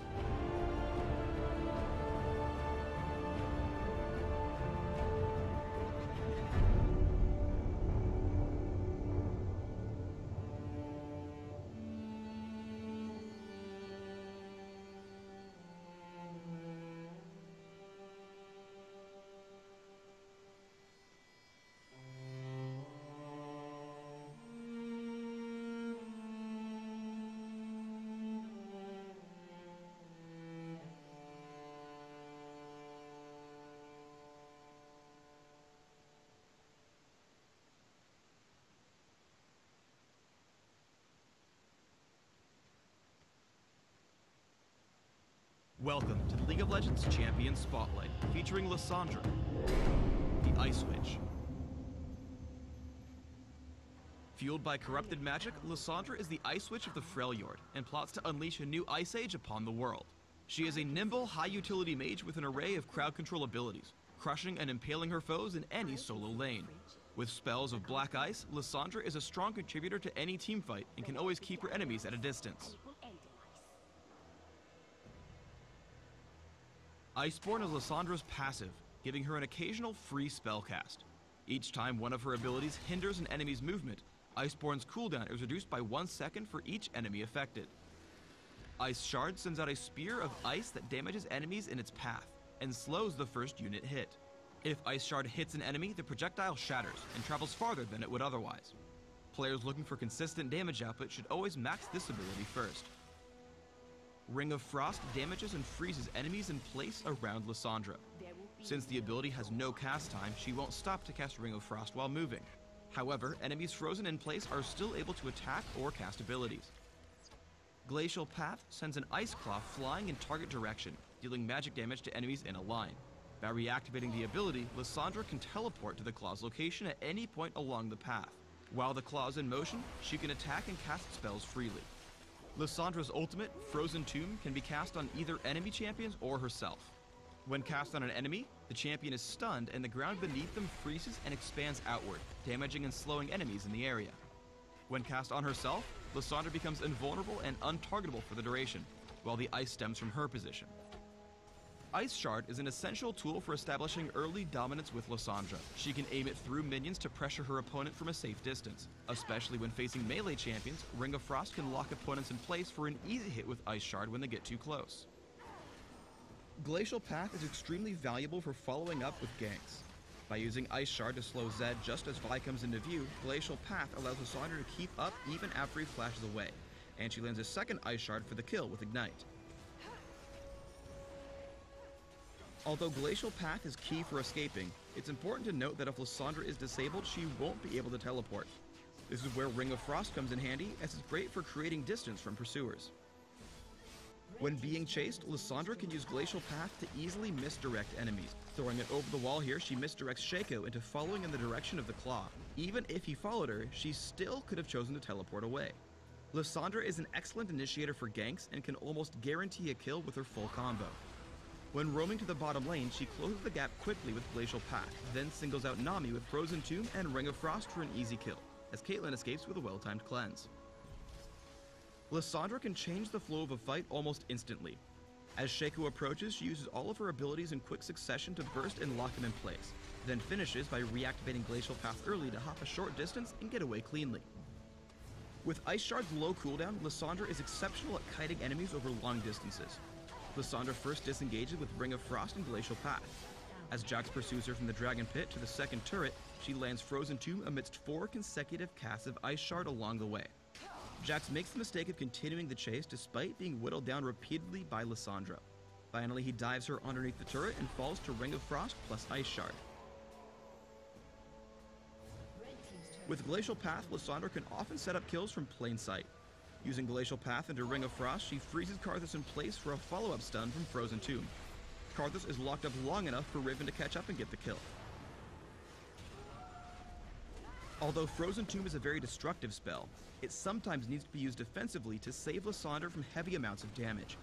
She engages a fight with Glacial Path into Ring of Frost, but takes a lot of counterattack damage. Self-casting Frozen Tomb, she blocks 2 turret shots and damage from Karthus, while still slowing Graves, giving Misfortune a kill. Lysandra complements area of effect team compositions extremely well. As Amumu engages, she hops over the wall with Glacial Path into Ring of Frost and Frozen Tomb, which absolutely eviscerates the enemy team, giving Lysandra a quadra kill. Is it cold in here? Or is it just me? When building Lysandra, focus on a mix of magic damage and durability to support her close-range playstyle. For runes, try Magic Penetration Marks, Scaling Health Seals, Magic Resist Glyphs, and Ability Power Quintessences. Try 2109 Masteries, taking Magic Penetration and Ability Power in offense, with Mana Regeneration and increased neutral buff duration in utility. Flash and Ignite are great choices for Lysandra, allowing her to secure kills and quickly reposition in teamfights. Thanks for tuning in to the Lysandra Champion Spotlight. Please subscribe to the Riot Games YouTube channel and leave us your comments just below the video.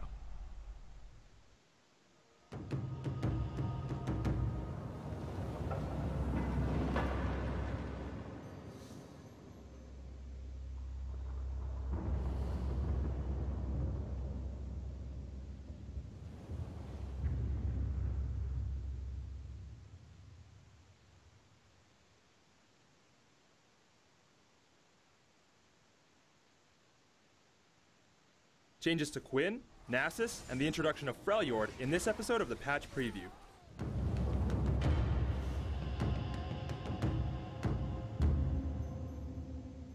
Hey Summoners, and welcome to the Freljord Patch Preview. I'm your host, Quiff, here with a couple of our designers, Morello and Brackar. How you guys doing? Pretty good. Yeah, doing fine. Before I get to our balance talk, we have a lot of new content coming with Freljord, so I'm going to kick this off to Morello to find out what's going on in the north. Yeah, so as you've probably noticed, we've put out a lot of Ice Team content for this Freljord event. You know, it's this big conflict up in the north between Ashe, Sejuani, and Lysandra, duking it out for control of the entire region. We do have the Sejuani and Trundle relaunches coming out for this event as well, and there's going to be some champion spotlights you can check out to get the full nitty-gritty on those. We also have an in-client Choose Your Allegiance event where you can align yourself with one of the 3 tribes of Freljord. This lets you participate and kind of get involved with the event even if you don't play one of the Freljord champions. Lastly, and I know Brackar's been dying to talk about this, we have the new Howling Abyss map for ARAM. This map is set in the Freljord and kind of takes you in there to experience it for yourself. Yeah, man, I'm super excited to finally be able to show this off. With Howling Abyss, we wanted to give our single lane map, the Proving Grounds, a sense of place and story. So now we've rebooted the whole thing using all the techniques and technology that we developed with Twisted Treeline, and we've set it deep inside of Freljord, where an ancient battle took place far in the past. There are a lot of cool lore hooks and ties within Howling Abyss, and you'll be able to find out more by playing the map and by interacting with our 2 unique shopkeepers. Both shopkeepers also have VO lines that respond to what you're doing and who you're playing. Additionally, we knew that players really wanted matchmaking support for our all-random all-mid mode, which was the main way they engaged with Proving Grounds, so we decided to also bundle that into this map relaunch. Another thing players have been asking for are tools to deal with dodgers in ARAM. I'm sure we've all been in games where someone's randomed a bad matchup and decided to jump ship. What are we doing there? Since we've added matchmaking, this means you'll automatically get the lever buster support that League of Legends has, so players that dodge won't be able to hop right back into the queue, which should help. But we also get that sometimes you run into a game of ARAM and you don't want to play the particular champion that you get. For those situations, we created rerolls. As you play games of ARAM, you gain reroll points that you can spend to reroll your pick in Champion Select. Players who have more champions will get these points faster, and free-to-play champions will be included in these rerolls as well. So there's still a lot of chance involved, but at least I'll be able to random again when I have an all-melee team against an opposing Lux and Nidalee. Definitely, but on that note, we also made a few gameplay changes to the map itself. We've actually added 2 new items to the game. One of those is called the Guardian's Horn, which is specifically designed to help melee champions engage when the enemy team is just sitting back and throwing spears or firing lasers all day. I am definitely looking forward to the new Howling Abyss. Thanks for coming out, Brakar. Yeah, thanks dude, I appreciate being here. Alright, I'm going to turn things over to our live design discussion with Morello. We're making some pretty big balance changes in this patch, so let's start with Quinn, because I'm a fan of AD carries. Currently, Quinn is a little unconventional in how she's meant to be played. Her ultimate forces her into melee form, and even her vault can put her in some bad situations. Players have been asking for range buffs to let Quinn play safer, but we've instead given her a lot more mobility. Why did we do that? Quinn kind of occupies her own space in the team, and especially her own space in the AD carry role. What we didn't want to do is flatten her out and take away the unique quirks that Quinn has and allows her to occupy that unique space on the team. Still though, at the end of the day, as a non-traditional AD carry, it requires a little bit more nuance and insight to use Quinn's abilities appropriately. Quinn's tag team already has a lot of inherent trade-offs. You do more damage, you're faster, but you have to get into melee range, which makes you more vulnerable. On the other hand, we've seen a lot of competitive players use this in really clever and really smart ways, such as hunting down high-value targets, or ganking, or getting away from a bad situation. This really highlights kind of the strength tag team brings to Quinn's kit. We've lowered the cooldown on tag team because you already have a lot of trade-offs and a lot of decisions to make. Waiting for your cooldown to come back up isn't the decision you should be focused on. Another change we've made is that Heightened Senses passive now also provides movement speed whenever you proc Harrier. This allows her to remain more mobile while either trying to get a better position or going after those high-value Harrier targets. The other champion change I wanted to discuss was a smaller nerf we're making to Nasus, with the attack speed reduction on Wither being cut in half. Nasus has traditionally been seen as a weak pick, and he's only recently gained some popularity with buffs in a previous patch. So why the nerf? This is one I definitely wanted to talk about because I think it can be a little confusing to see a character who's been so historically weak finally become viable and then see us nerf it. The key to this is, yeah, we did buff him and that's great, but the problem was he had previously overpowered things before that were never dealt with because he was so weak overall. Wither is a fantastic example of this. The movement speed slow is 95% and the auto attack speed slow is also 95%. That's basically a stun for an auto attack character. What this creates is when Nasus withers you, you have 2 options, run or fight. In its current state, neither of those options are realistic. Nasus kills you and there's no counterplay in that. We decided to nerf this overpowered skill so that we could leave the other things that Nasus players are appreciating intact, like his damage potential and his tankiness. I'm going to shift our focus to our 2 big starting item changes. Our first is, we've raised the cost on Elixir of Fortitude. This will have a big impact on early game starts, as we saw even AP mids taking Elixir of Fortitude, even though they didn't really need that AD boost. Was this change made specifically to counter that? Elixir of Fortitude is meant to be kind of a high-risk, high-reward gambit starting item. A good example of this working properly is back when Shaco used to use it in Season 2. This would let Shaco go all in on an early gank and hopefully propel him into mid and late game. Right now it's so powerful in such a large number of situations that it really removes the item's identity. There's no risk and there's no gamble. This price increase is going to change what other items you can start with when buying an Elixir of Fortitude, and also what situations it makes sense to buy an Elixir of Fortitude in. The Elixir change is also related to our other item change, where we're limiting the number of HP potions you can buy to 5. This is a big hit to ultra-high sustain builds, and some players feel this was a viable start to get some weak laning champions through early game and into mid game. What were we going for with these changes? The Mega Health Potion start right now is causing the same problems that Infinite Sustain cause in lanes. Namely, it lowers interaction, it lowers engagement, and it lowers combat. When somebody has that much extra health that they can sustain back, there's no incentivization for you to go attack, harass, or try to push that person out of lane.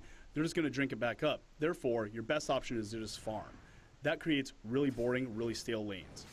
We think 5 health pots is really reasonable because it lets you stay in lane for a little bit, but the enemy can run you out with good harass or some ganks.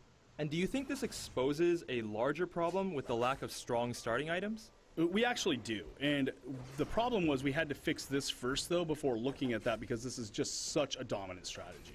Nerfing this allows us to also look at other champions who have relied on this to be viable, say Mordekaiser or Kassadin. If this is what it takes for these champions to be viable, there's some bigger underlying problem. We don't want them to have to be viable by removing interaction and removing gameplay in order for them to be good.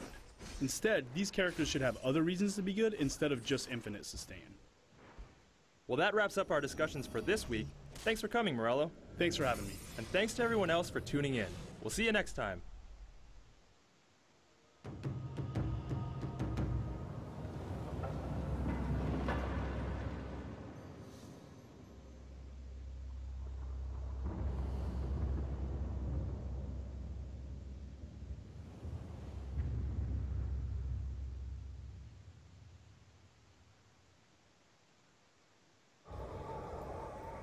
The Freljord, a frozen, desolate place. War is coming to the Freljord. The Avarosan, the largest and strongest of the tribes. Led by Ash, they seek peaceful unification. The Winter's Claw, the most warlike and brutal of the tribes. Led by Sejuani, they think peace is another word for weakness. Sejuani has sworn to purge this weakness. Through war, the Freljord will be purified. Far in the north, the peaceful Frostguard protect Freljord's ancient secrets. Or so the world believes. In truth, the Frostguard protect me, Lysandra. While others bicker, we prepare.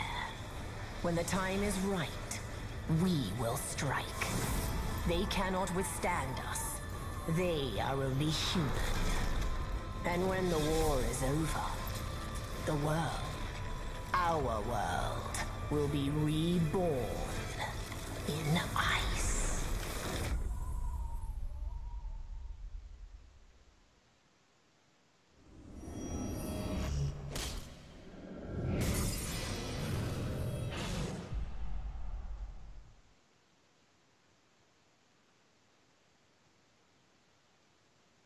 Champion day jobs and a chance to chat with our beloved fan artists in this showcase.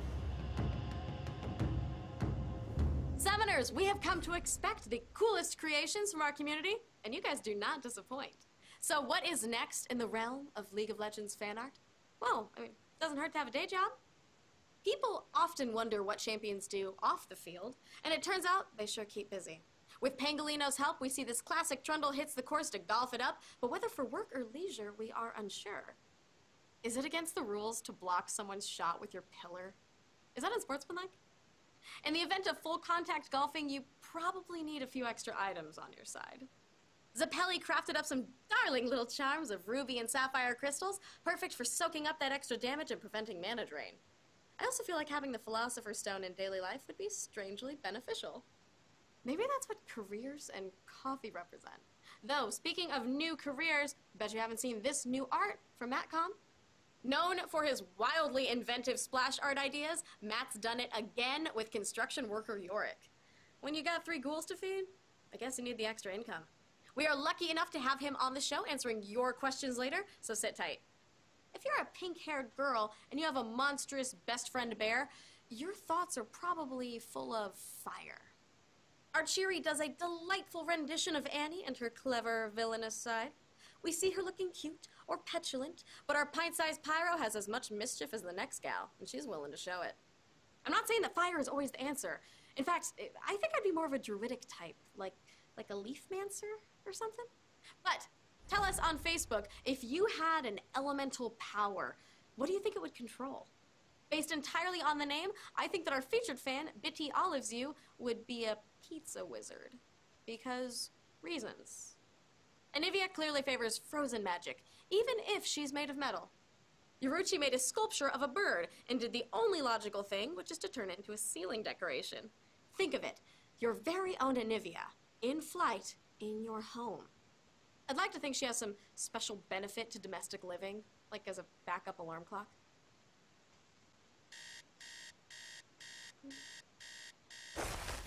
Oh, I am so awake now. You guys love Mattcom and you have a whole bunch of crazy burning questions for him. So here to handle both of those things, we actually have Matt, our esteemed fan artist. He says Howdy. hello. So I see that you actually have some shirts that you designed right behind you. Yeah, a little while ago I got the opportunity to make some designs for Jinx.com's official League of Legends line, and I decided to go with Greggy Ice from the Broloff skin, and then Baron Face, because I like Baron, and faces are cool. Are you the only person in the world who likes Baron? Like, you're his I- friend.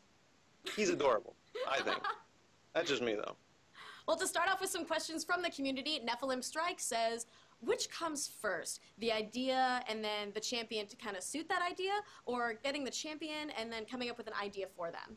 It's a little combination of both. Sometimes you can have general skin ideas that fit into genres that you can then apply to champions, but for the most part I start with a champion and then work my way around that. So depending on the champion, for example, Nautilus, he's a big armored dude, has this weird suit on, goes in extreme conditions, and so what extreme conditions could you place him in?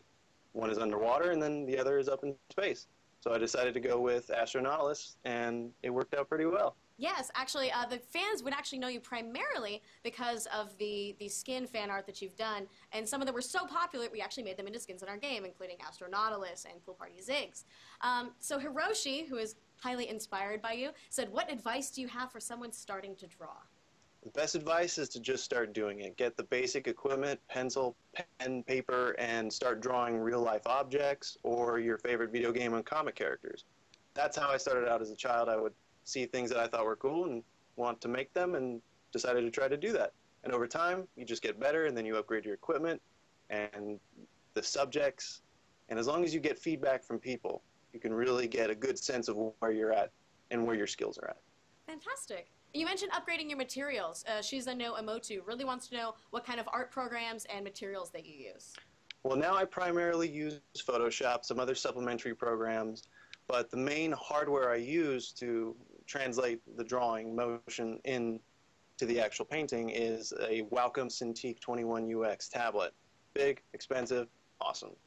So, as a last question, Junior Fisherman really wants to know, if you weren't an artist, what kind of career would you have? I would most likely be a lawyer. I've been told I like to argue with people, like to get into issues, or argue for things just for the fun of it. But over time, while I got my education in college, I started competing in contests, doing more art-related work, and with community support, I've had tremendous opportunities to work with places like Jinx.com, Counterlogic Gaming, and with Riot as well. That's fantastic. So it all came from the community then?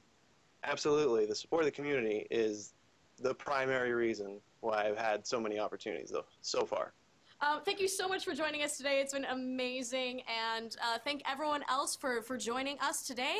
If you have any kind of art or anything, send it in. We want to see it, and thank you. We will see you next episode.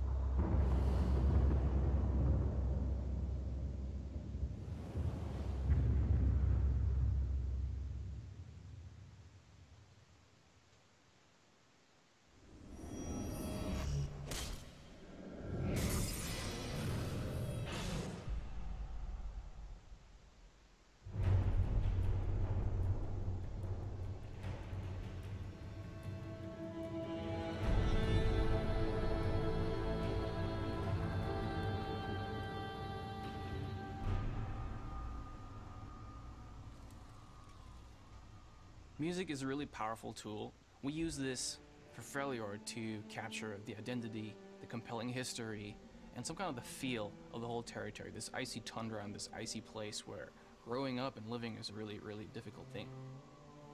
The coolest part about being a composer at Riot Games is that every single day I can just walk through the rows of the art department. There's so much inspiration for everything. It instantly gives you this desire to create something that picks this up and is as unique and as compelling as these visuals. So I called up Alex Temple and Sebastian Ajan from Hollywood Scoring, and we sat down and started to develop this idea of Freljord's music. The music of the Freljord map is built on this steady march rhythm that we feel has a weight that really helps you feel like you're in the middle of a battle. We felt like the very typical orchestral elements and instruments don't fully give us the best idea of what Freljord can be like. Imagine that usually you have axes and swords and shields in your hands, and in your free time between slaughtering everyone, you found this tree and you play on it. We tried to think a little more outside the box and come up with our own ideas for what the instruments from that place should sound like.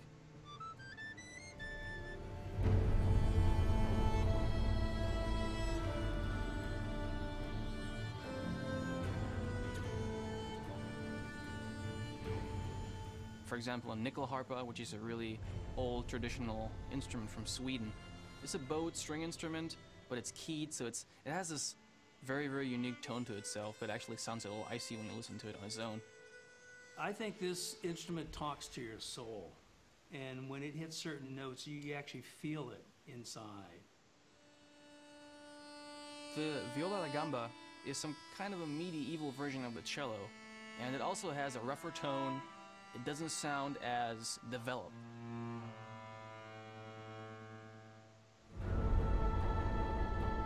The Freljord tribes are led by the three sisters, Ash, Sejuani, and Lysandra, and having female vocals made a lot of sense to us. So we had an Irish singer here. We went for a non-classical type of voice, the type of voice that is better suited to convey the rugged and raw characteristics of Freljord. We also brought on Lisa Thorne, who's a graphic designer at Riot Games and who sang the Diana piece. And she was kind enough to lend us her voice here again. The moment when we were done and we threw all these different instruments and sounds together, it just clicks. You're just standing there and you're just like, oh my god.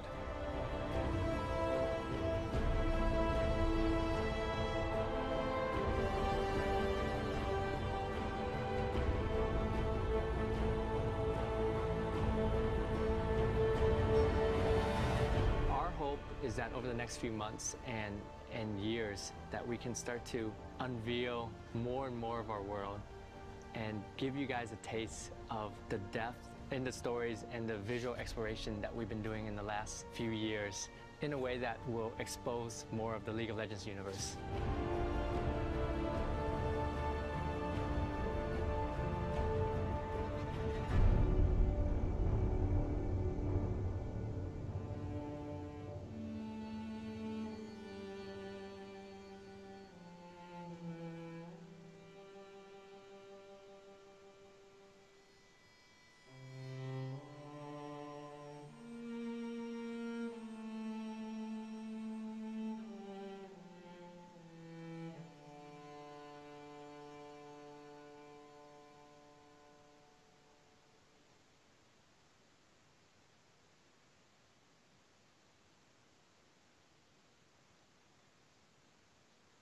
Welcome to the League of Legends Champion Spotlight, featuring Lysandra, the Ice Witch. Fueled by corrupted magic, Lysandra is the Ice Witch of the Freljord and plots to unleash a new Ice Age upon the world. She is a nimble, high-utility mage with an array of crowd control abilities, crushing and impaling her foes in any solo lane. With spells of black ice, Lysandra is a strong contributor to any teamfight and can always keep her enemies at a distance. Iceborne is Lysandra's passive, giving her an occasional free spell cast. Each time one of her abilities hinders an enemy's movement, Iceborne's cooldown is reduced by 1 second for each enemy affected. Ice Shard sends out a spear of ice that damages enemies in its path and slows the first unit hit. If Ice Shard hits an enemy, the projectile shatters and travels farther than it would otherwise. Players looking for consistent damage output should always max this ability first. Ring of Frost damages and freezes enemies in place around Lysandra. Since the ability has no cast time, she won't stop to cast Ring of Frost while moving. However, enemies frozen in place are still able to attack or cast abilities. Glacial Path sends an Ice Claw flying in target direction, dealing magic damage to enemies in a line. By reactivating the ability, Lysandra can teleport to the Claw's location at any point along the path.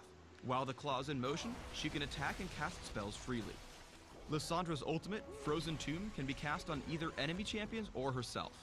When cast on an enemy, the champion is stunned and the ground beneath them freezes and expands outward, damaging and slowing enemies in the area.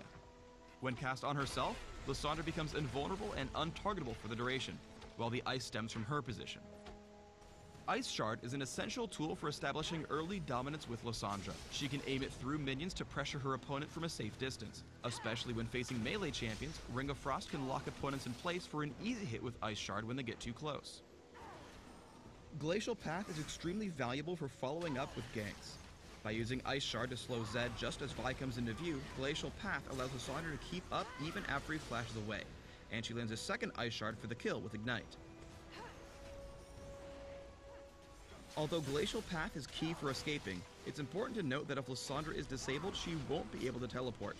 This is where Ring of Frost comes in handy, as it's great for creating distance from pursuers. When being chased, Lysandra can use Glacial Path to easily misdirect enemies. Throwing it over the wall here, she misdirects Shaco into following in the direction of the Claw. Even if he followed her, she still could have chosen to teleport away. Lysandra is an excellent initiator for ganks and can almost guarantee a kill with her full combo. When roaming to the bottom lane, she closes the gap quickly with Glacial Path, then singles out Nami with Frozen Tomb and Ring of Frost for an easy kill, as Caitlyn escapes with a well-timed cleanse. Lysandra can change the flow of a fight almost instantly. As Shaco approaches, she uses all of her abilities in quick succession to burst and lock him in place, then finishes by reactivating Glacial Path early to hop a short distance and get away cleanly. With Ice Shard's low cooldown, Lysandra is exceptional at kiting enemies over long distances. Lysandra first disengages with Ring of Frost and Glacial Path. As Jax pursues her from the Dragon Pit to the second turret, she lands Frozen Tomb amidst 4 consecutive casts of Ice Shard along the way. Jax makes the mistake of continuing the chase despite being whittled down repeatedly by Lysandra.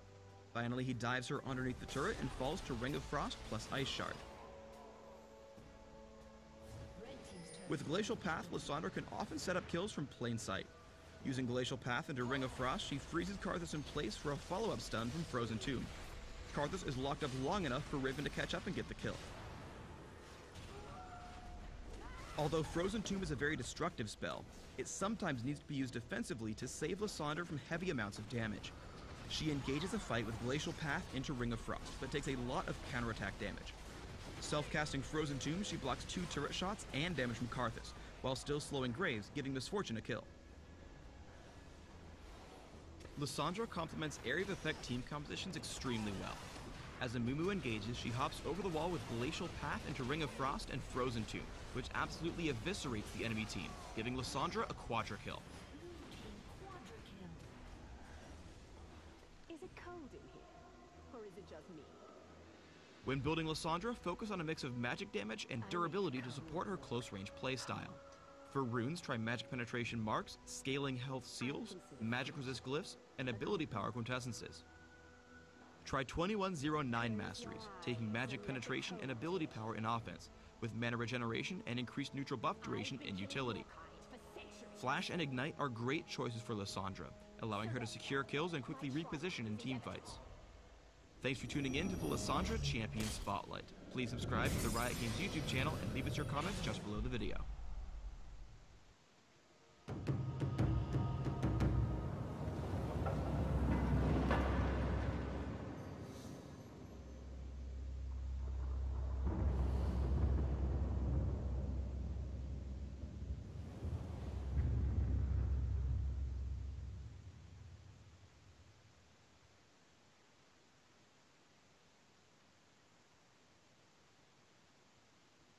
Changes to Quinn, Nasus, and the introduction of Freljord in this episode of the Patch Preview.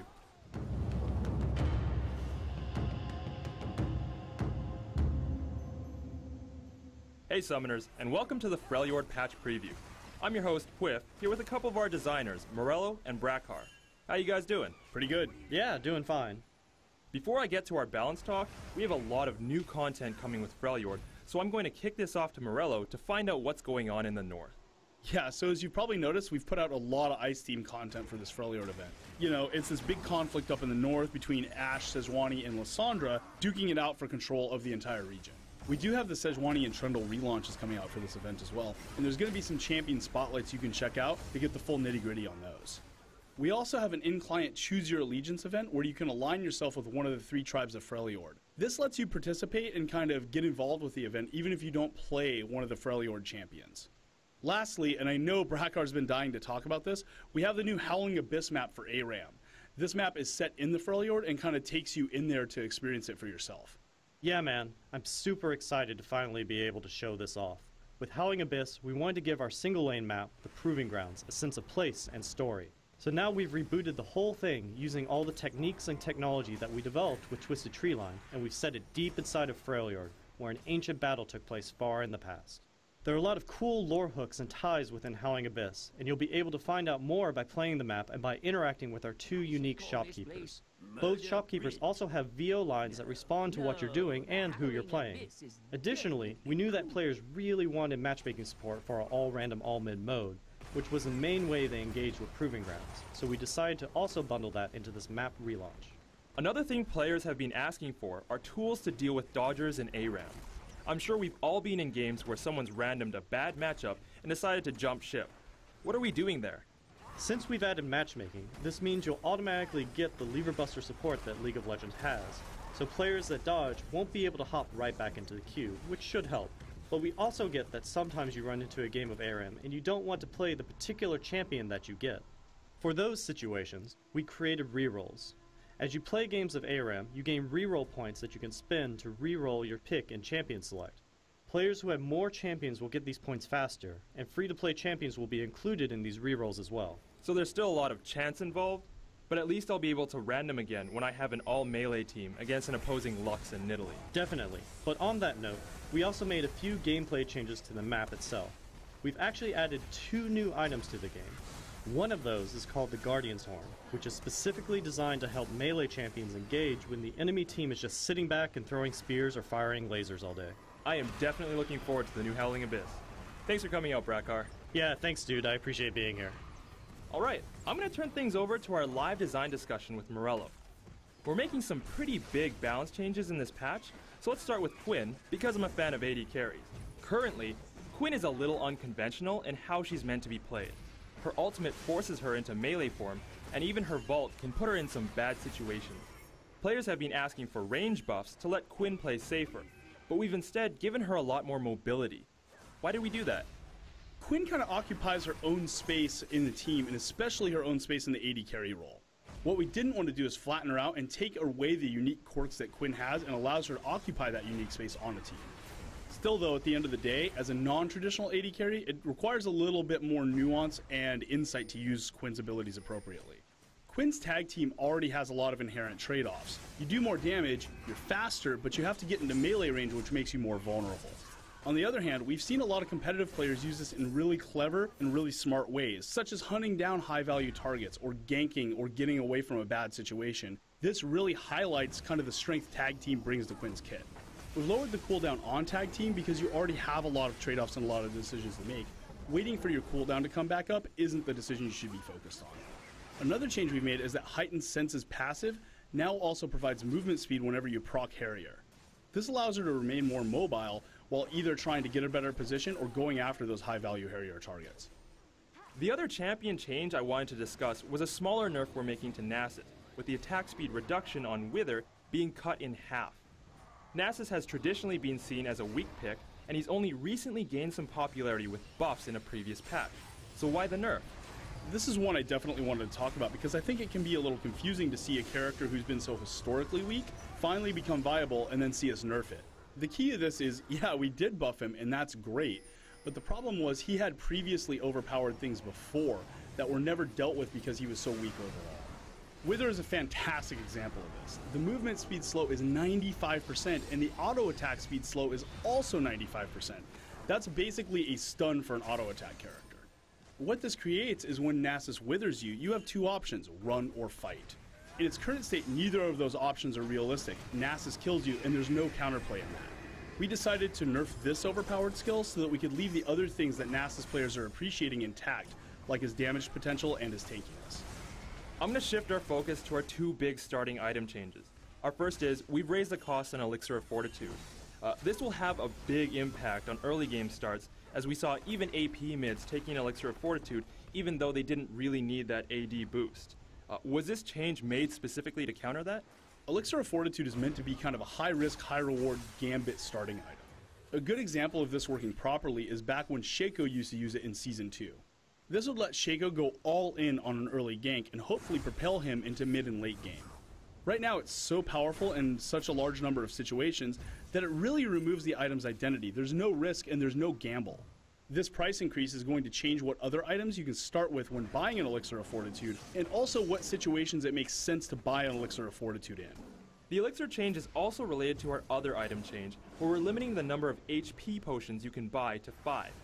This is a big hit to ultra-high sustain builds, and some players feel this was a viable start to get some weak laning champions through early game and into mid game. What were we going for with these changes?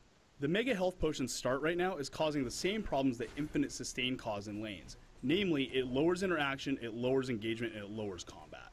When somebody has that much extra health that they can sustain back, there's no incentivization for you to go attack, harass, or try to push that person out of lane. They're just going to drink it back up. Therefore, your best option is to just farm. That creates really boring, really stale lanes. We think 5 health pots is really reasonable because it lets you stay in lane for a little bit, but the enemy can run you out with good harass or some ganks. And do you think this exposes a larger problem with the lack of strong starting items? We actually do, and the problem was we had to fix this first though before looking at that, because this is just such a dominant strategy. Nerfing this allows us to also look at other champions who have relied on this to be viable, say Mordekaiser or Kassadin. If this is what it takes for these champions to be viable, there's some bigger underlying problem. We don't want them to have to be viable by removing interaction and removing gameplay in order for them to be good. Instead, these characters should have other reasons to be good instead of just infinite sustain. Well, that wraps up our discussions for this week. Thanks for coming, Morello. Thanks for having me. And thanks to everyone else for tuning in. We'll see you next time.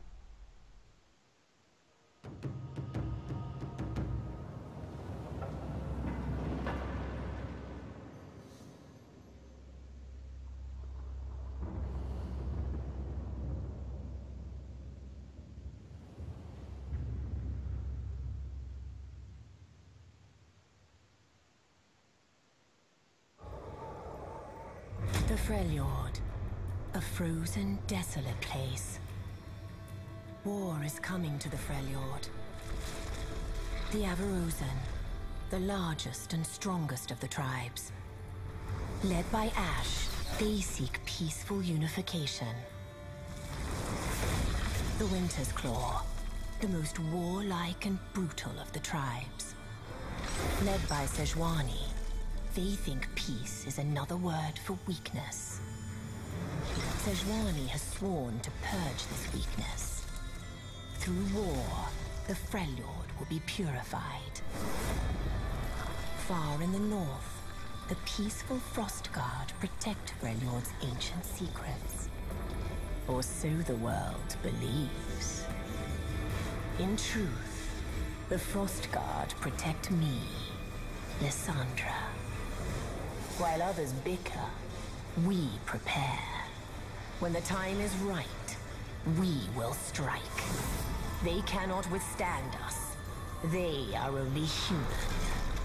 And when the war is over, the world, our world, will be reborn in ice.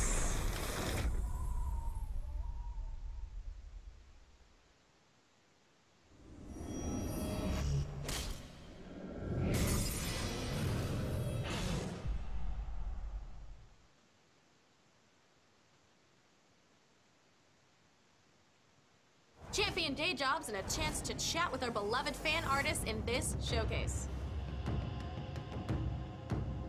Summoners, we have come to expect the coolest creations from our community, and you guys do not disappoint. So what is next in the realm of League of Legends fan art? Well, I mean, it doesn't hurt to have a day job. People often wonder what champions do off the field, and it turns out they sure keep busy. With Pangolino's help, we see this classic trundle hits the course to golf it up, but whether for work or leisure, we are unsure. Is it against the rules to block someone's shot with your pillar? Is that unsportsmanlike? In the event of full contact golfing, you probably need a few extra items on your side. Zappelli crafted up some darling little charms of ruby and sapphire crystals, perfect for soaking up that extra damage and preventing mana drain. I also feel like having the Philosopher's Stone in daily life would be strangely beneficial. Maybe that's what careers and coffee represent. Though, speaking of new careers, bet you haven't seen this new art from Mattcom. Known for his wildly inventive splash art ideas, Matt's done it again with construction worker Yorick. When you got 3 ghouls to feed, I guess you need the extra income. We are lucky enough to have him on the show answering your questions later, so sit tight. If you're a pink-haired girl and you have a monstrous best friend bear, your thoughts are probably full of fire. Archery does a delightful rendition of Annie and her clever, villainous side. We see her looking cute or petulant, but our pint-sized Pyro has as much mischief as the next gal, and she's willing to show it. I'm not saying that fire is always the answer. In fact, I think I'd be more of a druidic type, like a leaf-mancer or something. But tell us on Facebook, if you had an elemental power, what do you think it would control? Based entirely on the name, I think that our featured fan, Bitty Olives You, would be a pizza wizard. Because reasons. Anivia clearly favors frozen magic, even if she's made of metal. Yuruchi made a sculpture of a bird and did the only logical thing, which is to turn it into a ceiling decoration. Think of it, your very own Anivia, in flight, in your home. I'd like to think she has some special benefit to domestic living, like as a backup alarm clock.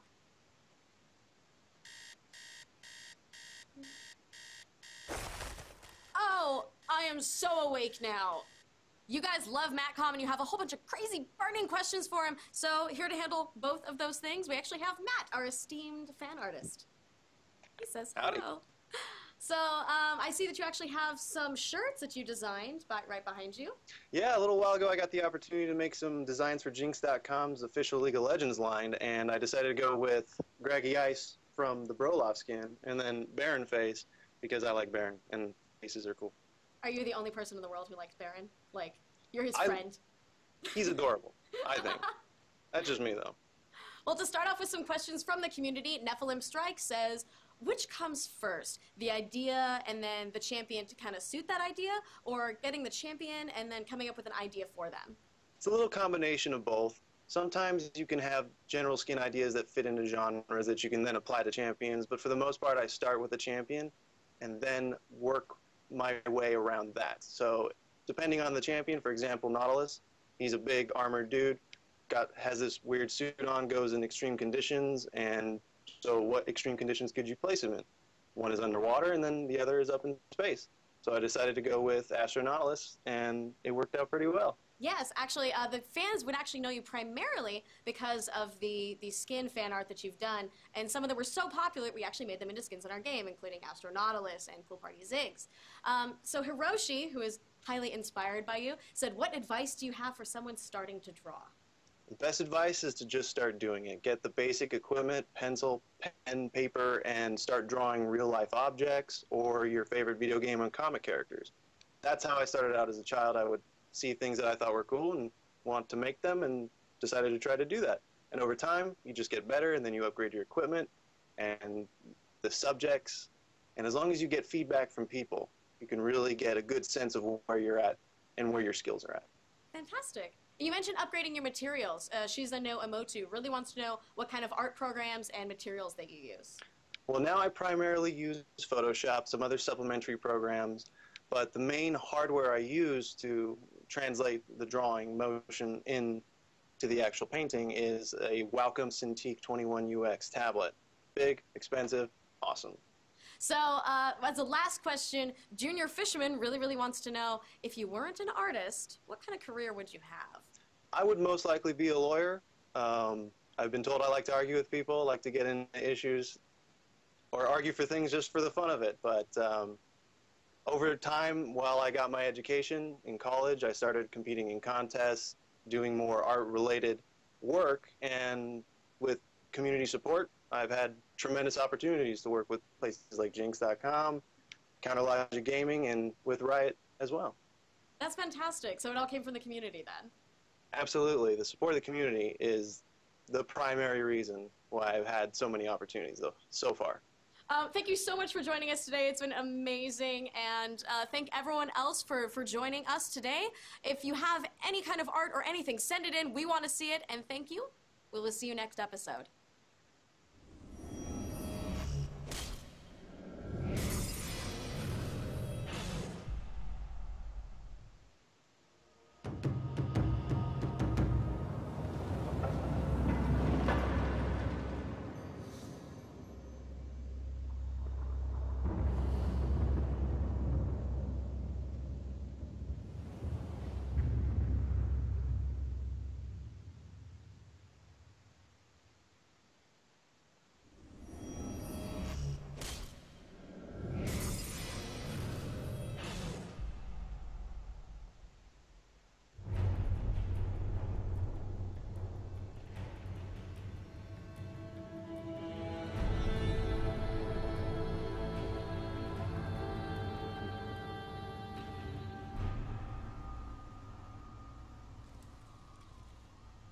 Music is a really powerful tool.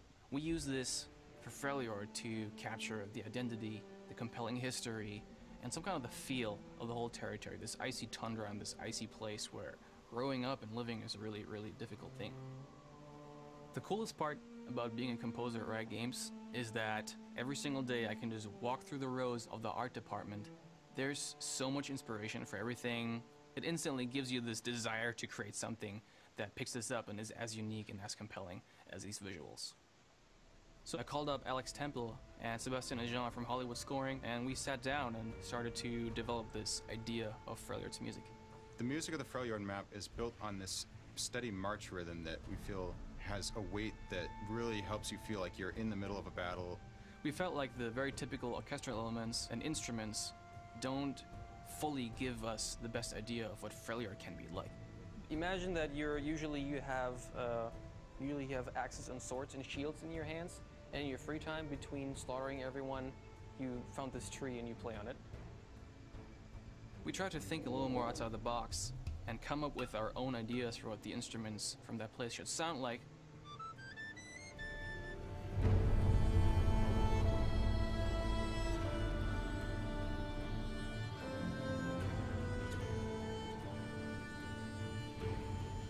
For example, a nyckelharpa, which is a really old traditional instrument from Sweden. It's a bowed string instrument, but it's keyed, so it has this very, very unique tone to itself that actually sounds a little icy when you listen to it on its own. I think this instrument talks to your soul, and when it hits certain notes, you actually feel it inside. The viola da gamba is some kind of a medieval version of the cello, and it also has a rougher tone. It doesn't sound as developed.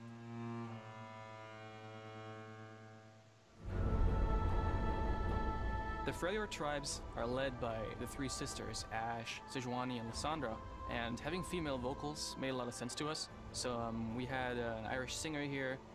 We went for a non-classical type of voice, the type of voice that is better suited to convey the rugged and raw characteristics of Freljord. We also brought on Lisa Thorne, who is a graphic designer at Riot Games and who sang the Diana piece. And she was kind enough to lend us her voice here again. The moment when we were done and we threw all these different instruments and sounds together, it just clicks. You're just standing there and you're just like, oh my god.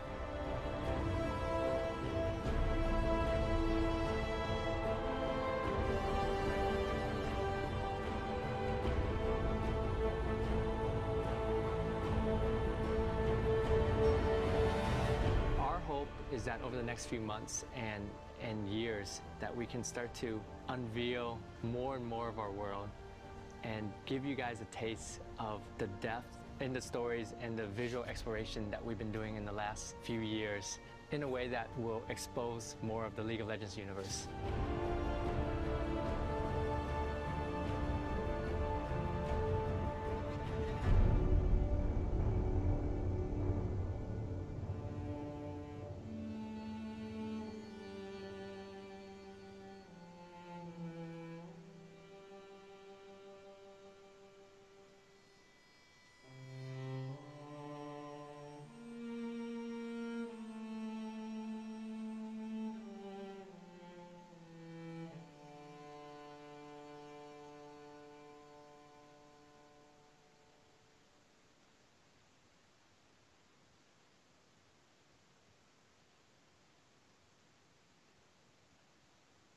Welcome to the League of Legends Champion Spotlight, featuring Lissandra, the Ice Witch.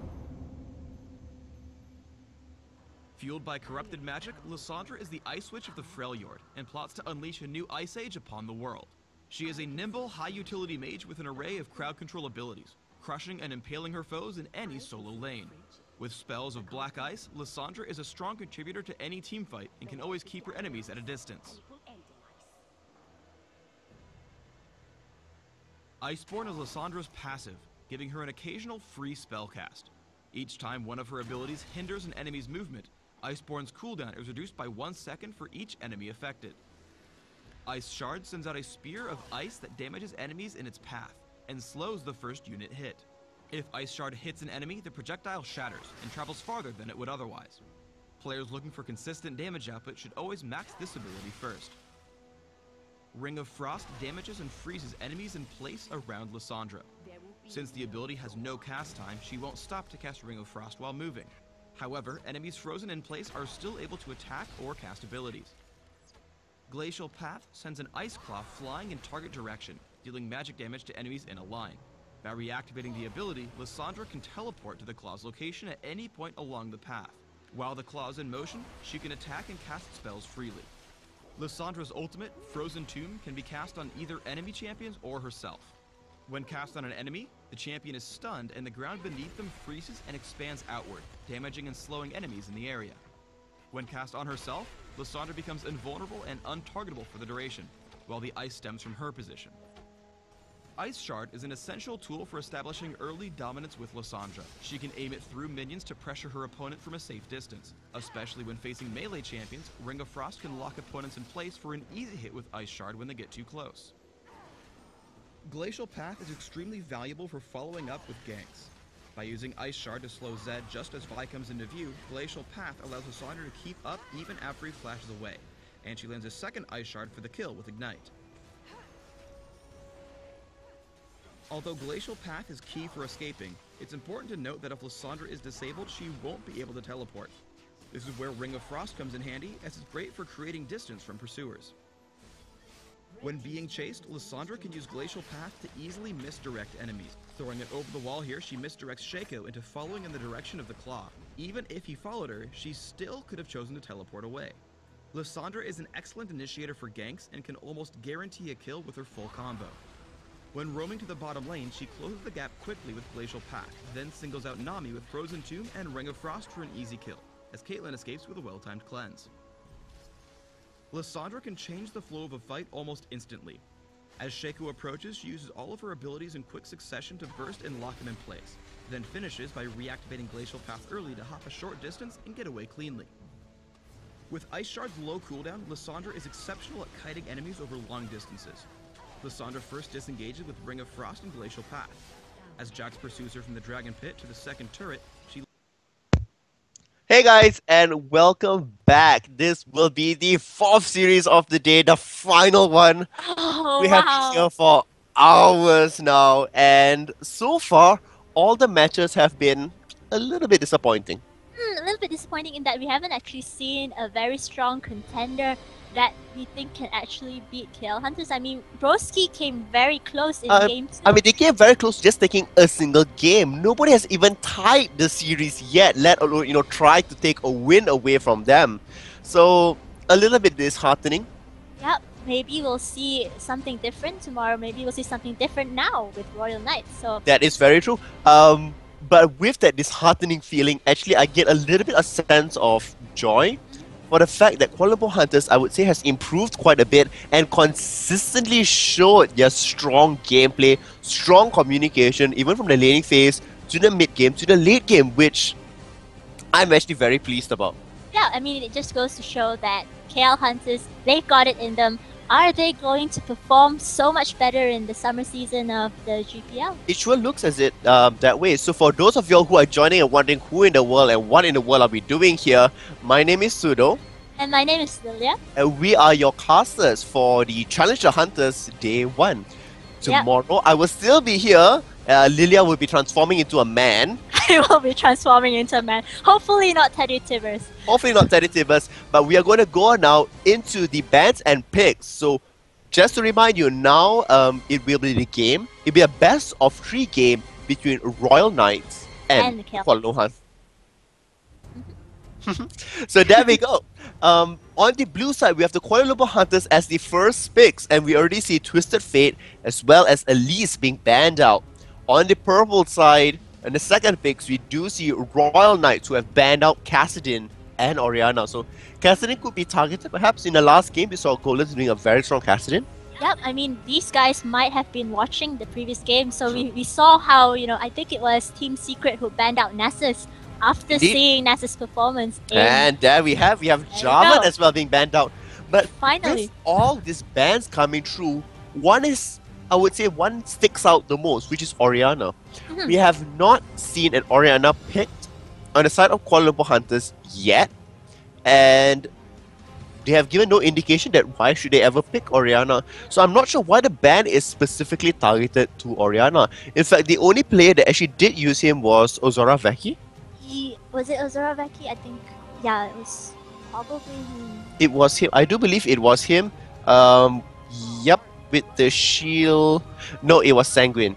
It was Sanguine in the first. It was Sanguine in the first one with nothing to lose. And now we have a very fast pick on Ezreal right there, instant locking it in. So yet again, they're going for a slightly different pick this time around. Instead of Varus all the way through, they're going for Ezreal. Could this be a different strategy? Yeah, their relaxed strategy. Perhaps, they've played 3 games. They want to go for something that's super solid for them. They have something they've practiced time and time again, but they're not so stressed out going for Ezreal. Yep. Or they could just be, doing the whole mind games thing. You thought we were going to pick Varus. Nope, we're going to pick Ezreal. That could very well be it. This could be the second strategy they're going to be pulling out here. On the side of Royal Knights, we already see the locked-in Sejuani, one of the more powerful junglers now in, after this patch had come out. And we also see Twitch. Yep, so Sejuani, after the recent changes, a lot of people have said that, she's actually becoming really, really strong. And, I don't know, I haven't seen actually a Sejuani in action since the rework. So what do you think, Pseudo? Sejuani is very strong. I did talk about this with Teddy yesterday on GPL, and it is really, really, a valid point to why they should definitely, pick up Sejuani. But on the other hand, with Nautilus being picked up, Nautilus is one of those baddies you don't want to deal with because all of his skills is a form of CC. However, Annie has been locked in. Oh, yes! If you didn't already know, we've had this for the whole day now. We had this whole day, and guess what? Ping Pong is back with us and is watching. So Ping Pong, you can be very happy to know that in this game, Lilia will be casting as Annie's voice. Well, no! Well, but okay, she'll be maybe trying. Part of it, yeah. She'll try here and there. And as well as with Amumu coming in, look at the CC potential. I wonder now, is Amumu going in to be a jungler? Could it be a top laner? Could it be a support? Because Sejuani can fill those same roles as well. And it's going to be pretty peculiar. So what they're going to do about this? On the side of Kuala Hunters, we see that it's a complete different lineup from what they had before. Are they going for a double support combination? Could it be an AP Soraka or AP Lulu? A lot of different questions being tossed around here at the moment, but nope, they're going to go for something similar. Oh, it's a Varus? In fact, it's going to be a triple AD. My head is being... Oh my... Oh my god! I do believe it's going to be a Varus Lulu combination in the bot lane. We are going to see a AP Ezreal and a Quinn on top, going for a very quick jungle Nautilus, and this game will end before 20 minutes. Wow. We'll see if that actually works out in their favor, if this combination will be as strong as you say it is, Pseudo. It's simply because this composition is mainly formed for taking down towers, where we have literally 3 AD carries that can fulfill that role, or rather 2 AD carries if you just want to talk about how to be building. And either one, as long as one starts getting more kills than the other, they will just let that person become the hyper carry and start giving kills away. If, for instance, it's both equal, they will just be happily taking each other's kills. And there you will see 2 very strong carries moving out. Keep in mind that all these AD carries have high attack speed. They will be building, some damage with attack speed that means towers will fall very, very quickly. In the earlier engage where we talked about Broski, I had mentioned that Nessus and Varus must die. If they do not die, they will break down. And it's the same concept here. High damage with high attack speed equals, bye-bye towers. Wow. On the other end, we do see Wukong being picked up. So it is a complete AoE composition here. Sejuani can easily throw in her ultimate and he can summon Tibbers to the party. Abu can, come up with, his wonderful bandage toss into a perfect ultimate to trap everybody down. And Wukong can start spinning away in his little helicopter mode that he has. Wow, well, this will be very interesting indeed, an AoE composition. And to make it even more interesting, not only is it going for a fast push, fast poke composition versus a complete AoE composition, on the side of Royal Knight, we have 2 teleports. Ooh. It's going to be insane because no matter where Nautilus turns up, a fight can be easily turned around, and a situation where it seems completely desperate may turn into a huge landslide of an advantage. A lot is going to come down to whether or not Nautilus is able to sneak away certain kills, and if the AD carries can burst down their enemies fast enough before the teleport makes an impact. Yep, it will be an Abumu support and a Wukong top, as you said. So there we have it. It also could be an Abumu top and a Wukong support. It could go either way because there's a heal on Wukong, yeah. Indeed. So let us just have a quick look at the runes. Just before that, we'll switch back to us, and then we'll have a quick look at the runes. I am very curious as to find out what is happening here, and let's have a look at Wukong. So Wukong is calling his rune page Revolution Tank. Okay. Where he has 27 magic resist per level 18 and 32 armor. That's a lot of tankiness going around there. And in terms of masteries, it is 13, 17. So going for some offense and some defense. Great. It still doesn't actually tell which lane he's going to, but it doesn't tell us anything. Just check out Amumu though. Amumu may give away a little bit of surprise. And look, Amumu is going to be a support, and he's calling his support Celestial Support. Celestial Support with 31 health, 4.5 gold percent, 2.2 magic resist, and 6.3 armor. So yep, the gold per 10 queens actually on support. And it's something we don't really see that often these days. Is going 0, 9, 21. Actually going a full 21 points down the tree. It's quite unheard of these days. So we're going to see how well that's going to work out for them. Also, I'm just going to have a quick check onto Twitch and see whether he's going for complete lifesteal runes. In fact, he is not. So it's going to be super standard. A little bit of armor penetration on Twitch. And, I mean, nothing too surprising here. 9. Oh my, there is a little bit of surprise here. Instead of going 21-9, it's going 9-21. So a lot of defense being put up here. And look at this, he's taking safeguard, so possible tower dives out there. And he also has reinforced armor because he's afraid of critical strikes. Wow. He also is taking legendary armor, which increases bonus armor and magic resist. Not sure where he's going to get that from, but it could be a good strategy. He also has tenacious, which means that he will reduce the duration of crowd control skills onto himself.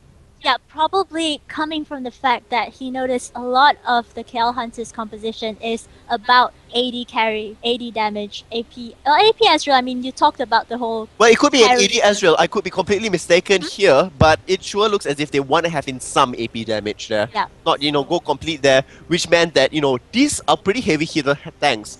Wukong, Amumu, Sejuani, they can easily go for Random Whim's Omen, they can go for a Sunfire Cape if it's a complete, AD composition. So having the Ezreal AP poke is definitely going to be very important for them. I talked about it ending at 20 minutes for KL Hunters. That's what they're aiming for. For the side of Royal Knights, what they're aiming for here is to reach that mid-game stage once the towers are down and team fights can ensue time and time after again, where all these ultimates will just decimate and eviscerate everybody of the members of Kuala Lumpur Hunters. Whether that's going to happen or not, we will have to find out. That will be exciting. We'll see if Pseudo is still the fortune teller of the game. And we shall hope to see if that's going to happen or not. I am super excited for this game. It's It's one of the craziest games, in fact, I've ever seen Kuala Lumpur Hunters play. It would seem something like TPA would play. Yeah. Like, they would go like this crazy, let's go double AD, AP Ezreal, something of that sort. We're just having a slight pause here, so nothing much to worry about. And, I mean, I don't know about this. It's so weird. If you're looking at the items, KLH now going for that triple cookie starting again. Again, yeah. So we did see this on the very first time against nothing to lose. They went for the triple cookie starting, and it looks as if they will be repeating the same thing yet again.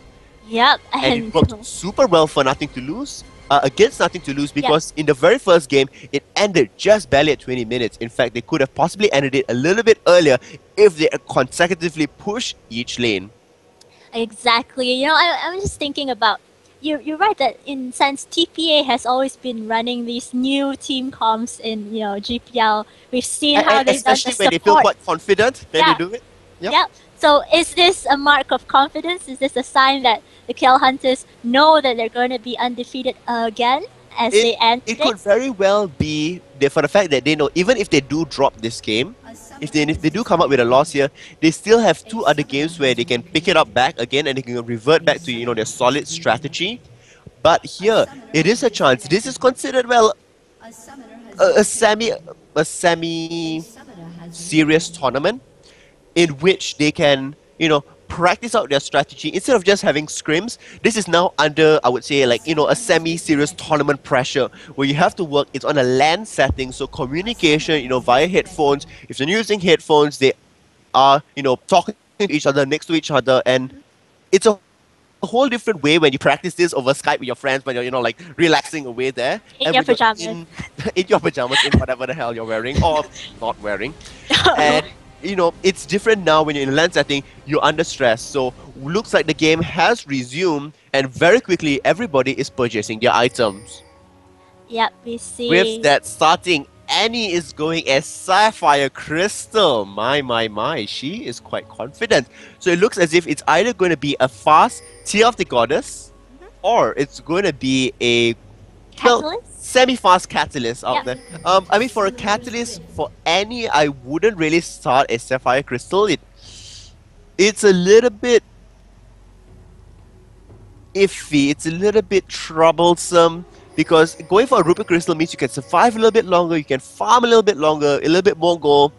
But when you take a Sapphire Crystal, you want to have the extra, extra mana, because you can able to dish out additional spells. And it's not one of those, really. You don't spam any spells in the beginning, and if you're taking Q as a very first spell, you can use it to last hit, it refills your mana, so why is there this, quite a large need for it? Now it looks Kuala Lumpur Hunters are hiding in their boosters signature, 4 of them. They seem to do this whenever they're confident over a team. They go for the invade. However, when it was against Secret and Broski, they stayed back and did not want to, trespass into the enemy jungle, or they didn't really touch, the middle of the river all that much. Yeah, that's They just warded and, backed off of it. Really interesting observation there. We see, I think, the ward is going to spot out these Amumu and Annie. So they do see here there are 4 members. Nautilus is moving in. Who will they go? They are so close to Twitch. Is Twitch going to face check this? Looks like Twitch is going to go away. Twitch just flash away, and Amumu goes in for the bandage shots. First blood, Violence getting the kill out there. Double kill. Will this be a triple kill at this point in time? It sure looks as if it could be, but no, they're going to back away. Very happy to have 2 kills out there. And Dante and Xiaoxiafeng is going at it. Keep in mind that the Harrier additional packing which Valor does deals magic damage every time an auto attack is landed. So Wukong immediately forced to use up some of that health potions to keep himself in a healthy state. And just like that, a clear 1k gold lead. Yep, again, KL Hunters go 2-0 at level 1. Such a big advantage, and XXF level 2 already. Level 2 already, indeed. He did pick up the additional creeps for them when Wukong had to walk all the way back, and as well as to plant the wards. But this whole thing of picking up Twitch with a Lulu as your enemy support is not good, because what can happen here is that Lulu will just put picks onto Twitch and he's revealed. Even when he's in stealth, he's seen. So why would you, pick up a Twitch? A little bit iffy. Now we see Golden waiting, just waiting, as you know, Sejuani is going to kill it all the way down. Golden will go for the kill. One more, and there we have it. Very, very quickly securing the kill. Super, super sneaky. Super, super aggressive. Just like that, 3-0 now for the Cow Hunters. Wow, they're really playing this game really, really fast. Like I said, they're going for fast kills, fast push. Look at them to start securing towers as soon as kills go down. Wallet is still taking a huge chunk of Twitch out of this game, and he can't even last hit properly on the tower. He's so stressed out with the amount of harass coming in, with the wave push coming in. It's insane. And every time he goes up, he's taking free shots. Yet again, possibly going to go in here. Banish shots does land. Red Hot Race taking a bit of damage, but instantly the turret is going to reset. Now the flash actually used by Lulu because she was aggravated by the tower due to the glitter lens. Now Walan's going in for Twitch yet again. One shot, two shots. Will he go in for the third shot? Banish shot does come up. Poison does get thrown out and barrier gets used. Will get pulled in all the way. Twitch, why did you come to the front? And now we're going to see Xiao Xiaofeng taking up one to the top. Will he be able to escape from this? It sure doesn't look like it. Could he vault away from it? Perhaps. We're going to wait. Yes, it did. He does vault away from it. And there we have it. 6 for nothing. 6 for nothing. Oh my god, I just don't know what to say right now. Please call me Nostradamus, Pseudo. Yes, Mr. Nostradamus, Pseudo. I mean, look at this. They were so confident that, you know, Nautilus just casually walked out of the turret. He died to an execute, but oh well. Money's not going to the enemies. Yep. Doesn't matter, I need to go back anyhow. Oh well. And what was key was that Walens actually delayed Twitch and Mumu there for so long so that Tainted Ones could get in and help him secure the kill. That was just some really nice Now look, as you're going back and buying the items. Varus with Brutalizer. Varus already. Oh, one more kill, one more Q, one more attack. Oh. Immediately the red buff taking him down 7 to nothing. What can be done here? Oh, I really don't know. But then again, it's still very early in the game. But you know, to recover from a 7 to nothing is very tough, especially since your jungler has been counter jungle. Your jungler is level 3 here. Ezreal is 6.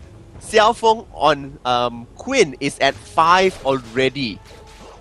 That's how far ahead they are. Ezreal has his ultimate up and ready, can assist any team at the moment. And if you're level 3 like this Twitch at the moment, you're not going to go far. They're still going on to... Possible going to go to Wallet. Wallet might get taken out. In fact, Wallet does get taken out. Look, the double teleport is coming down here. Will they go to Red Hot Race? Will this be worth it? They double teleport out there. I don't know. We'll have to find out over the next few minutes. So, just like that now, Royal Knights are on the board as enough. The ultimate does get taken on, and Twitch is only a measly level 4. Yep, True Shot Barrage taking down Twitch very easily. Very nice job there from Golden. But we see... Now I'm going to go on to Annie. Look at the amount of damage being done. Annie, you are one sad girl that's going to instantly evaporate. Even your shield of fire won't help you. Yep, and look at that. Dante trying to go on to XXF, but you know... I don't know, maybe you should give Annie some encouragement. You should, like, you know, cheer for Annie. You should use your Annie voice. Hopefully, you know, they will hear you psychically and be able to, you know, get inspired out there. Or perhaps you could, you know, masterly or, you know, play with your mind and somehow control. So basically you want me to not just be a fortune teller, you want me to be a psychic as well. Yes! You must control Annie. You must be Annie. I will try. Annie is returning to lane. Let's see if there's any fights going out that I can actually speak in any voice for. We see they're just dominating every single lane at the moment for KL Hunters. Look at this. 7 minutes, 4k goal lead. Very, very big. It's almost a 5k goal lead. Just a couple of 100 goals actually differing out there. And oh my god, look at that. Amumu comes into bandage toss and he loses half his health. Yep, it's just very, very hard Annie. to go. Oh! No, Eddie. Use your Q, Eddie. There we go. Annie, use your flame thingy! Same thing. So there we go like that. Not able to actually land on the anything. Twitch will go down to this. Will they actually get on top of this Amumu as well? But Golas is going to go down to me. Annie is doing a good job being a supporter right there. And the shutdown goes down on this. It is still 11-3. And look at this. Xiaofeng actually brought on the tower so far down. This is no laughing matter. He's just having so much fun just, farming out, pressuring Wukong. I would have loved to see Xiaofeng actually use Vayne. Vayne would be able to do even more damage on this, or perhaps even Caitlyn. But I'm not sure if a Vayne top lane is the best idea. It actually is a really good idea because Vayne's a very strong duelist. And just like that, Xiaofeng now is turned into Bird Bomb, she is turned into Valor. And look at the amount of damage. Xiaofeng is happy to still stay around the creeps and farm it up.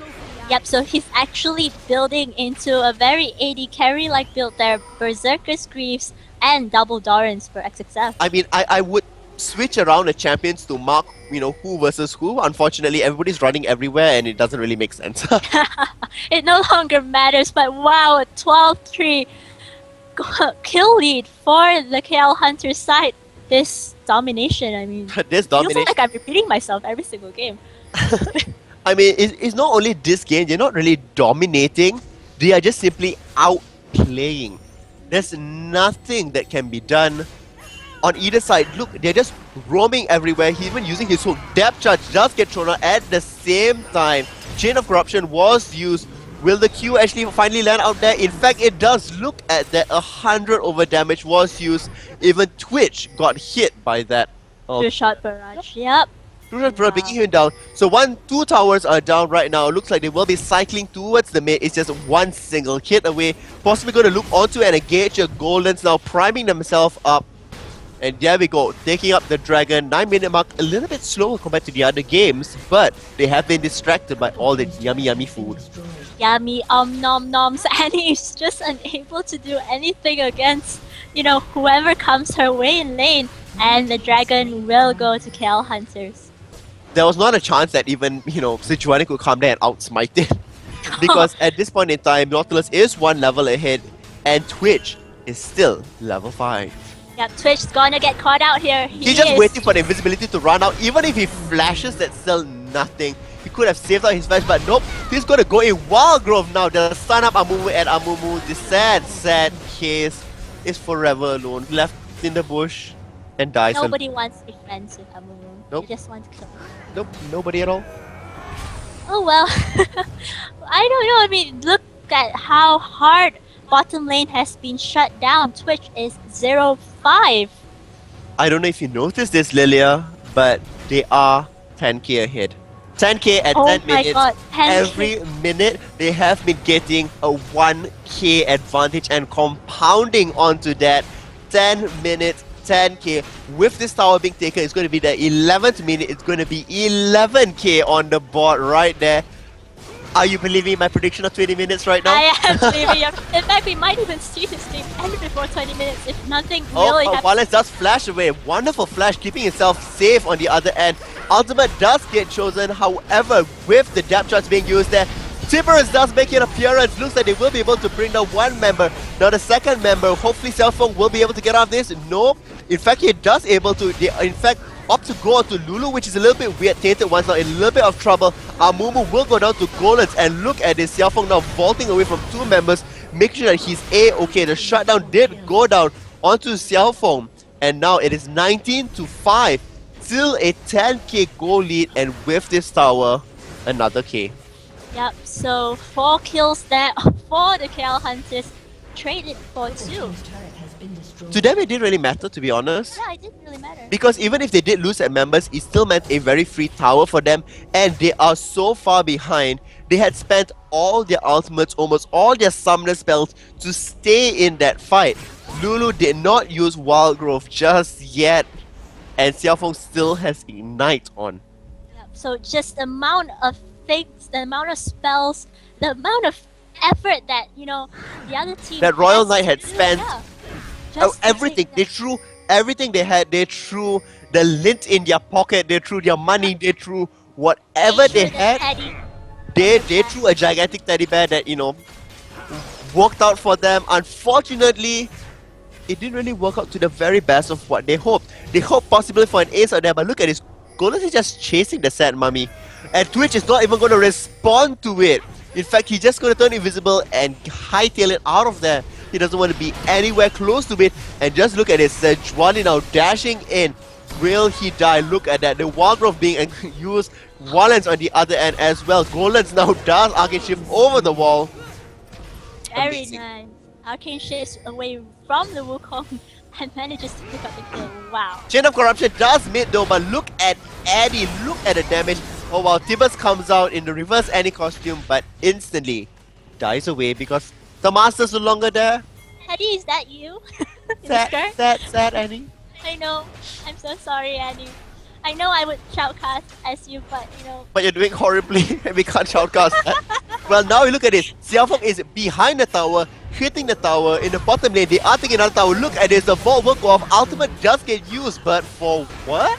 Was he spinning the air? Was he trying to be a windmill? It's what it looked like. And then it looks as if everything is just, oh my god, smithereens, smashed up. Tainted Ones does get frozen onto the tower. Looks like he will go down to this, being a little bit too aggressive. The shutdown goal does go off. But look at this. Xiaofeng and Red Horace is in the enemy base. They're happily walking around there, and just like that, Wallens, who has no mana, is still able to deal out. We totally don't see a kill out there. Will he be able to continue dealing out damage if he lands this? Is a be amazing. Nope, the shutdown comes out again. So now we have another kill, but Xiaofeng is here to save the day. But nope, and he says, nope, you're gonna get stunned. Sorry, not today. But oh my god, it's that's okay. true shot barrage. Goldens is there. Captain Goldens is there to fulfill the day. We should call him Sniper Goldens. It's a couple of times he has landed his ultimate pretty well on the end there. And look at how long Kuala Lumpur Hunters has been, you know, continuously out of their base. They have not gone back to buy. In fact, now as they return back to their base to buy the items, look for massive, massive items to be stacked on. And looks like this Annie's going to die. Yep, looks like Annie. Bye bye Annie. That's your 5th death right now, and I don't know what to say. I don't know what to say. Look at that. Blade of the Ruin King on Varus. Blade of the Ruin King on Quinn. Along with that Iceborne Gauntlet On Azrael. Spirit of the Lizard Elder as well. A pickaxe to add on to it. That's a 9-1 Azrael. So far ahead right now. And this is the 15th minute. They actually could be shoving in the tower a little bit more aggressive, but no, they're actually going in for kills. I think they're going to like stack up their KDA ratio to a insane level. Xiaofeng is on a massive side right now. He can just be auto-attacking because he is so safe. He's perfectly fine. Look at the amount of damage being dealt. That's almost 1/3 of the life completely gone. Banish shots does hit onto it. Xiaofeng will go down to this because he got exhausted and stunned under the tower. And he picks up a kill. But look at this. Golan's returns. Golden's returns, gets hit by the Sejuani ultimate. But they're still at it. Which now we see all the ultimates being thrown out there, and Golan's taking a little bit of tower damage. Look at the lanes. On the top lane, they have no tower whatsoever. They can possibly go in for the inhibitor, but still, Kuala Lumpur Hunters is happy to take away kill after kill after kill.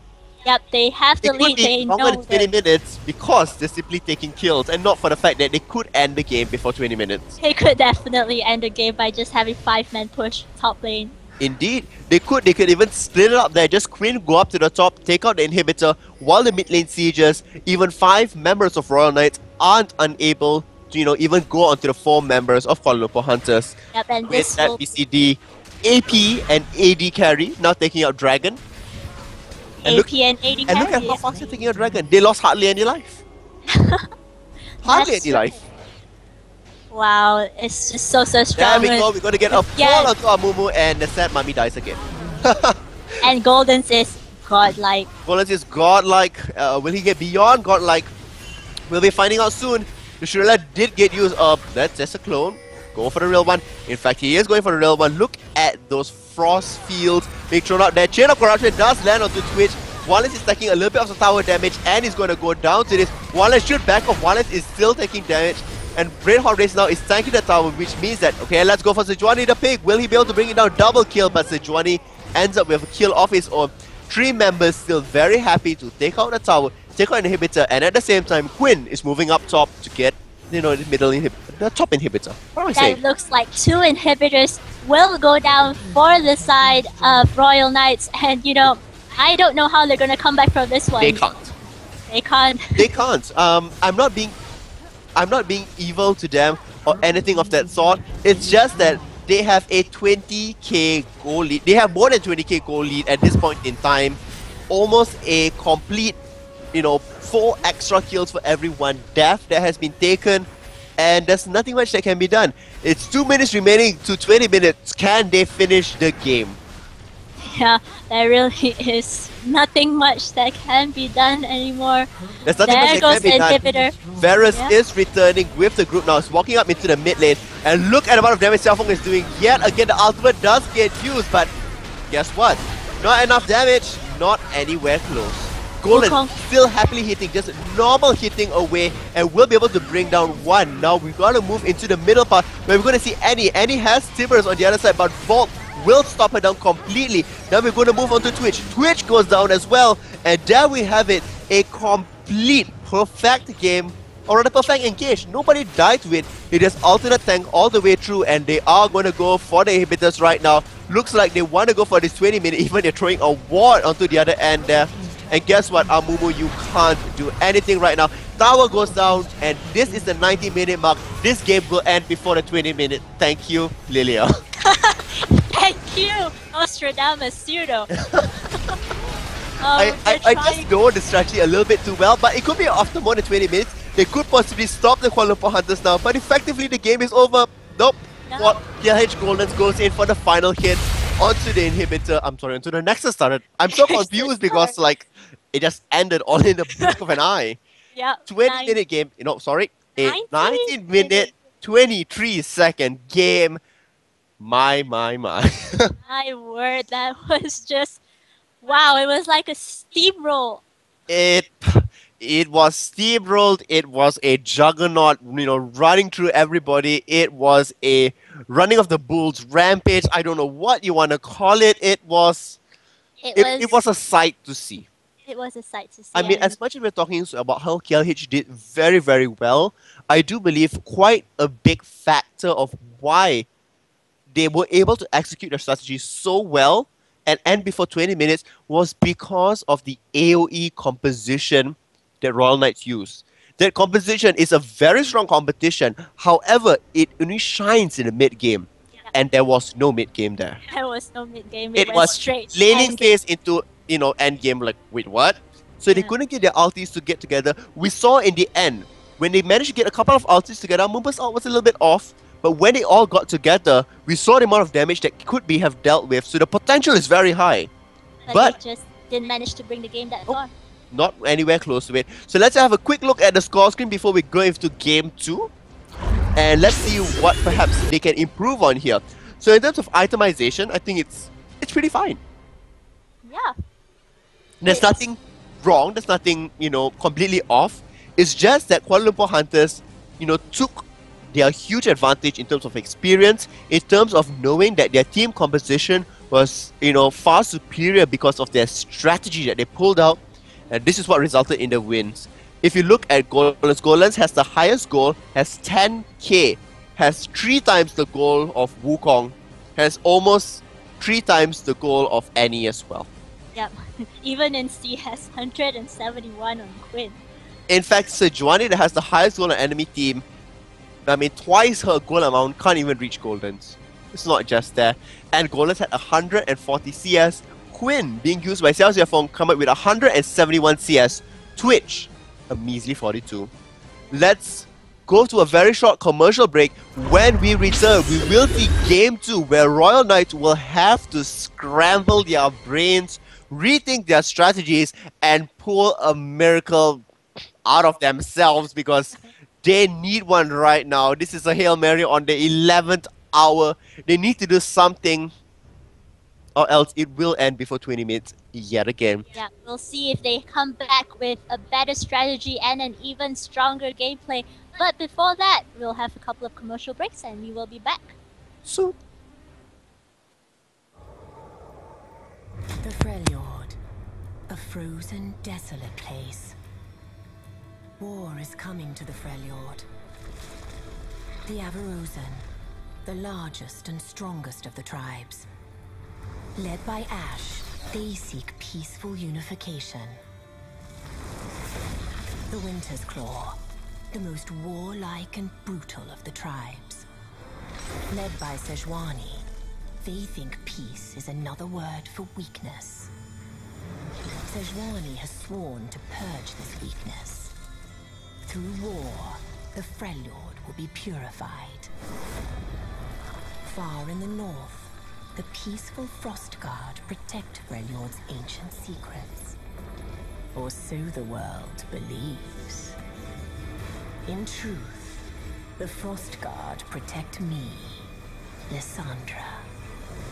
While others bicker, we prepare. When the time is right, we will strike. They cannot withstand us. They are only human. And when the war is over, the world, our world, will be reborn in ice.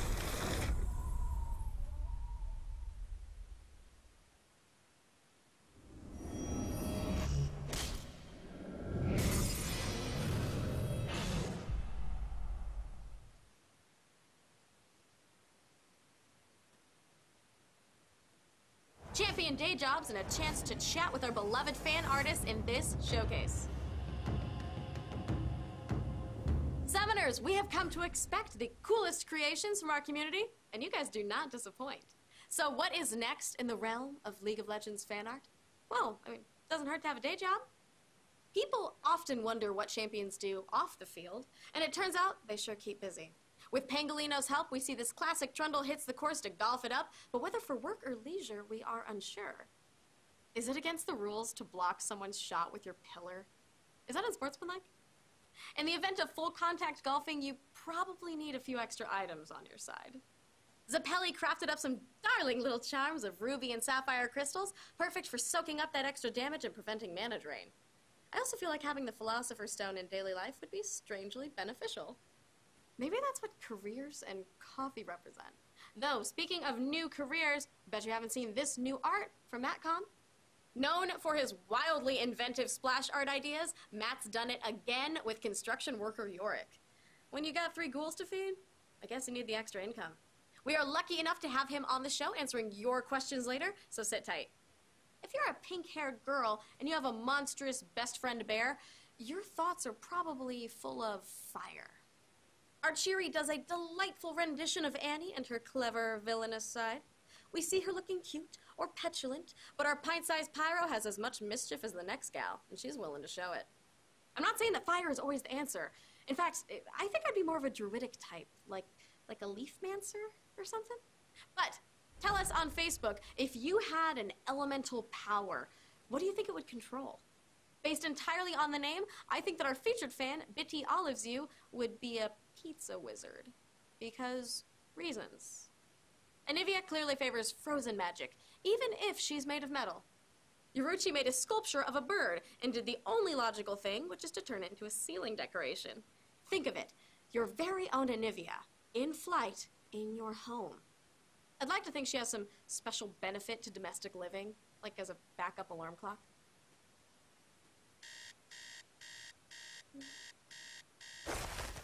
Oh, I am so awake now. You guys love Matcom and you have a whole bunch of crazy burning questions for him, so here to handle both of those things, we actually have Matt, our esteemed fan artist. He says hello. Howdy.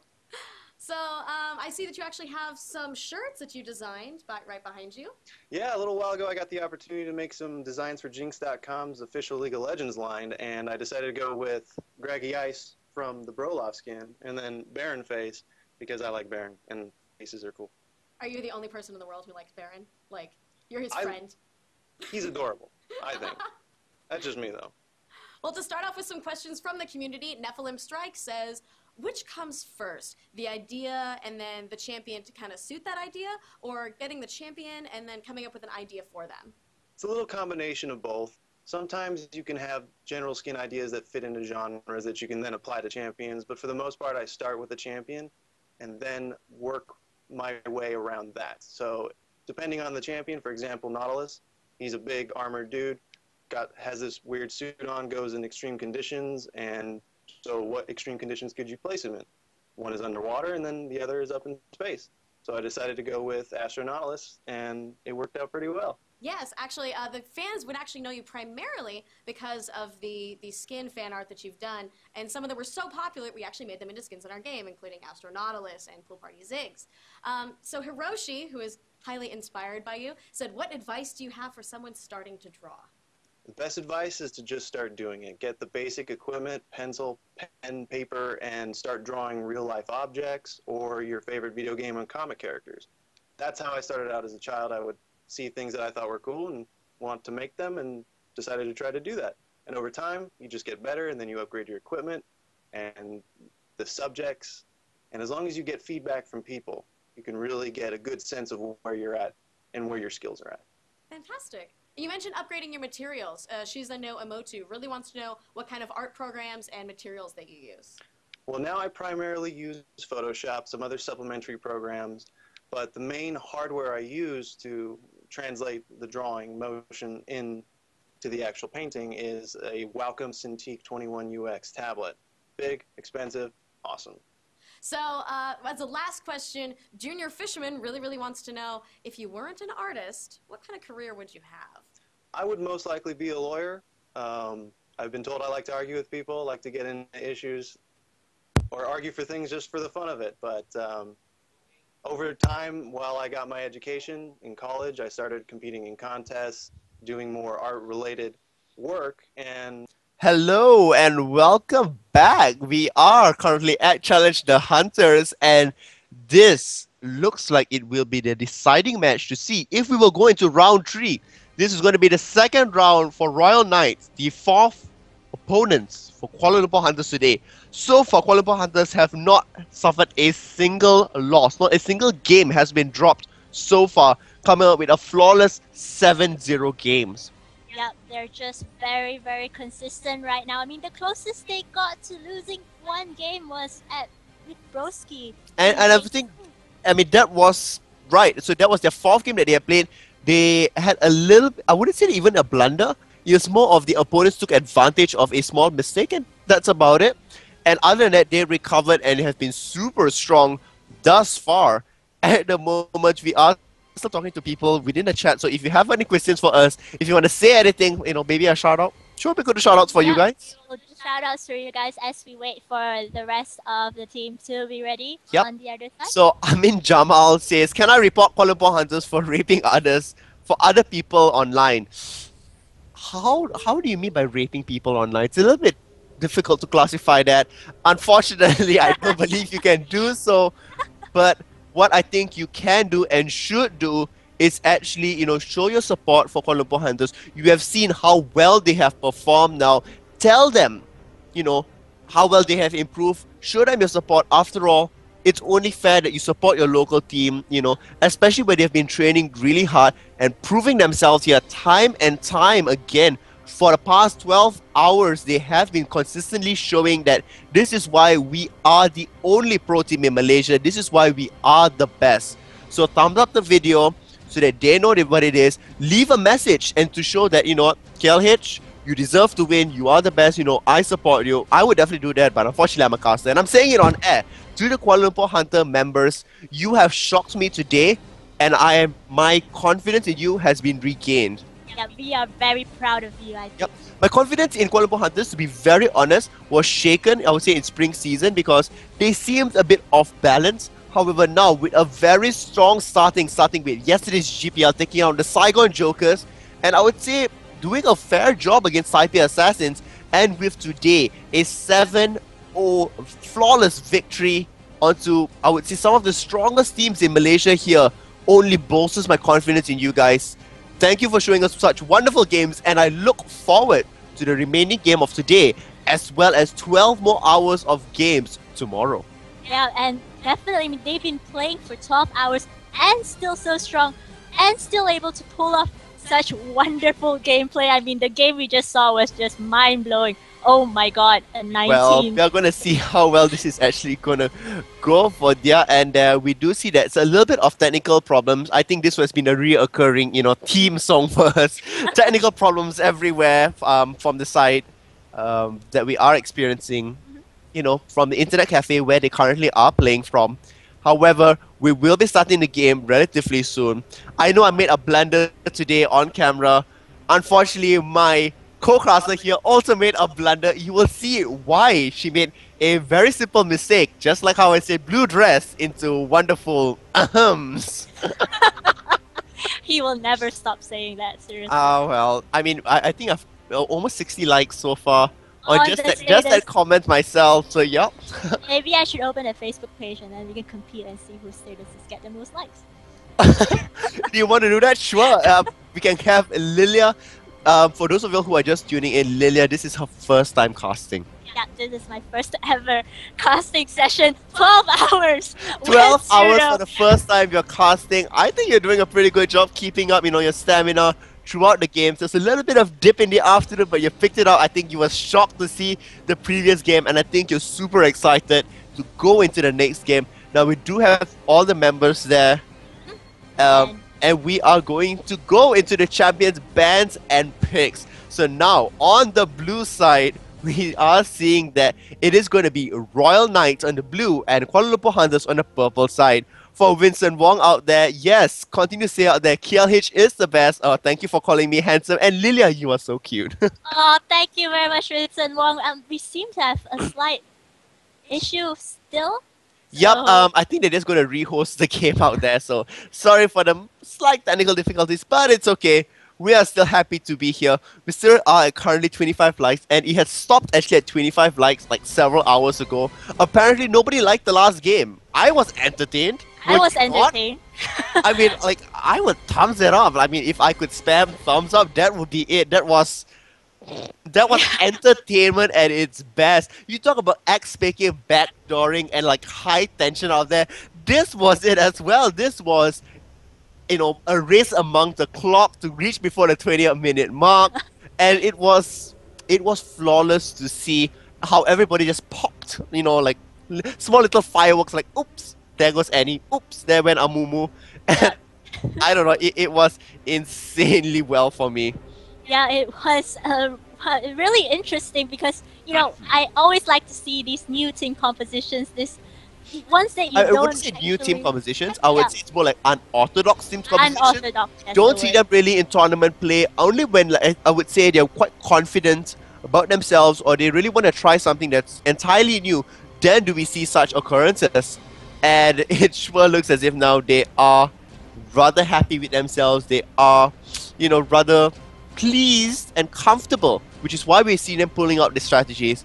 Now we have another thumbs up, so we are at 26. Let's see if we can reach 30 out there. Oh, and I think Pseudo at this point is gonna make me do something else if we hit 30 thumbs up. If we hit This 30 is what thumbs he's up, been do you doing want to for me. see Lilia take off her dress? Oh, Do you want me to see me no. wear a dress? That's more like it. I think everybody's thumbing down on to make sure it doesn't reach out there. I think you can see him. I don't think so. Anybody needs a nightmares from it. We still have tomorrow to go, and we're going to see how well tomorrow It does. doesn't have to be today, it could be tomorrow. You in a dress. Gives you I time to find a shall dress. zip my mouth right here and be like, okay. I really think that would be a good, way to get 30 likes. I think if you guys want to see Pseudo in a I mean, dress. this shall not be a repeat of my sauna costume because I said if the GPL video had 50 likes, I would dress up as Sona somewhere down the road. And that's how I ended up, dressing up as Sona along the way. So, I mean, that was at 50. This is only at 30. Like, no. We are not going to go there. If anything, I'm going to raise the bar. In fact, on my fan page, I did talk about this, that I'm going to have this dare challenge. And anybody can post up a video of them doing something and dare me to do it. So they have to do it first. They have to do it, take a video of it, and dare me to do it. So if I can't do it or I choose not to do it, there's a cumulative 100 points. So you start counting to 100, and at the 100 stage, I will cosplay whatever they want. However, nobody has taken up the challenge. I have 0 videos at the moment, and to make it a little bit fair, I can post up videos of myself offering a challenge out to everybody on my fan page, and if nobody can compete it, we'll minus down 1 point.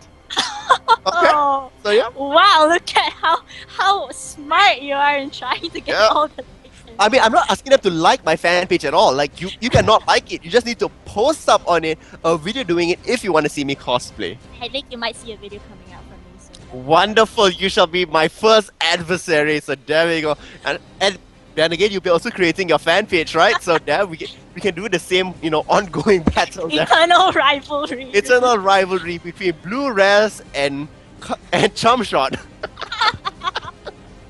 Yes, so They don't have to know that. so that's the word that she mispronounced. Instead of chump shots, she said something that sounded quite similar to it.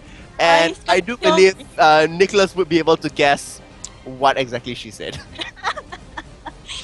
Thank you very much. You're most welcome. This eternal rivalry just started here today. And It just will like never we started gaining views. end. 27 likes. And dude. we have 27 likes. We're getting there soon. And we're going now once again into the champion select. So here we go. Hopefully nobody disconnects out of this and we can go smoothly into game. Here we go. Champion select. Bans and picks. Once again, blue side will be Royal Knights. And on the purple or red side, it will be the Kuala Lumpur Hunters. Yep, so we're just... Oops. Oh, In fact, nope. They're just trolling with us. They just want us to entertain people all the way here. they want us to talk more about this rather interesting video challenge. Or blue dresses. Blue dresses and chump shots. That's the title of That's the the video we shall put up today.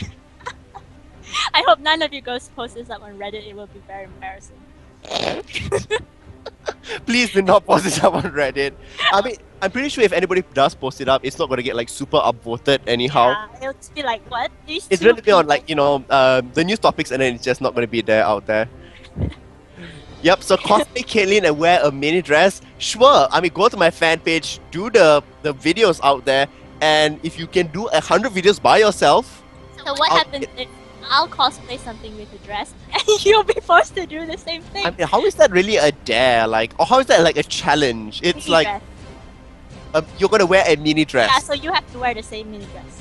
If you can find it in my size, sure. Don't ask me to wear your size because then I'll be like ripping through whatever it is there. And Wouldn't that be more funny? yeah, I don't need to like be caught for indecent exposure. We're just waiting to make sure that the room is stable before we go into the champions bans and picks again. And true enough, they do disconnect away from it. So yeah. Yep, so we're still waiting. And there we go. We have 28 right now. We are reaching up very close to 30. And okay, they are just going to switch around for the number of PCs there, making sure that everything is okay. They definitely don't want to go into game and be caught out, in a situation where they are experiencing lag. They're not playing their very best because this is, I would say, almost a once in a lifetime opportunity. There has not been any challenge the hunters before or any kind of this sort of thing. We may do it in the future, but as of now, it's pretty much a once in a lifetime opportunity. So Yep, this is a very special event indeed. Challenge the Hunters. 8 teams competing to try and, beat the KL Hunters who are now still undefeated. undefeated 7-0. 3 teams have officially fallen. The 4th team now is waiting to find out their fate. Will they be able to turn this into a best of 3? Or will it be secured right now in the next game? We're just waiting for the players to, make sure the pieces are A-okay, everything is smooth and running before we go to Champions Bans and Picks. So do let us know if you have any questions. We'll be happy to answer. If you want to ask any personal questions to Lilia, I will answer that because she will, be shy and hide herself. Like, I'll be there, I'll tell you what it is. And if any questions for me, Lilia will actually help you answer. Oh, okay, There we go. that's much better, yeah. Yep. So we shall answer questions for each other. Oh my god, this will turn out very horribly. This will turn out very horribly. Well, it's okay. We're just going to continue talking. Our producer is actually asking, do we need a break? Are you guys fine, continue talking? Well, I'm fine. How are you? I'm okay. There we go. We are going to continue. And at this time, we have 29 likes as it is. It hasn't updated there. However, our producers are updating us. It's one more away from reaching 30. We currently are climbing in viewers slowly but surely. Just by talking like this. Just by talking just by promising You know what we should do? I should quit my job and, host a television show. I could be the next Ellen DeGeneres or I could be the next Oprah Winfrey. Next stand-up comedian. All I need to do is wear a dress. All he needs to do is wear a dress. Get some fake blue dresses. a fake cleavage out there. I mean, my sauna cleavage was amazing. I think it was bigger than yours. Oh, boo! Are you going to prove me wrong by dressing up like Sona and to show that your cleavage is bigger than mine? Are we really going there? We're not going there. We have eternal rivalry, but not that. Not that much. If you haven't reached that level, it's okay. We'll take it slow. It's okay. You might see us casting against. Okay, so we have a question. Is your overgrown hamster edible? I'm guessing I don't have a hamster. You're talking about her hamster. It's not even a hamster. It's a bunny. It's a bunny. If it is a bunny, it is edible. Think of it as Timo. In fact, I do believe it's Timo. The bunny's name is Timo, yes? Yes, my bunny's name is Timo. So think of it as Cottontail Timo. And you know, everybody hates Timo. Everybody loves to kill Timo. Please go ahead. You have the approval to kill this overgrown hamster. Oh my god. You're just so mean to me today. Wonderful. Somebody's saying I have a secret fetish of dresses. Yes, I think. No. It's not a question, it's a statement.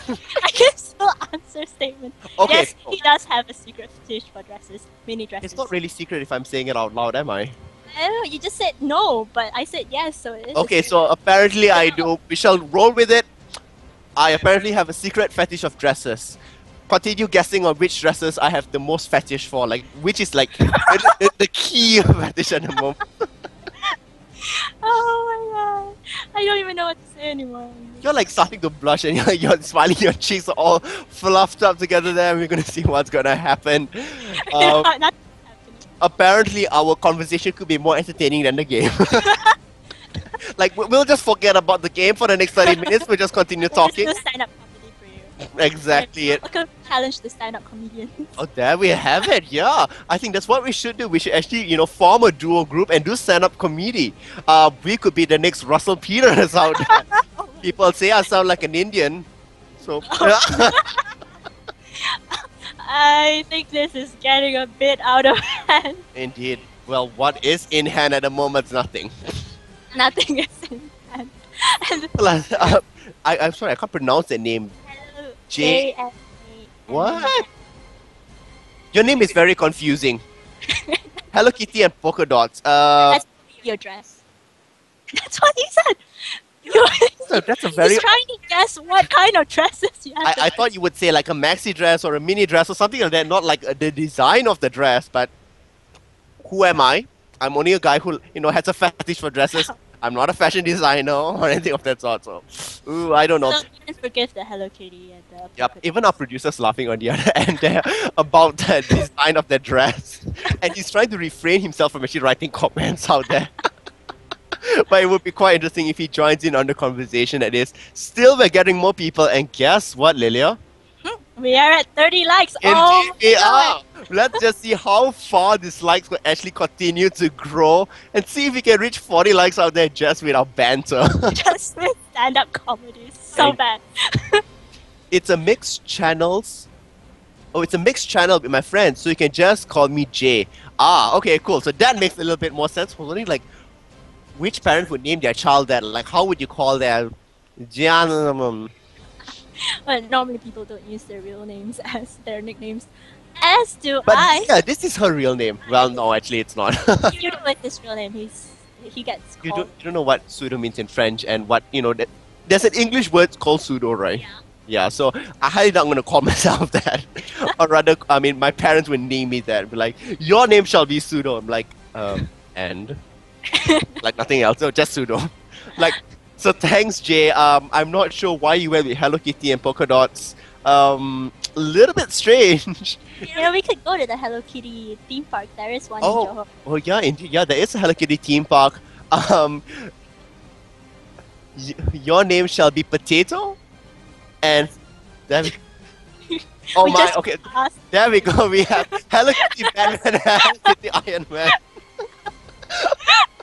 So there we go. We are apparently promoting Marvel now at the same time, and yay, Lilia accepted me on LOL. Did you? Yeah, I did. There we have it. Ping Pong now is friends with Lilia, and soon, in fact, looks like the banter picks seem pretty stable. We are going to go into the champion select right now. Once again, blue team is Royal Knights, purple team is the Kuala Lumpur Hunters. And the bands and picks looked at Jarvan and Kassadin against the Kuala Lumpur Hunters. They clearly don't want to see the Jarvan. They've And they seen the don't want to see their Mumu. I love the fact that Kuala Lumpur Hunters picked it up and said, no, we don't want to deal with our Mumu. That strategy was legit, and they want to stop that strategy, so banning out Amumu kind of puts a damper in it. They can still carry it out, but it's not going to be all that well. So my name is Potato, not Pseudo. Your name is According to Potato. Jay, so we shall go with it. Now, first pick looks like it's going to be a Trundle. Trundle is one of the stronger junglers. Perhaps not as strong as Sejuani currently, but still a very strong top laner as well. So that could possibly be the mix-up here. What's going to happen? And just to, have a slight segue, Lilia, we're at 32 at the moment and still climbing. Very nice. Oh my god, okay, so our producers decided to say, you are watching Challenge the Casters. You are watching Challenge the Casters, but now we are watching Challenge the the Hunters. Hunters. And we see the Kale Hunters probably going for a Jax pick. Now, I'm going to see where at least like the three of the champions is picked. I'm going to, try to predict what sort of strategy they're going for and possibly how quick it's going to be, so. Yep, so Nostradamus Pseudo will demonstrate his skills shortly. Oh my, I'm adding names to adding names to Nostradamus Potato Pseudo. Nostradamus Potato Pseudo, so Like, it's hello. NPP. NPP. So that shall be my new nickname, NPP. So it looks like it will be a Jax. In fact, Miss Fortune is already locked in there. So we do see a Jax and Miss Fortune. I'm going to suspect that Jax possibly could be a jungle here because based on Xiao Xiaofeng's playstyle in the top lane, he prefers those AP champions. And if not, he prefers, like Quinn and I would say tanky bruisers. So Jax is one of those that, gets into the fray. If you build damage on him, he's not that... if you build a lot of defense on him, he's not that damaging. And as such, I don't think so it's going to be, all that great. It's a Tarek pick for the side of Royal Knights. And potentially Graves Tarek combination. Very strong. Look, but possibly it is- going to be a Twitch. So the Tarek has been locked in. It is confirmed that we do know what the support is. However, we're going to wait and see what will the AD carry be this time around. Yeah, I'm just going to talk about, how Kale Hunters have consistently banned out Twisted Fate and Elise throughout this whole series. They just don't want to deal with it. The Repel Cocoon from Elise is very strong and can stop a entire team fight from either engaging or disengaging. At the same time, Twisted Fate's Destiny, his ultimate, is too unpredictable. You can...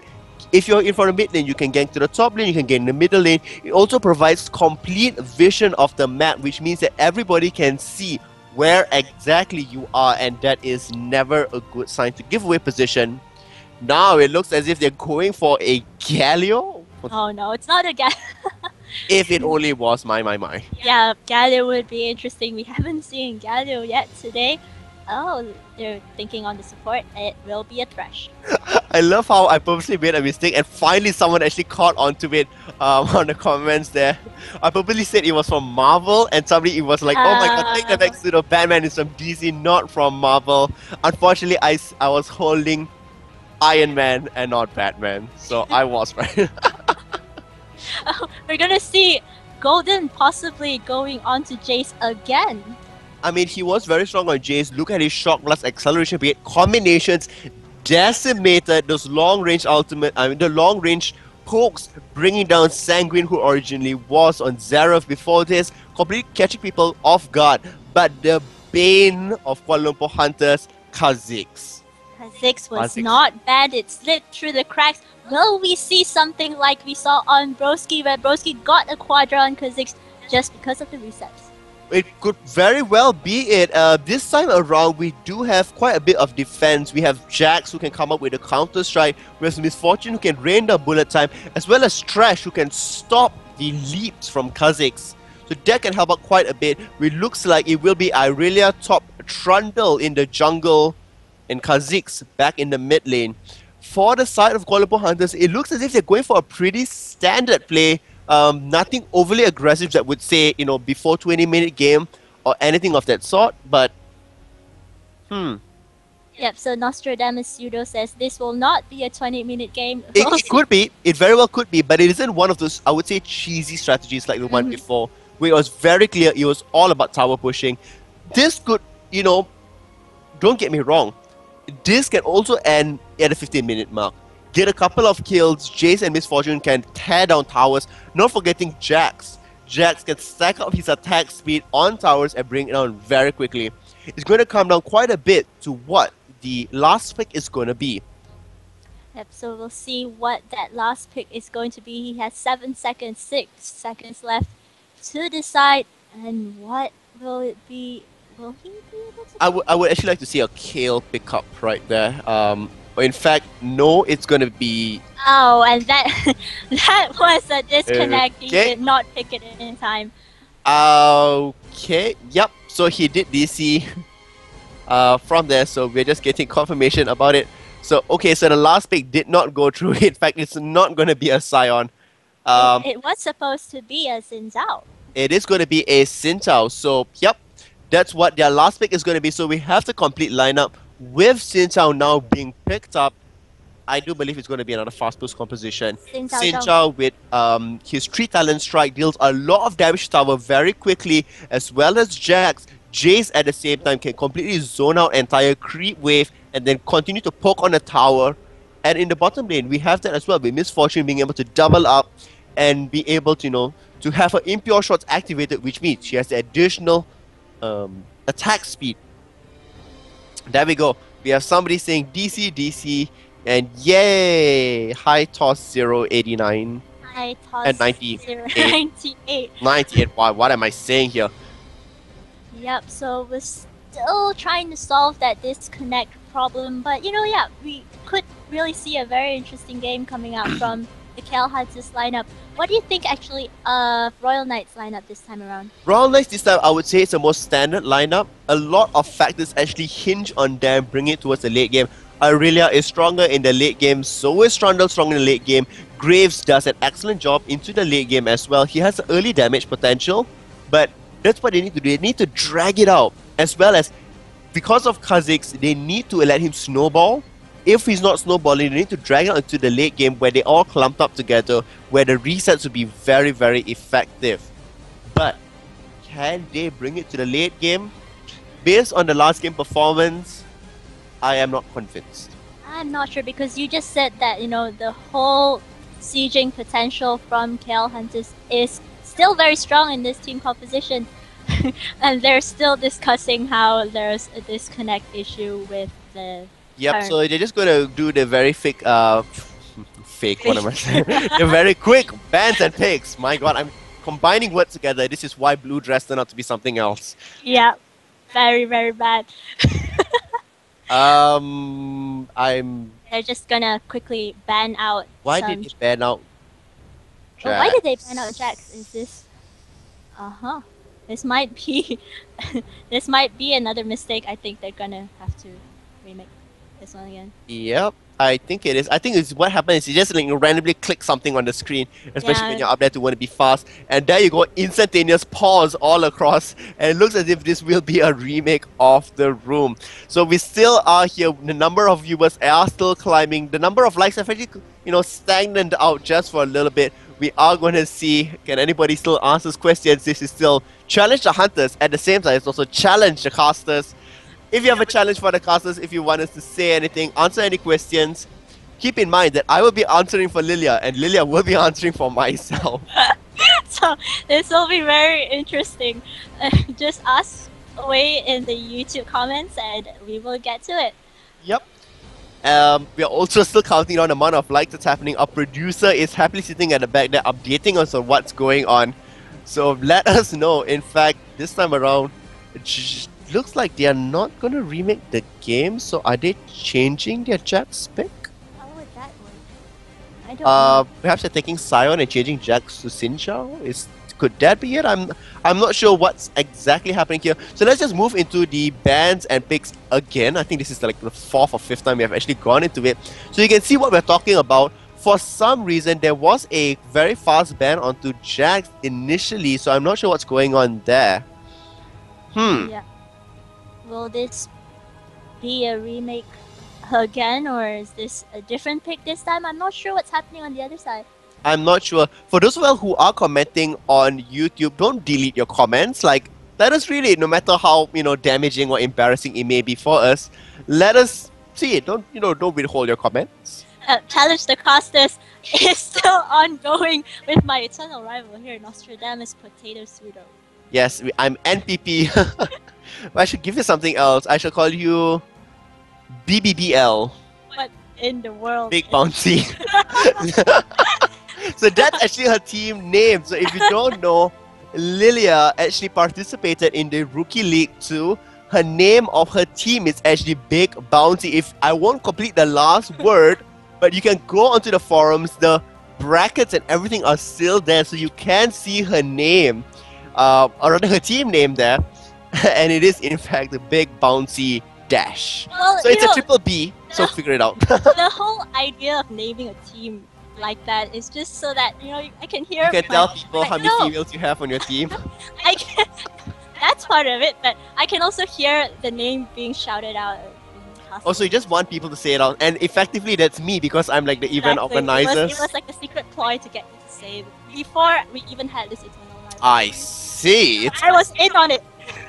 We have the criminal mastermind here. In fact, it looks as if they will be doing an entire reban and pick. Entirely new. Wow. I thought you were going with the same one. I stand corrected. So looking at this, we are still going with the Kazakhs. Hakrim, I think, would be a better pick than Trundle on the other end. Still going for Grace and Tarek. Trash and Twitch still being picked up on the side of Kuala Lumpur Hunters. Jace is there as well, and now Riven is being picked up. I like Riven, very strong duelist. Yep, they had the best Riven NA tournament recently on League. Indeed, and who won from that? Let me test your knowledge.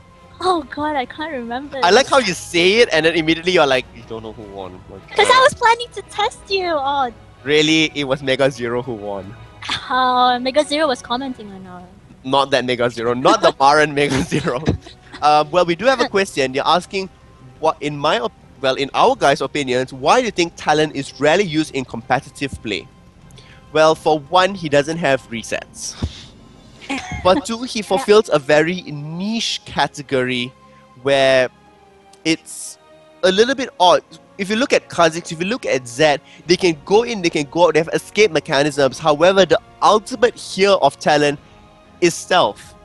You want to be close enough to the enemies where you have all, the blades hitting your enemy, and at the end of your ultimate where you've dealt all this damage, and if you're unable to burst out your enemy, you're standing right in his face. Yep, so it's either do or die, really. It's not like Zed where you go in there, create death box, throw the ignite, throw a shuriken, you're living shadow and, dash out of it completely. Yeah. It's not like Kazakhs where you can go in for the kill, leap away from the side, and that's why talent has fallen off just a little bit because he doesn't work well. He's one of those champions that has zero survivability, to be very honest. Yep, so not much escape coming out on talent. Now we see Singed pick going on to Royal Knights. So Singe, very strong top laner here. However, once again, this is a late game composition as compared to a, I would say, middle game, very strong competition coming out from the side of the Kuala Lumpur Hunters. Yep, so not much. Well, there's some significant changes on the side of Royal Knights in terms of their team composition compared to the first. A little bit here and there. I know the only change actually was the Jax changed into Riven on the other end there on the Kuala Lumpur Hunter side, but it's pretty much even on both ends. Nothing too much. As for Green Neoflies, he's saying, what the heck is this? It's 2030, dude. Still disconnect in this year. Disconnects happen everywhere in the world. Internet is not solid like a book. Internet relies on so many different things, and well, this is Malaysia. This is Malaysia. I mean, I'm not making the fact that Malaysia has bad internet or any of that sort, but this is though South Korea. We do not have 100 meg lines running into our houses, and technical difficulties happen.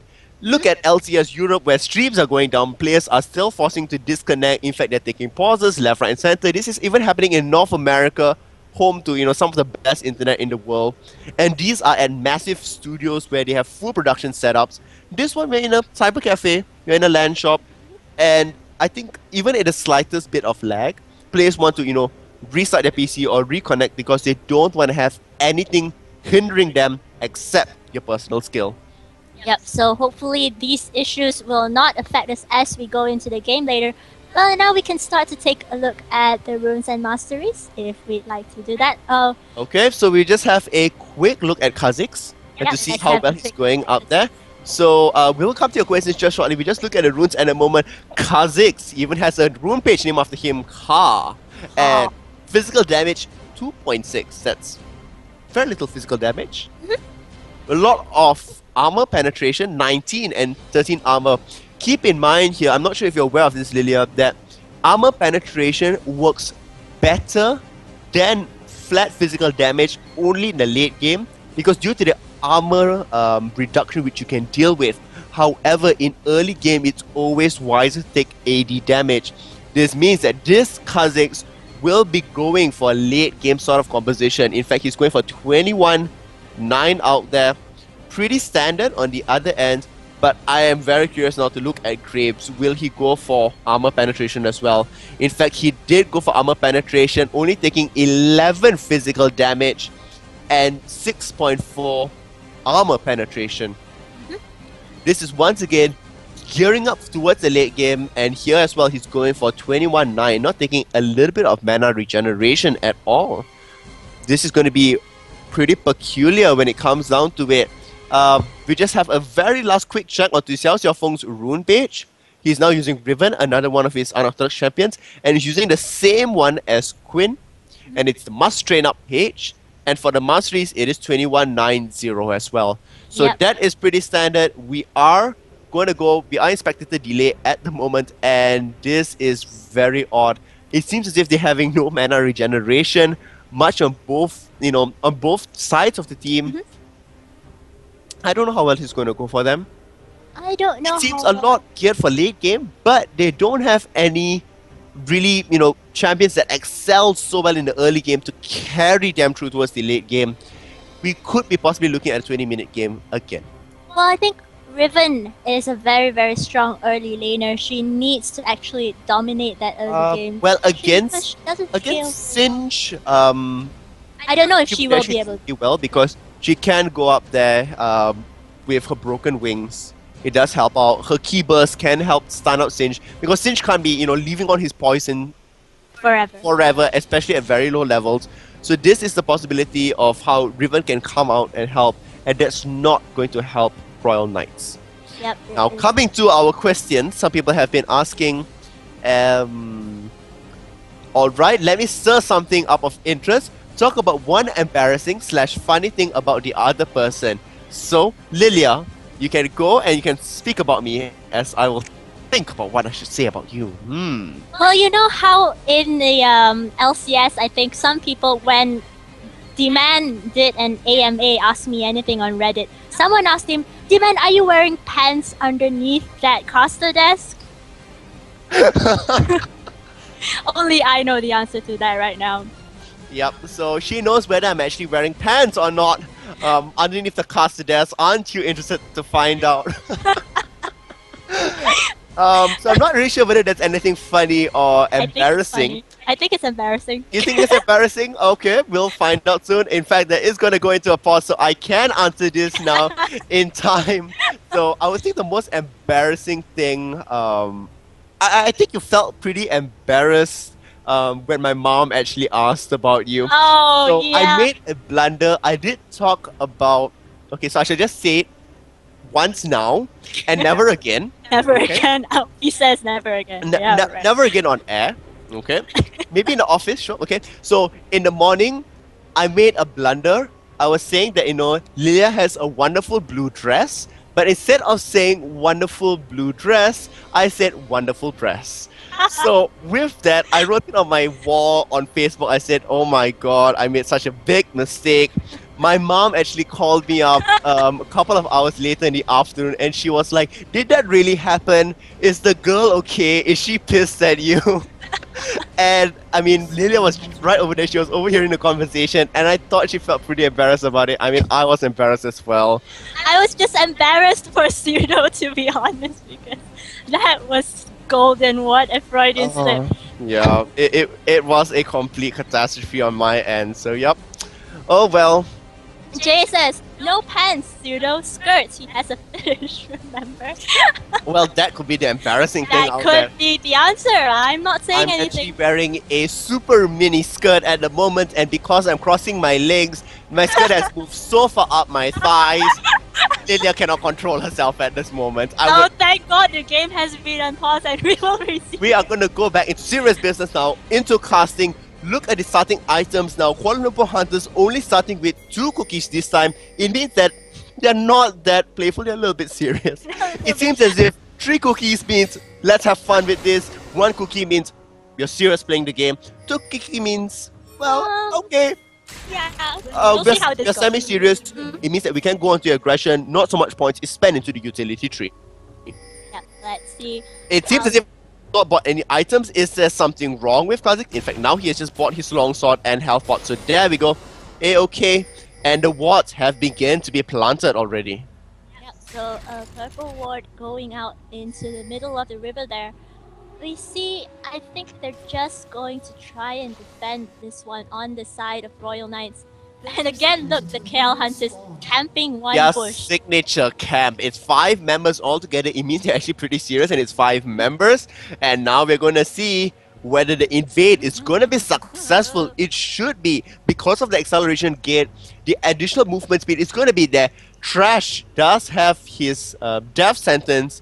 We have Broken Wings coming out from Riven, and it looks as if Audacious Strike could be possibly taken by Sin Chow, or he could go into 3 Talent Strike and flash in for the final knock-up hit.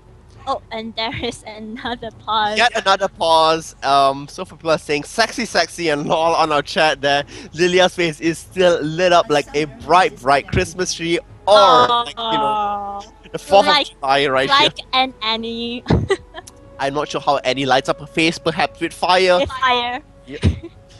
So far we actually gained 1 additional like, so it's 33 at the moment, and we still are climbing in viewers out there. I don't know.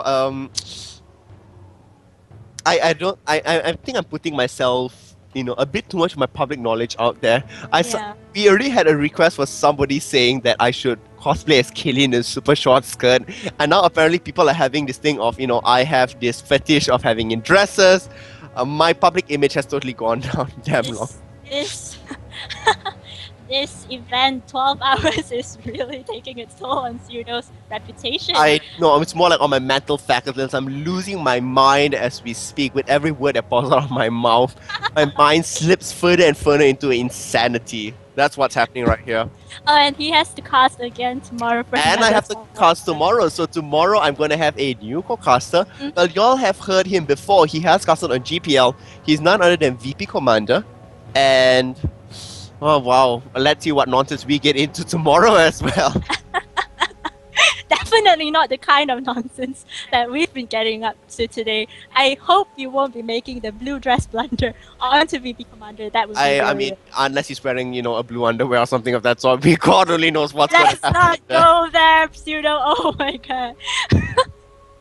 Alright, we're still on the pause, and you know, I don't know, I mean, they're camping the bush top lane for Kale Hunters. I think they're definitely going to go in for an invade, but there's also 5 members of the Royal Knights, yeah, also waiting there. So I don't know, could this be another level 1 advantage for Kale Hunters? It could possibly be so, but I just thought of something. If these are the 5 Royal Knights, who is their king? Or who is their queen? Clearly us. Us? Really, I'm the king and you're my queen? Is that it? Could be the other way around. You're the king and I'm the queen. There we have it here. We have transgender, or rather, you know, transracial titles. Trans whatever. I'm totally responsible, says Jay, for the Caitlyn short dress and the secret skirt under the table. And maybe tomorrow we should continue doing comedy talk show. I mean, definitely this will continue tomorrow as well. I mean, this is pretty much whenever I cast for long durations, we tend to be a little bit more informal. We tend to interact with the audience, with the casters. You know, so everybody's in a nice sort of feeling. And when I do GPL, well, we have, you know, bigger bosses and heavier producers there. So we tend to take it a little bit more serious because, I mean, that's a really serious tournament. Yeah. This is more of a friendly matchup. And I'm glad that the number of likes is actually positive and people don't think we're absolutely, stark raving mad. I think I'm going bonkers as well. Oh my god. So Ping Pong is saying cosplay as Maokai, go in my birthday suit, or wear a tree costume. Why don't you just ask me to dress up as Zyra? Yeah, another female champion. I could wear ferns. I like how my producer's actually covering his mouth on the other hand there already. First miniskirts, now ferns. What next, pseudo? Seriously? You're gonna ask me to start cosplaying as Jana. John. The only reason why I'm actually saying all this was because people have actually talked to me about it before, whether I should actually cosplay as one of these champions, which is why I'm bringing them back up again. I see. Everyone is enjoying watching. Okay, let me answer that question. As one of the members of Royal Knights and a fellow friend of them, it's taken from the Digimon's 10 Royal Knights. Okay, so where's the other 5? I mean, is there actually 10 members of the team? Yeah, is it a group of friends that are 10 of them? Or, is some missing? Because, I mean, we can be Royal Knights too. Also, I think producer. We like to be Royal Knights. Yeah, we're just going to show you our wonderful faces and, the shenanigans that's going on at the back here. So, yeah. Cosplay Jana, bringing my hair back and forth. What? I don't get that reference. I guess it's referring to whipping your hair back and forth. As in the Willow Smith song. Yes. Oh, I thought you're going to be using her taunt. What's that? Producer, help me. How does the taunt work? It's actually Teddy Tibber's ringtone in the office. Yes, Summoner. For only $2.95 a minute, and I will leave you breathless. It's that taunt, and that is Teddy Tibber's ringtone. My ringtone is from Timo. Oh, really? Yep. So tell us what your ringtone is. 2, 3, 4. I'm one of the standard people that have, normal ringtones. Normal ringtones where League of Legends hasn't yet taken over his life. Not just yet. I mean, I cast, I play games, I analyze games, I write guides. Like, I have to draw the line at my phone. Like, okay. Oh, yeah. They have more, apparently, the Royal Knights, but only 10 can be included in one team. So, okay. I see. So you do have 10 there, so it makes sense. Okay, so we have a Digimon reference from there. People are saying Gragas maybe. We actually tried to dress Teddy Tibbers up as Gragas before. Failed. It failed. Why? Because Gragas has his burly, manly beard. And Teddy Tibbers left, he did not shave for a month. And yeah, it was nothing close to a beard. I guess it's the Asian side of us, so yeah. Yeah, but you could always, have a fake beard on and that could work. That is true, but it's a bit difficult to find fake beards here in Malaysia. I mean, if it's a little bit different, like if it was in America or if it was in Europe, we could find those costumes really well. Yes, I do mean that Jana taunt. I think you need to taunt it for a while before you get that. It's, I think, one of the exclusive ones towards the end. And Jana's hair is long, so I can whip it back and forth like the L'Oreal advertisement with the music. Haha. That could be it, but it's a bit difficult to get such long hair. I think that could be a suggestion. So why don't you, Jay, actually post a video of yourself with a Jana wig and whipping it back and forth so that Pseudo can do it too. I mean, just post it up on my fan page. If you don't know my fan page, it's Gamer Pseudo on Facebook. So just facebook.com/Gamer Pseudo or just search for Pseudo and you should find my face out there somewhere. Take a video of you in long hair, flipping it like L'Oreal. I can't flip my hair. My hair is barely long enough for anything. Yeah, I can do that with my hair. That's the only thing I can do with my hair. It's not that long. And yeah, so make me dress up with long hair. Perhaps, maybe that might happen. Santa Gragas then? Well, Santa Gragas still has a lot of, You can buy the Santa beard though. That's easier to find. I mean, in Malaysia, it's pretty much just like cotton. It looks horrible. It's like not real hair. I mean, it's not real hair. It's not even like, the polyester type as well, which is kind of... Would I want to have a face full of cotton? I think that would potentially be very interesting if Teddy decides to cast with you wearing a face full of cotton. In day, most likely he'd be like wiping his mouth halfway through, like dress Kha'Zix as Barney. Are you asking me to design a skin and like recommend it to Riot? I don't understand how Barney. I'm guessing he's Barney the dinosaur here. I mean, it could be Barney from Barney Stinson, you mean Barney from Stinson as well. So I don't think so. It's Barney Stinson. So Barney the dinosaur. How would his void spites work? So it'd be in the form of songs. So it'd be I love you. So it's gonna be like flying chords, like sonar. Like sonar. Okay, okay, perhaps that could work. What about the leap action? Is he gonna like jump? He's gonna hop. It's gonna hop. Okay. Yeah, Barney does. Hop. What about his taste his fear? Is he gonna like smack someone with his small little hand like Possibly. As a Tyrannosaurus Rex, he's gonna like Yeah. how does his range grow? Like does he have like a long stick that he whacks people with? And his evolution, he changes color. Is that it? Or from a purple, does he turn sparkly instead? Like I don't know. It's maybe not quite thought out, quite true right there. So yeah. We're just blabbing our way through this.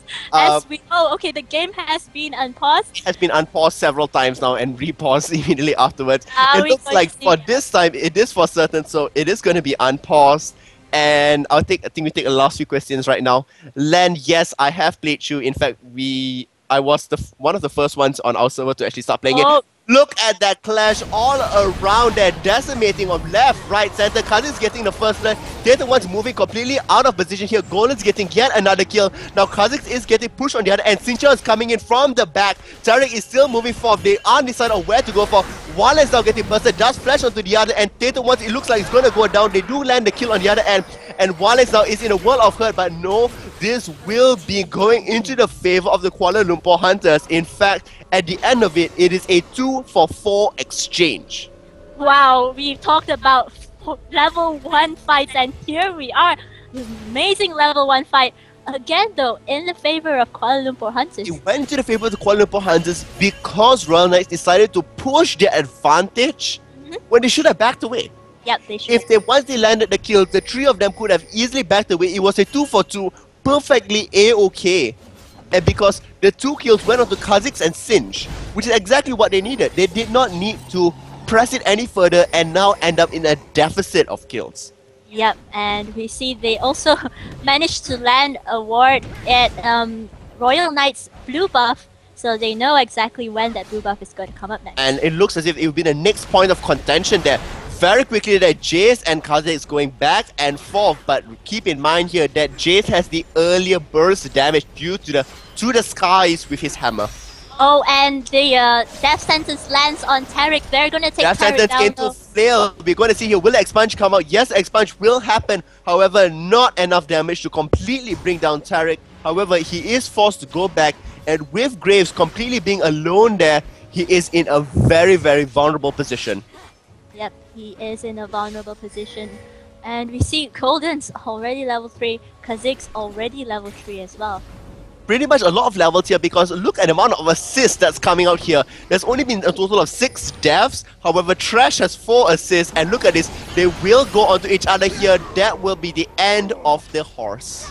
The little pony tried to run away. The little pony that could. The little pony that died. And Kha'Zix's going to go onto this, but nope. Xingqiu sums here. I want to stab you in your back. And oops, there we go. Golden's pick up another kill.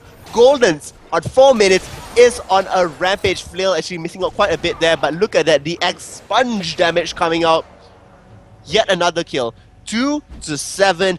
Strong, very, very confident position. The Kuala Lumpur Hunters are pleased with themselves. Yep, and only 4 minutes into the game. Look at XXF. So much action going on all across the map, every single lane. Yet again, a death sentence. Red Hot Race is so on point with his support, and there we go. Yet another pause. So now we can start taking comments again from you guys. I'm sorry, Undeaf12. I didn't mean to ruin your Kha'Zix with anything girly, but that's the first thing that came to mind as Barney the dinosaur as Kha'Zix. Yeah, so don't worry, we're not saying that Kha'Zix is Barney. We're just, trying to keep you guys entertained, and I think it worked quite well. Well, so far, no thumbs down and no thumbs up, so I think we're doing quite even. I think we're okay. Quite even at the moment. Yet another pause. I don't know why that's having so much of issues, but it just means we have more time to talk among ourselves, so yep. So it looks like they're gonna do another reconnect. And with that reconnect, we're just going to have a switch back to us because watching a grey screen with the champions completely frozen there isn't very exciting. Watching Lilia's race, face turn completely red is, I would say, much better. Yep. So once again, we will be taking questions. Actually, I want to ask you guys the questions. Where are y'all from? I mean, we do seem to be getting, viewers coming in and out. Where are you guys from? Are y'all from Malaysia? Are y'all international viewers? Are y'all from Singapore? And did you know, I would say about me because I'm more into Garena and I work here. So do you guys know me, or is this the first time you'll know about the Kuala Lumpur Hunters? Are y'all stumbling across this? Let us know so we get, a little bit of sense and we can cater our casting better to you. We are going to go back into the game, hopefully this time for a longer time before it's paused. And hopefully over the next 4 minutes, it's going to be even more exciting. We are going to see apparently Sparktooth is from the North Pole. Congratulations on the internet you have there. Beautiful. Beautiful. Right on top there, Xiaofeng is still going head to head against Singe. And here we see the trade actually being perfectly A-okay. Once again, Broken Wings into Kibas on the other end does get tossed away, but it will go for the final Broken Wing strike just out of safety. In the bottom lane here, Red Hot Race doing a fantastic job of just hitting onto Tariq or Graves whenever they come into, slight range. Keep in mind here the jungles. The jungle Sinchao is level 4. Hakarim still level 3. Yep, Hakarim coming in there for the gank, and Wallens catches onto the lantern and manages to get to safety. I think this is where they're gonna back off. I mean, they definitely can back off there. The lantern was actually very well timed. And there we see here Kazik's going to melt away under the ignite. Nothing much that he can do about it. And I'm actually just going to switch this just around. And there we have yet another stun onto the end there. Tainted Ones being so aggressive. Will he click onto the lantern? He will click onto the lantern. The lantern will also save him from death from the ignite. And here we see Wallens going like a boss onto Hakarim right under him and still going forth. He is stunned now. Jace is coming in. The kill went forth. And guess what? Golden's and the whole Kuala Lumpur team is going insane. Will he smack it back? Nope. The hook actually does miss, but Golden's is there to finish it off with To the Skies. Wow, look at KL Hunters going in like a boss. Walking right towards him. Oh, and Singe goes down. I mean, this is 2-11 now, and some of you who are actually telling me about this, yes, I was from Sankt, I was a clan for a while, but I don't think you know me. Well, tell me your in-game name. Like, I don't know who is Shazwan Shukri. I know people based on the in-game names. Yep, League of Legends has taken over. Straight away, Golan's teleported, Soul Leaders teleported to the mid to possibly go onto Golan's, realizing that he was very low on mana. However, Hakarim unable to seal the deal. Still, and teleport was used, but still, a kill was not secured. Yep, a kill was not secured. Red Hot Race missing that death sentence. I knew it was coming, but yep, completely dodged right there. Very well done, and they will back away from this one. They will back away from this, and I don't know what's happening here. The goal lead is almost twice the amount. Already at 7 minutes. Look at Riven. Riven immediately starting with a BF sword. That's how confident she is. No magic resist required whatsoever. Wow, that big item. Spirit of the Elder Lizard as well on Jace already, along with the Chalice. Very, very good It means that he start. may just be very happy to spam away there. A little bit of mana troubles before this because he was so long out away from lane. Look at that. Immediately the knockup is happening.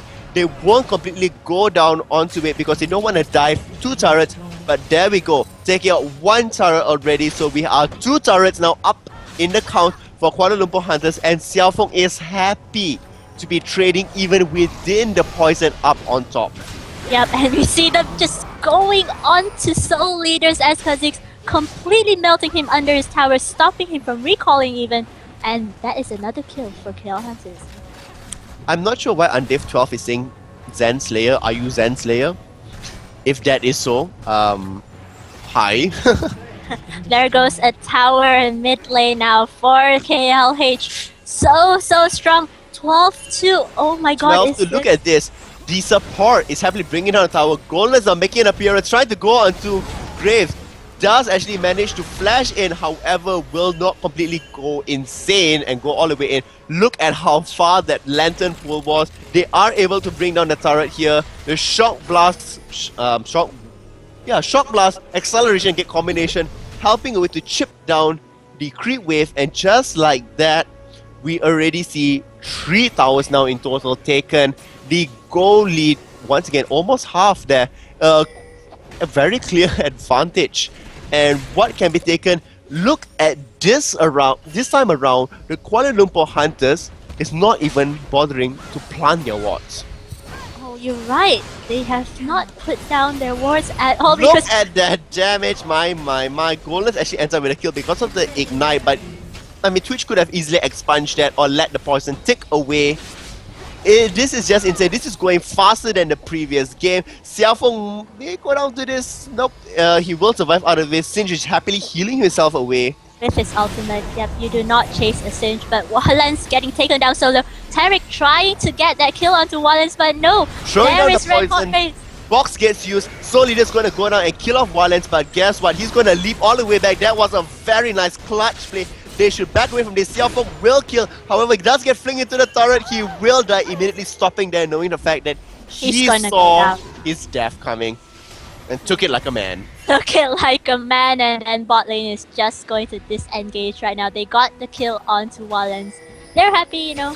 We're done here. Let's move out. Let's move out indeed. Now look at this. What is Tarek doing? Tarek is the wandering sheep that got lost.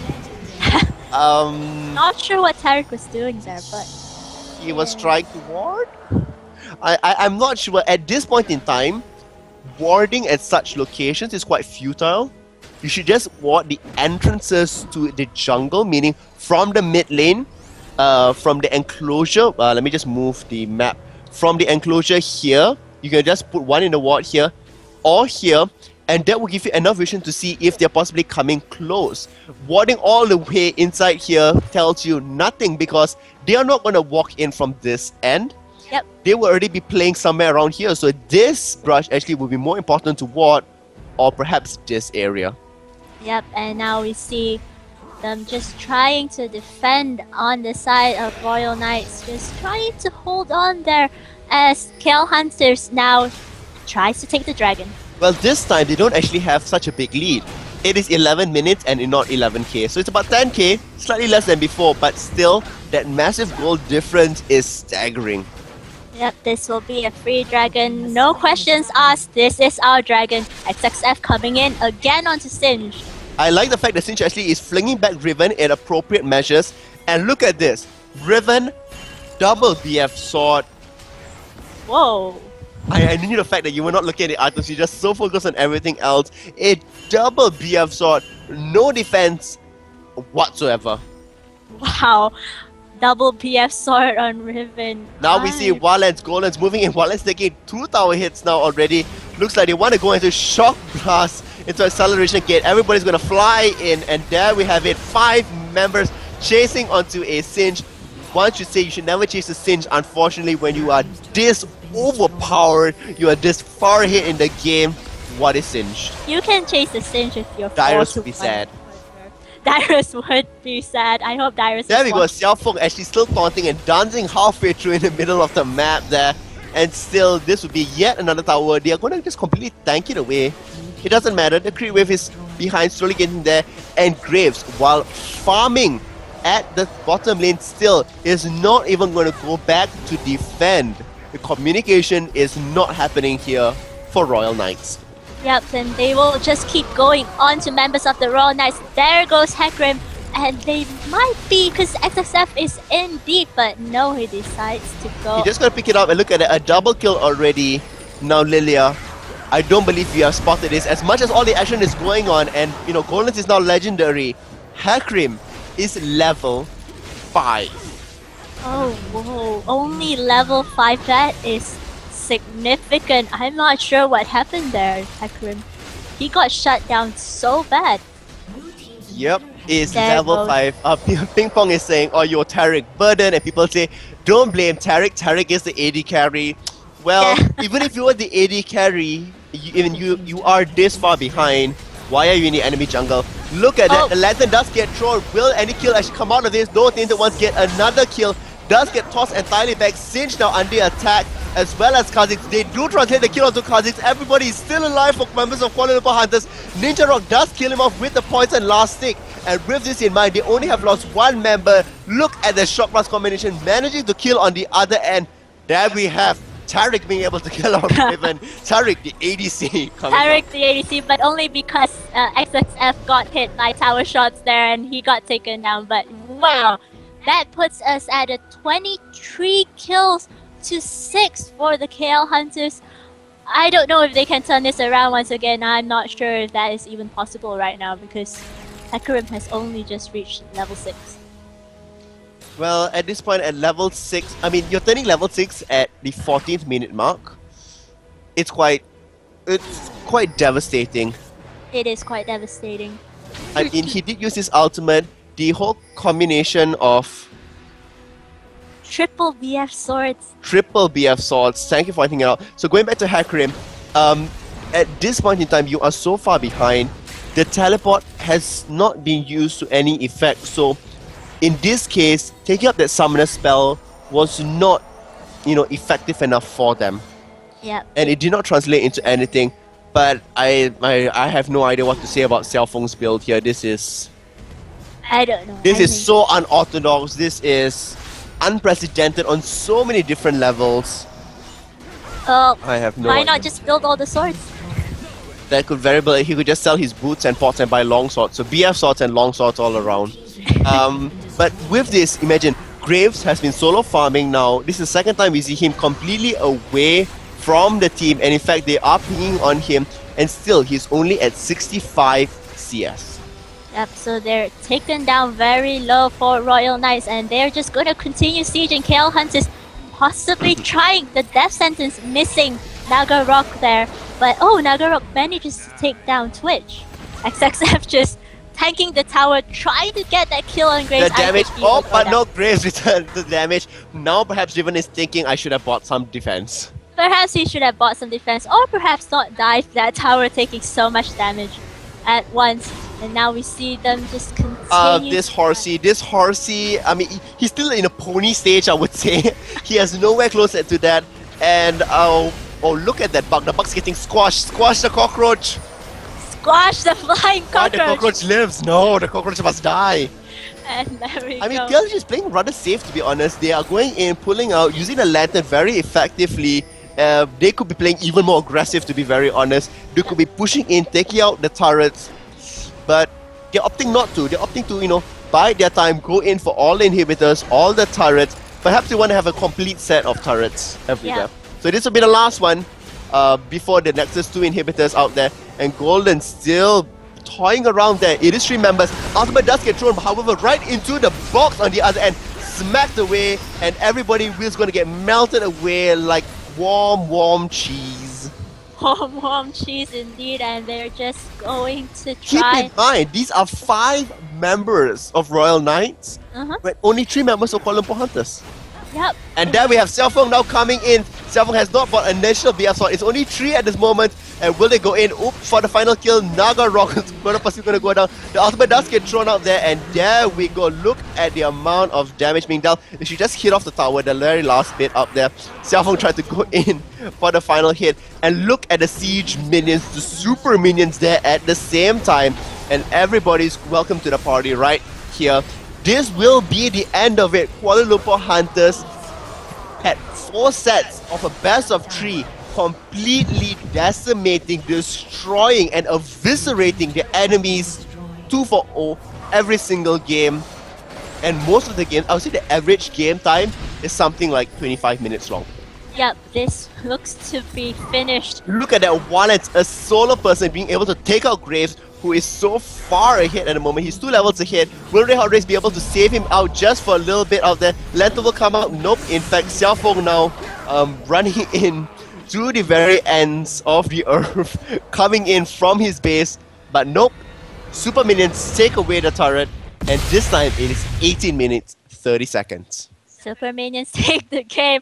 Well, KL Hunters once again 18 minutes, Impressive. much better than the 19 minutes in the first game. I mean, it's only a minute difference, but it just shows if they want to play super serious, they can. And the caliber in which they are playing is so far ahead of, I would say, the normal players or aspiring players. Simply because I would say a lot of time they actually use for training. Let's have a quick look at the score screen so we can look at the item in terms of goal all around. And with this in mind, pretty much everybody has just about 4K or around 4K for the side of Royal Knights. And for Kuala Lumpur Hunters, the average goal there is about it's about 7K. A clear 3K goal lead on top, and that has to do with all the turrets they had been taking. They had taken 9 in total, and 9 per person is about, let me do math in my head, 9,000 divided by 5 people.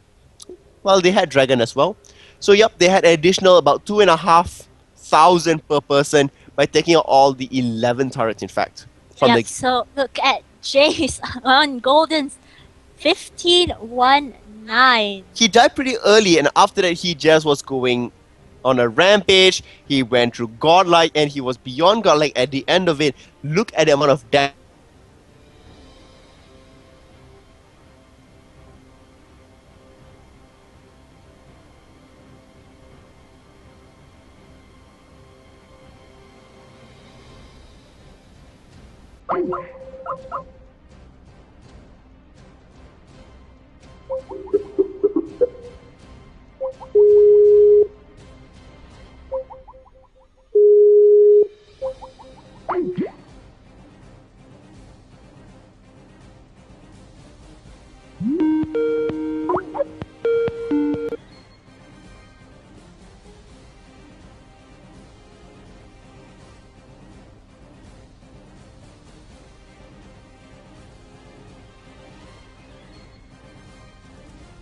Yeah.